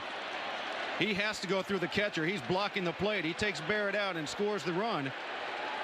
And it's after that what takes place. Barrett took exception to Pierzynski getting up and trying to go through right there. And then he's just going to go ahead and hit him. And Posednik right there has his back. There's no reason for the punch. Like, it really was like a... Barrett has got to be tossed out of this ball game. He just smacked the plate and was trying to walk around AJ. You know, like the Celtics and the Pistons used to do that on a nightly basis, and nobody get thrown out. With Robert Parrish. Have you young lads ever gone down the rabbit hole of watching like old Pistons and Celtics games where Robert Parrish is punching with Lambier. Bill Lambier, and not even a foul's called? My dad used to show me old Bill Lambier clips and just be like, this fucking asshole. Yeah. Like he and the Celtics hated Lambier. The Celtics didn't take that shit either. Yeah. Like the Chief would stand up and pop you. Oh, the good old days. Do you want to hear? Can I play you this really quick? By the way, the two broadcasters on that game, that was a Fox game.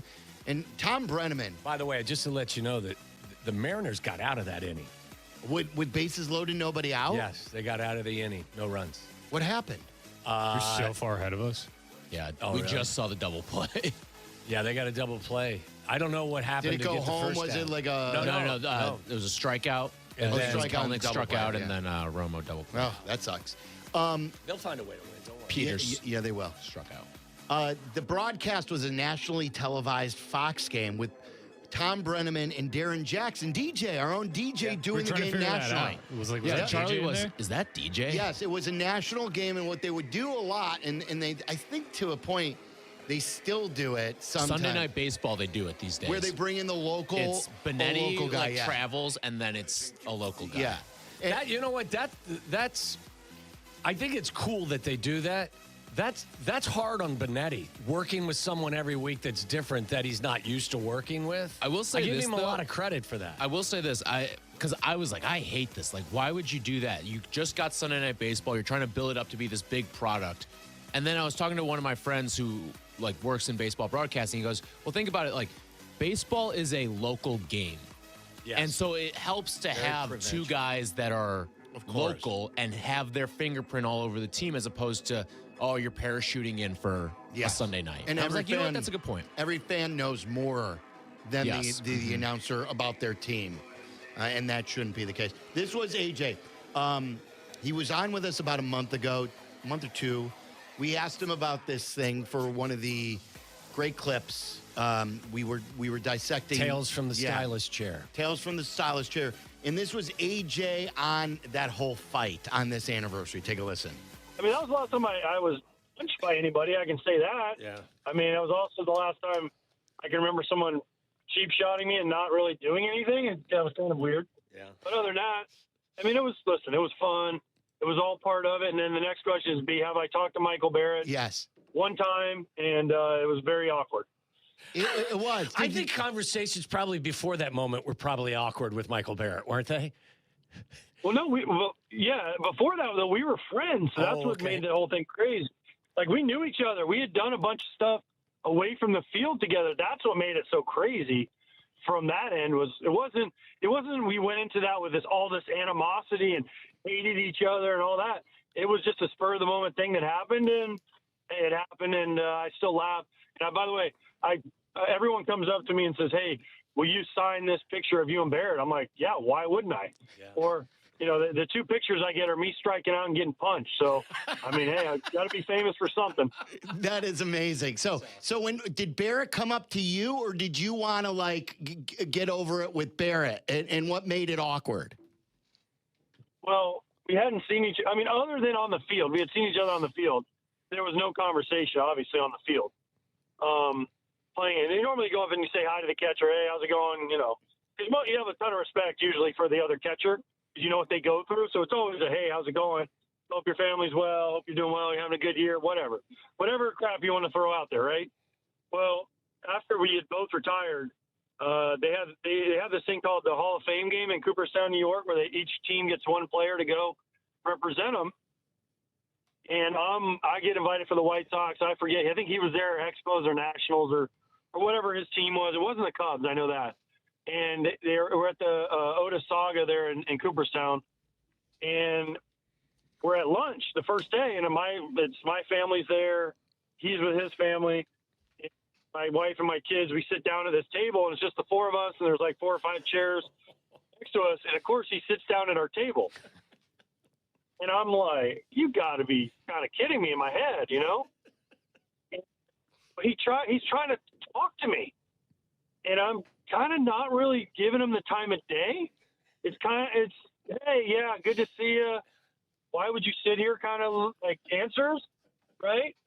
And so we get done and we get up. My family gets up. My kids at the time were, 12, 13, 12-ish. And we walk away, and both of my kids go, "Dad, that was really awkward. Who was that?" They didn't know who it was. And I told them, and they're like, "Oh, that makes total sense," right? So it was just, and that was it. And then the next day in the Hall of Fame game, he's catching. I come up to hit, and he says to me, "You ever going to talk to me again?" And I said hi to you. I think we're good. We've passed the talking stage at this point.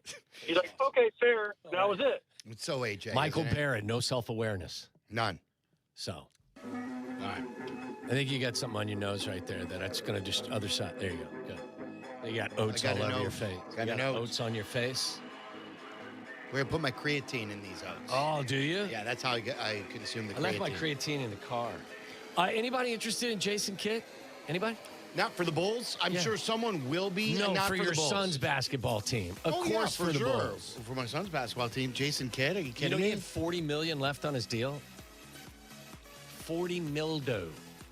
So you're not interested in Jason Kidd? I think the Bulls are going to hire one of these top Young assistant teacher. coaches. Yeah, from one of the good staffs: Oklahoma City, San Antonio, Minnesota. Who else did we? Tyler, we were just talking about this. Jerry Stackhouse. Yeah, Jerry Stackhouse is supposed to be a candidate too, isn't he? You don't want Jerry Stackhouse. No, thank you. Is he a broadcaster right now? No, I think he may be a college assistant right now. But wasn't he the head coach for one year at Vandy? UNC? He did. Or was it UNC or no, Vandy? he was at Vandy. Vandy, He was the head coach, and he was a disaster. So then why would he be a candidate? I have no. Let me see what he's doing right now. But what are you doing? He's eating avocados. What are you doing with avocados these days, Jamal? Hey, what are you doing? What are you doing with that? Did you see last night James Wood had an inside the park grand slam? How cool is that? Very. That's a really cool thing, isn't it? Very. I think the Mariners are going to take a lead here. Was it a Little League World Series or Little League like a home run, or was it a real inside the park home run? I saw it kind of like. I mean, there was definitely some Looney Tunes elements to it, but a guy goes crashing into the wall, and then the guy who's there to back it up. Yeah, there was a hard ricochet off the top of the wall, and the guy who's there to back it up was too close to the guy who ran into the wall, so it just bounced and rolled forever, and it was like a legit inside the park home run. Yeah. But there was definitely like some comedy elements. I've never to it. seen a grand slam inside the park home run. By the way, did you see this the other day? I forget. It was in the Diamondbacks Giants game, and I think it was Robbie Ray, gave up a grand slam on the 6th pitch of the game. Come on. 6 pitches Sixth in, and he pitch. allowed a grand slam. That's incredible. That's only 2 extra pitches, Yes, right? yes. Uh-huh. Wow. That's It's the insane. opposite of like the perfect inning or whatever they call it. The immaculate inning. Immaculate inning. That's insane. Do we have a little bad blood going on between the Mariners and the White Sox? Last night, I believe the Mariners had 2 guys hit, and Vargas got hit, I think, in the ribs. He's out today. No. It was in the hand, and Was I it? thought it was one of those ones where, like, he broke a wrist or he broke his hand or something. I thought it got him. I thought it ricocheted and hit him in the rib, but it just hit his wrist. Okay. But he's not in the lineup today, right? I don't believe so. No, I don't think he is. But then Rosarena just got hit again. He just got plunked. See who's by up right Burke. now for the Mariners? Wisdom. Our old friend, Patrick Wisdom. Still as handsome as ever. Yeah. Still as likely to strike out as anything. That's right. Aaron Rodgers says this is his last year. You give a shit? Not one shit. It's a like I do like still enjoy watching Aaron Rodgers, but it's time, and I'm more interested watching Aaron Rodgers under the direction of Mike McCarthy. They were together for better than a decade. That doesn't mean he's going, to have a renaissance. But I think it's much more likely that he excels with. You think so? Than he did last year. Remember, they did not have a good relationship at the end. True. Aaron Rodgers doesn't have a anyone, even including his parents and his brother. Right. When do we see the first blow up between the two on the sidelines? Oh, training camp for sure. Maybe mini camp. Preseason game? Yeah. But he wouldn't play. Yeah. Why'd you have another sandwich, Coach? I'm not going in. Have another sandwich. Making fat jokes now? I didn't say that. You said that. Did you see this story about the Trailblazers are laying off a large number of their business side employees? I thought the NBA was killing it. If you thought this guy's cheap. This guy's the worst of the worst. And it's so funny. Like the Blazers are one of the teams that are trying to hire a head coach. If it's a competition between the Bulls or the Blazers getting a guy, the Bulls are getting him. I think the Blazers are looking to interview a number of the same guys the Bulls are. I would feel very good because I don't think they're going to pay a coach more than $1 million or something like that. Yeah, and then the Bulls are gonna interview Splitter if he is not retained by Portland. Yeah. Also, the one thing that the Dallas story with Jason Kidd will impact the Bulls is exactly what you talked about, because you would think any coach would want that job, would want the Dallas job. Oh, yeah, with for sure. Ujiri there now, and you've got one of the best young players in the NBA, along with Kyrie's coming back too. Pants on or pants off for Game 2 of tonight's Western Conference Final? Oh, pants off. Okay, pants off. Pants off. And I'll be at Any Whiskey U, so expectation? it could be dangerous. Oh, yeah. I played the Thunder. Okay. Did you say you played the Thunder To win it all. To win it all. So plus 125 now? I felt like because they're down 0-1 that they're championship odds, and we think that the winner of this will win the championship. So if you win this series, and it's less obviously to just bet on Oklahoma City to win this series, you get plus money if they win the championship. One more basketball story before some nonsense. Have you guys seen any mock drafts? I got a mock draft for you NBA? here. Yeah, NBA mock draft from Jeremy Wu. Is from yesterday, projecting all 60 picks after the combine. Okay, number 1, Debanza.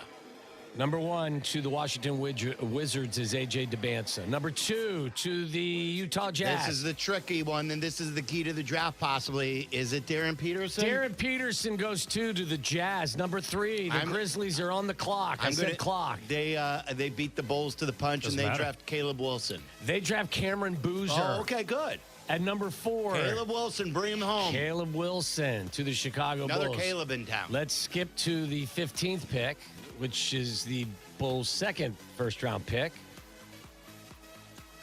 Cameron Carr, shooting guard from Baylor. What is your scouting report, Tyler? He's a little on the older side, but I would ask you guys this about the 15th pick. Are you knowing that you have the 4th pick? Are you shooting for like a boomer bust guy, or you want more of a sure thing at 15?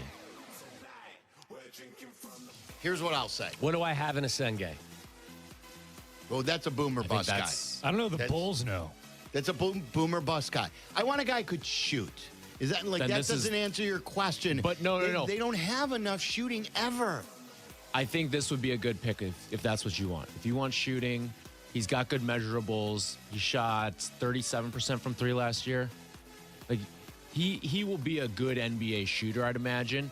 You could also, if you want shooting, like Bennett Sturts could be available around there from Iowa, but he's another guy. He's a little older, but he can shoot the lights out.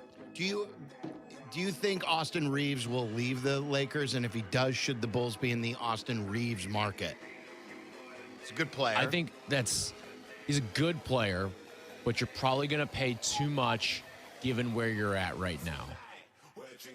I feel like I'm not giving that type of money to someone for the team as is constructed right now. I'd rather keep some of that cap space. Remember, the Bulls have 2 second-round picks at number 38.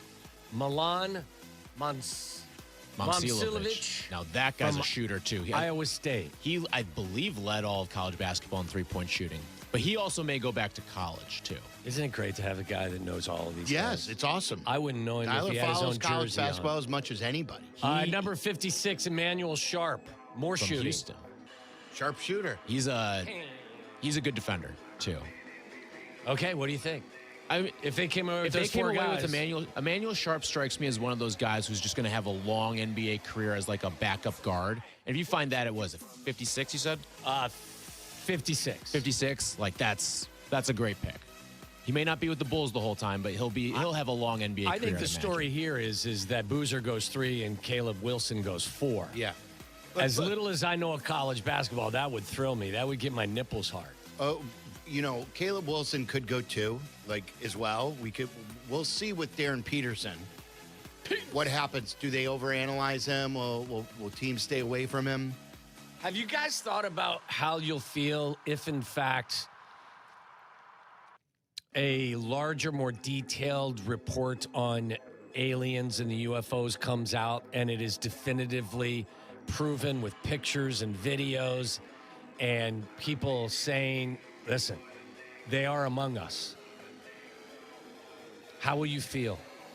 Will you feel like, hey, it's just a Tuesday, it's just a Wednesday, tomorrow's a new day? Or will it affect how you feel? Will you have anxiety?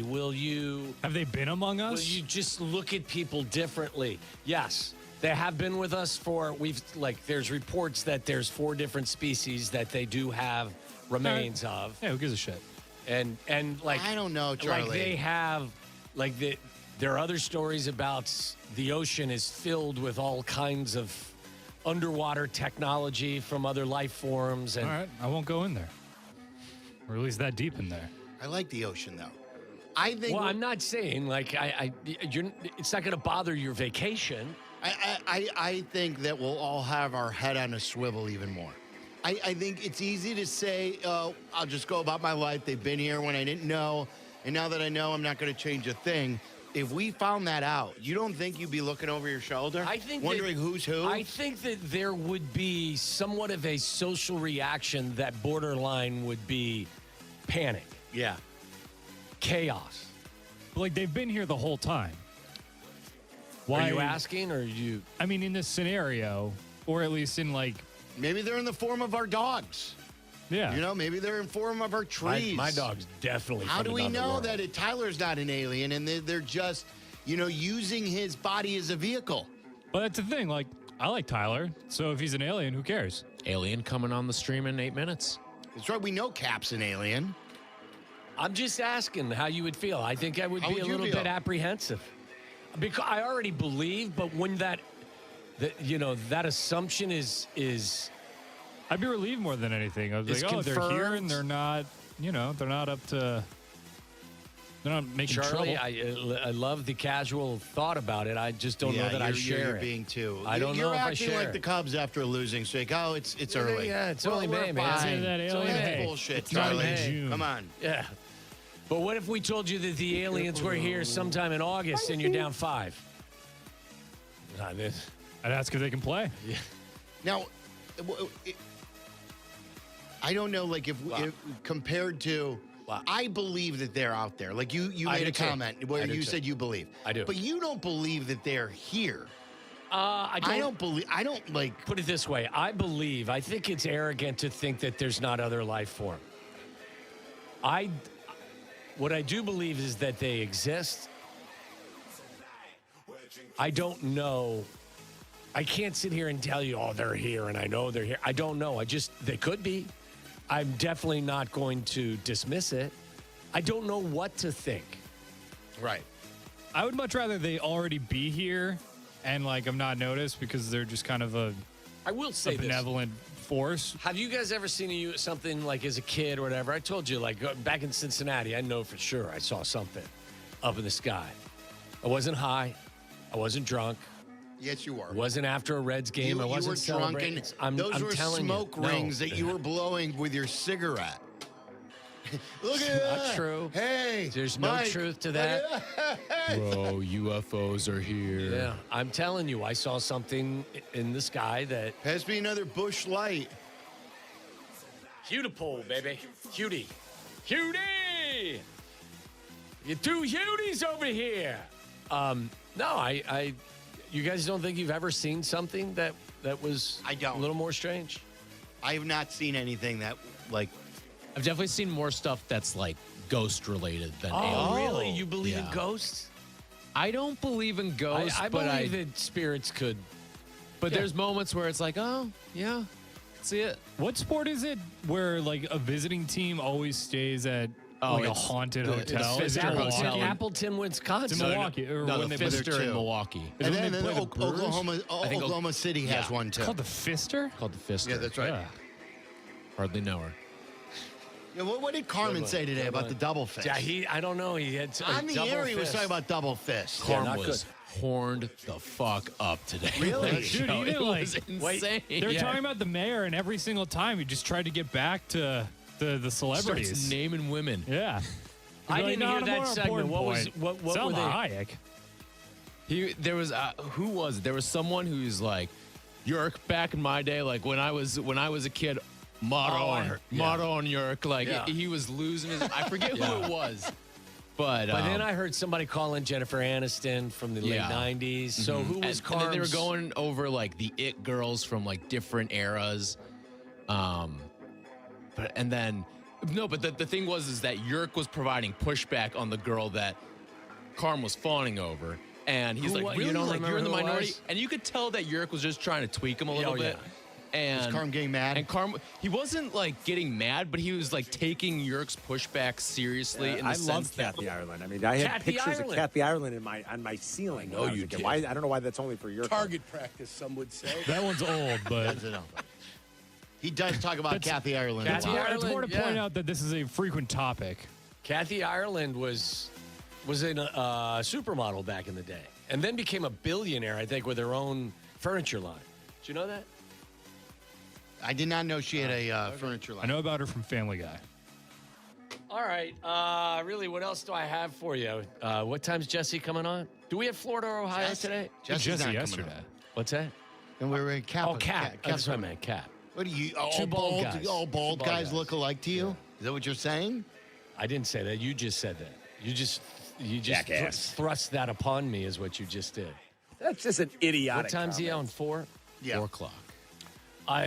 Tyler gave me this great story. Baked dirt was mistakenly served to students at a Maine school supper.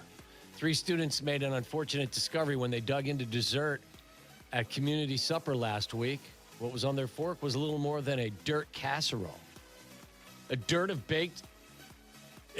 of baked dirt was mistakenly served as dessert at a high school. How could that happen? It's dirt. Maine. It's Maine. Mud pie is like a thing, right? Like it's like a chocolate, like a bunch of chocolate. I think so. I just want to make sure. Is that what you're saying? Like the mud? What people term a mud pie is yes. It's not real mud. Okay, yes, you are correct. So when I was a kid, my grandma and I made that, and we used actual mud, and we put it in the oven, and I don't know why we did that. I don't either. Not sure, Charlie. By the way, there's also like dirt in a cup too, where it's like chocolate pudding, Oreo crumbs, and then gummy worms. You see, it's a cup. Gummy worms. Yeah. Oh, Oh, it's fruit and good. the chocolate? Yeah. Call it a cup of dirt. Sox have tied that game up 1-1. An Indiana man is behind bars after police say he was found dancing in the roadway while holding a rare box turtle and carrying methamphetamines. What's a box turtle? It's a kind of turtle. It's not a snapping turtle. It's a box turtle. It's a What is rare the shell? box turtle. Is the shell more box-like than oval shape? Why does it get the name box turtle? I'm not a zoologist. I don't know. Let me Google it. But Indiana officials announced Tuesday that a man had been arrested in Harrison County after conservation officers found him dancing along a local street. He was reportedly holding an eastern box turtle, which the local officials said is illegal. Eastern box turtles are long-lived, slow to mature, have few offspring per year, and may not be collected from the wild. He was also carrying both methamphetamines and drug paraphernalia. Are you a turtle guy? No, I don't like turtles. Why? I don't dislike them, but I think they're cool. I don't like them. Speaking of that, I saw one completely crushed on my walk today. Oh, no. A turtle? What? Yeah. There was one crushed in the road. Why? Like, well, a car hit it, Charlie. okay, well, that's good. I don't know. A kid didn't come out with a bat and just decide to I don't know. demolish a There's some turtle. weird kids out there. No, a car hit it or a truck hit it. Maybe like, I don't know, delivery truck. Seems like you know something. I don't know. When are we seeing the penguin? Can we get it on the calendar that we go to That Lincoln Park penguin's Zoo? probably, look at the jersey that Cap's got behind him up there. That's I know your that guy. that's your I know BC that guy. jersey. That is. Is it his wine fridge too? Does he have a wine fridge behind him? He's got I don't a whole think, no, set. he's probably got a couple of beers and some water in there. I can't see, though, because the glare off his head, which is ricocheting off the jersey frame, just has left me blind. Oh, he does have you beer. See, there's beer. There Yeah. looks like some seltzers in there. Listen, he's gonna drink every Jack drop Daniels. of alcohol in that thing. Jack when and Coke. When the He's Cubs finish getting swept tonight by the Brewers. Twisted Tea. He's got it all. What? All right, let's go to Cap. He's ready. Yeah, Cap's ready. I thought it would be fun, especially with the Cubs. Before I play the rant, so is this your office? Is this your do you have an actual set in your home for when you do the recap and everything? What is this? I don't do it at home. I have a studio in Northbrook. Oh, how about that? Oh, yeah. That's at his studio. It's a very nice studio. Well done. You got to come by, Sylvie. Yeah, I haven't been invited. I'm officially inviting you. Let's do a podcast. Let's go. We will do it for sure. And when we get, We'll be called Two Dicks. Wow. What did you used to say? It's fuck you, no, fuck you. Yeah, no, it's exactly. That's what it was called. It was Fuck You, No Fuck You was the name of your guys' podcast. And you guys, Correct. You can have it. You can have it. You want to don't try have pay this? me. I don't know. You probably didn't hear. You were probably working. We took calls. It was quite funny of what I would insult the caller, and I would then end the insult by saying, "You suck," just like the fan said. And they were supposed to play the role of PCA and say something that was a better use of words. And then I was as a the rebuttal. judge as to whether or not it was acceptable. So do you have like a comeback that PCA should have used now that we're uncensored right now? If I would say to you, I go, Cap, you always tell people that you don't tell them how to fan, and now you're here telling them how to fan. You suck. Yeah, I would have said, guess what? I just signed for $115 million. Take fucking that. Oh, there you go. That's fair as well. The take fucking that. That is on brand. That is totally acceptable. Totally. Yeah. Look, if PCA had said to her, you know what? Fuck you. That's if he had right. said that, no one says a word. They were like, all right, whatever. Yeah. When he said what he said, a little over the top. As he said, And it was a poor choice of words. What about if someone called in and said, eat a dick? Would eat a dick be equally as bad as suck my dick? It's the last word. You The keep word. leaving out bitch at the Oh. end. That's part of it. Eat a dick, bastard. You can't use dick or the other No? one. Eat a bag of dicks. No? Can't do it. You just like this game. I do. I know you do. Like Kap, it's like a kid. You're like a kid with candy. Kap, you've been doing this for over 30 years. Like we all have at this point. Like it's to get this freedom now all of a sudden where you can take calls on the best curse comeback for PCA. It's quite eye-opening. It's exhilarating. I listen to you guys. I tell you this every day. I have a little speaker over here. I set my phone up. I listen, and I'm like, man, I wish we had a game going on so we could one day do work on YouTube and just curse. Yeah. What do you think? I've invited Hoodie to Wrigley 50 times. I'd rather go to Milwaukee. It's easier to get to from the south side. I would love to turn to him. I love Jonathan like he's my brother and just go, you know what? Fuck you. I would love to be able to do that. How do you think Jonathan would respond to that? I don't think he would take that well. He probably wouldn't, but he'd probably say, what did you say to me? Yeah. I'll come over there and beat the shit out of you. Exactly. Then it's on. That's hot. All right, before we get into your take on the Cubs, I want to play you this. I texted you on Monday. I thought this was a brilliant rant. Then we'll call out the hypocrisy. But this rant is as entertaining of a rant as you've ever done on this radio station. And more than the Clay Thompson?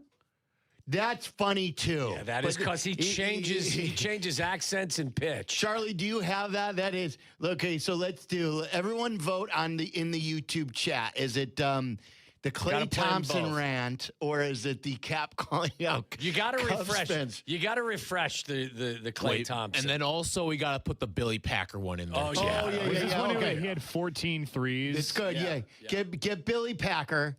Okay, so we have door number 1, door number 2, door number 3. I believe the Clay Thompson one's the oldest one, is it not? Yeah. So I'll play you that one first.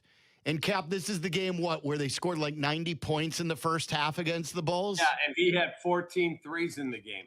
And Kap was not happy that they let him keep shooting threes. So this was the next morning. Take a listen. I'm not expecting them to go beat Golden State last night. But when you come out there and get punked, where Clay Thompson's in the zone, so we're going to feed Clay Thompson, and no one is going to have the you-know-whats to come over there and go, bam, knock him down on a shot. Foul. I'm not telling you to go break his nose. I'm not telling you to take his knees out. I'm telling you to close out on a shot and make sure his ass is on the ground. And then help him up and go, try it again, I'll knock your ass down again. Instead, they all got popcorn and sat there and went, go get him, Clay. Let's watch the record. I can tell my grandkids I was there when you hit all those damn shots.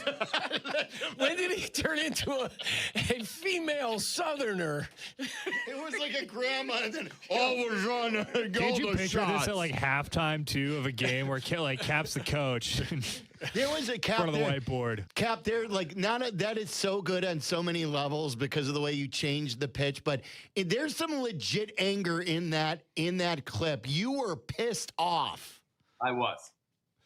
You know what they say? Better to be pissed off than pissed on. That was pathetic to allow that to happen with nobody at all trying to say, not on my watch. All right, we'll let the voting that was good. commence That's a good after start. the next two. So this is number 2. This could be the most creative and honest, and I don't even think it was really a rant here. They got news that Billy Packer, longtime analyst and coach, has passed away, and this was Kap and J Hood. Take a listen. So, Kap, a longtime broadcaster of the Final Four and college basketball for CBS, Billy Packer, passing away at age 82. Sympathies to the family. He was an ass. He was an a-hole. And because he died does not change my opinion of him. He was a jerk. He was a grade A ass. I dealt with him. I did not like him. I threw him off the air on this station when it was its first iteration, when it was WMVP, AM 1000 back in the 90s. Rest in peace, but you were a jerk. Now, that one is some grade A honesty in that one, Kap. That's what I give you. I'm just being honest. Just being He's real. not a good guy. Hoodie knew what he was getting to when he said that. Did he lead you perfectly, or was he? He had Hoodie, to know. It's a very listen to the beginning. It's a very somber hoodie. So, Kap, a longtime broadcaster of the Final Four and college basketball for CBS, Billy Packer, passing away at age 82. And the best, Kap, is you go. You start with best of the family, and then you can hear your voice crack. And then what comes next is legendary. That became a line in the Christmas song, too, later, where he's like, it's great that Billy Packer is taking a dirt nap. Yeah, it was good. And then this was Monday. I loved this one. I texted Kap and calling out the Cubs fans. Kap was he was so emotional over the Cubs and over the weekend against the White Sox. Take a listen. Some of the members, not all, some of the members of my fan base embarrass themselves. Where? All over social. You're not built for 162. Get off the bandwagon. You're not tough enough. Yeah, and I'm telling you how to fan. Oh, the Cubs aren't as good a team as the White Sox. These are Cubs fans saying this. Season's over. Jed's horrible. Council's the worst. You're not built for a baseball season. They're what you call part-timers. They're front runners. Deep down, they've got no balls. They're not tough. They're peacocks. They're great when you win 10 in a row. Yeah, see my team. Honey, where's my jacket? Let me put my Cubs jacket on to go out today. And then when you lose a few and you lose to your arch rival, the peacocks go away. Put that jacket in there. Just give me something generic. Because they don't have balls. They're not tough. They haven't put together a team and rode it all the way, ups and downs. It's a marathon, not a sprint. And a bunch of them, deep down, losers. They got no intestinal fortitude. They're not tough. Dr. Griginian and these idiots that tweet at me. I mean, stop. Dave Todd, love his passion. Dave Todd's a good fan. He's a great fan. Yeah. He's not built for this. Absolutely not. There's a whole bunch of them on here. They call themselves Cubs fans, but they are absolutely jumped off the bandwagon. Go sweep the Brewers and maybe win 7, 8 in a row again, and they'll be right back there like the peacocks that they are. Absolutely embarrassing. It's poetry right there, Kap. Whether you agree or disagree, the way you weaved all that together in the perfect music accompaniment, that is terrific. Thank you. That was fun. So just speaking the truth. So but now you have really gotten angry, have you not? In the wake of that? When I watch a guy strike out 19 times in 34 at bats, and he's among the worst in baseball with men in scoring position, I think he's had one of our great listeners, NIU Dean. He sent me a direct message today, and I'll see if I can find the stat. It's literally disgusting. Ian Happ, as he wrote, Ian F. Happ has had 19 runners at third with less than 2 outs. Wow. He's got 2 of them home. Wow. I mean, come on, man. And we keep him in the 4-hole? Like, is Craig really blind? He can't see this? And so what did he do? He moved him into the 3-hole. That's today. right. What? Let's get him an extra at bat. Like that's what pisses me off. Like, no accountability. Hey, Ian, guess what? We're going to move you down, let you hit 7th today. Just get you into a lower pressure environment, and we're going to put whoever in the cleanup role. Nope. We're going to keep him right there like he bought freaking beachfront property, and it's all paid off, and he's never going to sell it. He's right there. Tyler, they did not do what you wanted. They moved both of them up. Ian Happ, as Kap mentioned, is batting third today. Nico Horner, Alex Bregman batting second. Ian Happ batting third. And Sayas right behind him, something that you hated to see. You want them separated. He is batting fourth. Carson Kelly fifth. Michael Busch sixth. Dansby Swanson seventh. Miguel Amina eighth. PCA, who in my opinion, Kap, do you agree with this? Would you give PCA a day or two off? Kind of reset himself a little bit after him dropping that fly ball yesterday? Yeah, I would have given him today off against, aren't they facing a lefty? Yeah, I would have given him today off, PCA. Yeah. I may use you later to run and play defense. Take the day. Just clear your head. You got tomorrow off. It's an off day. You'll get 48 hours. Just clear your head.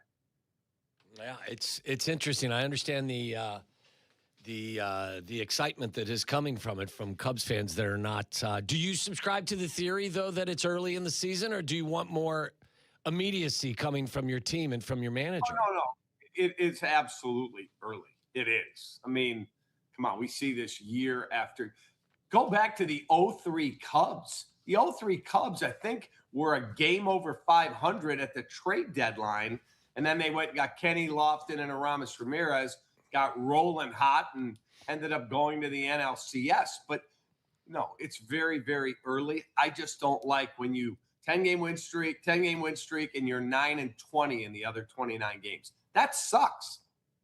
The thing that I've said to Waddle is what I don't like is, even though it's early, this trend is very familiar to what has happened against the Brewers going back to 2019. That's when things really changed. The Brewers beat them head-to-head for the division at the end of the season. They have won more divisions. They have won more games. They're better head-to-head against the Cubs. They're way above 500 against the Cubs. The Cubs are below 500. And this is the blueprint of last year and 2 years ago. Like, they ran away with the division 2 years ago. They won by 10. Last year, the Cubs had a 5-game lead. The Brewers came back and won by 5. This year, like 11 days ago, the Cubs had a 5.5-game lead 11 days ago. And now they've changed that and then now have a half-game lead. So, like, even though it's early, what I have seen is a larger sample size of this same sort of thing where the Brewers continue to get their number, and I don't understand why. I just think the Brewers do their business in a different way. They just are great at development, and they're not afraid to go, oh, Freddie Peralta, he's a really good pitcher. But guess what? We're not paying that dude 7 times 30. What's that? Isn't that what Dylan Cease signed for? Nope. Give us your top prospects, and you guys can have them. And the Mets are up the track. The Brewers are back in first place again. They'll have some stud that will come out of that trade. On that topic, Cap, let me interject this. Do you think because they play under those restrictions, it sounds like, in terms of finances, that takes pressure off of them? Maybe they don't want to keep Freddie Peralta, but he's an easy re-sign because good pitcher, but is going to cost you a ton. Does it, in some ways, make things a little bit easier for them because those decisions aren't hard for them because they're absolute? That's absolutely a good point, that it is an absolute. We are not signing him. And so they jump the market and they move him with a year to go. They don't care. And then, they go get Willie Adames. They ring out whatever he had, 120 home runs, 118 home runs in 3 seasons. Let him go. And then guess what? They let him go, and they laugh when he goes to the Giants for $182 million. They laugh. Okay, we got over 300 RBIs. We got 100 and whatever home runs out of him, and now he can go. See you later. Then let's compare this to what the Cubs do, because the Cubs have more resources. What are the Cubs doing wrong that the Brewers are doing right? Is it as simple as the Cubs decide they were going to sign Ian Happ to a 3-year, $60 million contract? Do you believe the Brewers people, if they were inserted in the Cubs front office, would have done the same, or would they have moved off of him? They would have moved off of him. No question. So you think then that it was a mistake to re-sign Happ 3 years, $60 million by the Cubs? I'm not saying it was a mistake because they have the revenue to be able to do that. Yes, but that's not that. Good decisions are good decisions. Make a good baseball decision. Take the money out of it as much as you can. That's what they do. Why don't the Cubs? I think Ian Happ, he's in a rut right now. He's horrible right now. And he would tell you that if he was on the show with you. He would say, I've been horrible. But I still think he's a quality baseball player. His numbers tell you he's a Gold Glove left fielder for whatever that's worth. He runs the bases well. He plays hard. He's a good guy, gives you some power. I think they do a better job. It's just a fact in draft and development. Why do they have Jacob Mizorowski? Why don't we have a Jacob Mizorowski? That's my point. How do you answer that? Because the Brewers, obviously, with a limited budget, make all of the right decisions. The Cubs, with an enormous budget compared to them, obviously aren't making as good a decision. They've got better decision makers. Their general manager leaves. They find somebody that comes in and is just as good at it. Wouldn't counsel know the secret sauce, though? Isn't that part of the reason, too, that they were this plucky team too under Counsell, and you thought you were getting the manager, and he's very analytical, and he had a large role in how they acquire guys and develop guys, but nothing has changed since then. If anything, the Brewers have only gotten better since Counsell left. Yeah, again, like their GM, David Stearns, he did a great job in Milwaukee. And then he goes to the Mets where he has all this revenue and all this money to spend, and they're horrible. They're absolutely horrible because I just think the Brewers do a better job in player development. Who have the Cubs developed? Okay, Nico Horner. That was a really good draft pick. That's a wild success. PCA they acquired. They didn't draft him.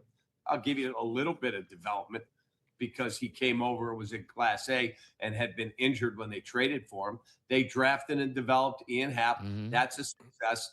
But do you think the Brewers would ever have given a 32-year-old Alex Bregman $175 million?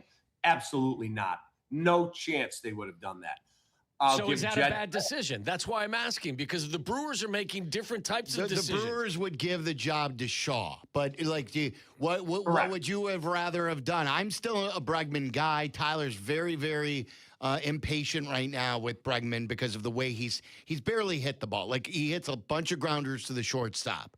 So, like, in retrospect, was it a bad idea to go for Bregman, and should they have just kept Matt Shaw there and improved in a different area? Depends where you were going to improve. Like, they had 9 guys when the season started that you went, I'd let that guy start a game for me. I'm not saying all would go in your rotation. And all of a sudden, 3/5 of what you thought would be your rotation by June 1 is gone. Cade Horton, Matthew Boyd, I know he'll be back, and Justin Steele. That's 3/5 of your rotation not there. Now, I think it's fair to criticize Jed to go, Hunter Harvey played in 7 games last year and he was injured. I know he's got an electric arm and great shit and the whole deal. He's on the 60-day IL and you gave him $7.5 million. We should be shocked he played 7 games last year. He has an injury history. We should be shocked that he's out now. That was pardon my language, Danny, a fucking horrible decision to sign that guy. Take your revenues and put it into that guy? Oh, please, don't make me puke. That was horrible. See, I love that Cap's getting in on the act. Yeah. I think Danny said that you would not swear on this show. He doesn't know me very well. Yeah. He should. Yeah, he should. Yeah, absolutely. If anyone knows you, it should be Danny. For anything else on the Cubs or the Sox that you want to touch while we have you? Because I know you got Waddle every Wednesday. You had him on today. But you and I have not been on the air in a long time. So anything else you want to get off your chest? I do not. I love Tibbs. You know that. He's a friend of mine. I just talked to him the other day, and he wants back in the game. For what the Bulls are doing, I would not hire him. I would not. Who would you hire? And I love Tibbs. Who would like you if hire? I'm Cleveland, I'd fire this moron Kenny Atkinson. Like, holy shit! You talk about a guy who melted down last night. Gone. If I was Dan Gilbert, as soon as we get eliminated, get out. And I'd bring Tibbs to Cleveland. That's where I would drop him with all that talent. I think they could absolutely be better. I don't want somebody who's going to extract and wring out the last little bit of every game. I want the Bulls to go like 9-73 next year. Yeah. I want a high draft pick. I want to take bad contracts back along with draft capital for parking your money on my books. That's the way you rebuild this thing. Yeah, we have somebody in the studio that looks a little Danny, upset. Are you saying that I twisted your words? Didn't you say that to me when we were having lunch? Oh, no, Silvy. You didn't say that Cap wouldn't swear? No, I don't believe he should be allowed to swear. Why? And I came in here because, listen, you guys carte blanche, swear on the YouTube show. This is your show, your YouTube show. Absolutely not can he come on here and drop that language. Why? He needs to take a day or two to think about this. Listen, this is like, that's not becoming of you, Kaplan. This is you're putting us on, aren't you? No, you guys carte blanche to swear. You, why not Tommy, Cap? Why not Tyler, and Charlie. Why not Cap? So why can't Cap? You don't want our guests to swear? What about callers? Yes, Cap's a teammate. Cap doesn't count. Callers can swear. Guests can swear. I don't understand why Cap's not allowed to swear. He hadn't had clearance. The big boss is looking at you sideways, funny. Like, what the hell is Danny talking about? All right. Is what he said. Well, Cap, take a day. At least you're not going to the lake house for 3 weeks for this bullshit. Love you, Danny. There's Danny Zetterman. All right, so everything. Danny just wanted to come in and drop a swear word in here, too. So then, Shit. Did it feel good? Shit. For a team like Cleveland, you said, so do you have a guy like this Sean Sweeney from the Spurs who's been around all these young guys? And I'm not just talking about him and the unicorn, because that is something you just don't teach, even though he has developed. But they've also had 2 really good rookies who have been drafted in the neighborhood of where the Bulls are picking, with Castle and then Harper this year, who they've developed quite nicely. They play great defense. That's Ron Harper's kid, isn't it? Oh, yeah. Yeah, he's great. He's a good player. Dylan Harper is real. I don't know how the hell, 20? Cap. Is he 20 years How old? isn't Rutgers any good? Because Dylan Harper is making an impact. Yeah, exactly. Did you ever hear this story? I think Tommy knows this story. So Ron Harper's playing at Miami. I'm coaching at Northern. They're ranked 17th in the country. We're 3-5 in the league. And we got a talented team. We got Kenny Battle. We got good players. And my girlfriend is a cocktail waitress at the Holiday Inn in DeKalb.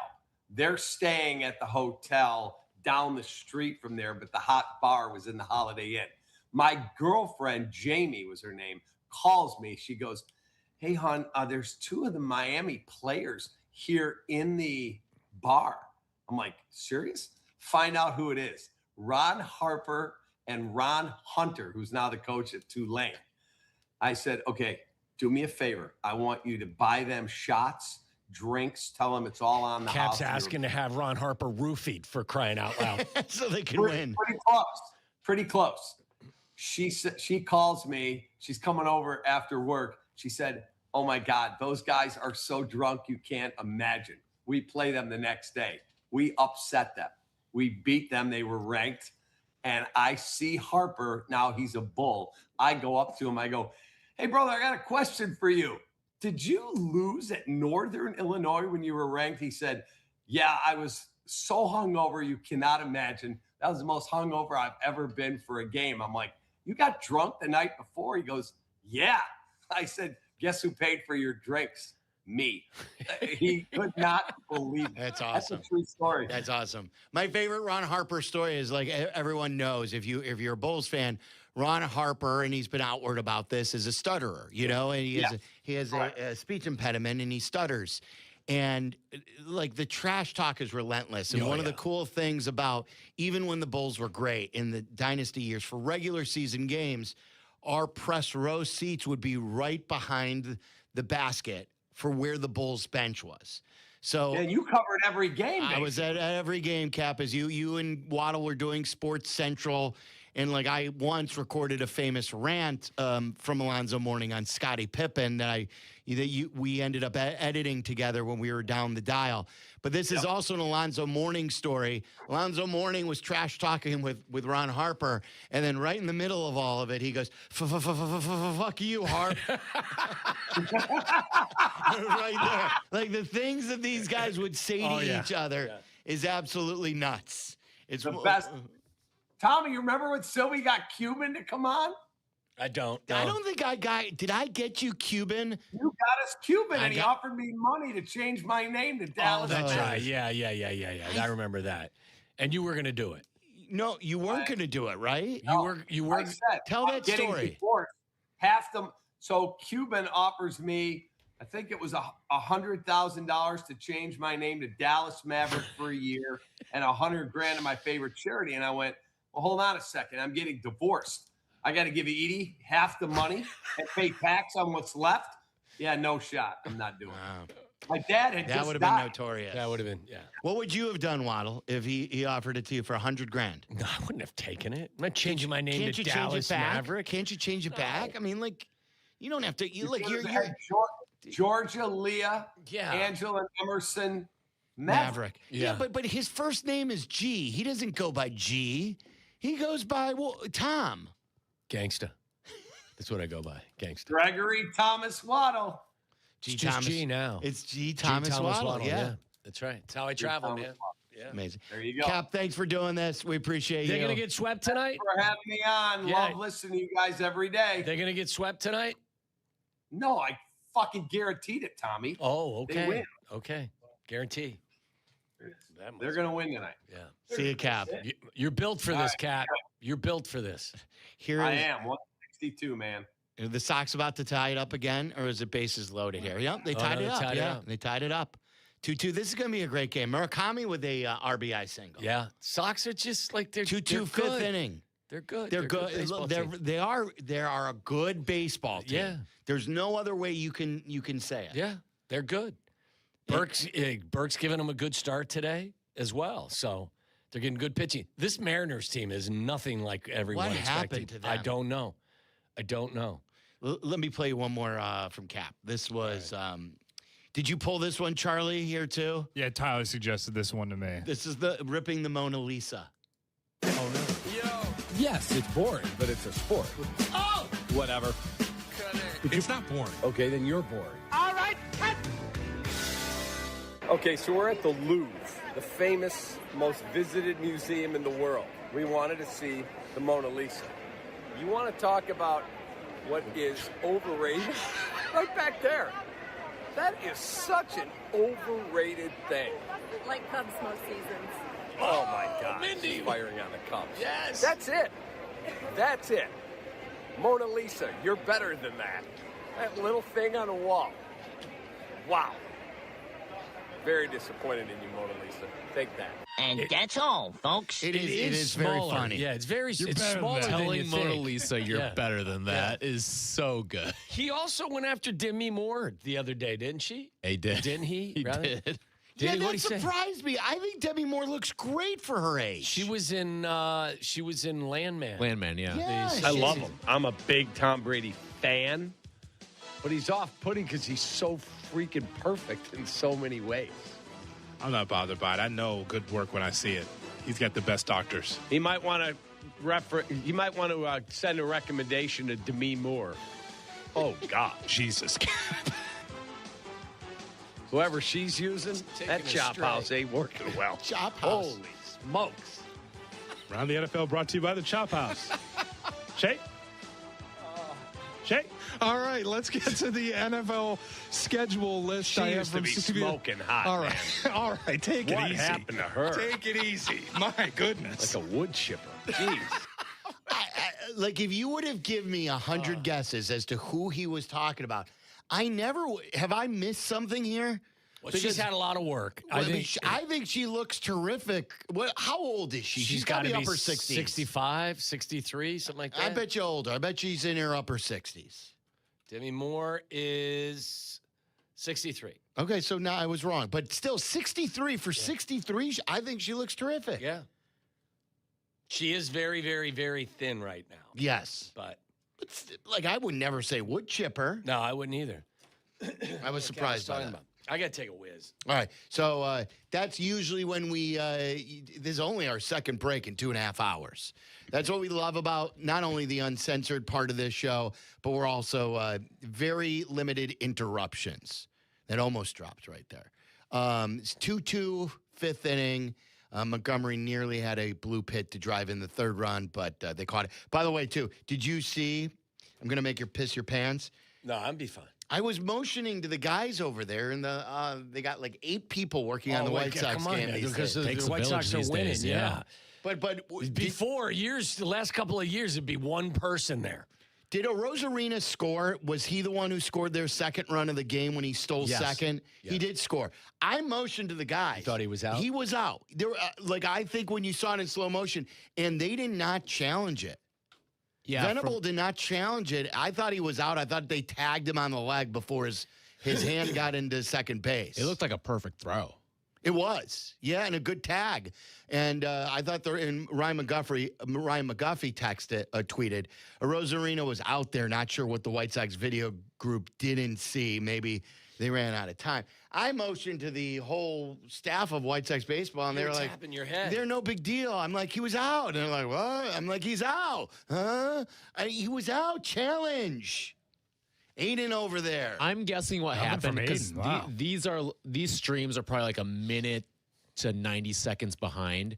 And they already knew Oh, really? that they had moved the drill. Because and they of were the like, radio. Because they've got like the instant feed in there. Yes, So they're like, okay. what the hell is he talking about? Yeah, I went to. Sylvy's over here. Yeah. I went to challenge. By the way, the umpire video, a lot of people love. People have commented on it. There's a video circulating that I think Jack was behind.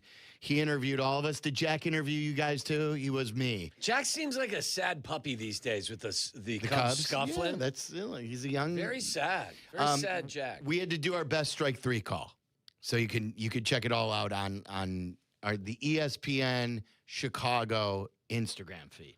Yeah, and we all posted it. All right, when we come back. You want to do some If Bears? we come back. You want to do? We haven't done. And what am I missing something here, Tyler?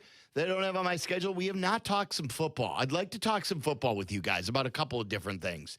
I want to read you a text that my friend wrote about Caleb Williams. What's up, Trevor? I want to. It was from Jeff, not Trevor. I want to play some Robert Mays that we didn't get to yesterday on Ben Johnson. So I think we got some good Bears stuff. We'll keep you updated on the White Sox. You want to talk Cubs.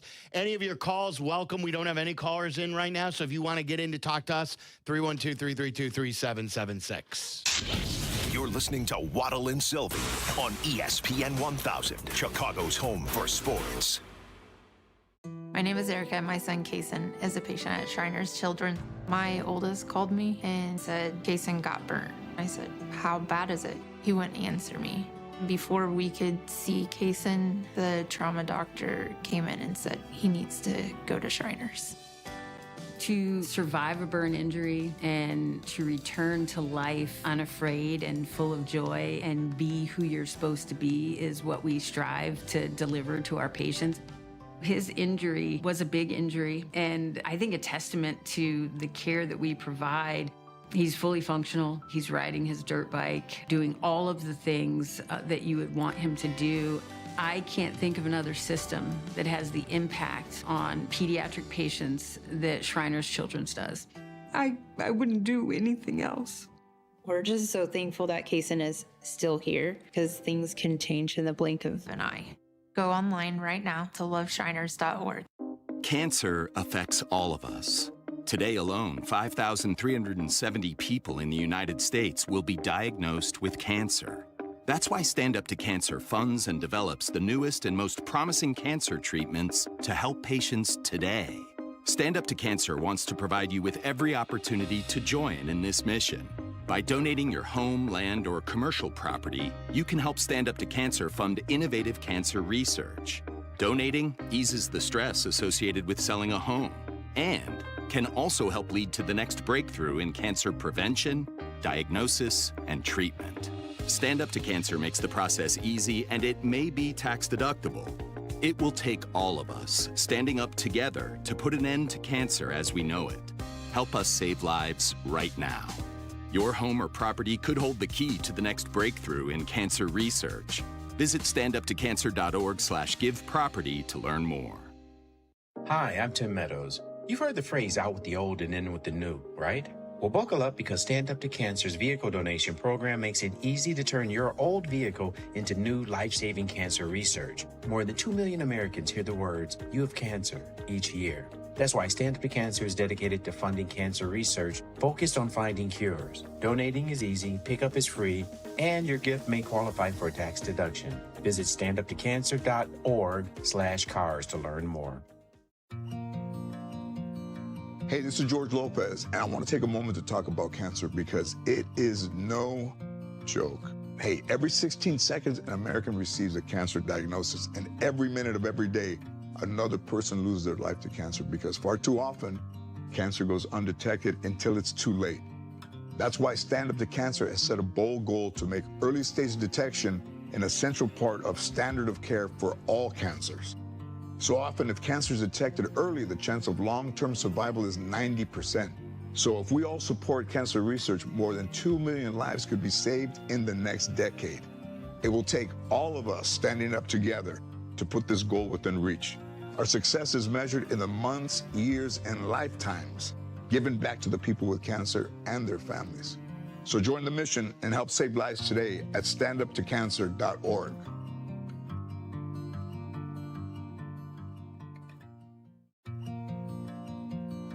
Hey, this is George Lopez, and I want to take a moment to talk about cancer because it is no joke. Hey, every 16 seconds, an American receives a cancer diagnosis, and every minute of every day, another person loses their life to cancer because far too often, cancer goes undetected until it's too late. That's why Stand Up to Cancer has set a bold goal to make early stage detection an essential part of standard of care for all cancers. So often, if cancer is detected early, the chance of long-term survival is 90%. So if we all support cancer research, more than 2 million lives could be saved in the next decade. It will take all of us standing up together to put this goal within reach. Our success is measured in the months, years, and lifetimes given back to the people with cancer and their families. So join the mission and help save lives today at standuptocancer.org.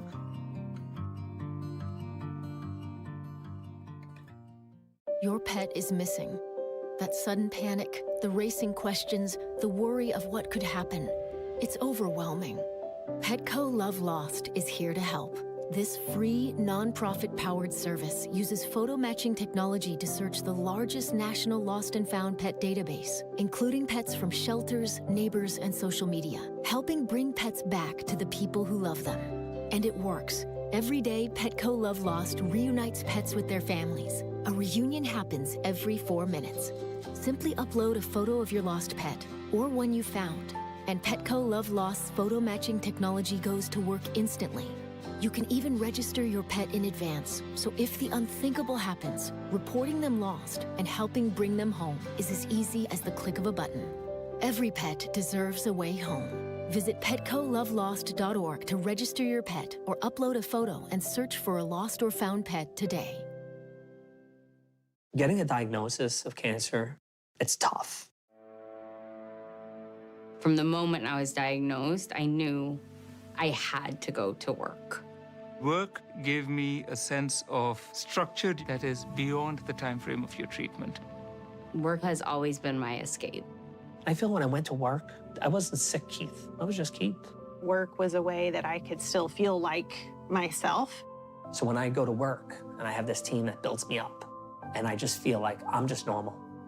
I had a place on the team. It means everything. Being engaged with work really helped to, I just knew I was going to beat this day. Research shows there is a significant connection between the ability to continue to work and cancer recovery. Through all of our efforts, we can make work a better place for healing. Learn more and sign the pledge at workingwithcancerpledge.com. For 250 years, our armed forces have bravely served America. Wounded Warrior Project honors that legacy by supporting post-9/11 service members and veterans like Anthony, a Marine who was injured by a roadside bomb in Afghanistan. They carried me through my injuries, not just my physical, but my mental. And seeing other vets doing the same thing helped me tell myself, hey, you can do this. Join us in honoring warriors at woundedwarriorproject.org/America. At VA, veterans receive world-class health care and are treated with respect and dignity. Women veterans receive specialized care for their unique needs. Veterans with PTSD experience life-saving therapies. Paralyzed veterans access new technologies to improve mobility. Whole Health is changing primary and specialty care at VA for the care, respect, and compassion veterans deserve. Choose VA. Visit choose.va.gov.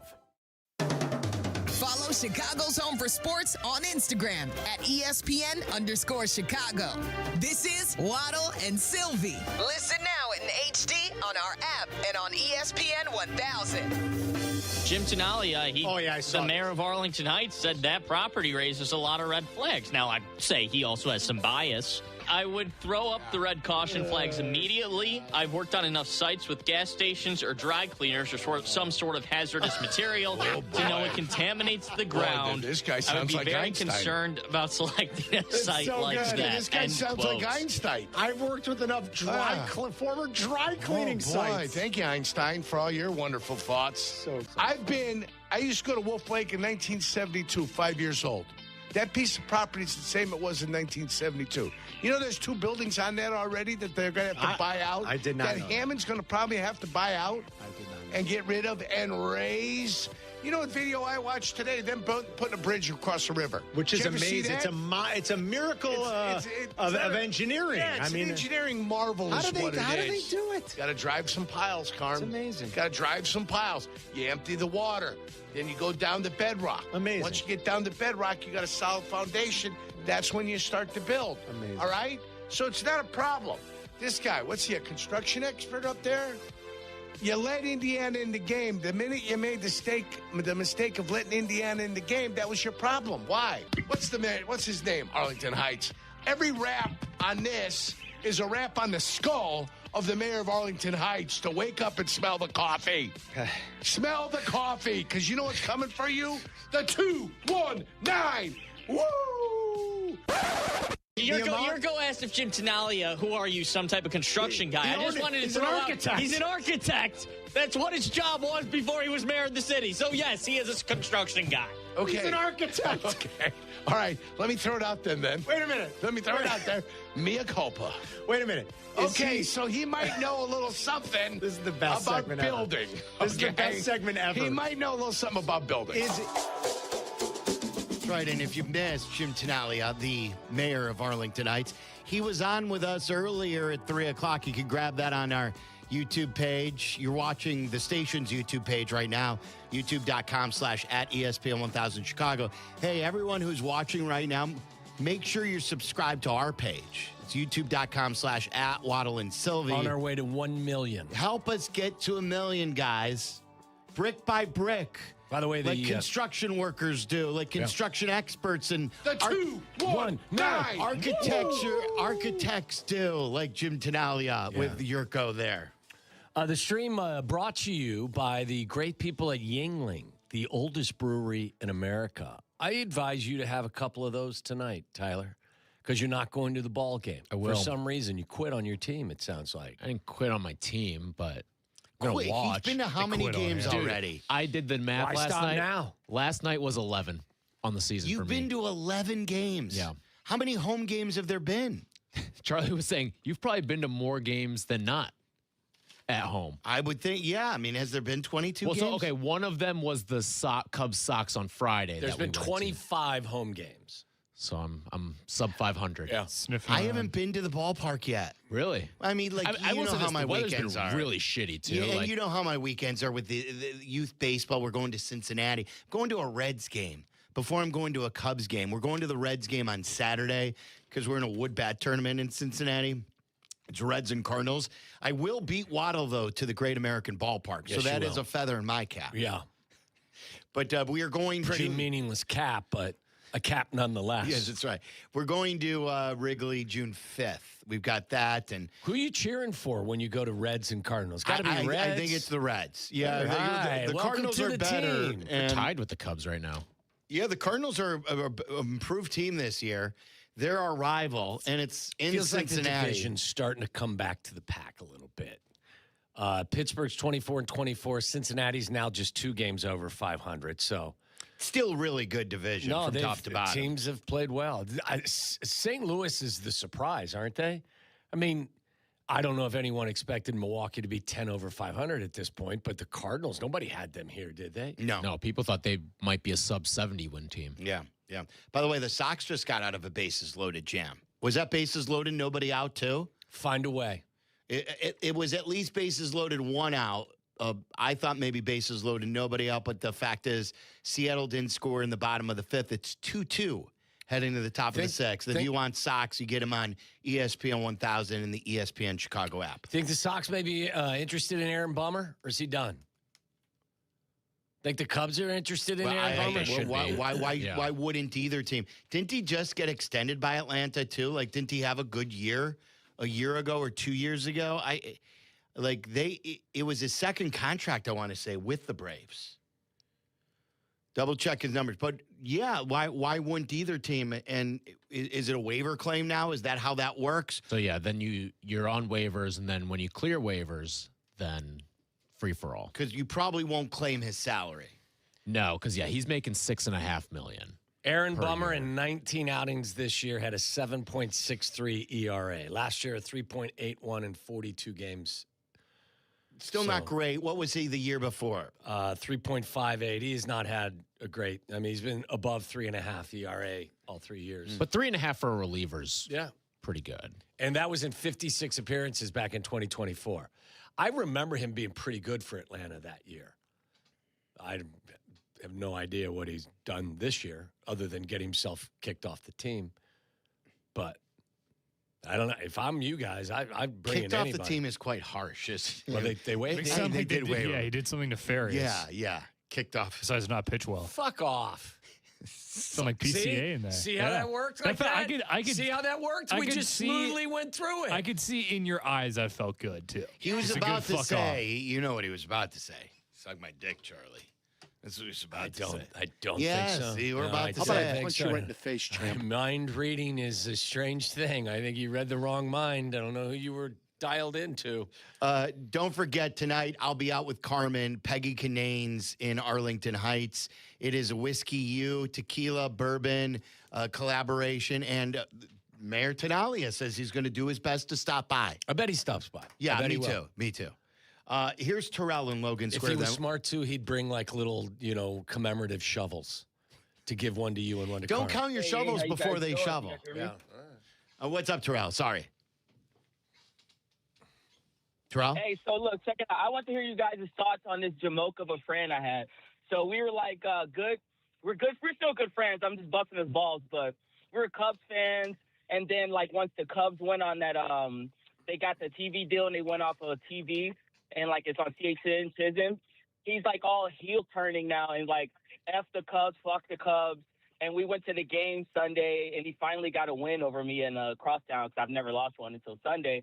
But he's just really turned heel, and now he's a diehard Sox fan. I think he's lame as hell. I just wanted to know what you guys think. Well, wait a minute. I want to see if I've got this right. You're telling me that he used to be a Cubs fan. My good friend Derek, so you can know his name. He used to be. We're Cubs fans until that CHSN deal, and then he got all pissy about it, and now he's like a diehard Sox fan. Well, wait a minute. Wait. CHSN is Sox. Are you saying since Marquee, since the Cubs went on Marquee? Oh yeah. I'm sorry. I misspoke. My bad. Yeah. My bad. I apologize. All right. So he thought they got too greedy with their own network, wasn't going to pay it, and he's like, screw the Cubs. I'm going to be a Sox fan. Yeah, and I think that's extremely lame. Like that's so lame. Like, oh, where'd he go? He hung up. Look. It's weird too because the Sox are with CHSN doing the exact same thing, and for the first year, many people couldn't get CHSN. So I don't know how you switch allegiances like as a grown ass person. I mean, to each their own, obviously, but I'm not going to become, a Pirates fan just because I'm pissed off at the Reds. Like, I don't get I feel that. like you do that when you're you're a kid, and everyone's like, okay, fine. But the White Sox are in town, so you can go to their games. It's not like you're going to. But you can still go to Cubs games too, even with like the marquee situation. Like I just feel like at a certain point, at a certain point, like if you hit a certain age and you don't switch allegiances fan wise, you just either become a fan of the sport or you stop watching. That's my point is that like, look, I've been as frustrated as anybody with their team with the Reds. Grew up, it was my favorite team, diehard baseball fan, still am, but I have the sour taste in my mouth from their organization. Just because I'm mad at them doesn't mean I'm going to become a fan of another team in their division or just another team. I'm not going to change that. Well, it's sort of like my Bulls thing. I am not a Bulls fan anymore. I'm boycotting the Bulls, and I have not taken up any other team. If there was another team in Chicago or in Cincinnati, I wouldn't become a fan of that team. I'm just a fan. Again, if I was a kid, I can understand. Like Carm changed, right? When he was a kid. I think he was 12 or 13. Yeah, he was very young. Like my kids were very, very young when they thought they were Sox fans, and I didn't pressure them. Like they are now Cubs fans, and they're going to hopefully be Cubs fans for the rest of their life. They're never going to become ungrounded, it sounds like. No, that's not true. Because when they were Sox fans, and when Mason started loving the Sox, and then Braxton followed, and we went to Sox games, I always said this to people: Silvy, why are you quote letting your kids be Sox fans. First of all, they have minds of their own. And second of all I cared about was them loving baseball. What would I rather have? Would I rather have a Sox fan but loves baseball and it's a Chicago team and we could have like an in-family rivalry? Or would I rather have a kid who doesn't like baseball and doesn't want to go to baseball games at all? I was happy that my kids wanted to go to games. So we went to games and they got older. The Sox got bad. The Cubs got better. And now they're Cubs fans. Something tells me Mason liked the Sox just to piss you off. It was not, no. I don't think he was old enough. Like, we went to the 2021 He's a smart postseason. kid. I mean, he may have been able to read that and execute that plan even at a really early age. He is a smart kid. Yeah. I feel like there are more, though, bandwagon younger fans these days because of access.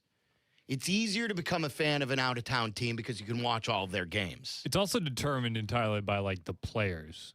Like Yes. the specific players they like. Like, I think, weren't you saying, doesn't one of your kids, like, love Justin Jefferson? I like, they're not Vikings fans, but, people, how dare you, Silvy, let your son wear a Vikings jersey? And I'm like, my son loves Justin Jefferson. He loves football.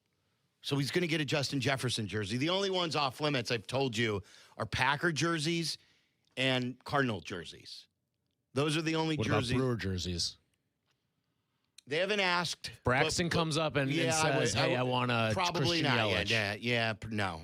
I wouldn't fund that. And even though, like, So you're all for them loving the sport. I know. Unless they are fans my of rules. A couple of teams. Okay. My house, my rules. I got it. I'm all for my son can like whoever he wants, except for yes, the there's a lot to Packers pick and the from. Cardinals. There are some addendums, yes. Is that what that would be called, addendums? I'll go with it, yeah. Michael in Orlando. What's up, Michael? Hey, guys. How we doing? Everything's good.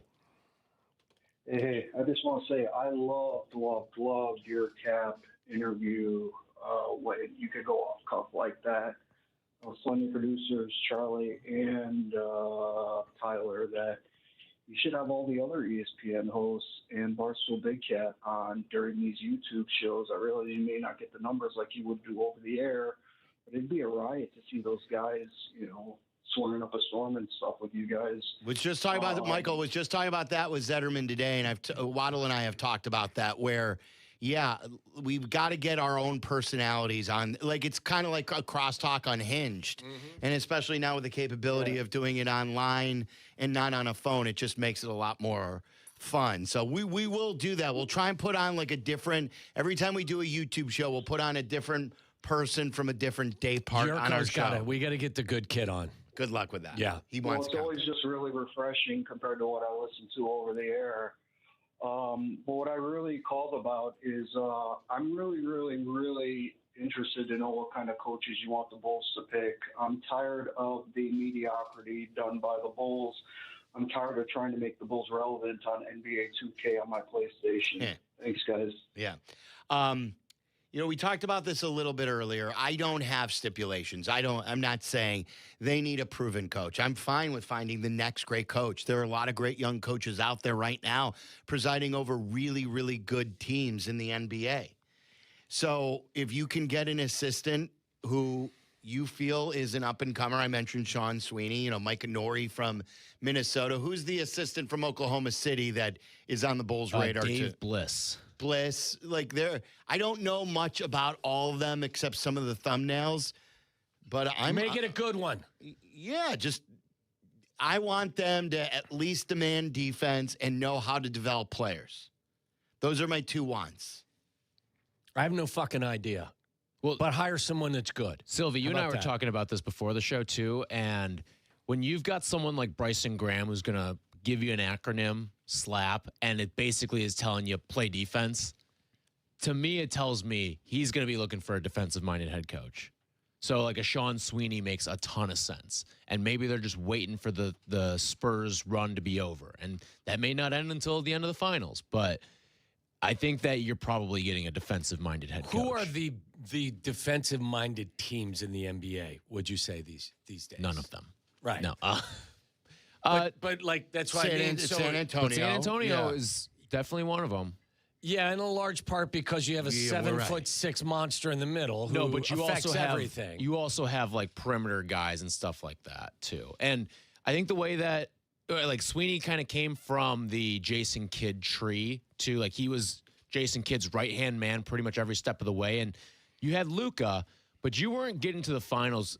And you can accept that Luka's not going to play defense, but that means the other four guys have to play defense. And he was probably part of the brains behind making sure that whole thing could click defensively, knowing you had a liability on the floor. It sounds like they're looking at Thiago Splitter too. And when Chauncey Billups was the coach, like they hired Chauncey Billups to be like a defensive head coach. And so like if you're getting it off, if you're taking somebody off of that tree, you would probably think that like it sounds like he'd be a defensive guy if he's coming from the Chauncey Billups world. Hopefully he's not betting like Chauncey Billups, but sets great screens. Well, look, he dealt with a bunch of adversity when he had to take over that team, and a team that hadn't been to the postseason in a while, and he took them there.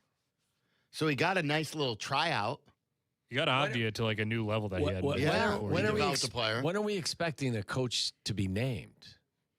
I mean, if it's one of these Thunder or Spurs guys, got to keep waiting. Probably won't be until Are they allowed to? Like, how is this compared to the NFL? Well, so think about it though, just even logistically, how can the Bulls theoretically interview one of these guys? Like, you have an off day.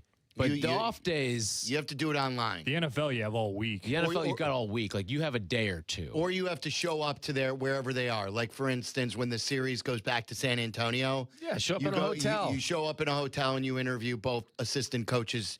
And the one advantage there, Tyler, is you will have both of those guys, Bliss and Sweeney, in the same city. But the thing is, do those guys want to interview or do they want to? It's a good question. I don't know. Yeah, like I think the only guys you could really interview right now are the guys who aren't in the playoffs.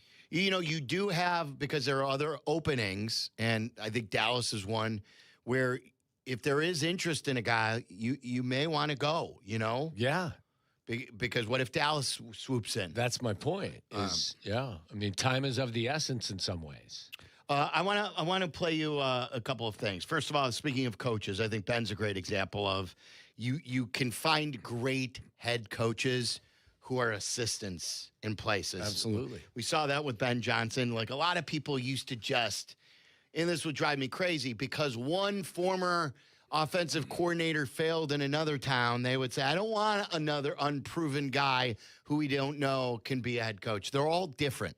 Just because one former offensive coordinator wasn't very head coach worthy or head coach like, it doesn't mean that Ben Johnson can. Correct. They come in all shapes and sizes. It's not, you can't make assumptions based on one guy's not being any good at it. This was Robert Mays. This was from the football podcast, the Athletic Football Show.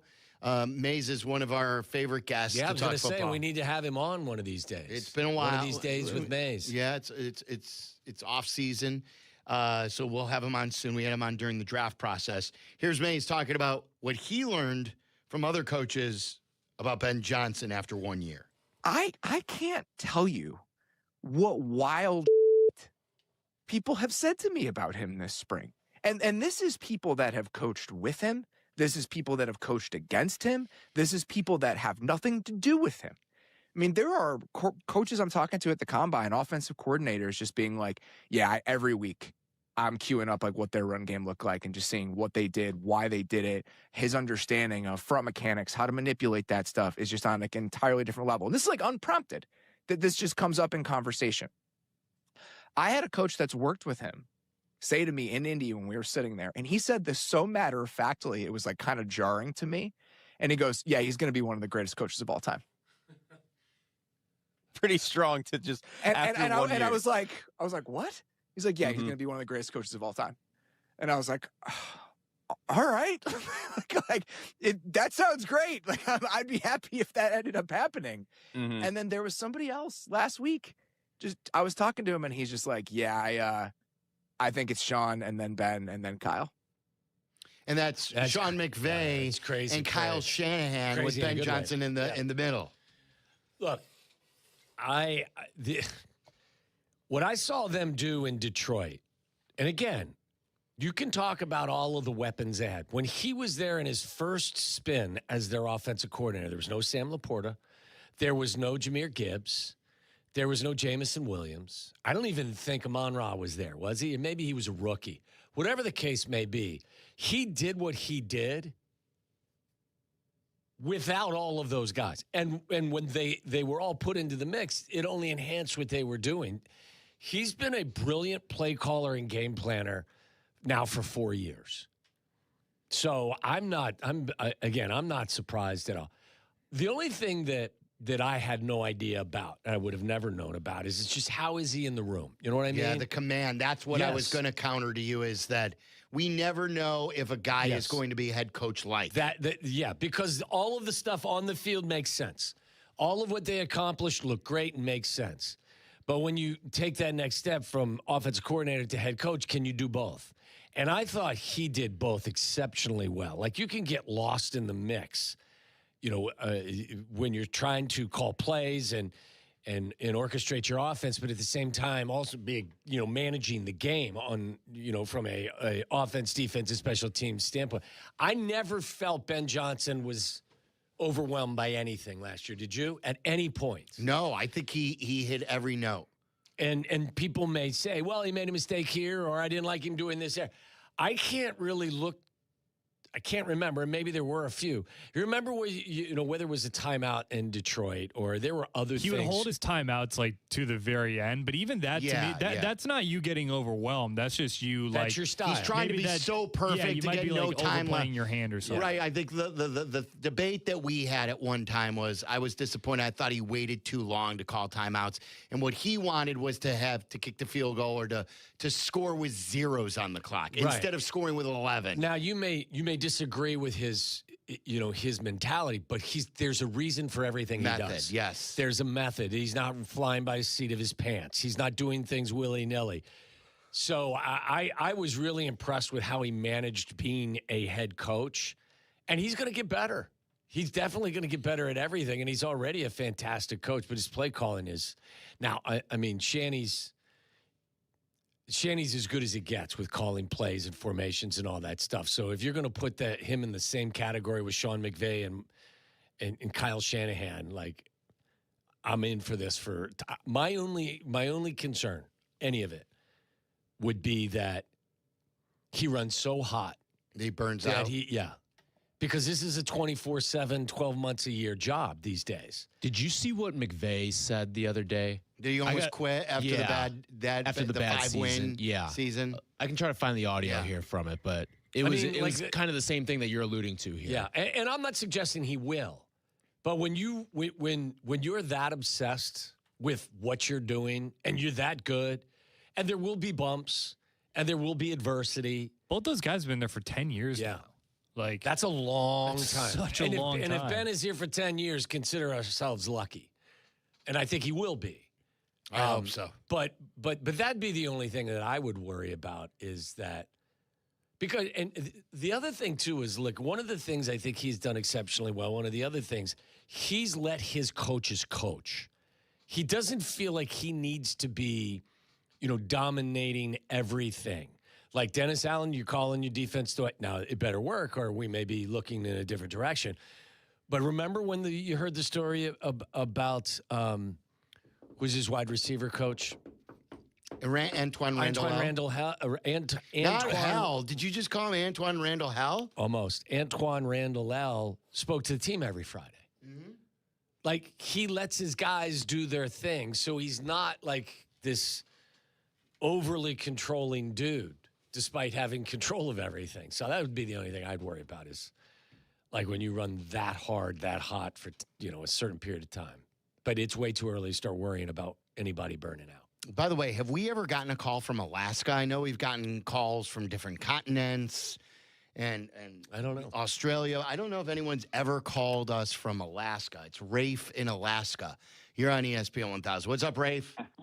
Hey, guys, I was actually wondering if I'll be the first call from Alaska.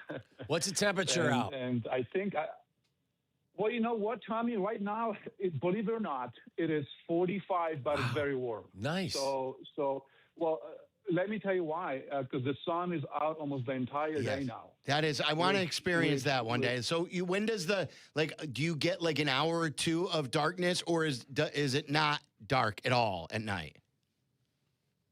Well, once we get to June, like June 10th to 15th, you don't see darkness at all. I mean, the sun sets maybe at 2 a.m., but it's like it's the sun sets and then it rises like 2 hours later. Wow, it's so incredible. You don't get the total darkness at all.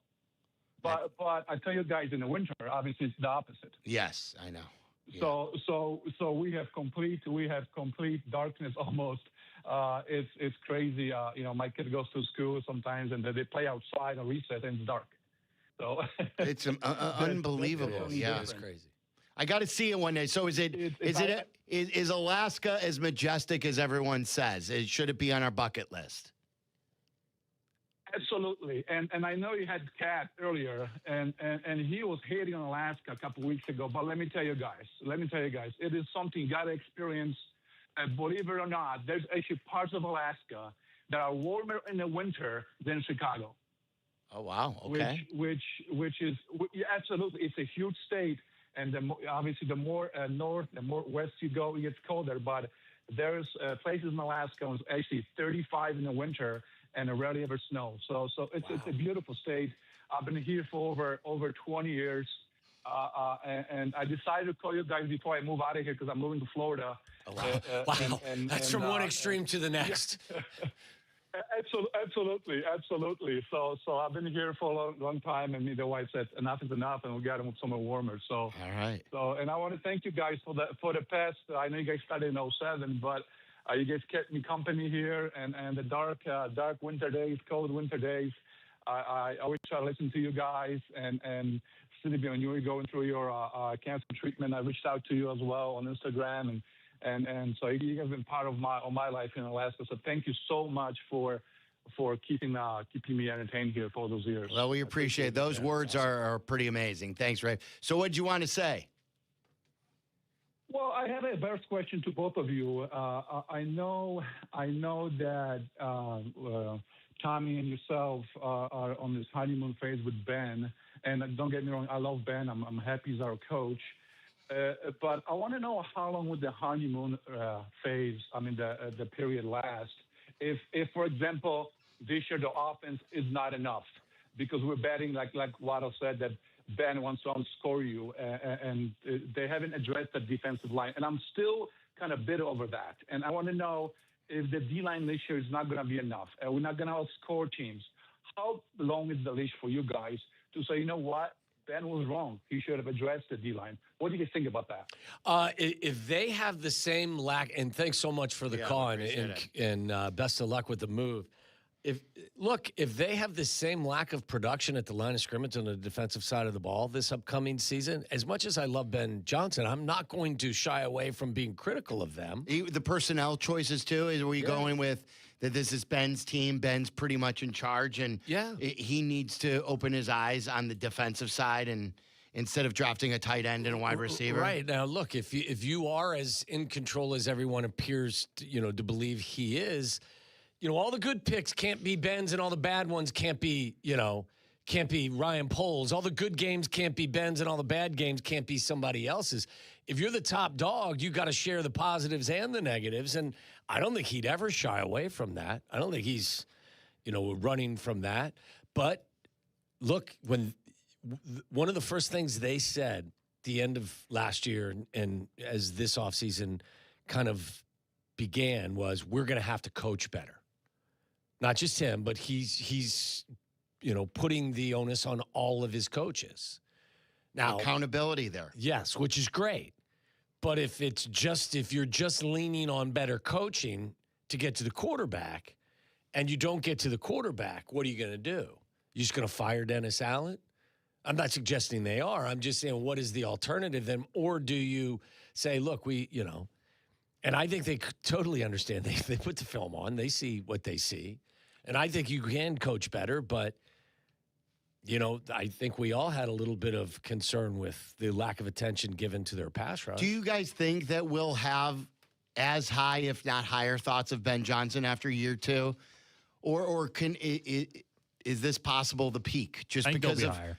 What's that? I think you think it'll will be higher? I think there will be moments where it's lower because of what the schedule is, and it's human nature too. Well, not just human nature; it's football. It's football. Yeah. And stuff happens. Right. And like right now, he took a team and an offense that was nothing, and in a year, he gave us an unexpected season. And like I said, hit every note. It's almost impossible to hit every note every season. Well, the goalposts move in any sport, despite like expectations. At a certain point in every season, you'll look back and say, all right, like that was an awesome season. I think the White Sox are a good comp here. I was just going to mention them like as the White Sox heading into the season, they'll be like, oh, if we can win 70 games, we'll do cartwheels. And then it was, oh, maybe we can get 75. These are the halcyon days for the White Sox because there are no expectations. And I bet you there's some Sox fans now that, and it's 85. probably not even 85. If we don't make the playoffs, I'll be a little disappointed. Yeah. Now, if they end up not making the playoffs and they finish with, let's say, 78 wins, you'll get to a point, there'll be like 2 weeks where you're bummed about it, but then you'll get to a point in like the middle of October and be like, that was a really awesome season. And I feel like that's how some Cubs fans probably felt last year. It was like, all right, win the division, but you came up short there. But it's still like a 92-win season, and you really wanted – it's like you got to get to the NLCS or you got to get to the World Series. But you look back on last year, probably in November, and like, yeah, that was a good season. Look, there's no chance. Maybe I'll be proven wrong. I don't think I will. I don't believe there's going to be any chance that you're going to see the number of miracles each and every Sunday that we kind of saw, the football miracles, whether they were provided by – whatever the case may be. They won 7 games when trailing at the 2-minute mark. It's almost impossible. It's almost impossible. So you're so used to them, whether it's Caleb or it's Ben or whoever it is, the whole team, taking you from hell to heaven in an unpredictable. There are going to be some times next year in the fourth quarter where they won't be able to do that. And it's not going to be because Ben sucks at his job now. It's just that, football's tough and the seasons are different every year. So I've always progression isn't linear. Like there's probably going to be some step backs in certain areas, but like I'm just so bullish on the idea of it's not just Caleb that's in year 2 of this offense. Think about the roster churn they had last year. Like Joe Tooney is a seasoned vet, like everything. He's going to be in this offense for year 2. Like Jonah Jackson will be in this offense in year 2. You think of all the young guys they relied on last year with I know he's hurt, but like Trapillo's, like you had a rookie left tackle starting for you most of the year. You had Luther Burden getting a lot of snaps. You had Colson Lovin get it. Like if those guys pick up where they left off, that's the thing. Yeah. Like this is already statistically one of the better offenses in the league, and I think we noticed some stops and starts with it. I expect this thing to look like it looked in Detroit a few years ago. Well, that's that, and I think that's to Waddle's point where there are 2 things I think we all believe will not happen this upcoming season.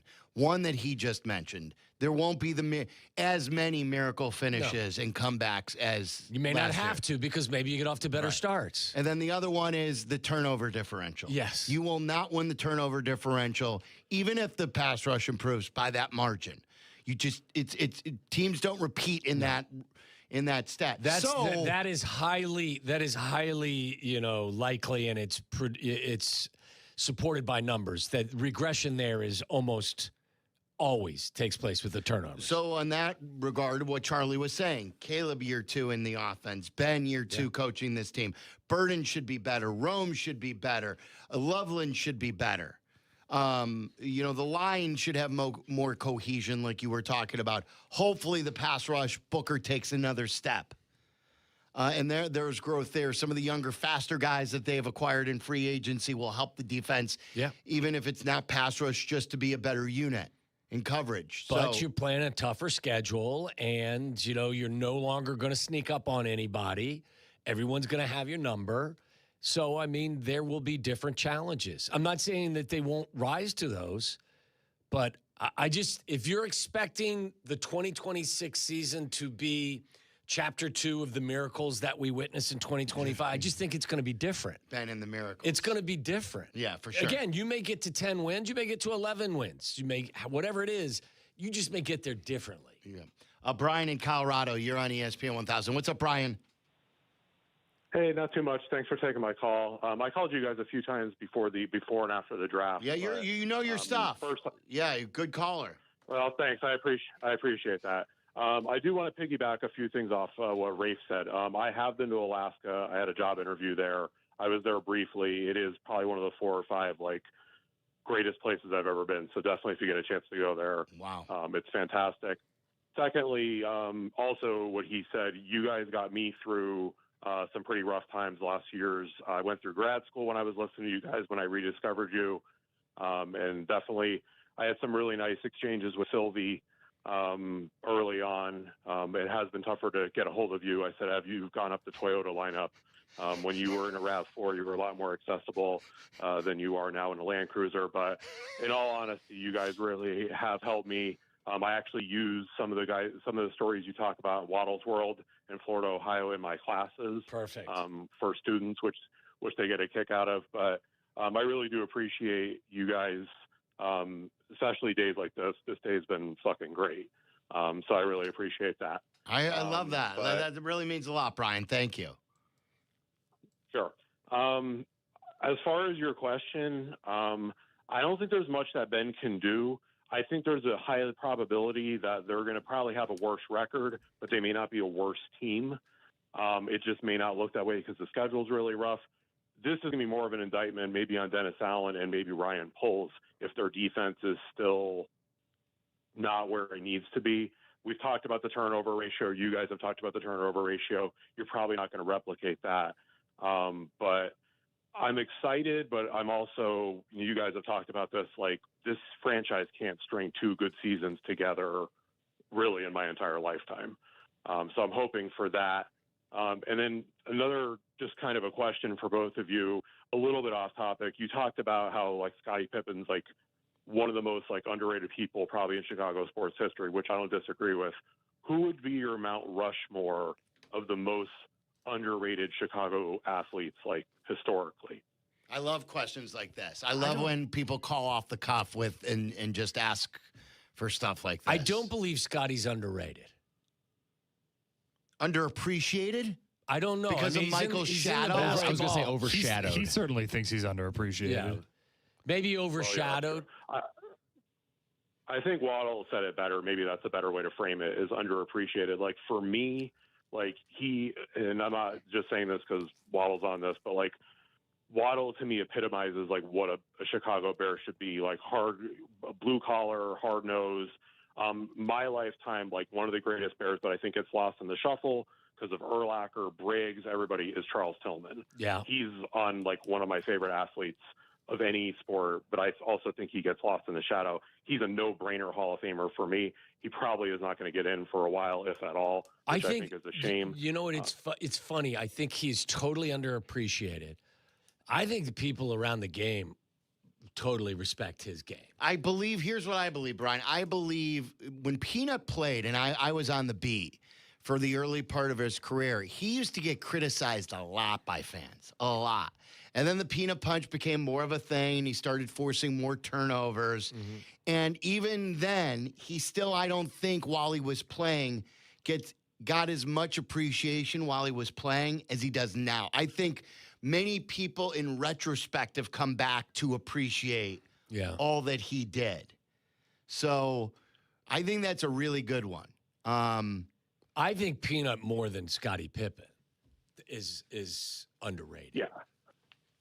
Let me open it up to the group. Brian, thanks for the call. Thanks, Brian. And if you want to weigh in, who are, you could term it underappreciated, underloved. There are some overloved players in this city that we have had for years and years. I always used to say Kirk Heinrich, to me, was one of the more overloved players. He did nothing really, truly great. He didn't shoot it great. He was a decent defender, but people really, really love Kirk. Two that I would throw out are Kyle Hendricks.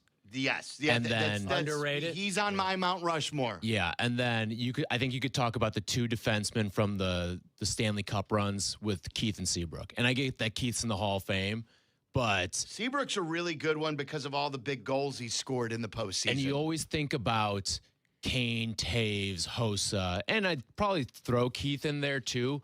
But we probably wouldn't say that as much if he weren't in the Hall of Fame. But like the two defensemen, I feel like from those Hawks teams definitely would make my list. Cubs-wise, Hendricks a really good one. Would you call now, after years and years, Mark Grace being underappreciated, or did he get the proper amount of love, leading the National League in hits in the 90s? He's sort of now an afterthought in Cubs history. Yeah, I would agree with that because Gold Glove guy. I wonder how many, if you just went through Wrigley and went through, like, you could do any demo of fan base, which Cub led the National League in hits in the 90s. I bet most of them Ryan would say Rhino. Sandberg, Andre Dawson. You know, I give you one in football, Jay Hilgenberg. That's good.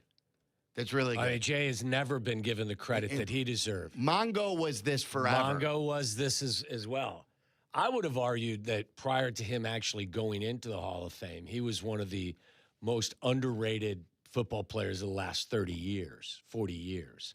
And I could say that now about Jay. Jay was like an 8 or 9 time Pro Bowler, was the anchor of that offensive line that helped create space for Walter Payton.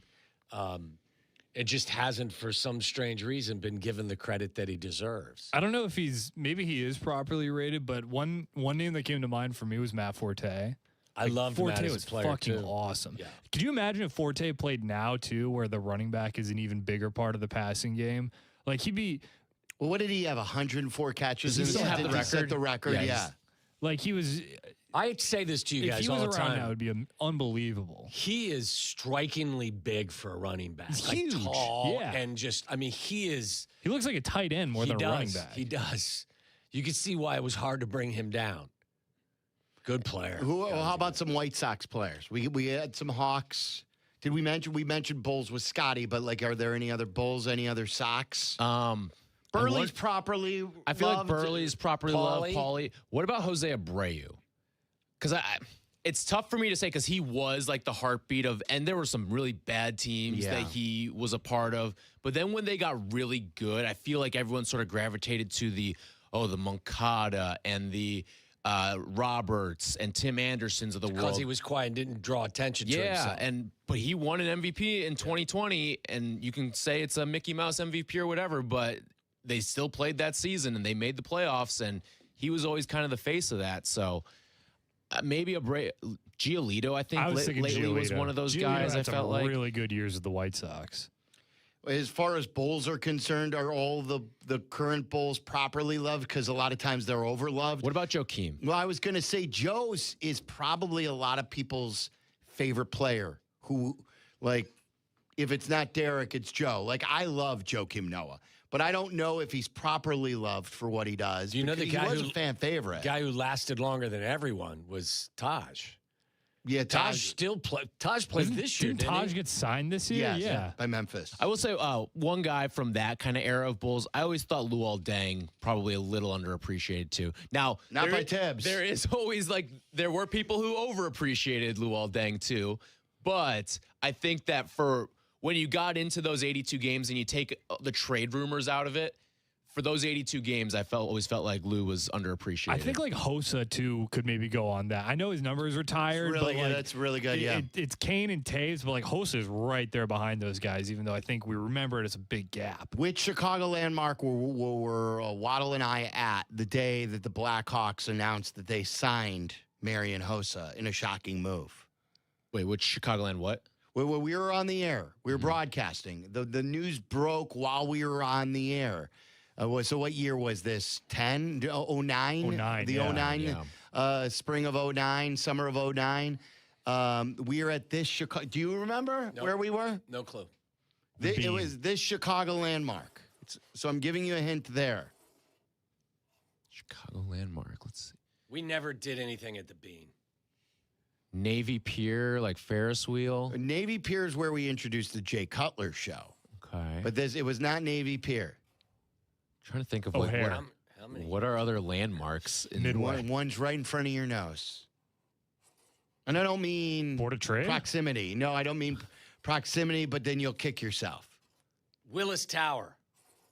I want to say that a lot of people even use this as a newer age nickname for this place, landmark being in it.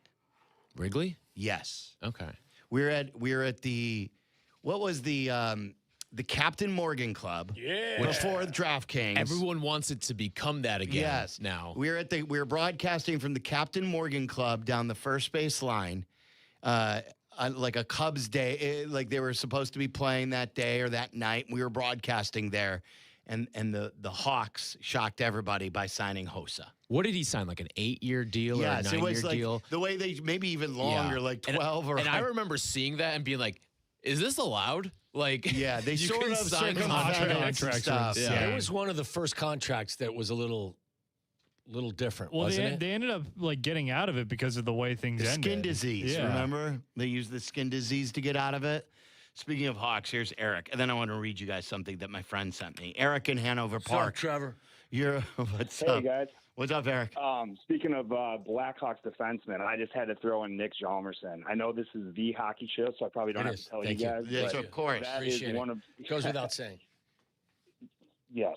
That is one of the most underrated defensemen, like, of all time, in my opinion. If you go back and look, I mean, that guy would block shots, put his body on the line, and I was pissed when we traded him. Yeah, me too. And all of them were great, but I feel like he flies under the radar more than, obviously, Keith and Seabrook, and he deserves just as much credit. I got to hand it to you, Eric. You know your personnel. You know where you're calling. You know what show you're on.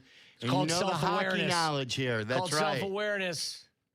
I'm a huge fan. I love you guys. Can you spell Hjalmarsson? HJAL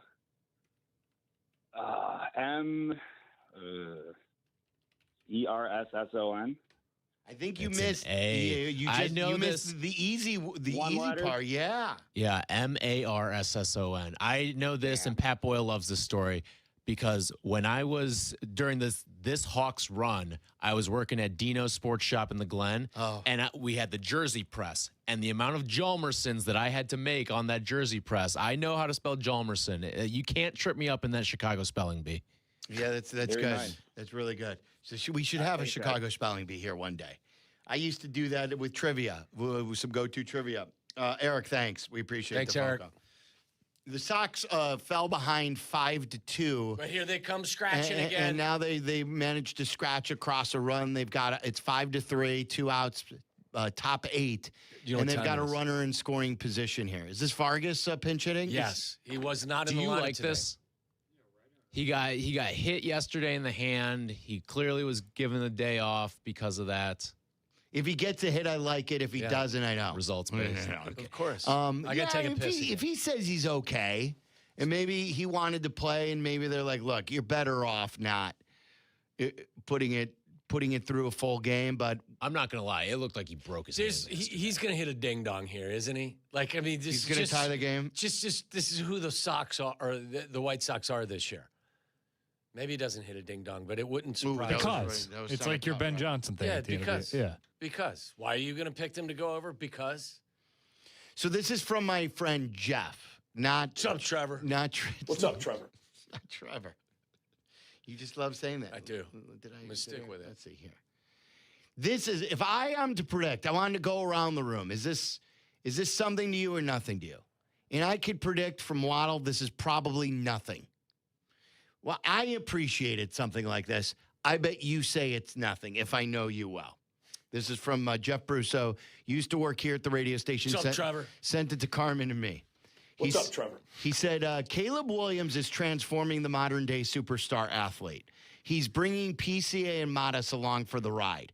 Be present and available to the fans. Go to restaurants and sit at the bar. Let people take pictures and videos with you. Be active on social media. With the fans, win your fame. This allows you to be impervious to media scrutiny. It allows you to connect to the entity that is singularly the most important to your career, the fans. Most athletes figure this out after their career is over. Caleb is just getting started and he gets it.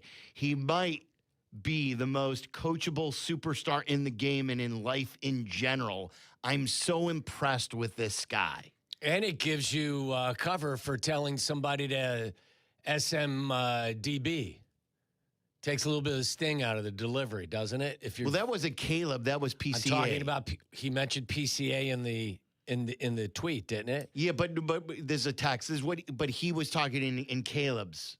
I'm saying the entire group, the young guys. I don't disagree with what he's saying. I think it makes it even better when it's sincere. If it's manufactured, it's still not a bad thing for him. And I don't think that. Yeah, I think Caleb's a pretty, authentic guy. But I don't disagree with you. Yeah, I mean, the fans love you.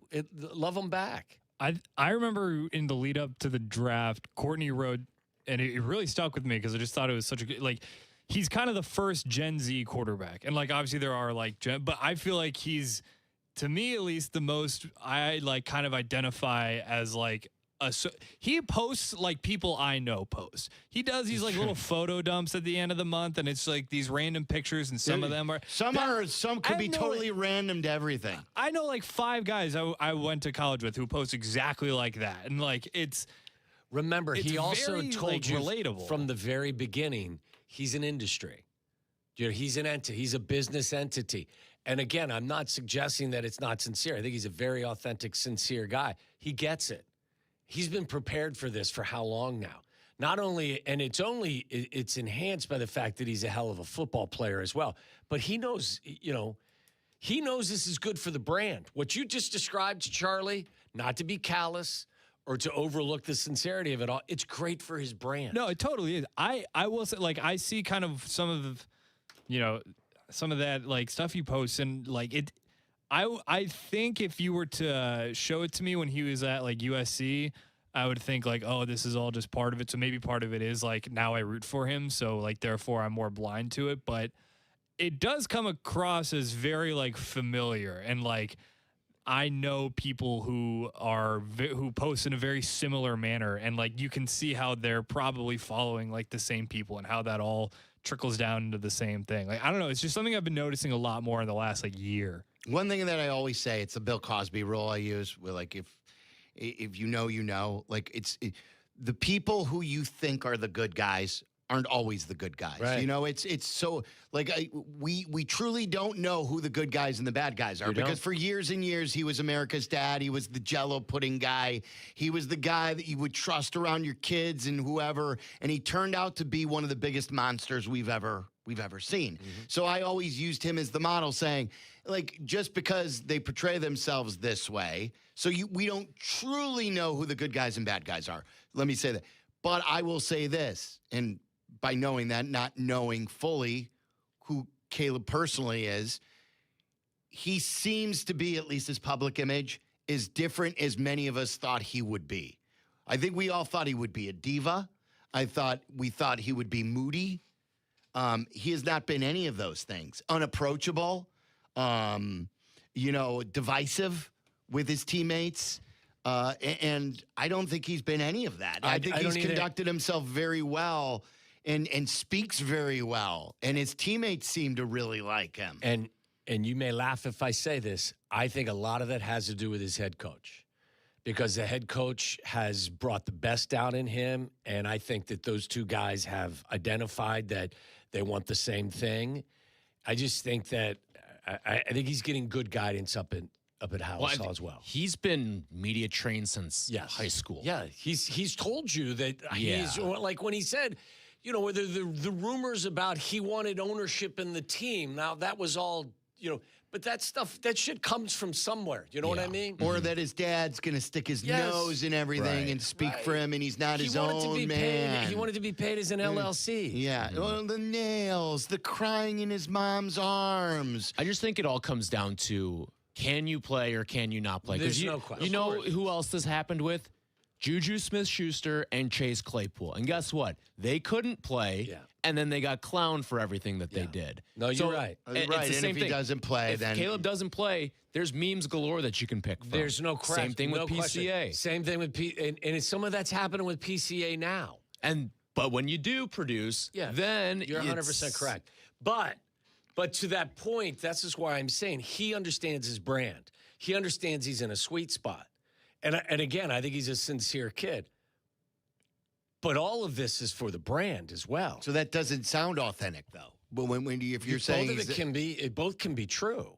I think he is authentic about how brand like, I shouldn't say conscious because that makes it sound like he's always thinking about it. But like, I think he's very upfront about kind of how he sees his role in the NFL or how he sees how the NFL can serve him. Yeah, of course. He also just is acting like a 20-year-old. That's true. Like, and I say that may sound like a slight. It's What not is a he, slight. 24, 23? He's 24 or something like that.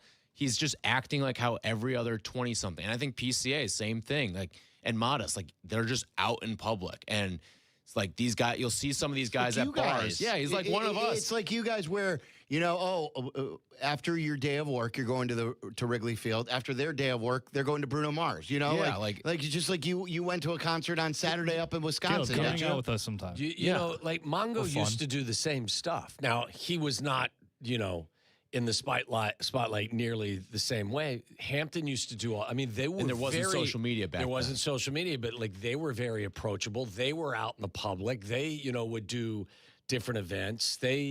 Walter Payton used to be as public facing of a figure in Chicago as most. You know when and what bar PCA was at the night before when he was going to what's the new Mary Jo Maguire's up in Lincoln Park. Same thing was true, one Tyler, night. back in the day when the Bears were in their heyday. Like everybody knew where they were. And going. and they post about it to their stories like anybody in their 20s does. Yeah. I find it, again, relatable might be the wrong word, but like I just find it to be very familiar. And then I said this to Jeff, who sent me the text too, that is every one of my friends, no matter who it is, just referred to now as Trevor. Yeah. When you reference them, because Trevor's your lead friend. So anyway, I said, I'm not calling Caleb Michael Jordan, but what Michael did was besides like Charles Oakley and Rod Higgins early in his career, he didn't hang out with a lot of his teammates. You know who he ran with? Dent. He ran with Dent and Otis Wilson. Yeah. Those were his guys. Sort of like how Caleb's running with these other sports stars who are his age. Yeah. Who are familiar and similar to him. Maybe he wanted to get away from, doesn't mean you don't love your locker room, but you want to spread your wings a little bit. Sure. I think it's all great, but all I'm saying to you is he's so damn smart, and I'm not saying just football smart. He's aware that, look, if he does this right, he's going to be a billionaire. He's going to sign a $700 million contract. I think there's a reason why him and Brady seem to have sort of like an unspoken kinship. Correct. See what Tom Brady has developed. He's accessed all of these avenues. I think Brady probably sees a lot of himself in that sense in Caleb. By the way, speaking of like the young Chicago sports brat pack, do you think they're kind of phasing out Bedard? I don't think he's that type of Bedard dude. got too weird in the group chat. No, I'm with you. It feels like he's not a willing participant, or maybe doesn't want to be. Or is it like he's not 21 yet, so they got to wait? It's That's like weird, too. Did you ever have that in college where like half the group was 21, half the group was 20, and there were certain places that you literally could only get, like, they would not take fake IDs at, so the 21-year-olds Unless you had a David L. Cooter ID. No, the David L. Cooters weren't getting into these bars. But in like upstate New York? Oh yeah, Really? there were some real dicks as bouncers in upstate New York. Wow, you'd be surprised. They would want all of your money. You'd think so, but I guess not. But where like some of the 21 and older guys would go to one spot, and the 20-year-olds would have to go to another spot for a night. I don't know. Maybe that's what's happening with Bedard since he's not 21 yet, but. Yeah, kind of feels like they're phasing out Bedard a little bit. Well, I mean, you can argue that he's the most talented of all of them. You think there's a group chat without Bedard? That's tough. Yeah, he's getting sub-chatted. That's interesting. Is Bedard more talented than Caleb? Both number 1 overall picks. Both were like labeled generational draft picks. Wouldn't you say Bedard has probably accomplished more? Yeah. He certainly had a lot more production. Like individual-wise. Obviously, Caleb's had more team success, but individual-wise. And I hate the talent versus like good thing, but like, I mean, like the shit Caleb can do throwing a football. Scared me again. Like I forgot where it was. we hadn't sworn. We went a while. Yeah, we did win a while. Charlie almost got in trouble. I don't think this is the tweet you were referring to with Jeff Goodman. I think he came out with another one. Regarding Jerry Stackhouse. Did you say it was Goodman? He was talking about Will Wade, yeah. All right, so this was Will Wade. We were talking about something else, too, with these recruits, Waddle. He continues to bring in Will Wade. Who does? Will Wade at Guys LSU. who have gotten drafted. Guys in who, the yeah. NBA. More guys. There's one guy who he just signed, I think it was news today, who was on a two-way deal for, I forget which team, in the NBA. Celtics, I believe. He played a full season on in the G League. He's going back to college? And he's going back to LSU. Probably because he's making more money there. He was the Big East Player of the Year, I want to say, in 2024 for St. John's. And he spent the last year playing professionally in the G League on a two-way deal for an NBA team. How much does that pay him? Do you have any idea? What does that I don't know. contract like that looks like? It is funny It's that peanuts. it's Will Wade doing it. Who's like, nobody fucking likes me anyway. I might as well just start doing this. So the question I'm asking is are they doing this because the college, he'll make more money at LSU? Well, but I always thought that if your eligibility, isn't there still such a thing as eligibility in college, even though they're getting paid?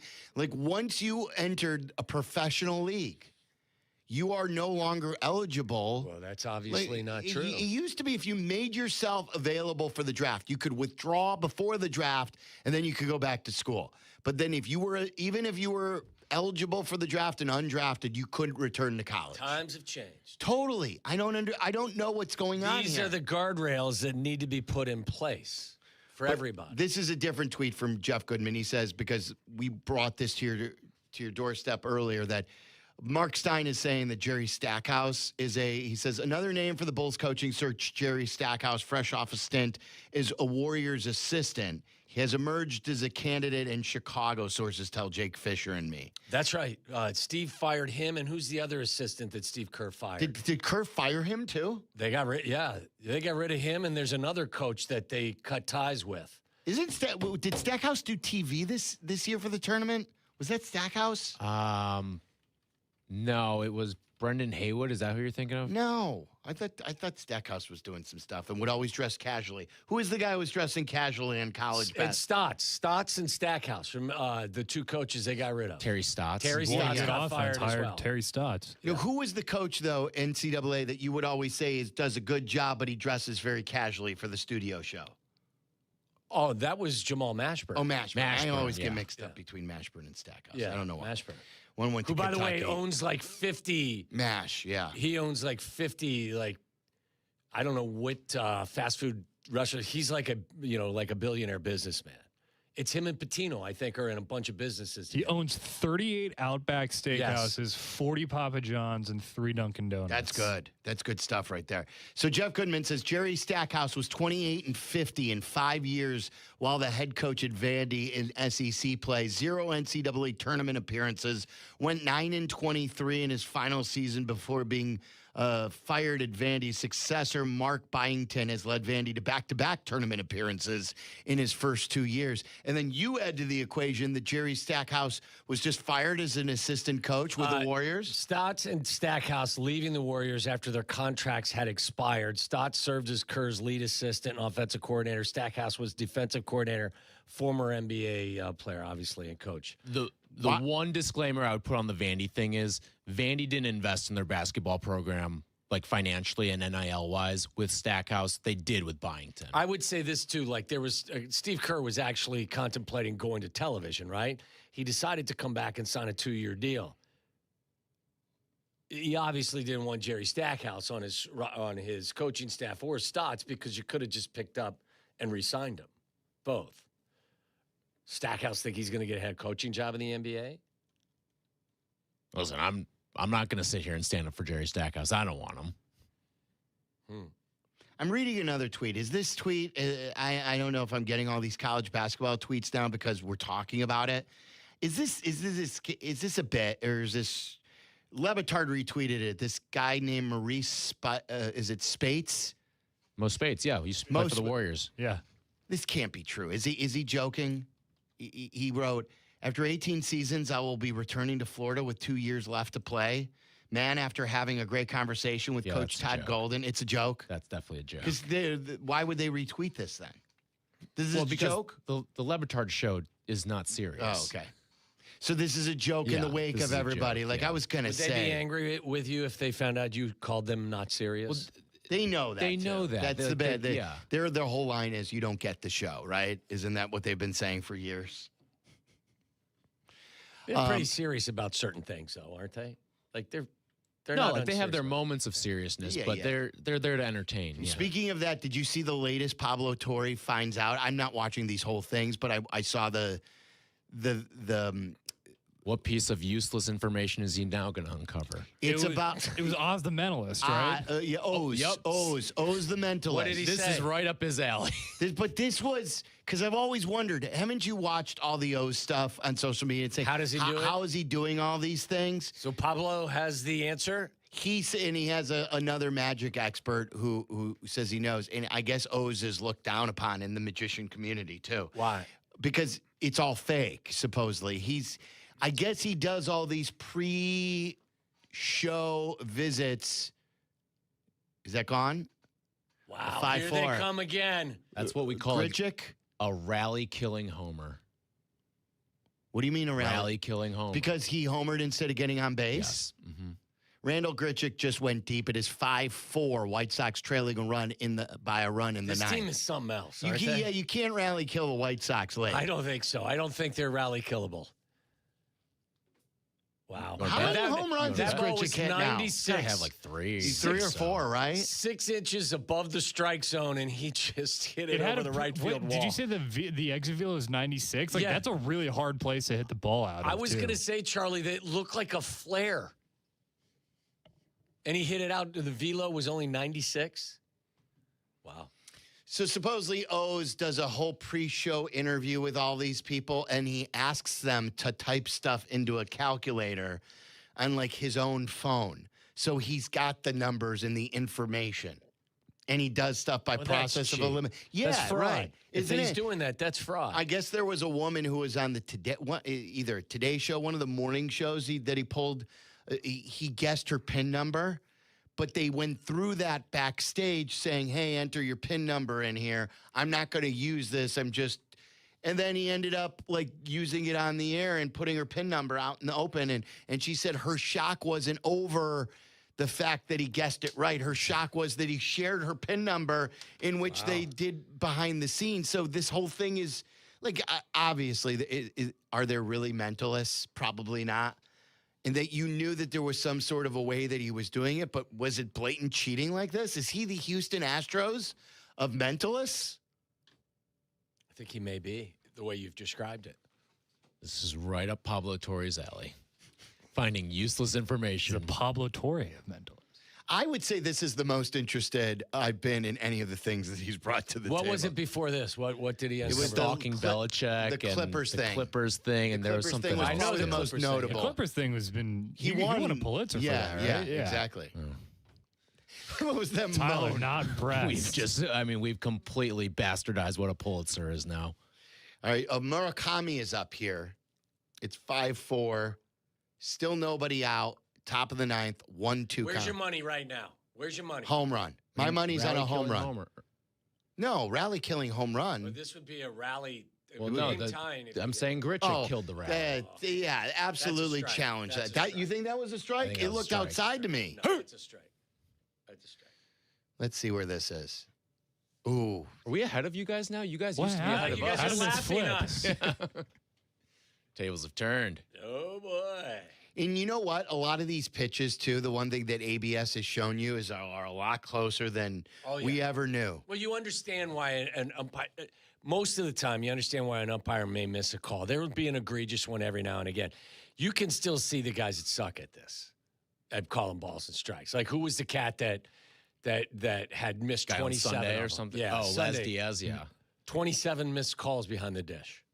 Unbelievable. So there's one out now, and is this Derek Hill who's pinch What hitting? he's done, look at this, pinch hit home runs. MLB leaders this year. Derek Hill's got 2 and Grichuk's got 2. 4 between pinch hitters. Grichuk's been here for like 2 weeks. Yes.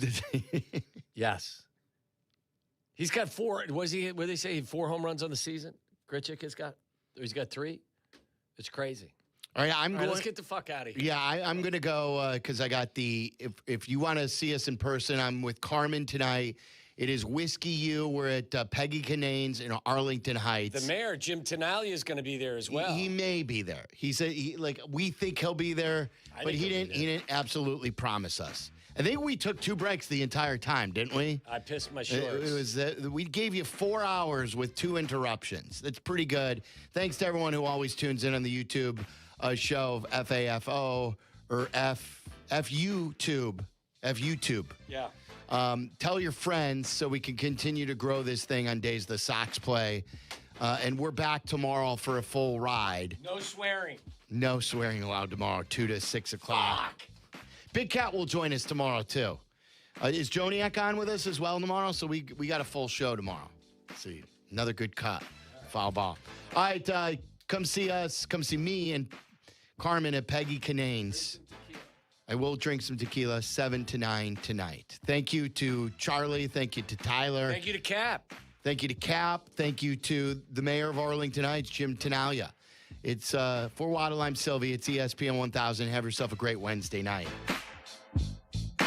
Waddle, he's gone. Really excited. That was a big thrill. Hi, it's Andre Dawson, including myself, Ed Belfour. There's a very low percentage of this that is smiles and glory holes.